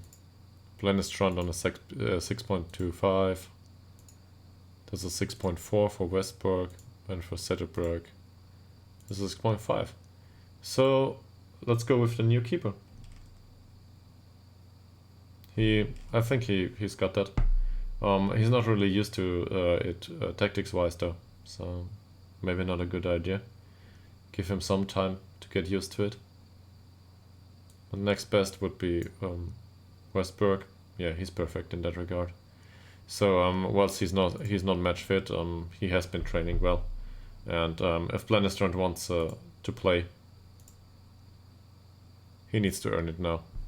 We sold him. The majority of the money has been came in, or well, will be coming in regardless of his performance.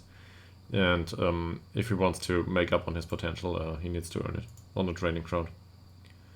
So. Right side defending, Mariah da Silva on a 6.85 training rating is not bad. There is also Khalidi, who hasn't been doing well in that respect. So it's definitely Mariah da Silva here. The second defender's position is difficult to assess too. Flag guard on a 6.5 rating. Hagedal on a 6.55 rating, so far it's Hagedal, and the other one is not available. Per Baltigal Blon. This also means that as a central defender, if we put one on the bench, it will be Fleckard. Register, there's not much of a debate here. It's probably Ekman. if he hasn't been doing really bad. Yeah, that's not great, but we will accept this. And we wanted to give him playing time anyway. The long-term plan, well, remains unchanged. Inverted winger on the right wing. We've got a real competition going on there. There's, well, 3 players that could go play there. This one's the best one skill-wise. 6.59 rating and training though is really poor. So that screams bench to me.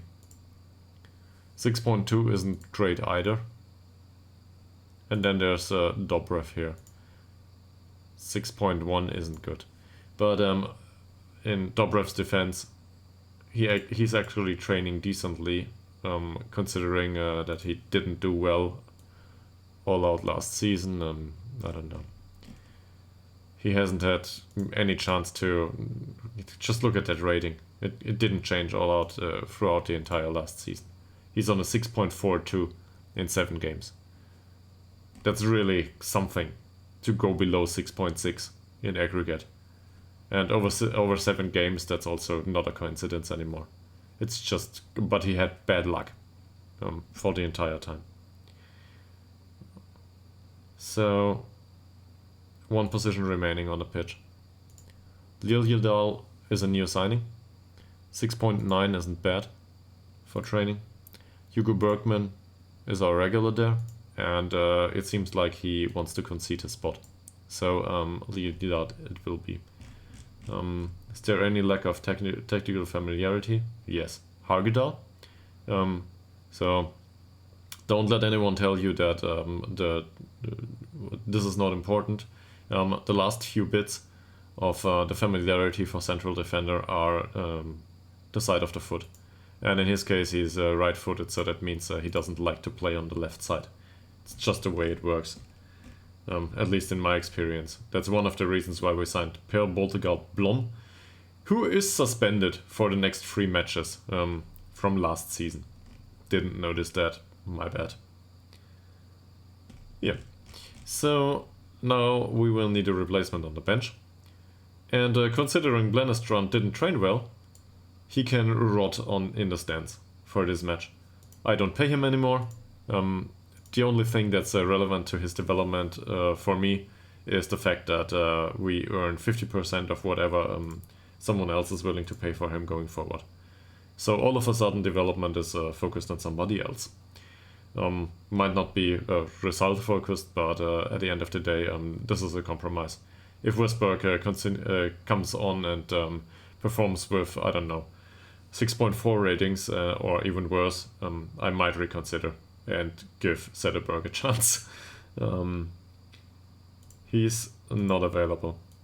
So central defender wise, we need to cover that with flag guard. He might, well, probably might not go to play anywhere else. Khalili is capable of playing as a fullback. He didn't train well, and in central midfield, it would really suck to see him playing here. But on the other hand, he's cheap and he covers a lot of ground, just like Shabanac did in technical flexibility. So that's fine. This guy didn't train well either, but a similar argument can be made for him. He plays the entire left wing in case this is needed, so let's get him on. So that covers defense. Defensive midfield is a bit difficult to assess, but we can just put Forsell here. Forsell is a really flexible player, and he did well overall throughout last season. Played as a box-to-box most of the time. Up front, Dobrev and Skilermo I'm not willing to field. Skilermo costs money per game, and well, I'm not impressed by his performances so far. 6.2 isn't great, and well, whilst he has been improving in some regards, he also has been declining in others. It's just redistribution of skill points, and I don't see a perspective for him in the club going forward. He wants too much money. For my taste, he would need to improve to warrant that amount of money. On the other hand, I didn't throw him out just yet. Dobrev is really a cheap player. We were actually planning on loaning him out, but nobody wanted him once he had a contract. So he will make the odd appearance throughout the season, but €6 a week is nothing to sweat. So that leaves us with Bergman and with Dobrak. And yes, it's pronounced with a K. I had a look in Google Translate. So he's the one for the left wing, Dobrak is the one for the right wing, and one of the two can probably also replace the striker in case it's necessary. Yeah, if we go up and we go for a more counter-focused approach, maybe Dobrak is the way to go, because he has a decent amount of pace and acceleration. But a similar thing can be said about Bergman. We will need to wait and see. The fastest player on the pitch is definitely Tillander, but look at that anticipation. That's not good. Overall, this will be a tough game. Will be a tough start. So, wish us luck.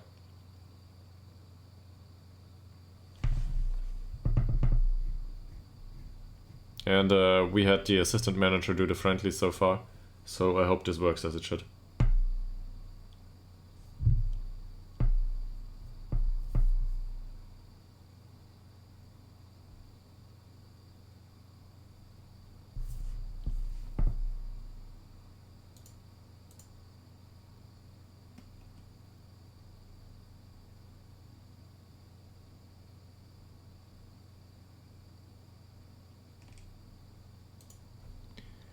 Alright. The competition expectation is to avoid relegation. Cool. This is a recent match analysis. We were basically playing friendlies all over. This doesn't matter. And nobody wants Oliver Swan. That's what I thought. So, I'm not going there.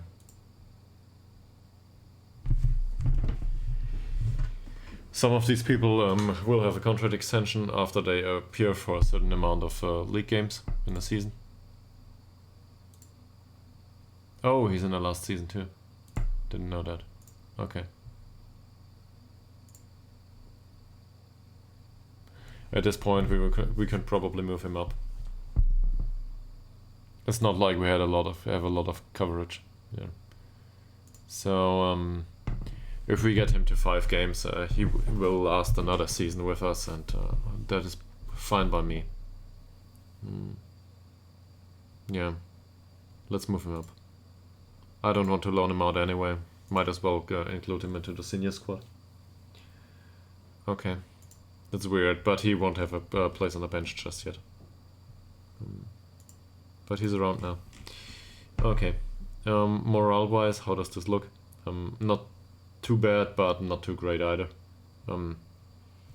This thing with Oliver Swan is really annoying, and it will get well, really bad next season. Okay.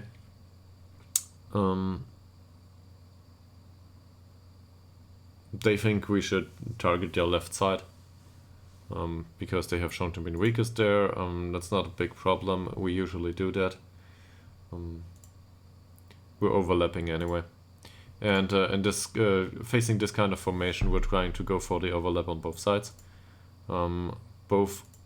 Basically everyone here is instructed to cross for Al Holmström. He doesn't have wonderful heading, but he has decent heading, and he should be able to win the odd header there in the opponent's area. Also, anticipation improved all of a sudden. This is the first league match.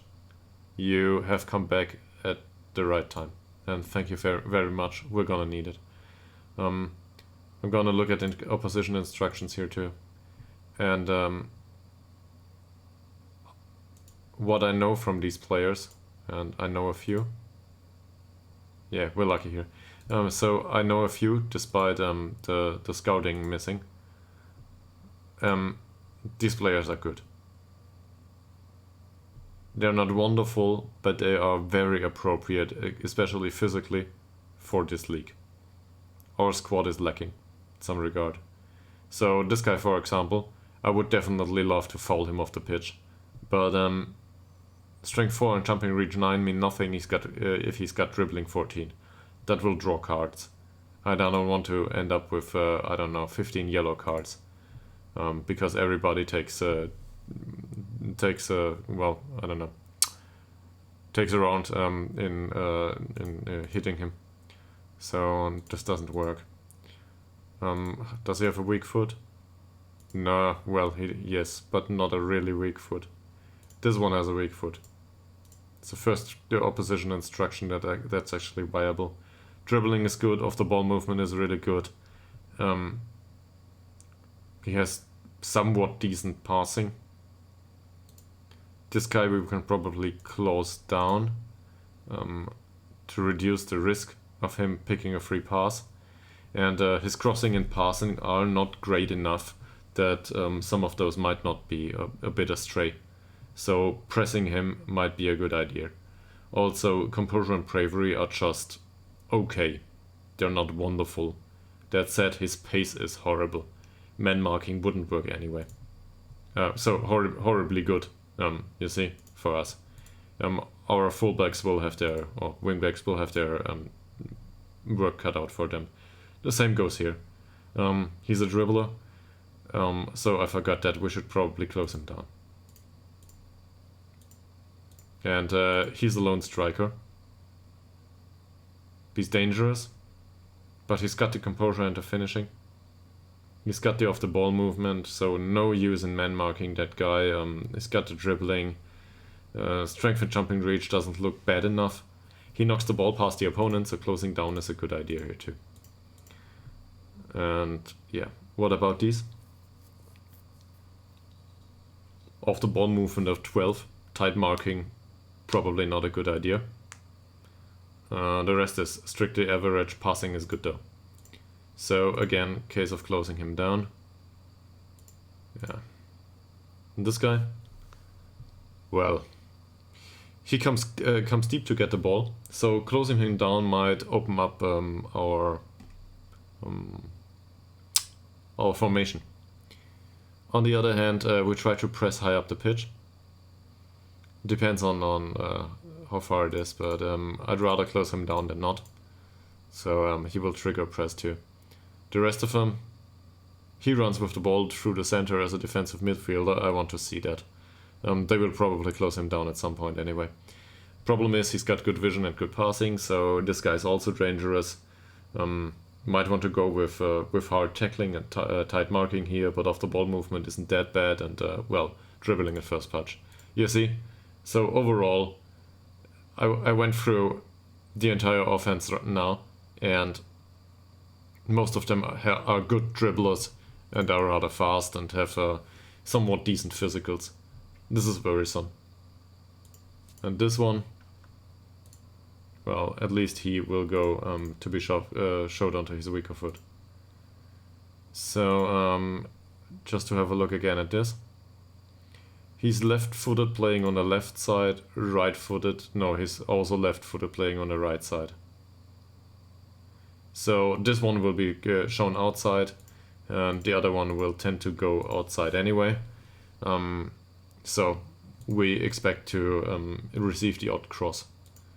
Hopefully our defenders can deal with it, because there's only 2 central defenders with good heading in our squad. Yes. That's about all I can do. And as you can see, it's probably true. These are on the cheaper side. So we will need to focus on scoring to some degree.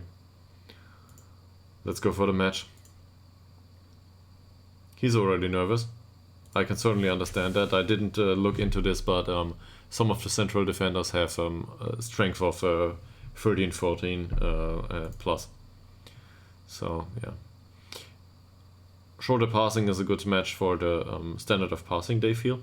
I need to have a look into this later on. But none of these are players with good passing. So it seems like short passing is the way to go if passing is bad within the squad. Is this how it works? Because I was not aware that short passing is the better choice of passing in case there's 2 ways to mask attributes I play with the regular rules, like you have to scout players to know them.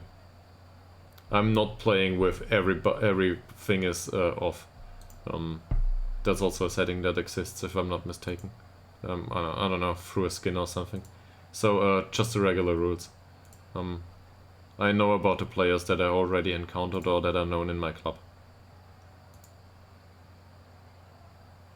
I hope that answers the question. Like there is a setting so that you can you don't need scouting, right? I don't play that way. I never did. But it's a kind of weird that I was aware of most of the attributes of these guys. There are new guys in other clubs that I don't know.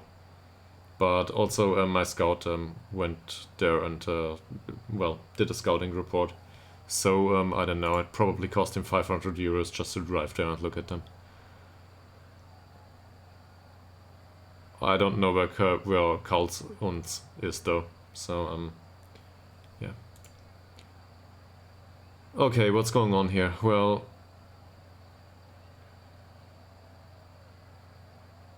why though? Because it's easier? I don't get it. I mean, maybe that's related to the gaming experience in general. I feel a lot of games go for a more streamlined experience more and more, just over the entire industry, until another game comes along that breaks with that trend, and then people flock to that sort of game. Fine. So we will try to encourage them here.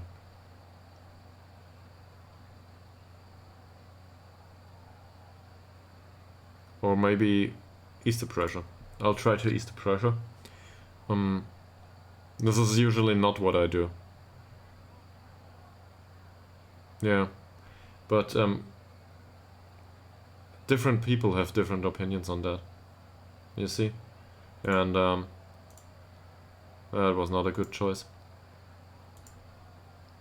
So let's tell them that I have faith in them. Each and every single one of them. That's true for everyone. He's a 19-year-old, so I hope he still appreciates that, even though he's a good player. The topic, well, was it already afternoon? Not sure. Around lunchtime, about finance, about club finances and stuff. For me, that's a really important topic because well, it's just important to me as a person. But I realize very much that different people have different opinion on these things, and other opinions aren't strictly wrong because I think otherwise of it. That's especially true in gaming. Oh, we're on key highlights here. I don't want to go there. Let's go for comprehensive highlights. So this is shortly after kickoff. Oh, and you can see already the pace here with Pedersen. That was really, really dangerous as a first situation in the game. Hopefully they can make the Telander here. Goes for a very nice long ball for Liljedahl. Passes it back to Stolt. Can we get a cross? No, but we got a first finish. And there's the first corner of the game. Now we are dangerous after corners, but our headers are somewhat unreliable, I'd say. There comes the corner, and we then doesn't manage to go at the end of it.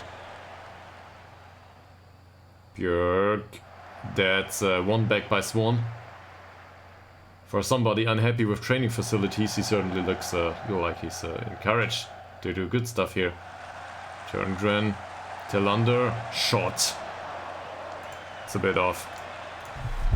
We might have wanted to go for another step or two, but that was our first finish of the game.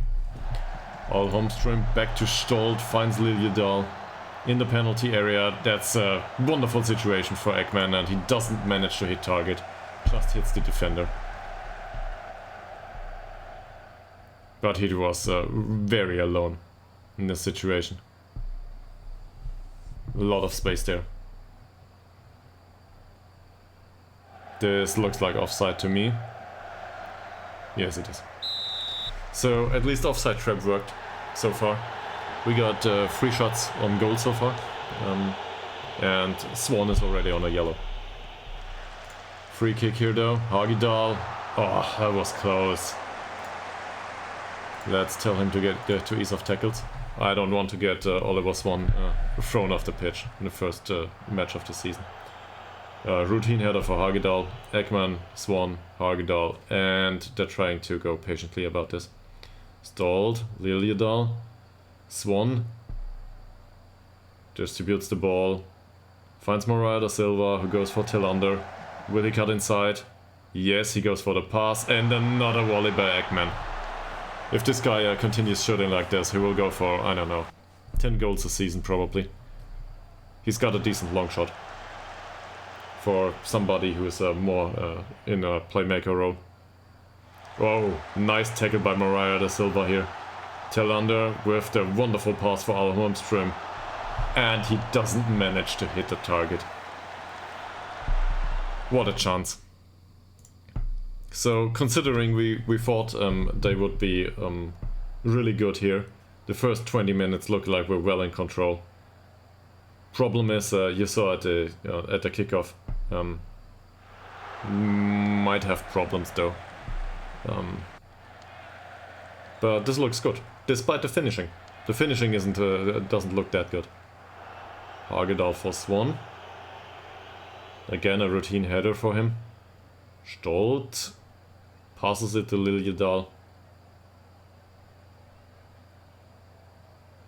Doesn't lose the ball.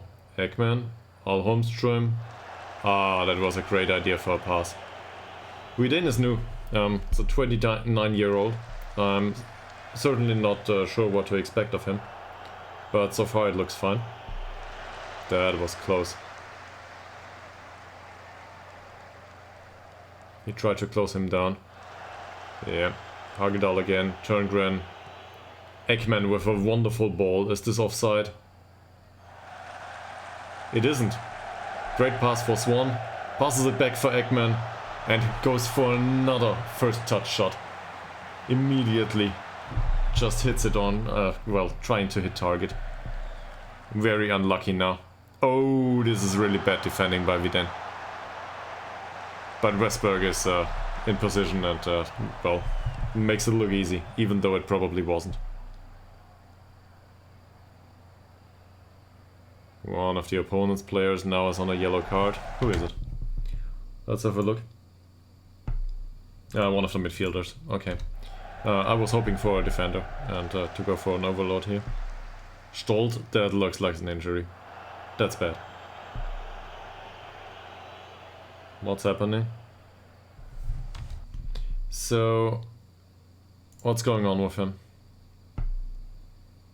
He's got a knee injury. It looks like the new guy will make an appearance after all. We've got 5 substitutes, 3 stoppages. In this case, we will probably just substitute that one player. Later in the game, I might have gone for Swan too. So, Yedida Nduge Muteba will make an appearance here. I will butcher that for another 25 times going forward. But let's just call him Muteba. Nduge Muteba. This is he has heritage in Congo, but it looks like he grew up in France. I had a look into this earlier. Wonderful pass for Liljedal, and he doesn't manage to get it to the finish.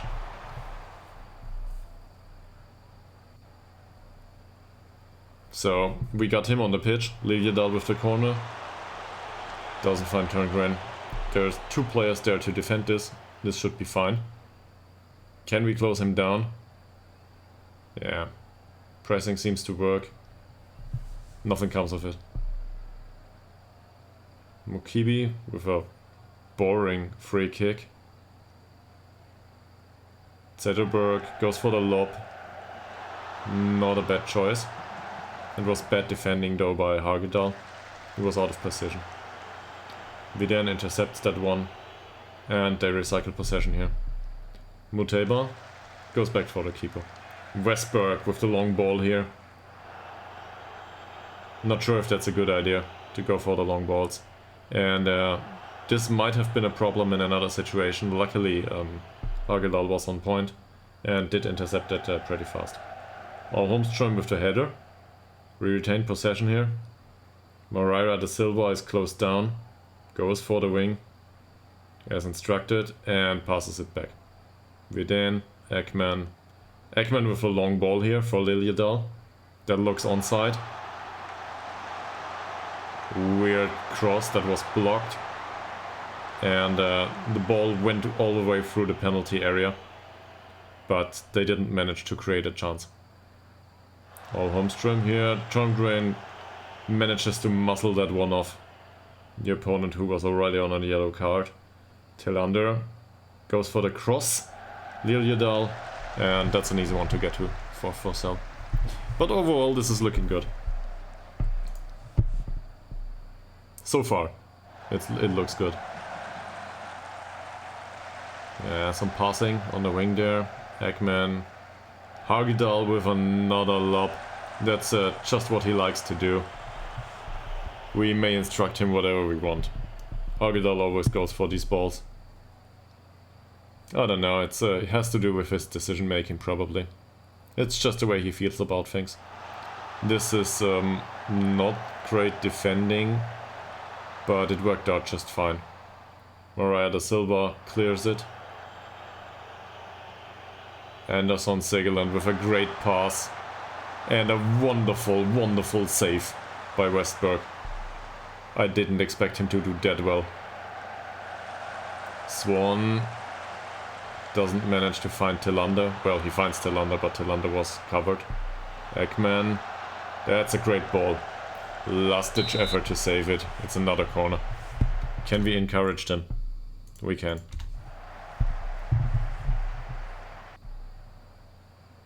"35 minutes into this game. Yet another corner. Nah, easy to get to by Forsell.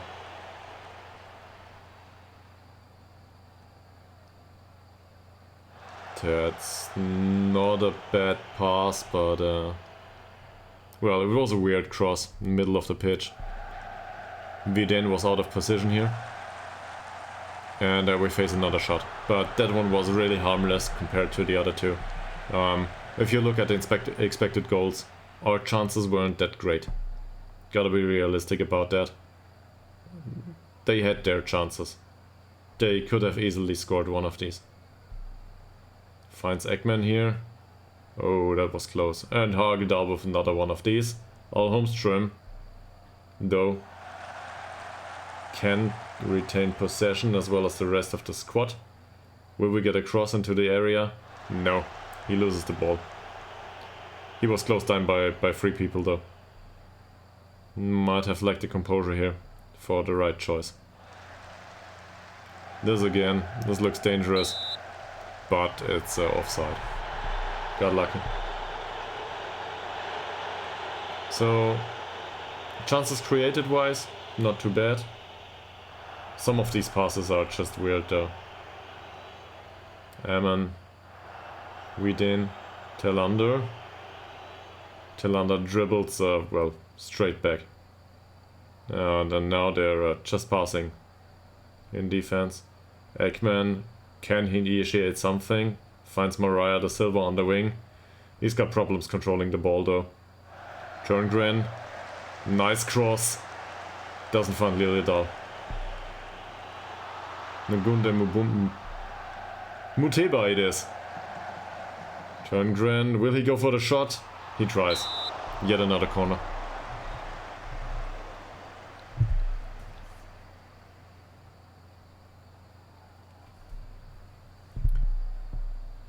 Ytterhogdals with the corner in swinging. Again for Forsell. I might need to have a look into this later on. Ytterhogdals clears it.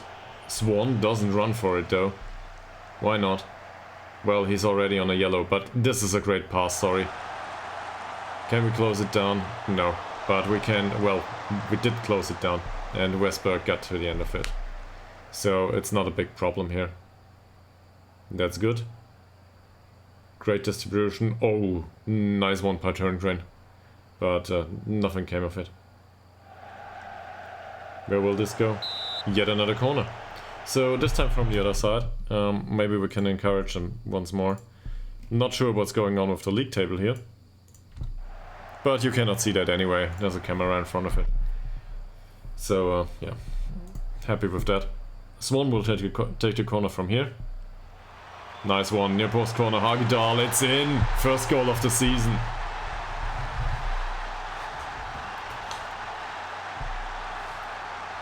And now things all of a sudden look really good. We're off to a great start. We didn't concede yet. One goal in front. And it's just before halftime. So whatever they had planned for halftime talk is probably obsolete now. Well, this looks good. I like this. And Ytterhogdals certainly made me eat my own words about his training performance. Maybe he even develops at some point. Yeah, maybe. But the counter situations were worrisome. There's no doubt about that. I also think we deserved the lead here, or well, it was between a lead and a draw. But this is just something that's in our repertoire. This happens, and we need to push these things through. Heading as part of our arsenal is the better word probably, even though that's a loaded word in football.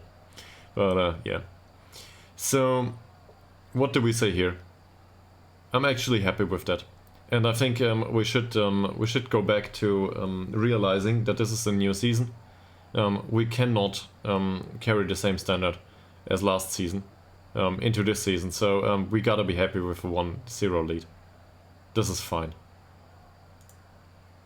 and the squad reacts accordingly. There is not much to do. Most of them are very happy, positively chuffed or anything along the lines. Oliver Swan is already on an individual instruction not to tackle too hard. We will probably put Forsell in here at some point. But for now, this looks good. And there's no reason to go for another substitute. We might have done that to use the break. I don't know how this works. Maybe if we go for the substitution at halftime, it doesn't count for the 3 substitutions per game. Actually, I never tried. I should probably at some point. Ytterhogdals for Swan. Nice passing there. Ytterhogdals. Just calm passing. This, what does this amount to? This amounts to a very stray pass. And that's probably offside. Yeah, it is. So they should have played this out. Probably. But, well, hindsight, you know. Ytterhogdals has shown a yellow card too. We should probably tell him to ease off tackles. It's not like they're particularly violent players, but well, last season was certainly one that was the exception. Usually a few yellow cards are just the rule, not the exception. And last season we didn't have a lot of yellow cards overall. We had a great season in that respect. Preseason. Not bad defending, not bad of a block either. Ytterhogdals, acceleration 13, pace 13. Can you make something out of this? What is this? This is probably the worst choice of all of them. Ytterhogdals, great interceptions there. He did really well. So one of the opponents got a yellow card too. Muteba with the cross, Mariah da Silva with the header. Well, unlikely combination, but this happened. Also, the instruction to pass it straight or cross it straight to our home stream certainly didn't find foot yet. No, hold foot? I don't know.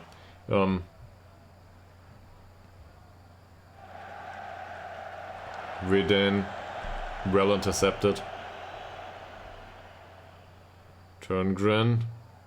Dribbles in the center of the pitch. Holmström goes for the long ball for Ytterhogdals. And that's so close. Was it sailing over the crossbar or beneath wide sideways? I don't know. Didn't get a good look. Again, great ball for Turngren. He's got the pace. He's got the strength. He's got the vision. What will we do with it? Goes for Swan. Doesn't go for the finish. And he loses the ball. This is really sad. Could have been better. A lot of situations here that we could have finished that counter. Will Ytterhogdals reach that one? He will. Great pass by Ekman. Finds Swan. Goes for the pass into the penalty area and is just intercepted. Prior to finding Turngren. Will they close this guy down? Come on. This is a great cross. Gotta attest to that. He's a right-footed player if I'm not mistaken. Wow. We got lucky there. That's just the things we face. And at this point, it's probably not unfair to say that this is a bit undeserved. They would deserve a draw here. On the other hand, we should have finished one of our counters. Oh, nearly intercepted by Swan. That was close. Ytterhogdals, routine header for him. Swan, Tillander. Will he go through the middle? No, he chooses to go for the wing. No, bad passing too. And this looks good by Vidin, but the header didn't find his own player. So now we're facing some sort of counter situation. Well tackled by Ytterhogdals. It's not his main job, but he certainly took part in the team's job.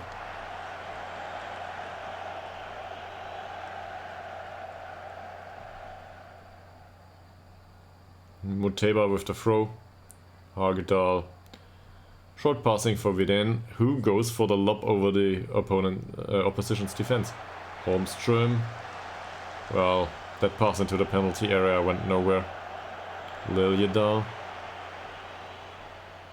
Finds a cross for Tillander. He might find Holmström, who can't control it here.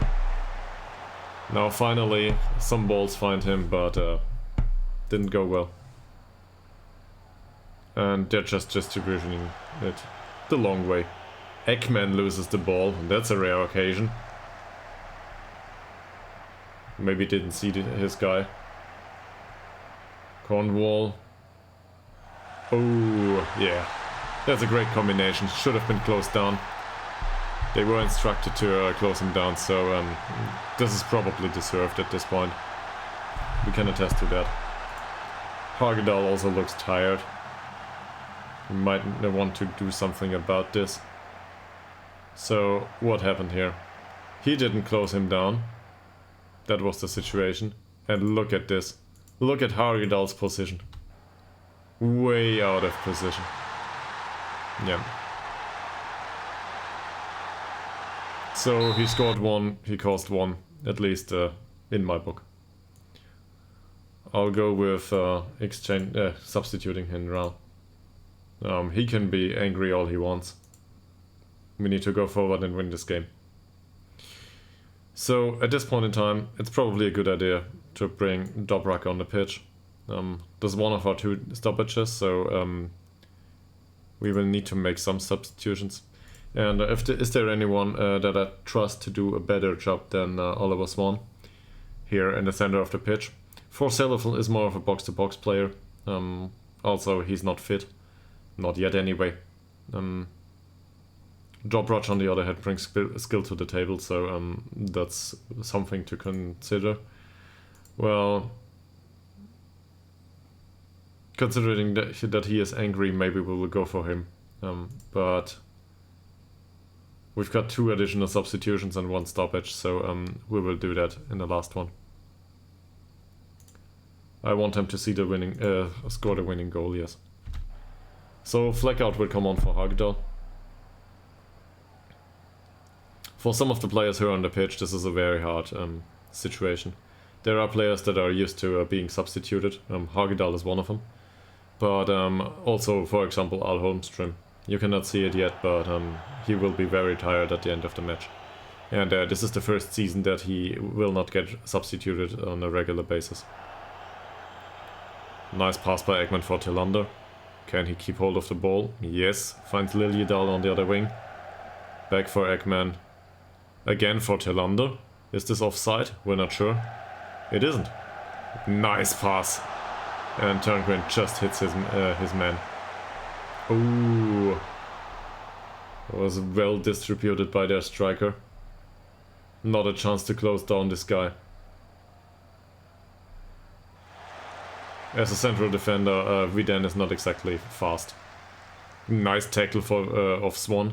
On a yellow card, that is. Great dribbling too. And keeps hold of the ball here. Liljedahl. No, it's out. Alright. Swan.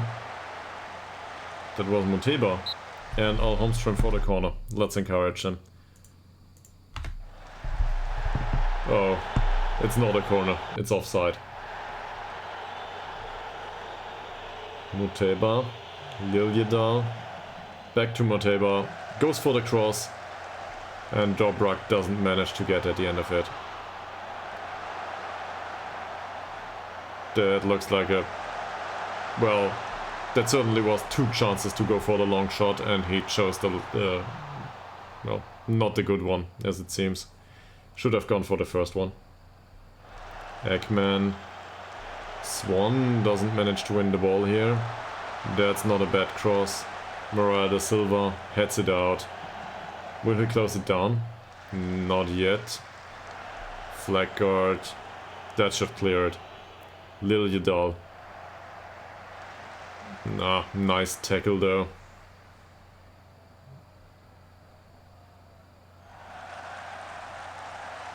No. This is not a bad chance. Vidane missing the header here. So we got 20 minutes to go. Who's exhausted? Da Silva is exhausted. Also, he was angry previously, but it's also probably the time to take Liljedahl off the pitch.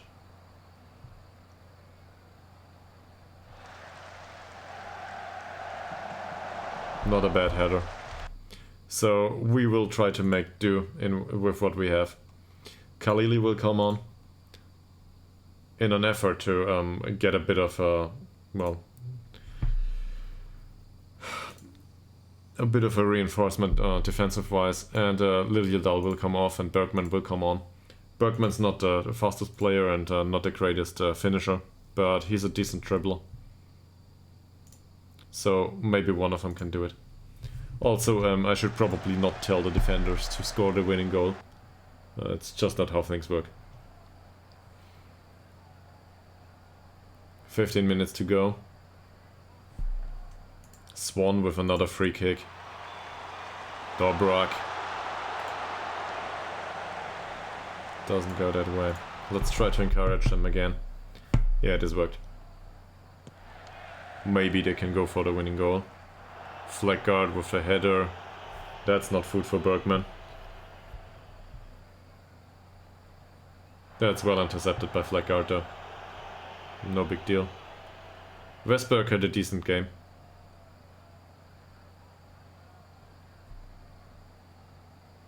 Flag guard for Al Holmström. Goes for the flick on. Bergman, Swan. And he goes for the shot instead of the pass. There were two players straight in the middle. Bad decision there. Khalili, Turngren, finds Al Holmström. It's in! Dobrak with the first goal of the season and for this club.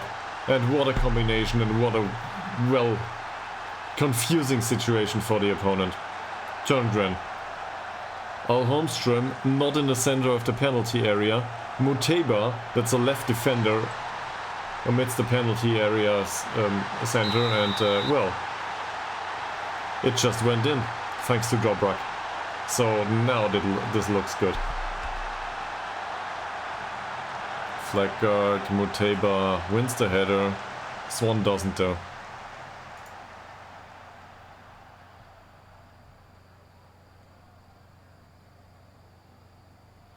So they will have to throw stuff forward. We were well in control of this game, possession-wise, but otherwise this might not be a good formation to go for. Swan is also exhausted, as is Ekman. As we will try to go with the defensive formation here. We will switch. That might not be a good idea. It didn't result in great experiences so far. But on the other hand, they will need to go forward, and also, did we tell them to waste time as much as possible here? We didn't yet. But in this case, wasting time is just fine. We need a result. Turngren dribbles through the middle of the pitch. Bergman. Ekman. Ekman with the long ball for Dobrak. Where will this go? Nowhere. 2 minutes to go, plus stoppage time. Hi Woon. First game of the season. It's to me it's a hard one. Flag guard, will he find all home stream? Well, he went for the flick on. We keep possession here. Bergman. Not a foul. He has to win this one, and he does. Ekman. Again with the long ball for Bergman. Well, this certainly looks like a waste of time. Although, there comes the cross. Finds Ekman. Again for Al Holmström. Turngren. Viden. Nice lob. Will this go out for a corner? It doesn't. That's well done by them, by the way. Will he close him down? He looks a bit tired. Bergman doesn't though. That deflected off Bergman, and now we're able to recycle possession and go for something. Khalili had his name taken, so that's the 4th yellow card of the game. Nobody closes him down. What an interception. Bergman avoids the corner and goes for the long ball. Just trying to get rid of it now. Same here. There's the shot. Didn't hit target luckily, but also it was offside. Westberg goes for flag guard, and he just goes for the long ball. It's not a decision I'm very fond of in this situation, but well, direct passing it is, right? 63% possession, by the way, so it's not like the fans will be unhappy. Those few guys that are in the arena. Khalili, well controlled. Viden, Turngren. Decent passing there. Ekman again for Viden. Finds Ekman again. And he just delays passing too. This is not a good choice though. But it's well intercepted here. So even though we went for the defensive mentality, it looks like we're trying to control the ball. Bergman goes for the early cross. Only finds Forsell. And he just doesn't waste any time. Last ditch effort here. Turngren, Ekman. Can we keep hold of the ball for the remaining few seconds? Looks good. Bergman. Not bad dribbling, but 2 against 1. He failed to, well, go through with this one. And that's it. That's the game.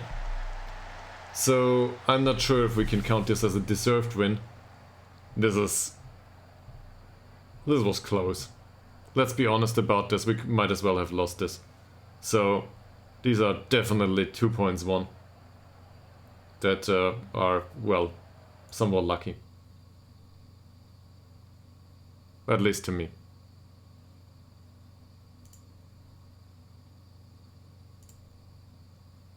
This is great. So the more senior members of this stream will probably remember. This means it's 32 points to go until non-relegation. And this is all this is about for the start.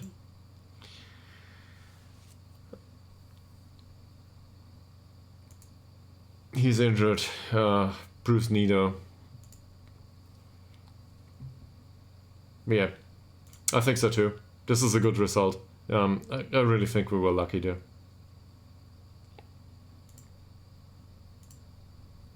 Press conference. Alright.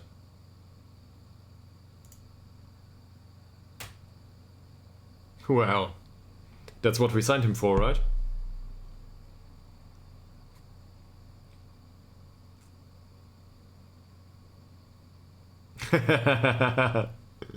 Well, to be fair, we should have scored earlier, but I'm not gonna go there.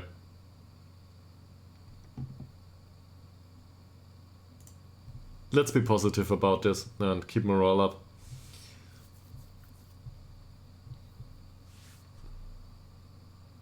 Yeah, I might have mentioned this in the match. I'm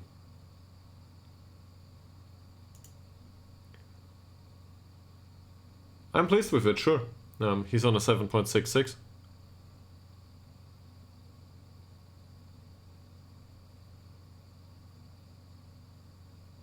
From them, yeah, but they had some great situations. They really had some great counter situations, and the quality of their chances was way better. They just wasted them, but it wasn't even up to Westberg in goal most of the time. They were just weak finishes, and we were lucky in that regard. Another game we could have conceded 3 or 4. So, yeah, good start. How do I gauge Ytterhogdals' performance? Well, which part? The part where he scored a goal, or the part where he made a mistake? Yeah, well, depends, man. Depends. I have seen a few very good counters in my time. So, even though people are always complaining, there is always the one match where one counter goes straight in, 1 out of 2 attempts, and the opponent's team has like, I don't know, 35 shots towards target, and I don't know, just doesn't go in. I think it has a lot to do with bad decision making, especially in lower leagues. In lower leagues, they go for weird decisions instead of just playing it through, like shooting from, I don't know, 15 yards out, or I don't know, 20, 25 yards out, maybe. I'm not used to yards, so no idea what this means in meters. But yeah, way outside of penalty area, just to finish the counter. Or not to use their own teammates to finish the counter. Okay. Yeah, I'm proud of him anyway. The attractive style of play apparently is passing football in Football Manager. So, I don't know. We might need to talk to someone at SI Interactive about that. Attractive is very, very relative.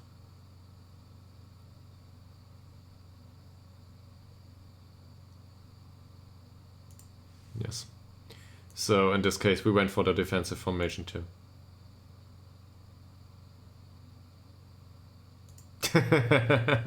So, I don't know. Congratulations on that, but I hope it goes better next time.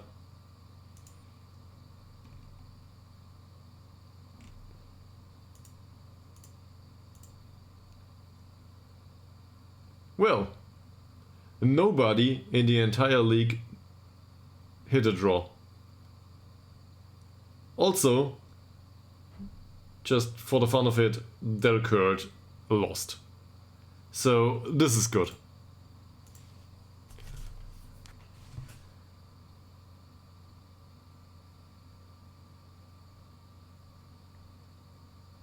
I should probably write back to my girlfriend. Give me a second.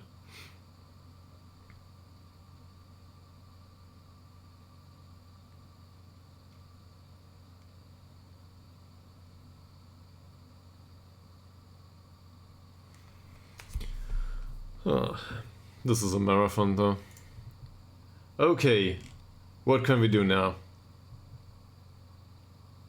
Well, we won that match. Next match is against Team TGFF. No idea what that means. Let's have a look into this. Is there a long name for this club? Well, there's the Umeå Derby. That's good to know, but not exactly. The Gamlia Wallen. In German, a Gammler is a very lazy person. So don't think that's the same. But yeah, they're from Umeå. Okay. So, do we know anything about their tactics? Yes. This is gross. I don't like facing this. I really hate this formation for opponents. This is always dangerous, no matter what you do. And this is always difficult to score against. Wow. They grinded him to the bone. What did they do to him? No, well, he scored 2 goals. Doesn't matter. He was on for 90 minutes, scored 2 goals, so yeah. That's good. Happy with that. Who are these guys, by the way? Oh, these are the English players. So they will probably go to the U19 for the time being. Trialists usually don't complain.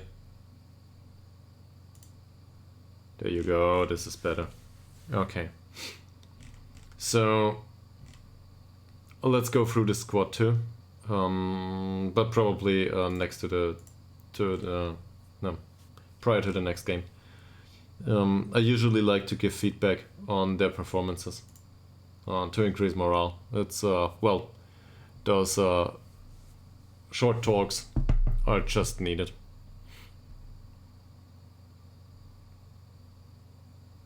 So match fitness wise, this looks decent.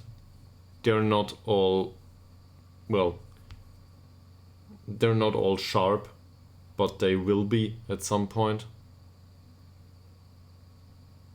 And Nicolas Otamendi will retire in 2025. Now we know it. It's been predicted by Football Manager.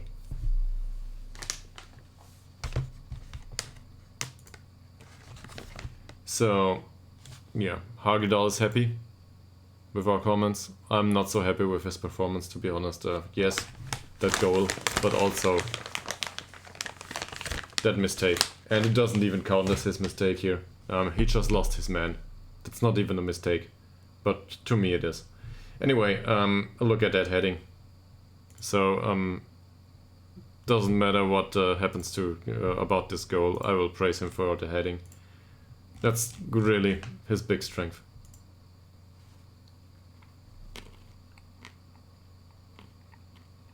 So next, we will face the third of the league. After one game, this is really an important stat. Look at that. 36 season tickets this season. Plus 3. That's 300 euros. Plus, I think. Where is it?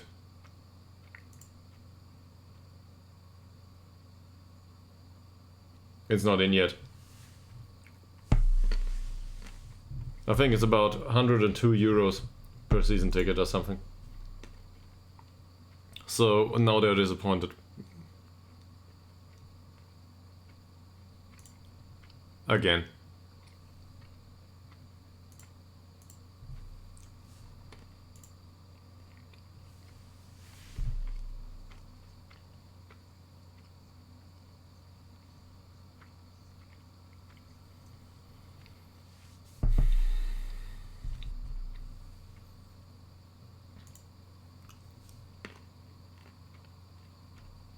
They don't look that well, at least in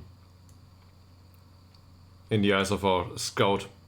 They have some notable weaknesses. Why is that? Did they just go up? There they are. Oh! Yes. So they went up last season, just like the other one. Apparently we are supposed to face our direct opponents for the last spot on the table first. So we need to win this. But on the other hand, this is away. So who cares? Depends a bit on who's match fit and who's looking sharp, and on training performances. By the way, training, I've got another question, maybe one of you can answer this. So, this match preparation, this is obviously for the next match. But I am not sure if this is true. This special focus has been placed, blah blah. How does this work? I've never been able to find out in Football Manager. If we did defensive shape training, does this last until next game? Or does it last a week? Does it last 2 weeks? Because the game's over. So obviously this defensive shape training still counts here. So if we were to play another fixture today, obviously it would count. Will it also count next Wednesday? I have no idea. But in case it counts next Wednesday, we do not have to do additional defensive shape training. We can go for something else, right?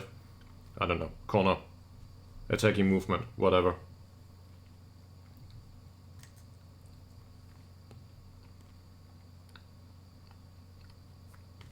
Weird question, right?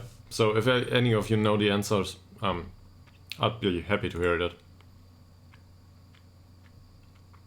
So let's go for attacking movement and try it out, huh?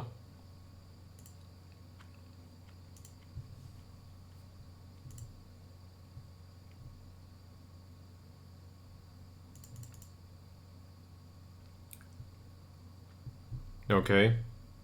Yeah, okay. Once more. I'll try to explain. So the short question is, how long does this last, match preparation? Okay, this already includes attacking movement now. How long does match preparation last? That was, where is it? How long does match preparation last that,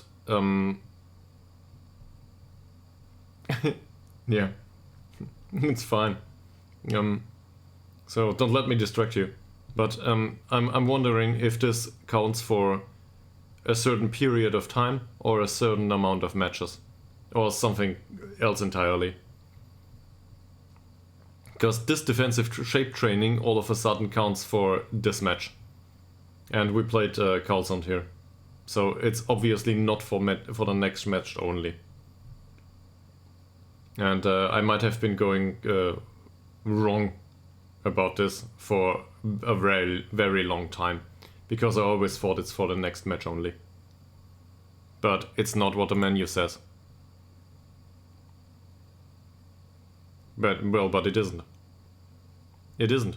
Because, as you see, well, either this is misinformation. Well, if it holds a whole week, some of these might disappear. So, we will see. According to this, which also includes Tuesday, for the match against Team TGFF, we already have the benefits of defensive positioning, teamwork, passing, marking, pressing, and attacking movement. And attacking movement just accounts for passing and attacking movement. The other two are obvious, are the other preparation things. So if we slot another match preparation thing in here, let's say attacking corners, doesn't change anything. Which is weird, right? Now we go forward.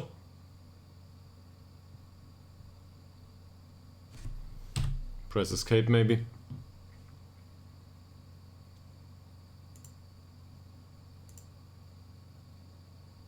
Okay, cool. I don't care. And all of a sudden, attacking corners is in there. So we didn't even have that yet. It seems to be refreshed once time passes. So that's the first thing about this menu I just learned. It's refreshed once time passes. That might also mean that defensive positioning and pressing and that stuff isn't in there once we arrive at Wednesday. Because this menu is just, well, stupid. But we will have to wait and see. But if it works like this, and match preparation training accounts for longer periods, this might mean that we might be able to slot in a few more overall sessions or different match preparation training, which might just give us an edge. So it's one of these football manager things. We are not sure how it works. This is a good defender, and you can probably stop scouting him because I cannot afford him.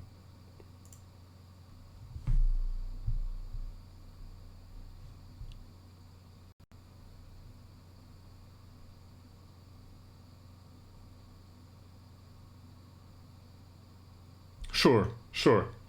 So I'm very aware that this is stupid in terms of well, real world football. So it is obviously supposed to do it for the next match, but that's not how it works as it seems.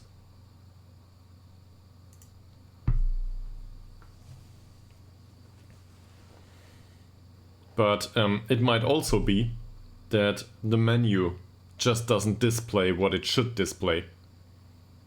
So might be a user interface issue, might be a rules issue, it might just be that, well, an explanation would be great.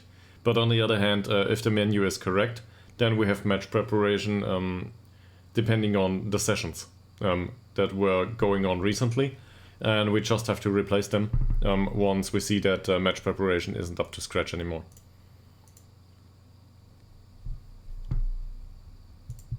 So what do they want? Matthias Nilsson needs to have better defensive positioning. Yes, okay. I can agree to that. He's the guy that dives into tackles anyway. Can we sell him? He's on a non-contract. 18 years old, driven. For 18-year-old, he certainly isn't somebody that will want to play in my team anytime soon. Flag guard. Defensive positioning is no longer a weakness. Well, what's a weakness then if this is not a weakness for him? Composure maybe. He really loves that. He will moan in about a week. Oh, there was one.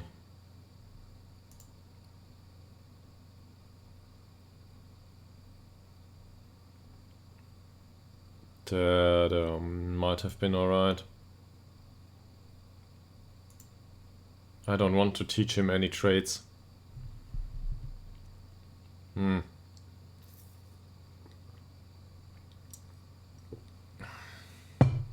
Runs with ball through center of the pitch might be an idea though.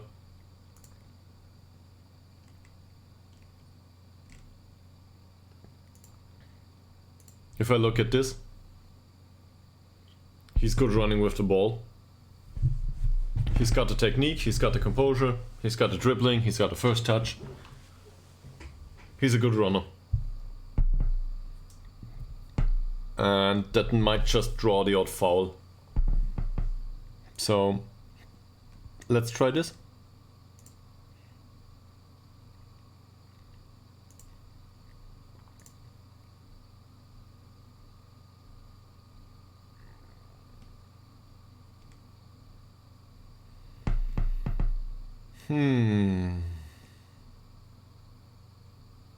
No, I want him to run through the center of the pitch.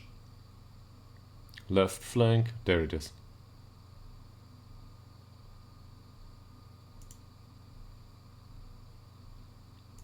So he's athletic all of a sudden, not sure. But he should be able to dribble through the center of the pitch. Now it's heavy. Well. Now let's get this back up. He'll be able to deal with it.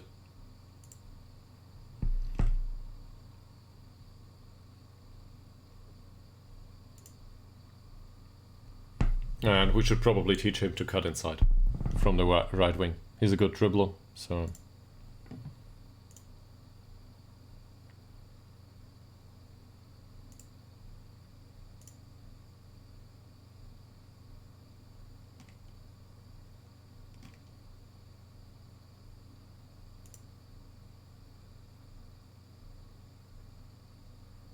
Okay. Yeah, he's a good crosser. Well, so they don't like that. Yeah, I can see that being a problem.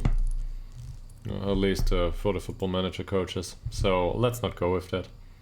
But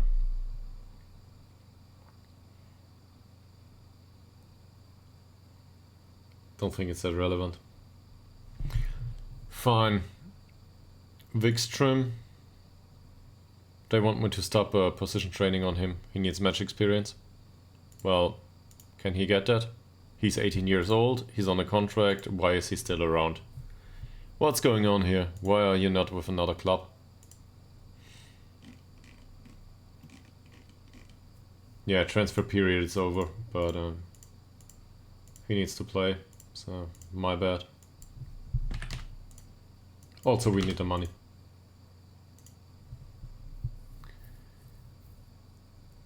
Better balance the training workload. I'm not willing to do that. And Malte Ekman might develop his weaker foot. Is it really necessary?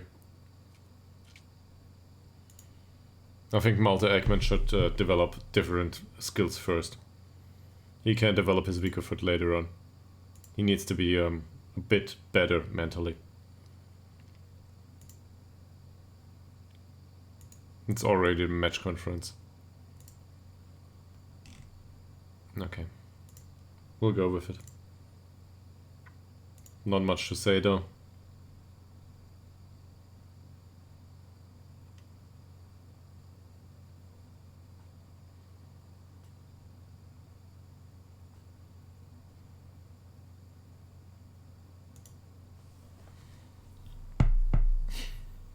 I have no relationship with this guy. He's a balanced one. Don't know.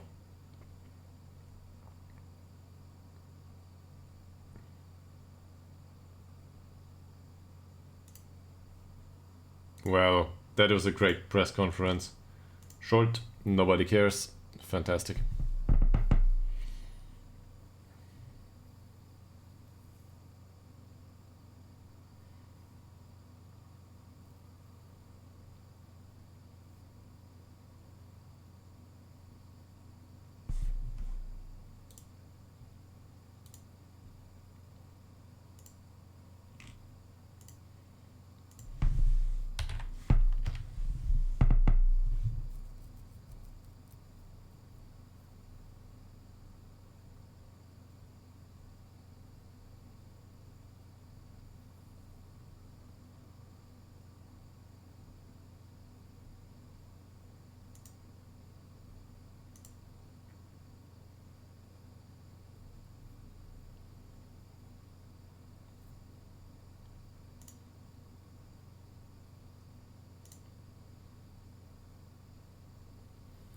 Okay.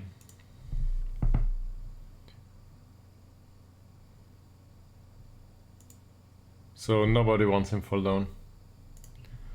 Let's get him off the list then. At some point in the new transfer window we will have a look at this. He doesn't think this is useful, so we will not train him on it anymore. Actually, I don't think he needs to train anything. Also, he has no traits, but he's already 30. Yeah. Svensson. Tobias Svensson. That's a perfectionist. On passing training. Doesn't like that. Why does he not like that? It's important for you, man. It's important for you. Ball played into the feet. Makes a lot of sense. He's a technical guy. Well, no, he's not a technical guy. Well, in some respects. But he's a weak guy first and foremost. So this is bad. Yeah. Maybe we can go for, I don't know, attacking movement. No, he thinks it's not beneficial. Man.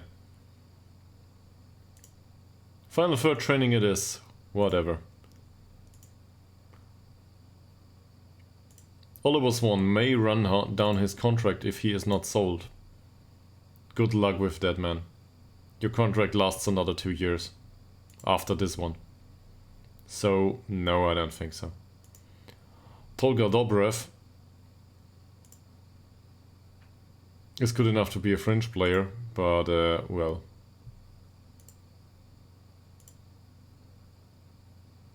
I think he's good enough to be sold at some point. If we can. And Westberg should probably be back up, yes.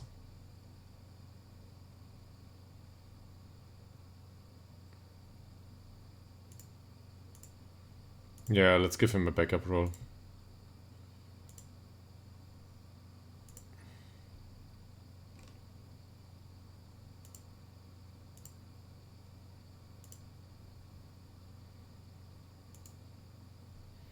Hopes to play the occasional match. Okay. So he had his occasional match. Horse hierarchy not looking good, happiness wise. Yeah. Planistrand is unhappy? Why? Why is he unhappy? Feels the individual training. It's no longer suitable. Is that all?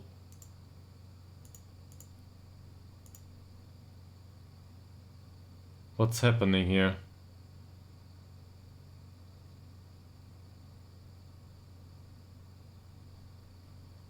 If this is the way he is about things,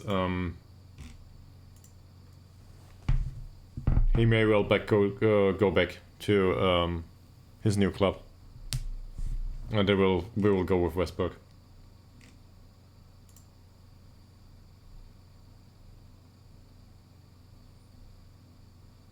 Stolt.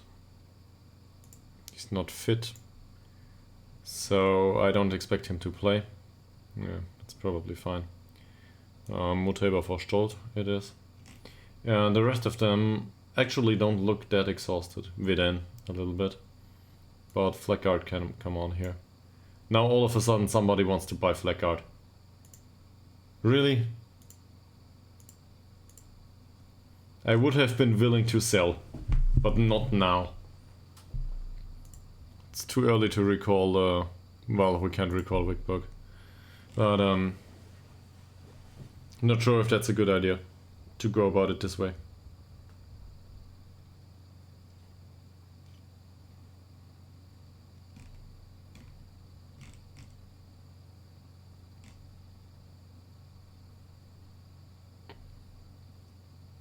So kinda sad. Forsell was the only one that remained on the bench, along with Sederberg. It's not deserved. Forsell is a decent player. He did well also. But Turngren is way better. No debate. Is there anyone else who is all of a sudden wanted? Well, Shabba not sure isn't. Orberg isn't. Okay. No, I'm not gonna do that just yet. So, we need to see through this. He didn't train well, so let's tell him. Viden, very good training performance. Last game, the heading wasn't that great, passing wasn't that great, interceptions weren't that great. So let's praise his conduct. Wickberg's not part of the squad. Holmström is part of the squad though. 0.4 goals. The headers weren't that impressive, passing wasn't that impressive, but especially shot-wise, this will not suffice. That's a 6.7 rating, so we will criticize his last game and tell him, sorry man, you need to get into more goal scoring positions and stuff. Conduct-wise is fine though. Okay, that might push his morale a little bit. Alnes is out on loan. Asarson is out on loan. Orstrom is out on loan. Bergman had a few minutes last game. 18 plus stoppage time to be more precise. Didn't create many chances in that time. So this is what we will criticize him for. And did he do good in anything? Not really. How's his training? 6.5. This is also bad. Sorry man. Doesn't work that way. If you want to be first team, do something for it. Alright.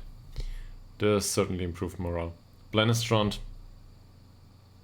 Horrible training performance. What's going on with him?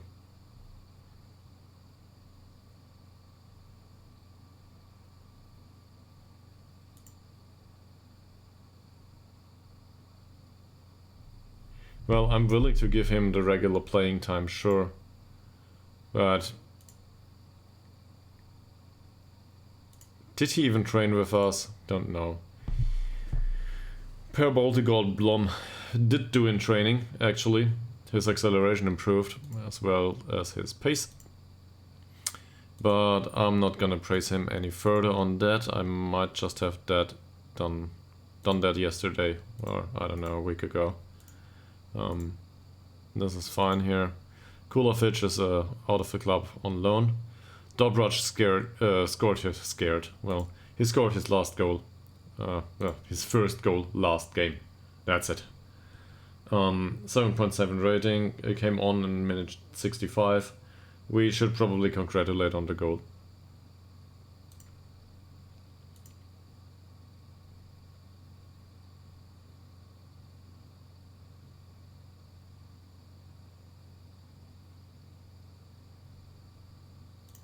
This is it. Yeah. So he had a decent debut. Would have been able to congratulate on that too. But I think in this case we'll go for the conduct and for the goal, and form is not a thing yet. And there's no use in warning him about his conduct either. Dobrev didn't play. Ekman. Well, Dobrev didn't play and will not play, but let's still criticize his training. As usual. Ekman's training is also really bad. Doesn't work that way, Malte. I mean, if you want to improve, you need to train. Conduct has been fine. 7.3 rating. That passing completion is good. So this is praiseworthy. Sure. And can we warn him? We can criticize the last game for not creating any chances. So we will do that along the way. And that's all there is to it. Flag guard. 7.4 rating, 15 out of 15 headers. This is a no-brainer. And previous in the air it is. Something bad about his performance? Not really. He really did good. In comparison to Hagedal, who managed to score, I really think Flackart did better. So we might even field him. Put him on the pitch. Where is he? Well, he already is. So yeah, just that. That's probably due to Vidin's problems with fitness. Forsell didn't play. Hagedal did play. Great thing with the heading though. So this was fine. Also goal scoring was fine, but his defensive heading is always really impressive. Hellberg is out of the club. Khalili wasn't as creative enough, so we can warn him about that.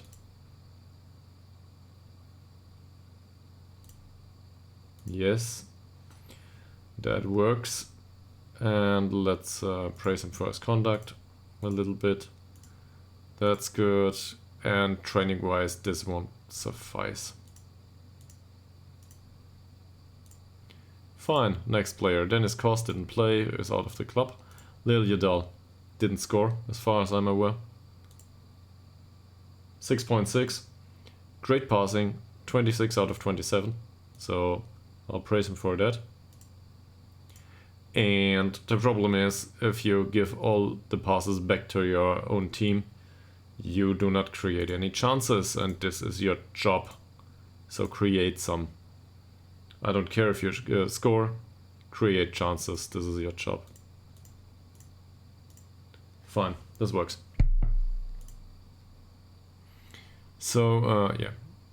Going forward, I hope he will do better. How was his morale? It's not perfect yet, so we will criticize his training. No, it is perfect. We just need to skip forward in time. Theo Lind is not in the club. Moreira da Silva is in the club. Training has been decent, not a comment. Passing has been alright. Tackling has been alright. Heading has been alright. The tackling has been great, actually. That's 100%, so let's go for that. Great one. Great one, Sandro. You managed to get an assist. But your heading was also great. And the passing is also decent. So let's praise you on heading, passing, or the assist.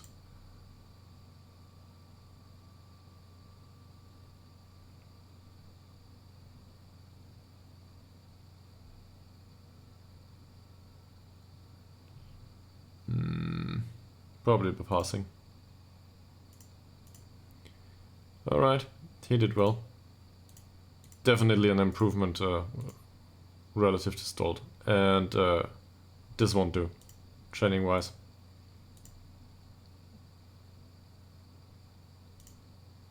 Fine. For now this is good. Ngoma is not at the club. Oderland is not at the club. Sederberg, your training hasn't been good. But we can praise your conduct at least. Jabanac is not at the club. Skilomo is at the club, and there's not much to tell him, right? His training has been bad. That's it. Sorry, man. Can't stay that way. Also, your development has been bad too. Stolt. Stolt is injured so far. 6.6 rating before we took him off. Tackling has been on point though, 1 out of 1. So that's certainly okay. Defensive wise, not so much, but well, let's not insult him. He will not be on the pitch. Oliver Swan, training has been really bad. Yeah, but he will not improve morale anytime soon. No use talking to him. Tillander, training has been bad.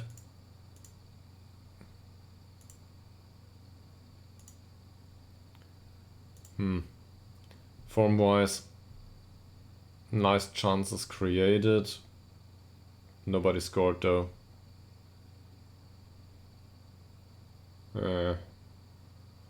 I want a few more chances created, but the thing is, I'm not sure if I can already, well, I might not be able to criticize this, and I might not be able to congratulate him on it either. So this is in between space basically. I'm not sure if this counts as creative or as uncreative. Turngren, 7.1 rating. Passing is not that great. Tackling is poor with 50%, but for a midfielder that's probably alright. He didn't create many chances though, and this is his job, or part of his job.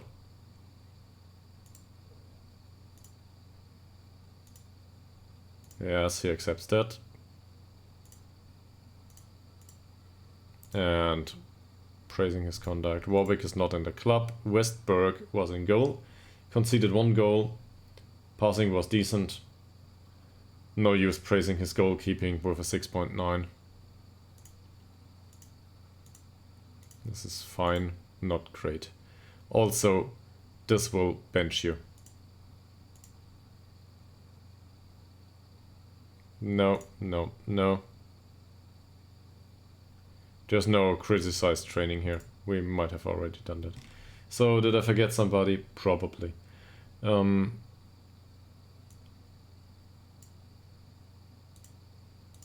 go forward a little bit. Viden. How is Viden's last game?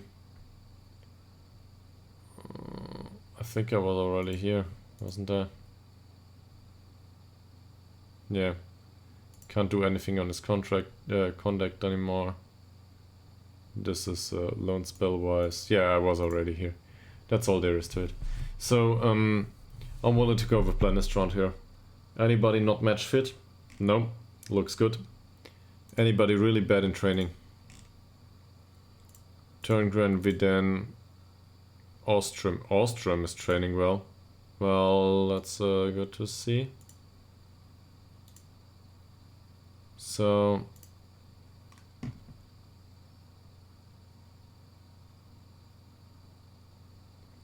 he will need to deal with this.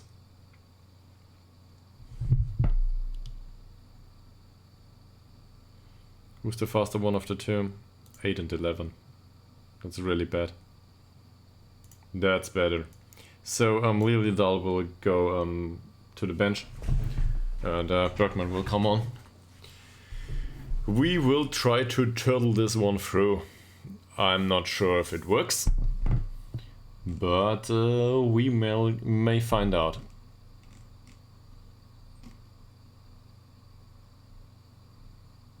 Are you left or right footed? Right.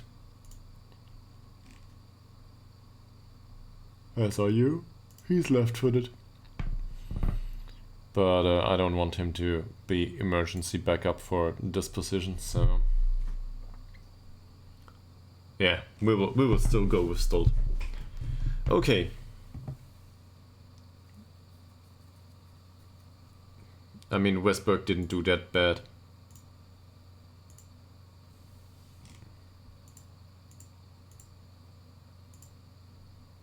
Hopefully Blennistrand can pick up where he left off last season. Let's go with this.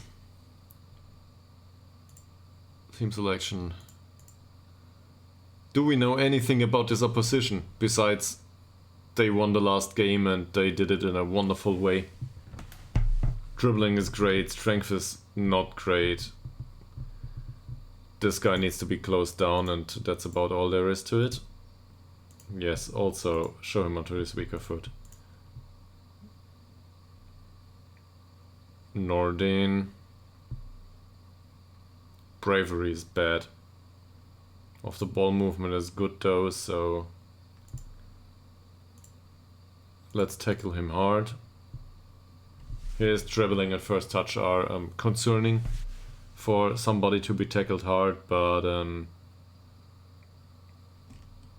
maybe we can get him off the pitch.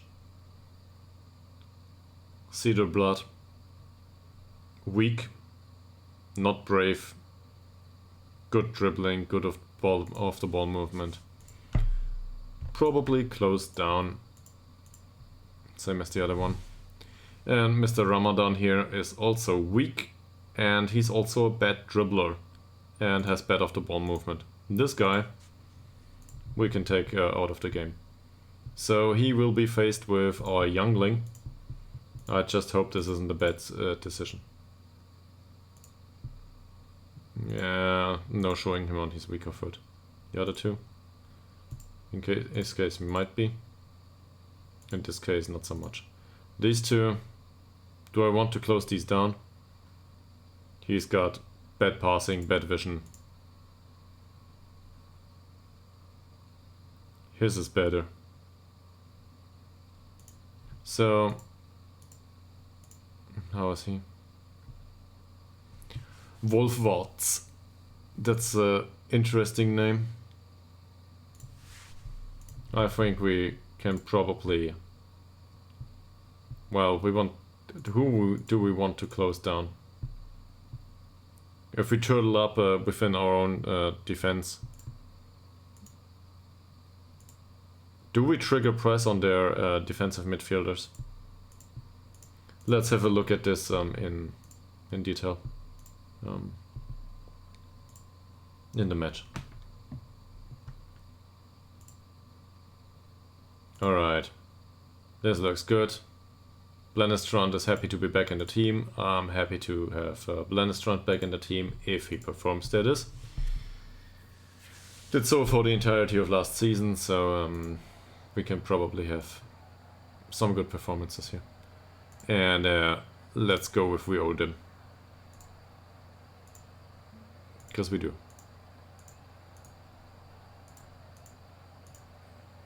Otherwise...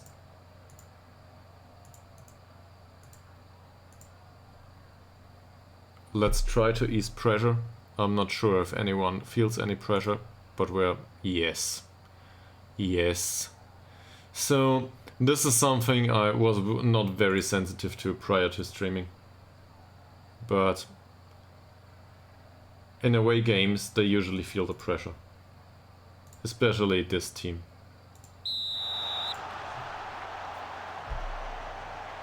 Now, let's go. Get this in.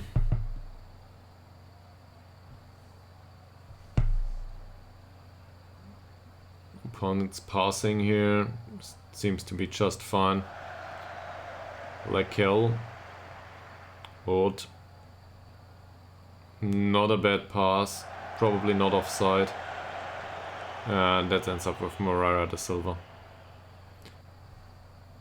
Well, free kick. Oh. What a stupid goal. Did anyone see that? I can't believe it.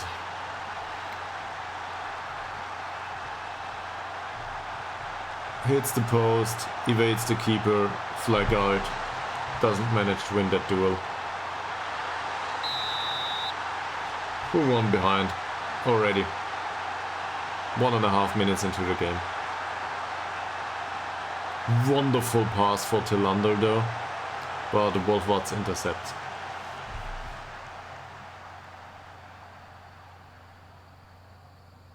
Seriously, what's going on here? Alright, a silver for Turngren. He loses the ball. Flag guard goes for the long ball, shouldn't be offside. Manages to control it, finds Bergman, and there's the first chance of the game. But sadly it's saved by Saliba.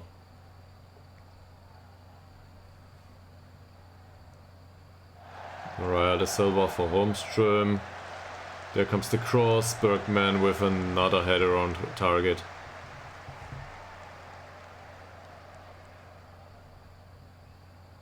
Now it looks like we're in control of the game. Bergman. He might have scored one of these recently that got clipped.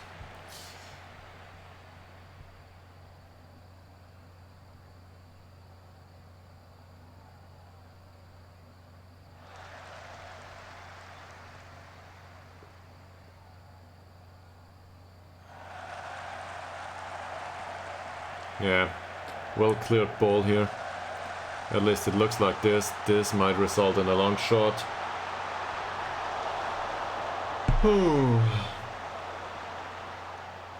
Doesn't look good. Are we talking about me? I wasn't off. Well played. Oh, Holmström, you gotta make those.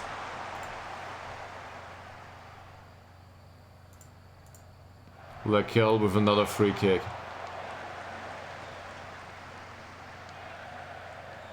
This stream has been running for 10 hours and 12 minutes according to Twitch, so I definitely have not been off.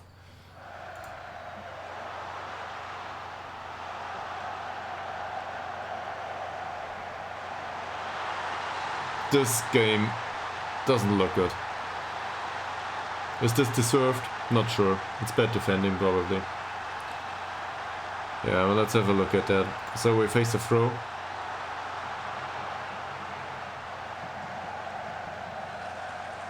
No, I said 10 hours. Well, this morning I started a stream saying we will probably not go for another 8 hours. To be fair, we didn't. Yeah, I will have to change this. This is not good enough. This doesn't work. So now we have a mountain to climb.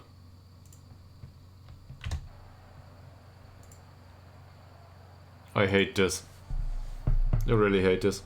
I thought in an away game we could go with some fast countering, but they just scored against us. It doesn't matter. And now we need to control the game, and Ytterhogdal needs to score a few more goals in his role as a central defender. Obviously that's his prime duty. There's a yellow card. For whom? Holmström. Not good.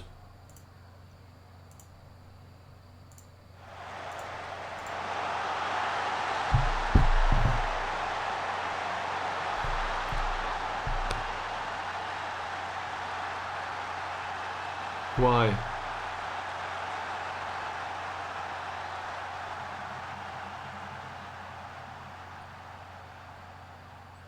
That's not even a great pass, that's just slow defending.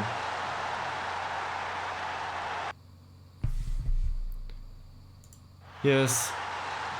Holmström, please don't knock other players off the pitch. But this doesn't look good. Down 3 goals, I'm gonna go for berate. This is one of these situations, it's probably fine.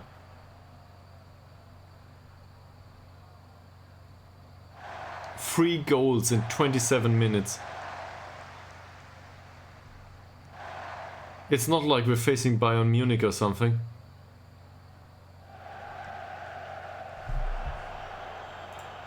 They didn't react well to it, but they didn't react badly to it either. Long ball for Tillander. Pass back to Moreira da Silva. That's into the center of the penalty area. Not well cleared. We face another free kick. Ytterhogdal finds Bergman.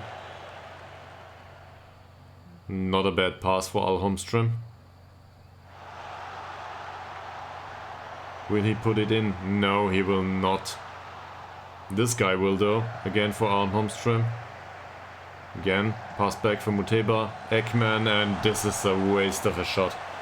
He can do better. Muteba, Swan, Muteba for Holmström. Is this offside? Doesn't look like it.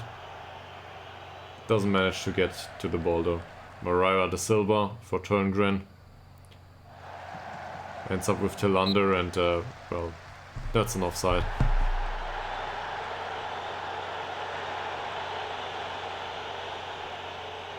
Swan.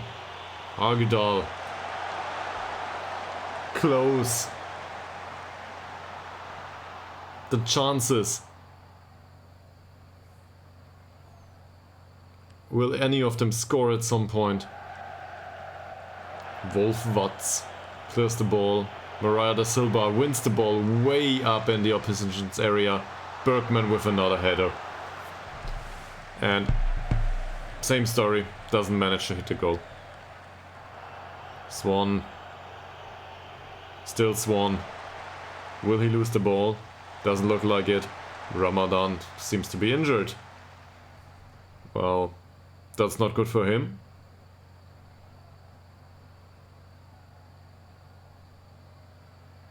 Holmström goes for the cross here. Turngren, Bergman.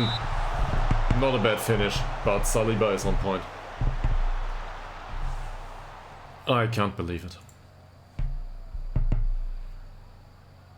Swan with the corner. Doesn't find Ytterhogdal. Well, that's just cleared. Moreira da Silva. Well, he refrains from going all the way. Goes for the pass instead. Ytterhogdals again with the lob over the defense. Bergman doesn't find a way into the penalty area with that ball. Ekman recycles possession though. Odd, Lakel, Corneliusen, Muteba wins the ball. Swan here, very long ball by Swan. Sends Bergman, who doesn't manage to get at the end of it. That was really dangerous for them though. If Bergman would have won that duel, might have resulted in a second yellow card, which might just change the game. Again, a ball full of Ytterhogdals. Luckily it was judged to be offside here.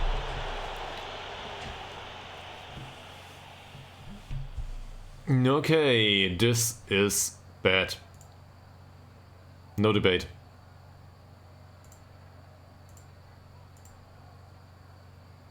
Just... this can't happen.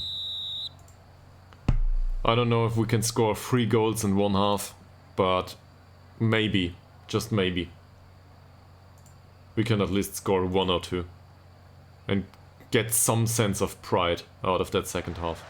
Also, what's going on with Turgren? Why are you on a yellow card? Oh. Might have gained that one just prior to halftime. Bergman dribbles through the center of the pitch, gets stopped by Ytterhogdals. He's not on a yellow yet. Doesn't receive one either. Swan with the free kick. Ytterhogdals. And another one off target.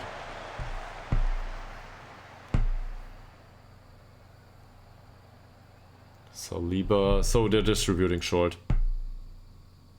Let's go for it. I don't want them to distribute short. I want these long balls. It's not like we have a chance anyway. If they go for another counter, that's it. But I don't want to run around like this. I want to control that game and I want to score. Holmström heads it back to Swan. Nice ball by Swan for Holmström. Doesn't manage to get past the keeper. This guy has a good performance so far. Muteba finds Holmström here. Goes for the cross. Nobody in the penalty area. Flag guard, Turngren, Ekman.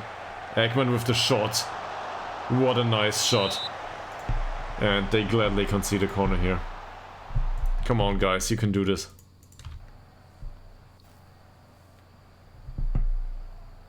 So performance has been much better now, but 3 goals are really a lot.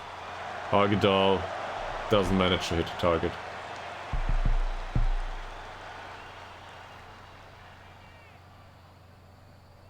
Flag guard, Turngren, Ekman.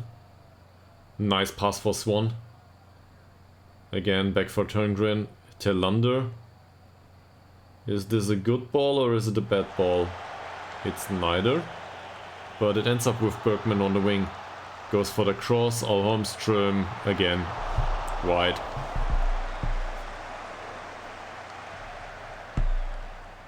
There's the odd yellow card for Swan. Flag guard, Ekman, Moreira da Silva.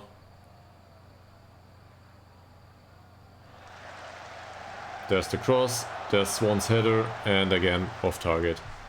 Is there anyone that should probably get substituted? Well, half the team. But it's not like they're paying bad. Paying. Well, we are paying bad. But they are not playing that bad, I think. They conceded 3 goals, it's an odd thing to say here. But the second half hasn't been bad, strictly. So, who am I to exchange here?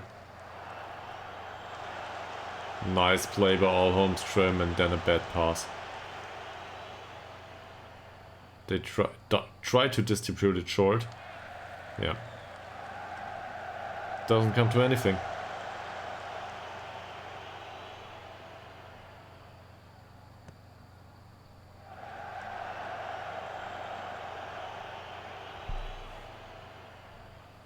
Will they go for another counter?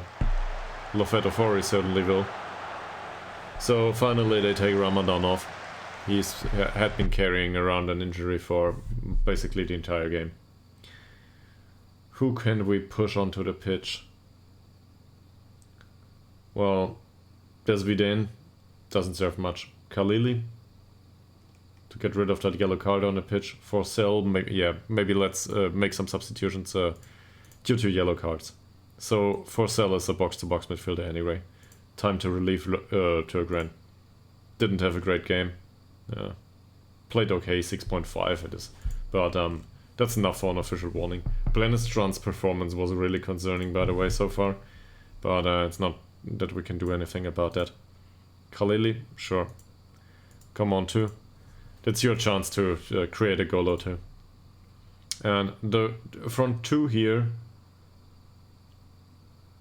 I don't know. Do we really go for that already? Dobrak and Tillander. Tillander is very focused. So I will keep him on. Due to mental circumstances. Liljedahl, come on, create something. So, do it.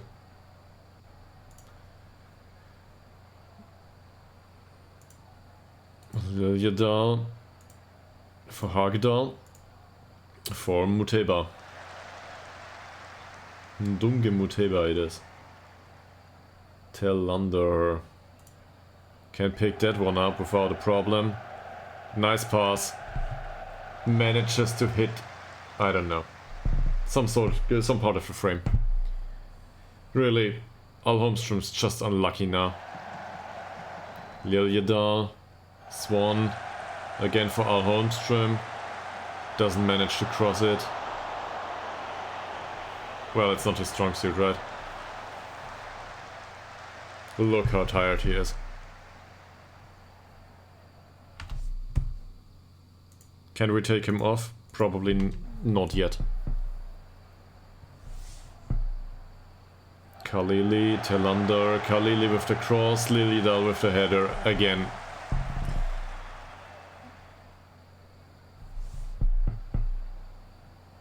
Lakel with a free kick here.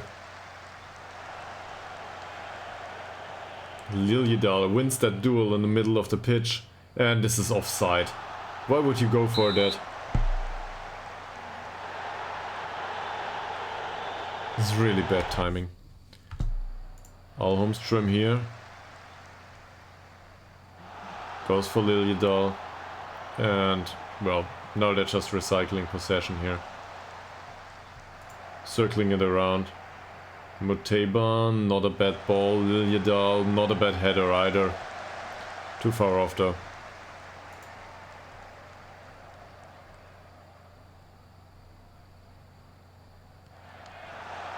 Oh, well done. Now it's in. Now it's in. They played the dangerous game and now they pay for it, at least with one goal. So, I'm glad for Al Holmström, but he's been exhausted. We have to switch things up here.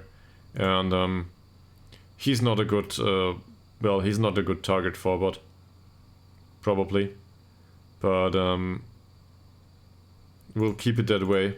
I was arguing with myself going for pressing forward. Maybe not a bad idea though. Can he play that though? Support duty probably. Can he play that? Is he used to this? There was some way to see familiarity. There it is. Oh, maybe we cannot. Because it's in-game, so why would the menu work? Alright.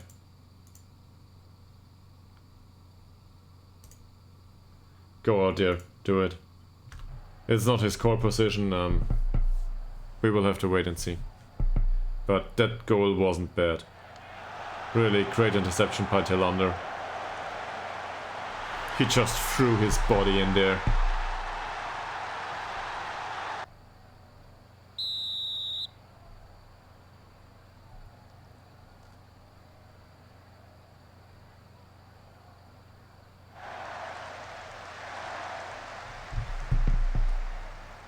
Doesn't look bad. Ekman doesn't control the ball though. Might want to go and play for Ekman's fit next time. His heading isn't great. Blennestrand, what are you doing? Since we sold him, he's been all over the place, just not in goal. Padovan with the throw in. That was well headed out. That was a nice block. Telander. Will he find a good pass? Well, a decent one for Khalili. He may have found a good pass if this is not offside. It isn't. Liljedal. Great one! Great one! Fantastic! A wonderful goal. Puts it back into the penalty area and Telander just takes the volley. And finally shows his finishing. Look at that.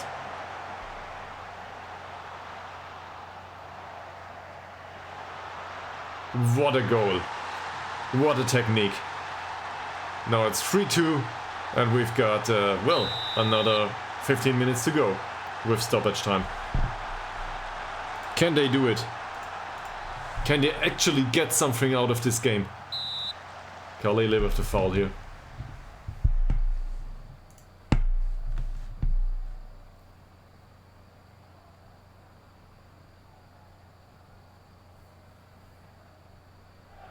Well, that doesn't look to be offside.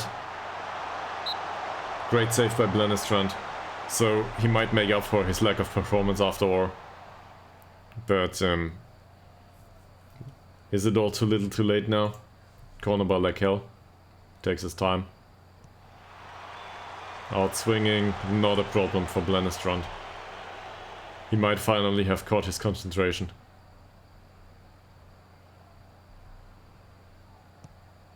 Goes for the long ball for Liljedal. Wins the header for Dobrak. Will he go for the pass for Swan? Goes for the finish. It's over. This could have been better. But on the other hand, they created the chance. Liljedal again. Dribbling through the center of the pitch. Back for Moteba. Finds Forcell. Khalili. He actually went for the shot here. Not a bad idea. So we get another corner. And chances wise, it would only be fair. No. Hagedal. Oh, it didn't cross the line. That was close.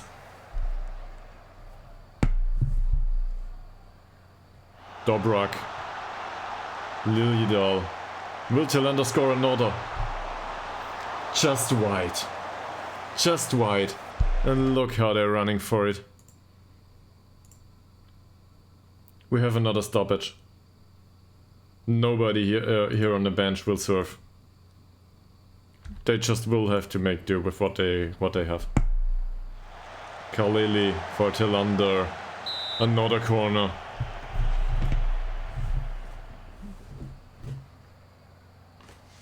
Is this it?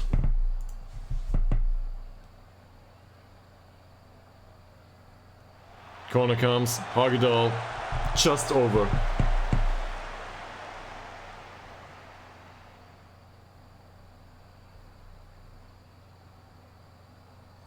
Wolfwatz for Lindgren Gesenius. Telander might have won the ball there.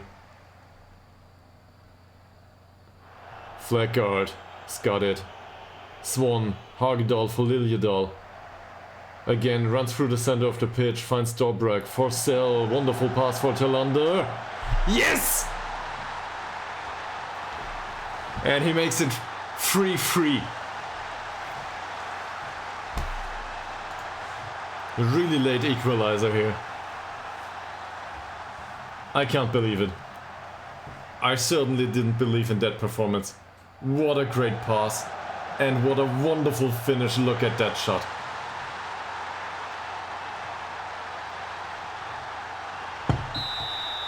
So they will certainly not give up now, right?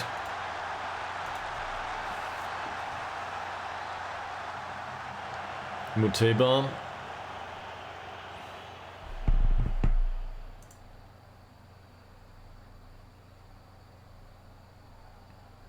Lofeto Fori is way out. So we will need to defend another corner here. Don't let them take that point from you.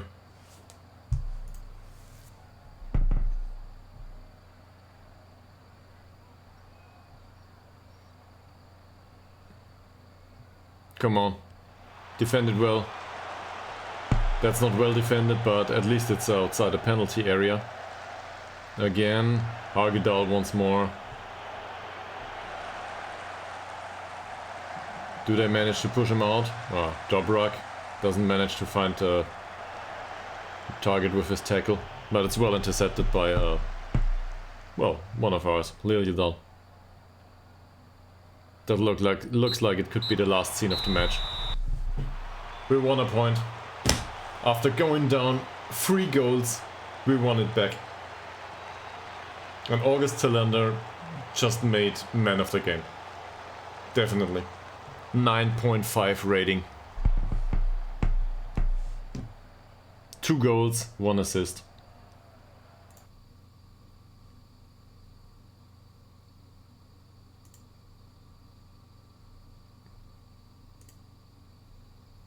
I'm really excited. This is what football is about. Free. So we only get a point out of this, but morale-wise, this must be something.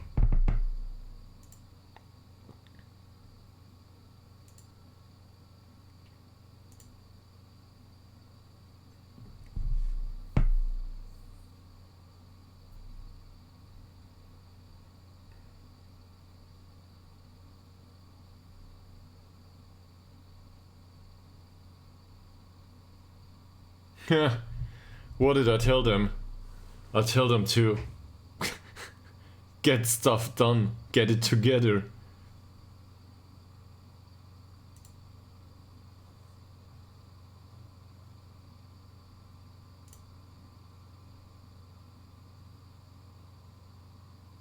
So how did it feel? It felt great.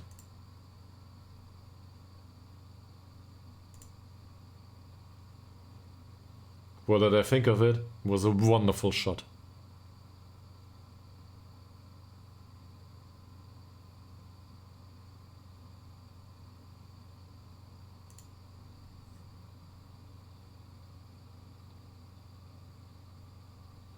Aiden Unsal.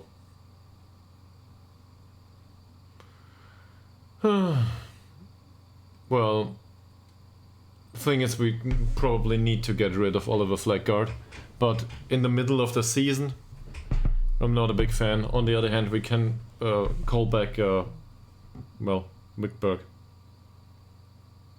Wickstrom? I always forget, we got both.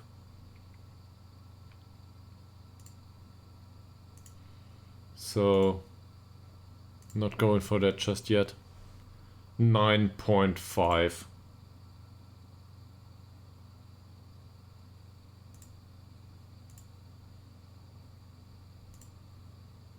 Aydin Ünsal. What's that for a club? Okay. Yeah. So, if he wants to come with some money for Fleckgaard, maybe we can have a talk. How was Fleckgaard's performance though? 6.5 until he went off. That probably isn't encouraging to them. Also, this also counts for the next match in 3 days. I don't know what's going on here.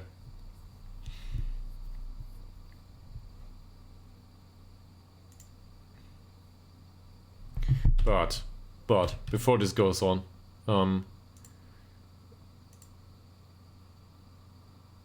lol. What's this?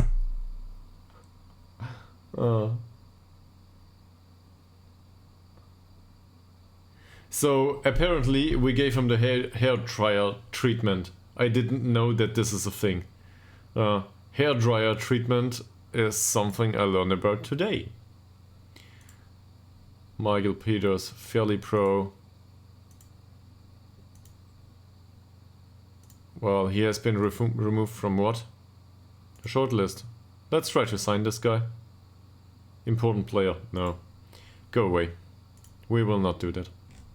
I don't know you. I don't want you. Well, maybe I do. Would you be inclined to come in for trial, please? Just so I can reassess the options. Okay. This was a hard one.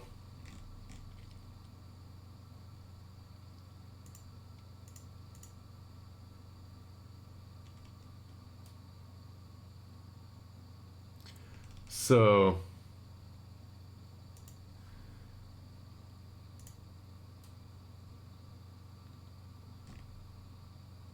next game is against... well, the leader of the table. After 2 games for what it's worth, but it's against the leader of the table. We should probably finish this at some point. It has been a great lot of fun. Also, well, topics have been all over the place. I will save this here, and for tomorrow and Sunday, I'm not sure if I will stream. To be honest, if I come to it, you will probably be notified. So, yeah. If you watch this later on, this has been 10 hours and 40 minutes of streaming. So, if you reach this, you madman, really. Or madwoman, whatever. So, thank you very much for joining me on this, and I will probably see you maybe tomorrow or Sunday, maybe Monday. Have a great evening, and until soon. Bye.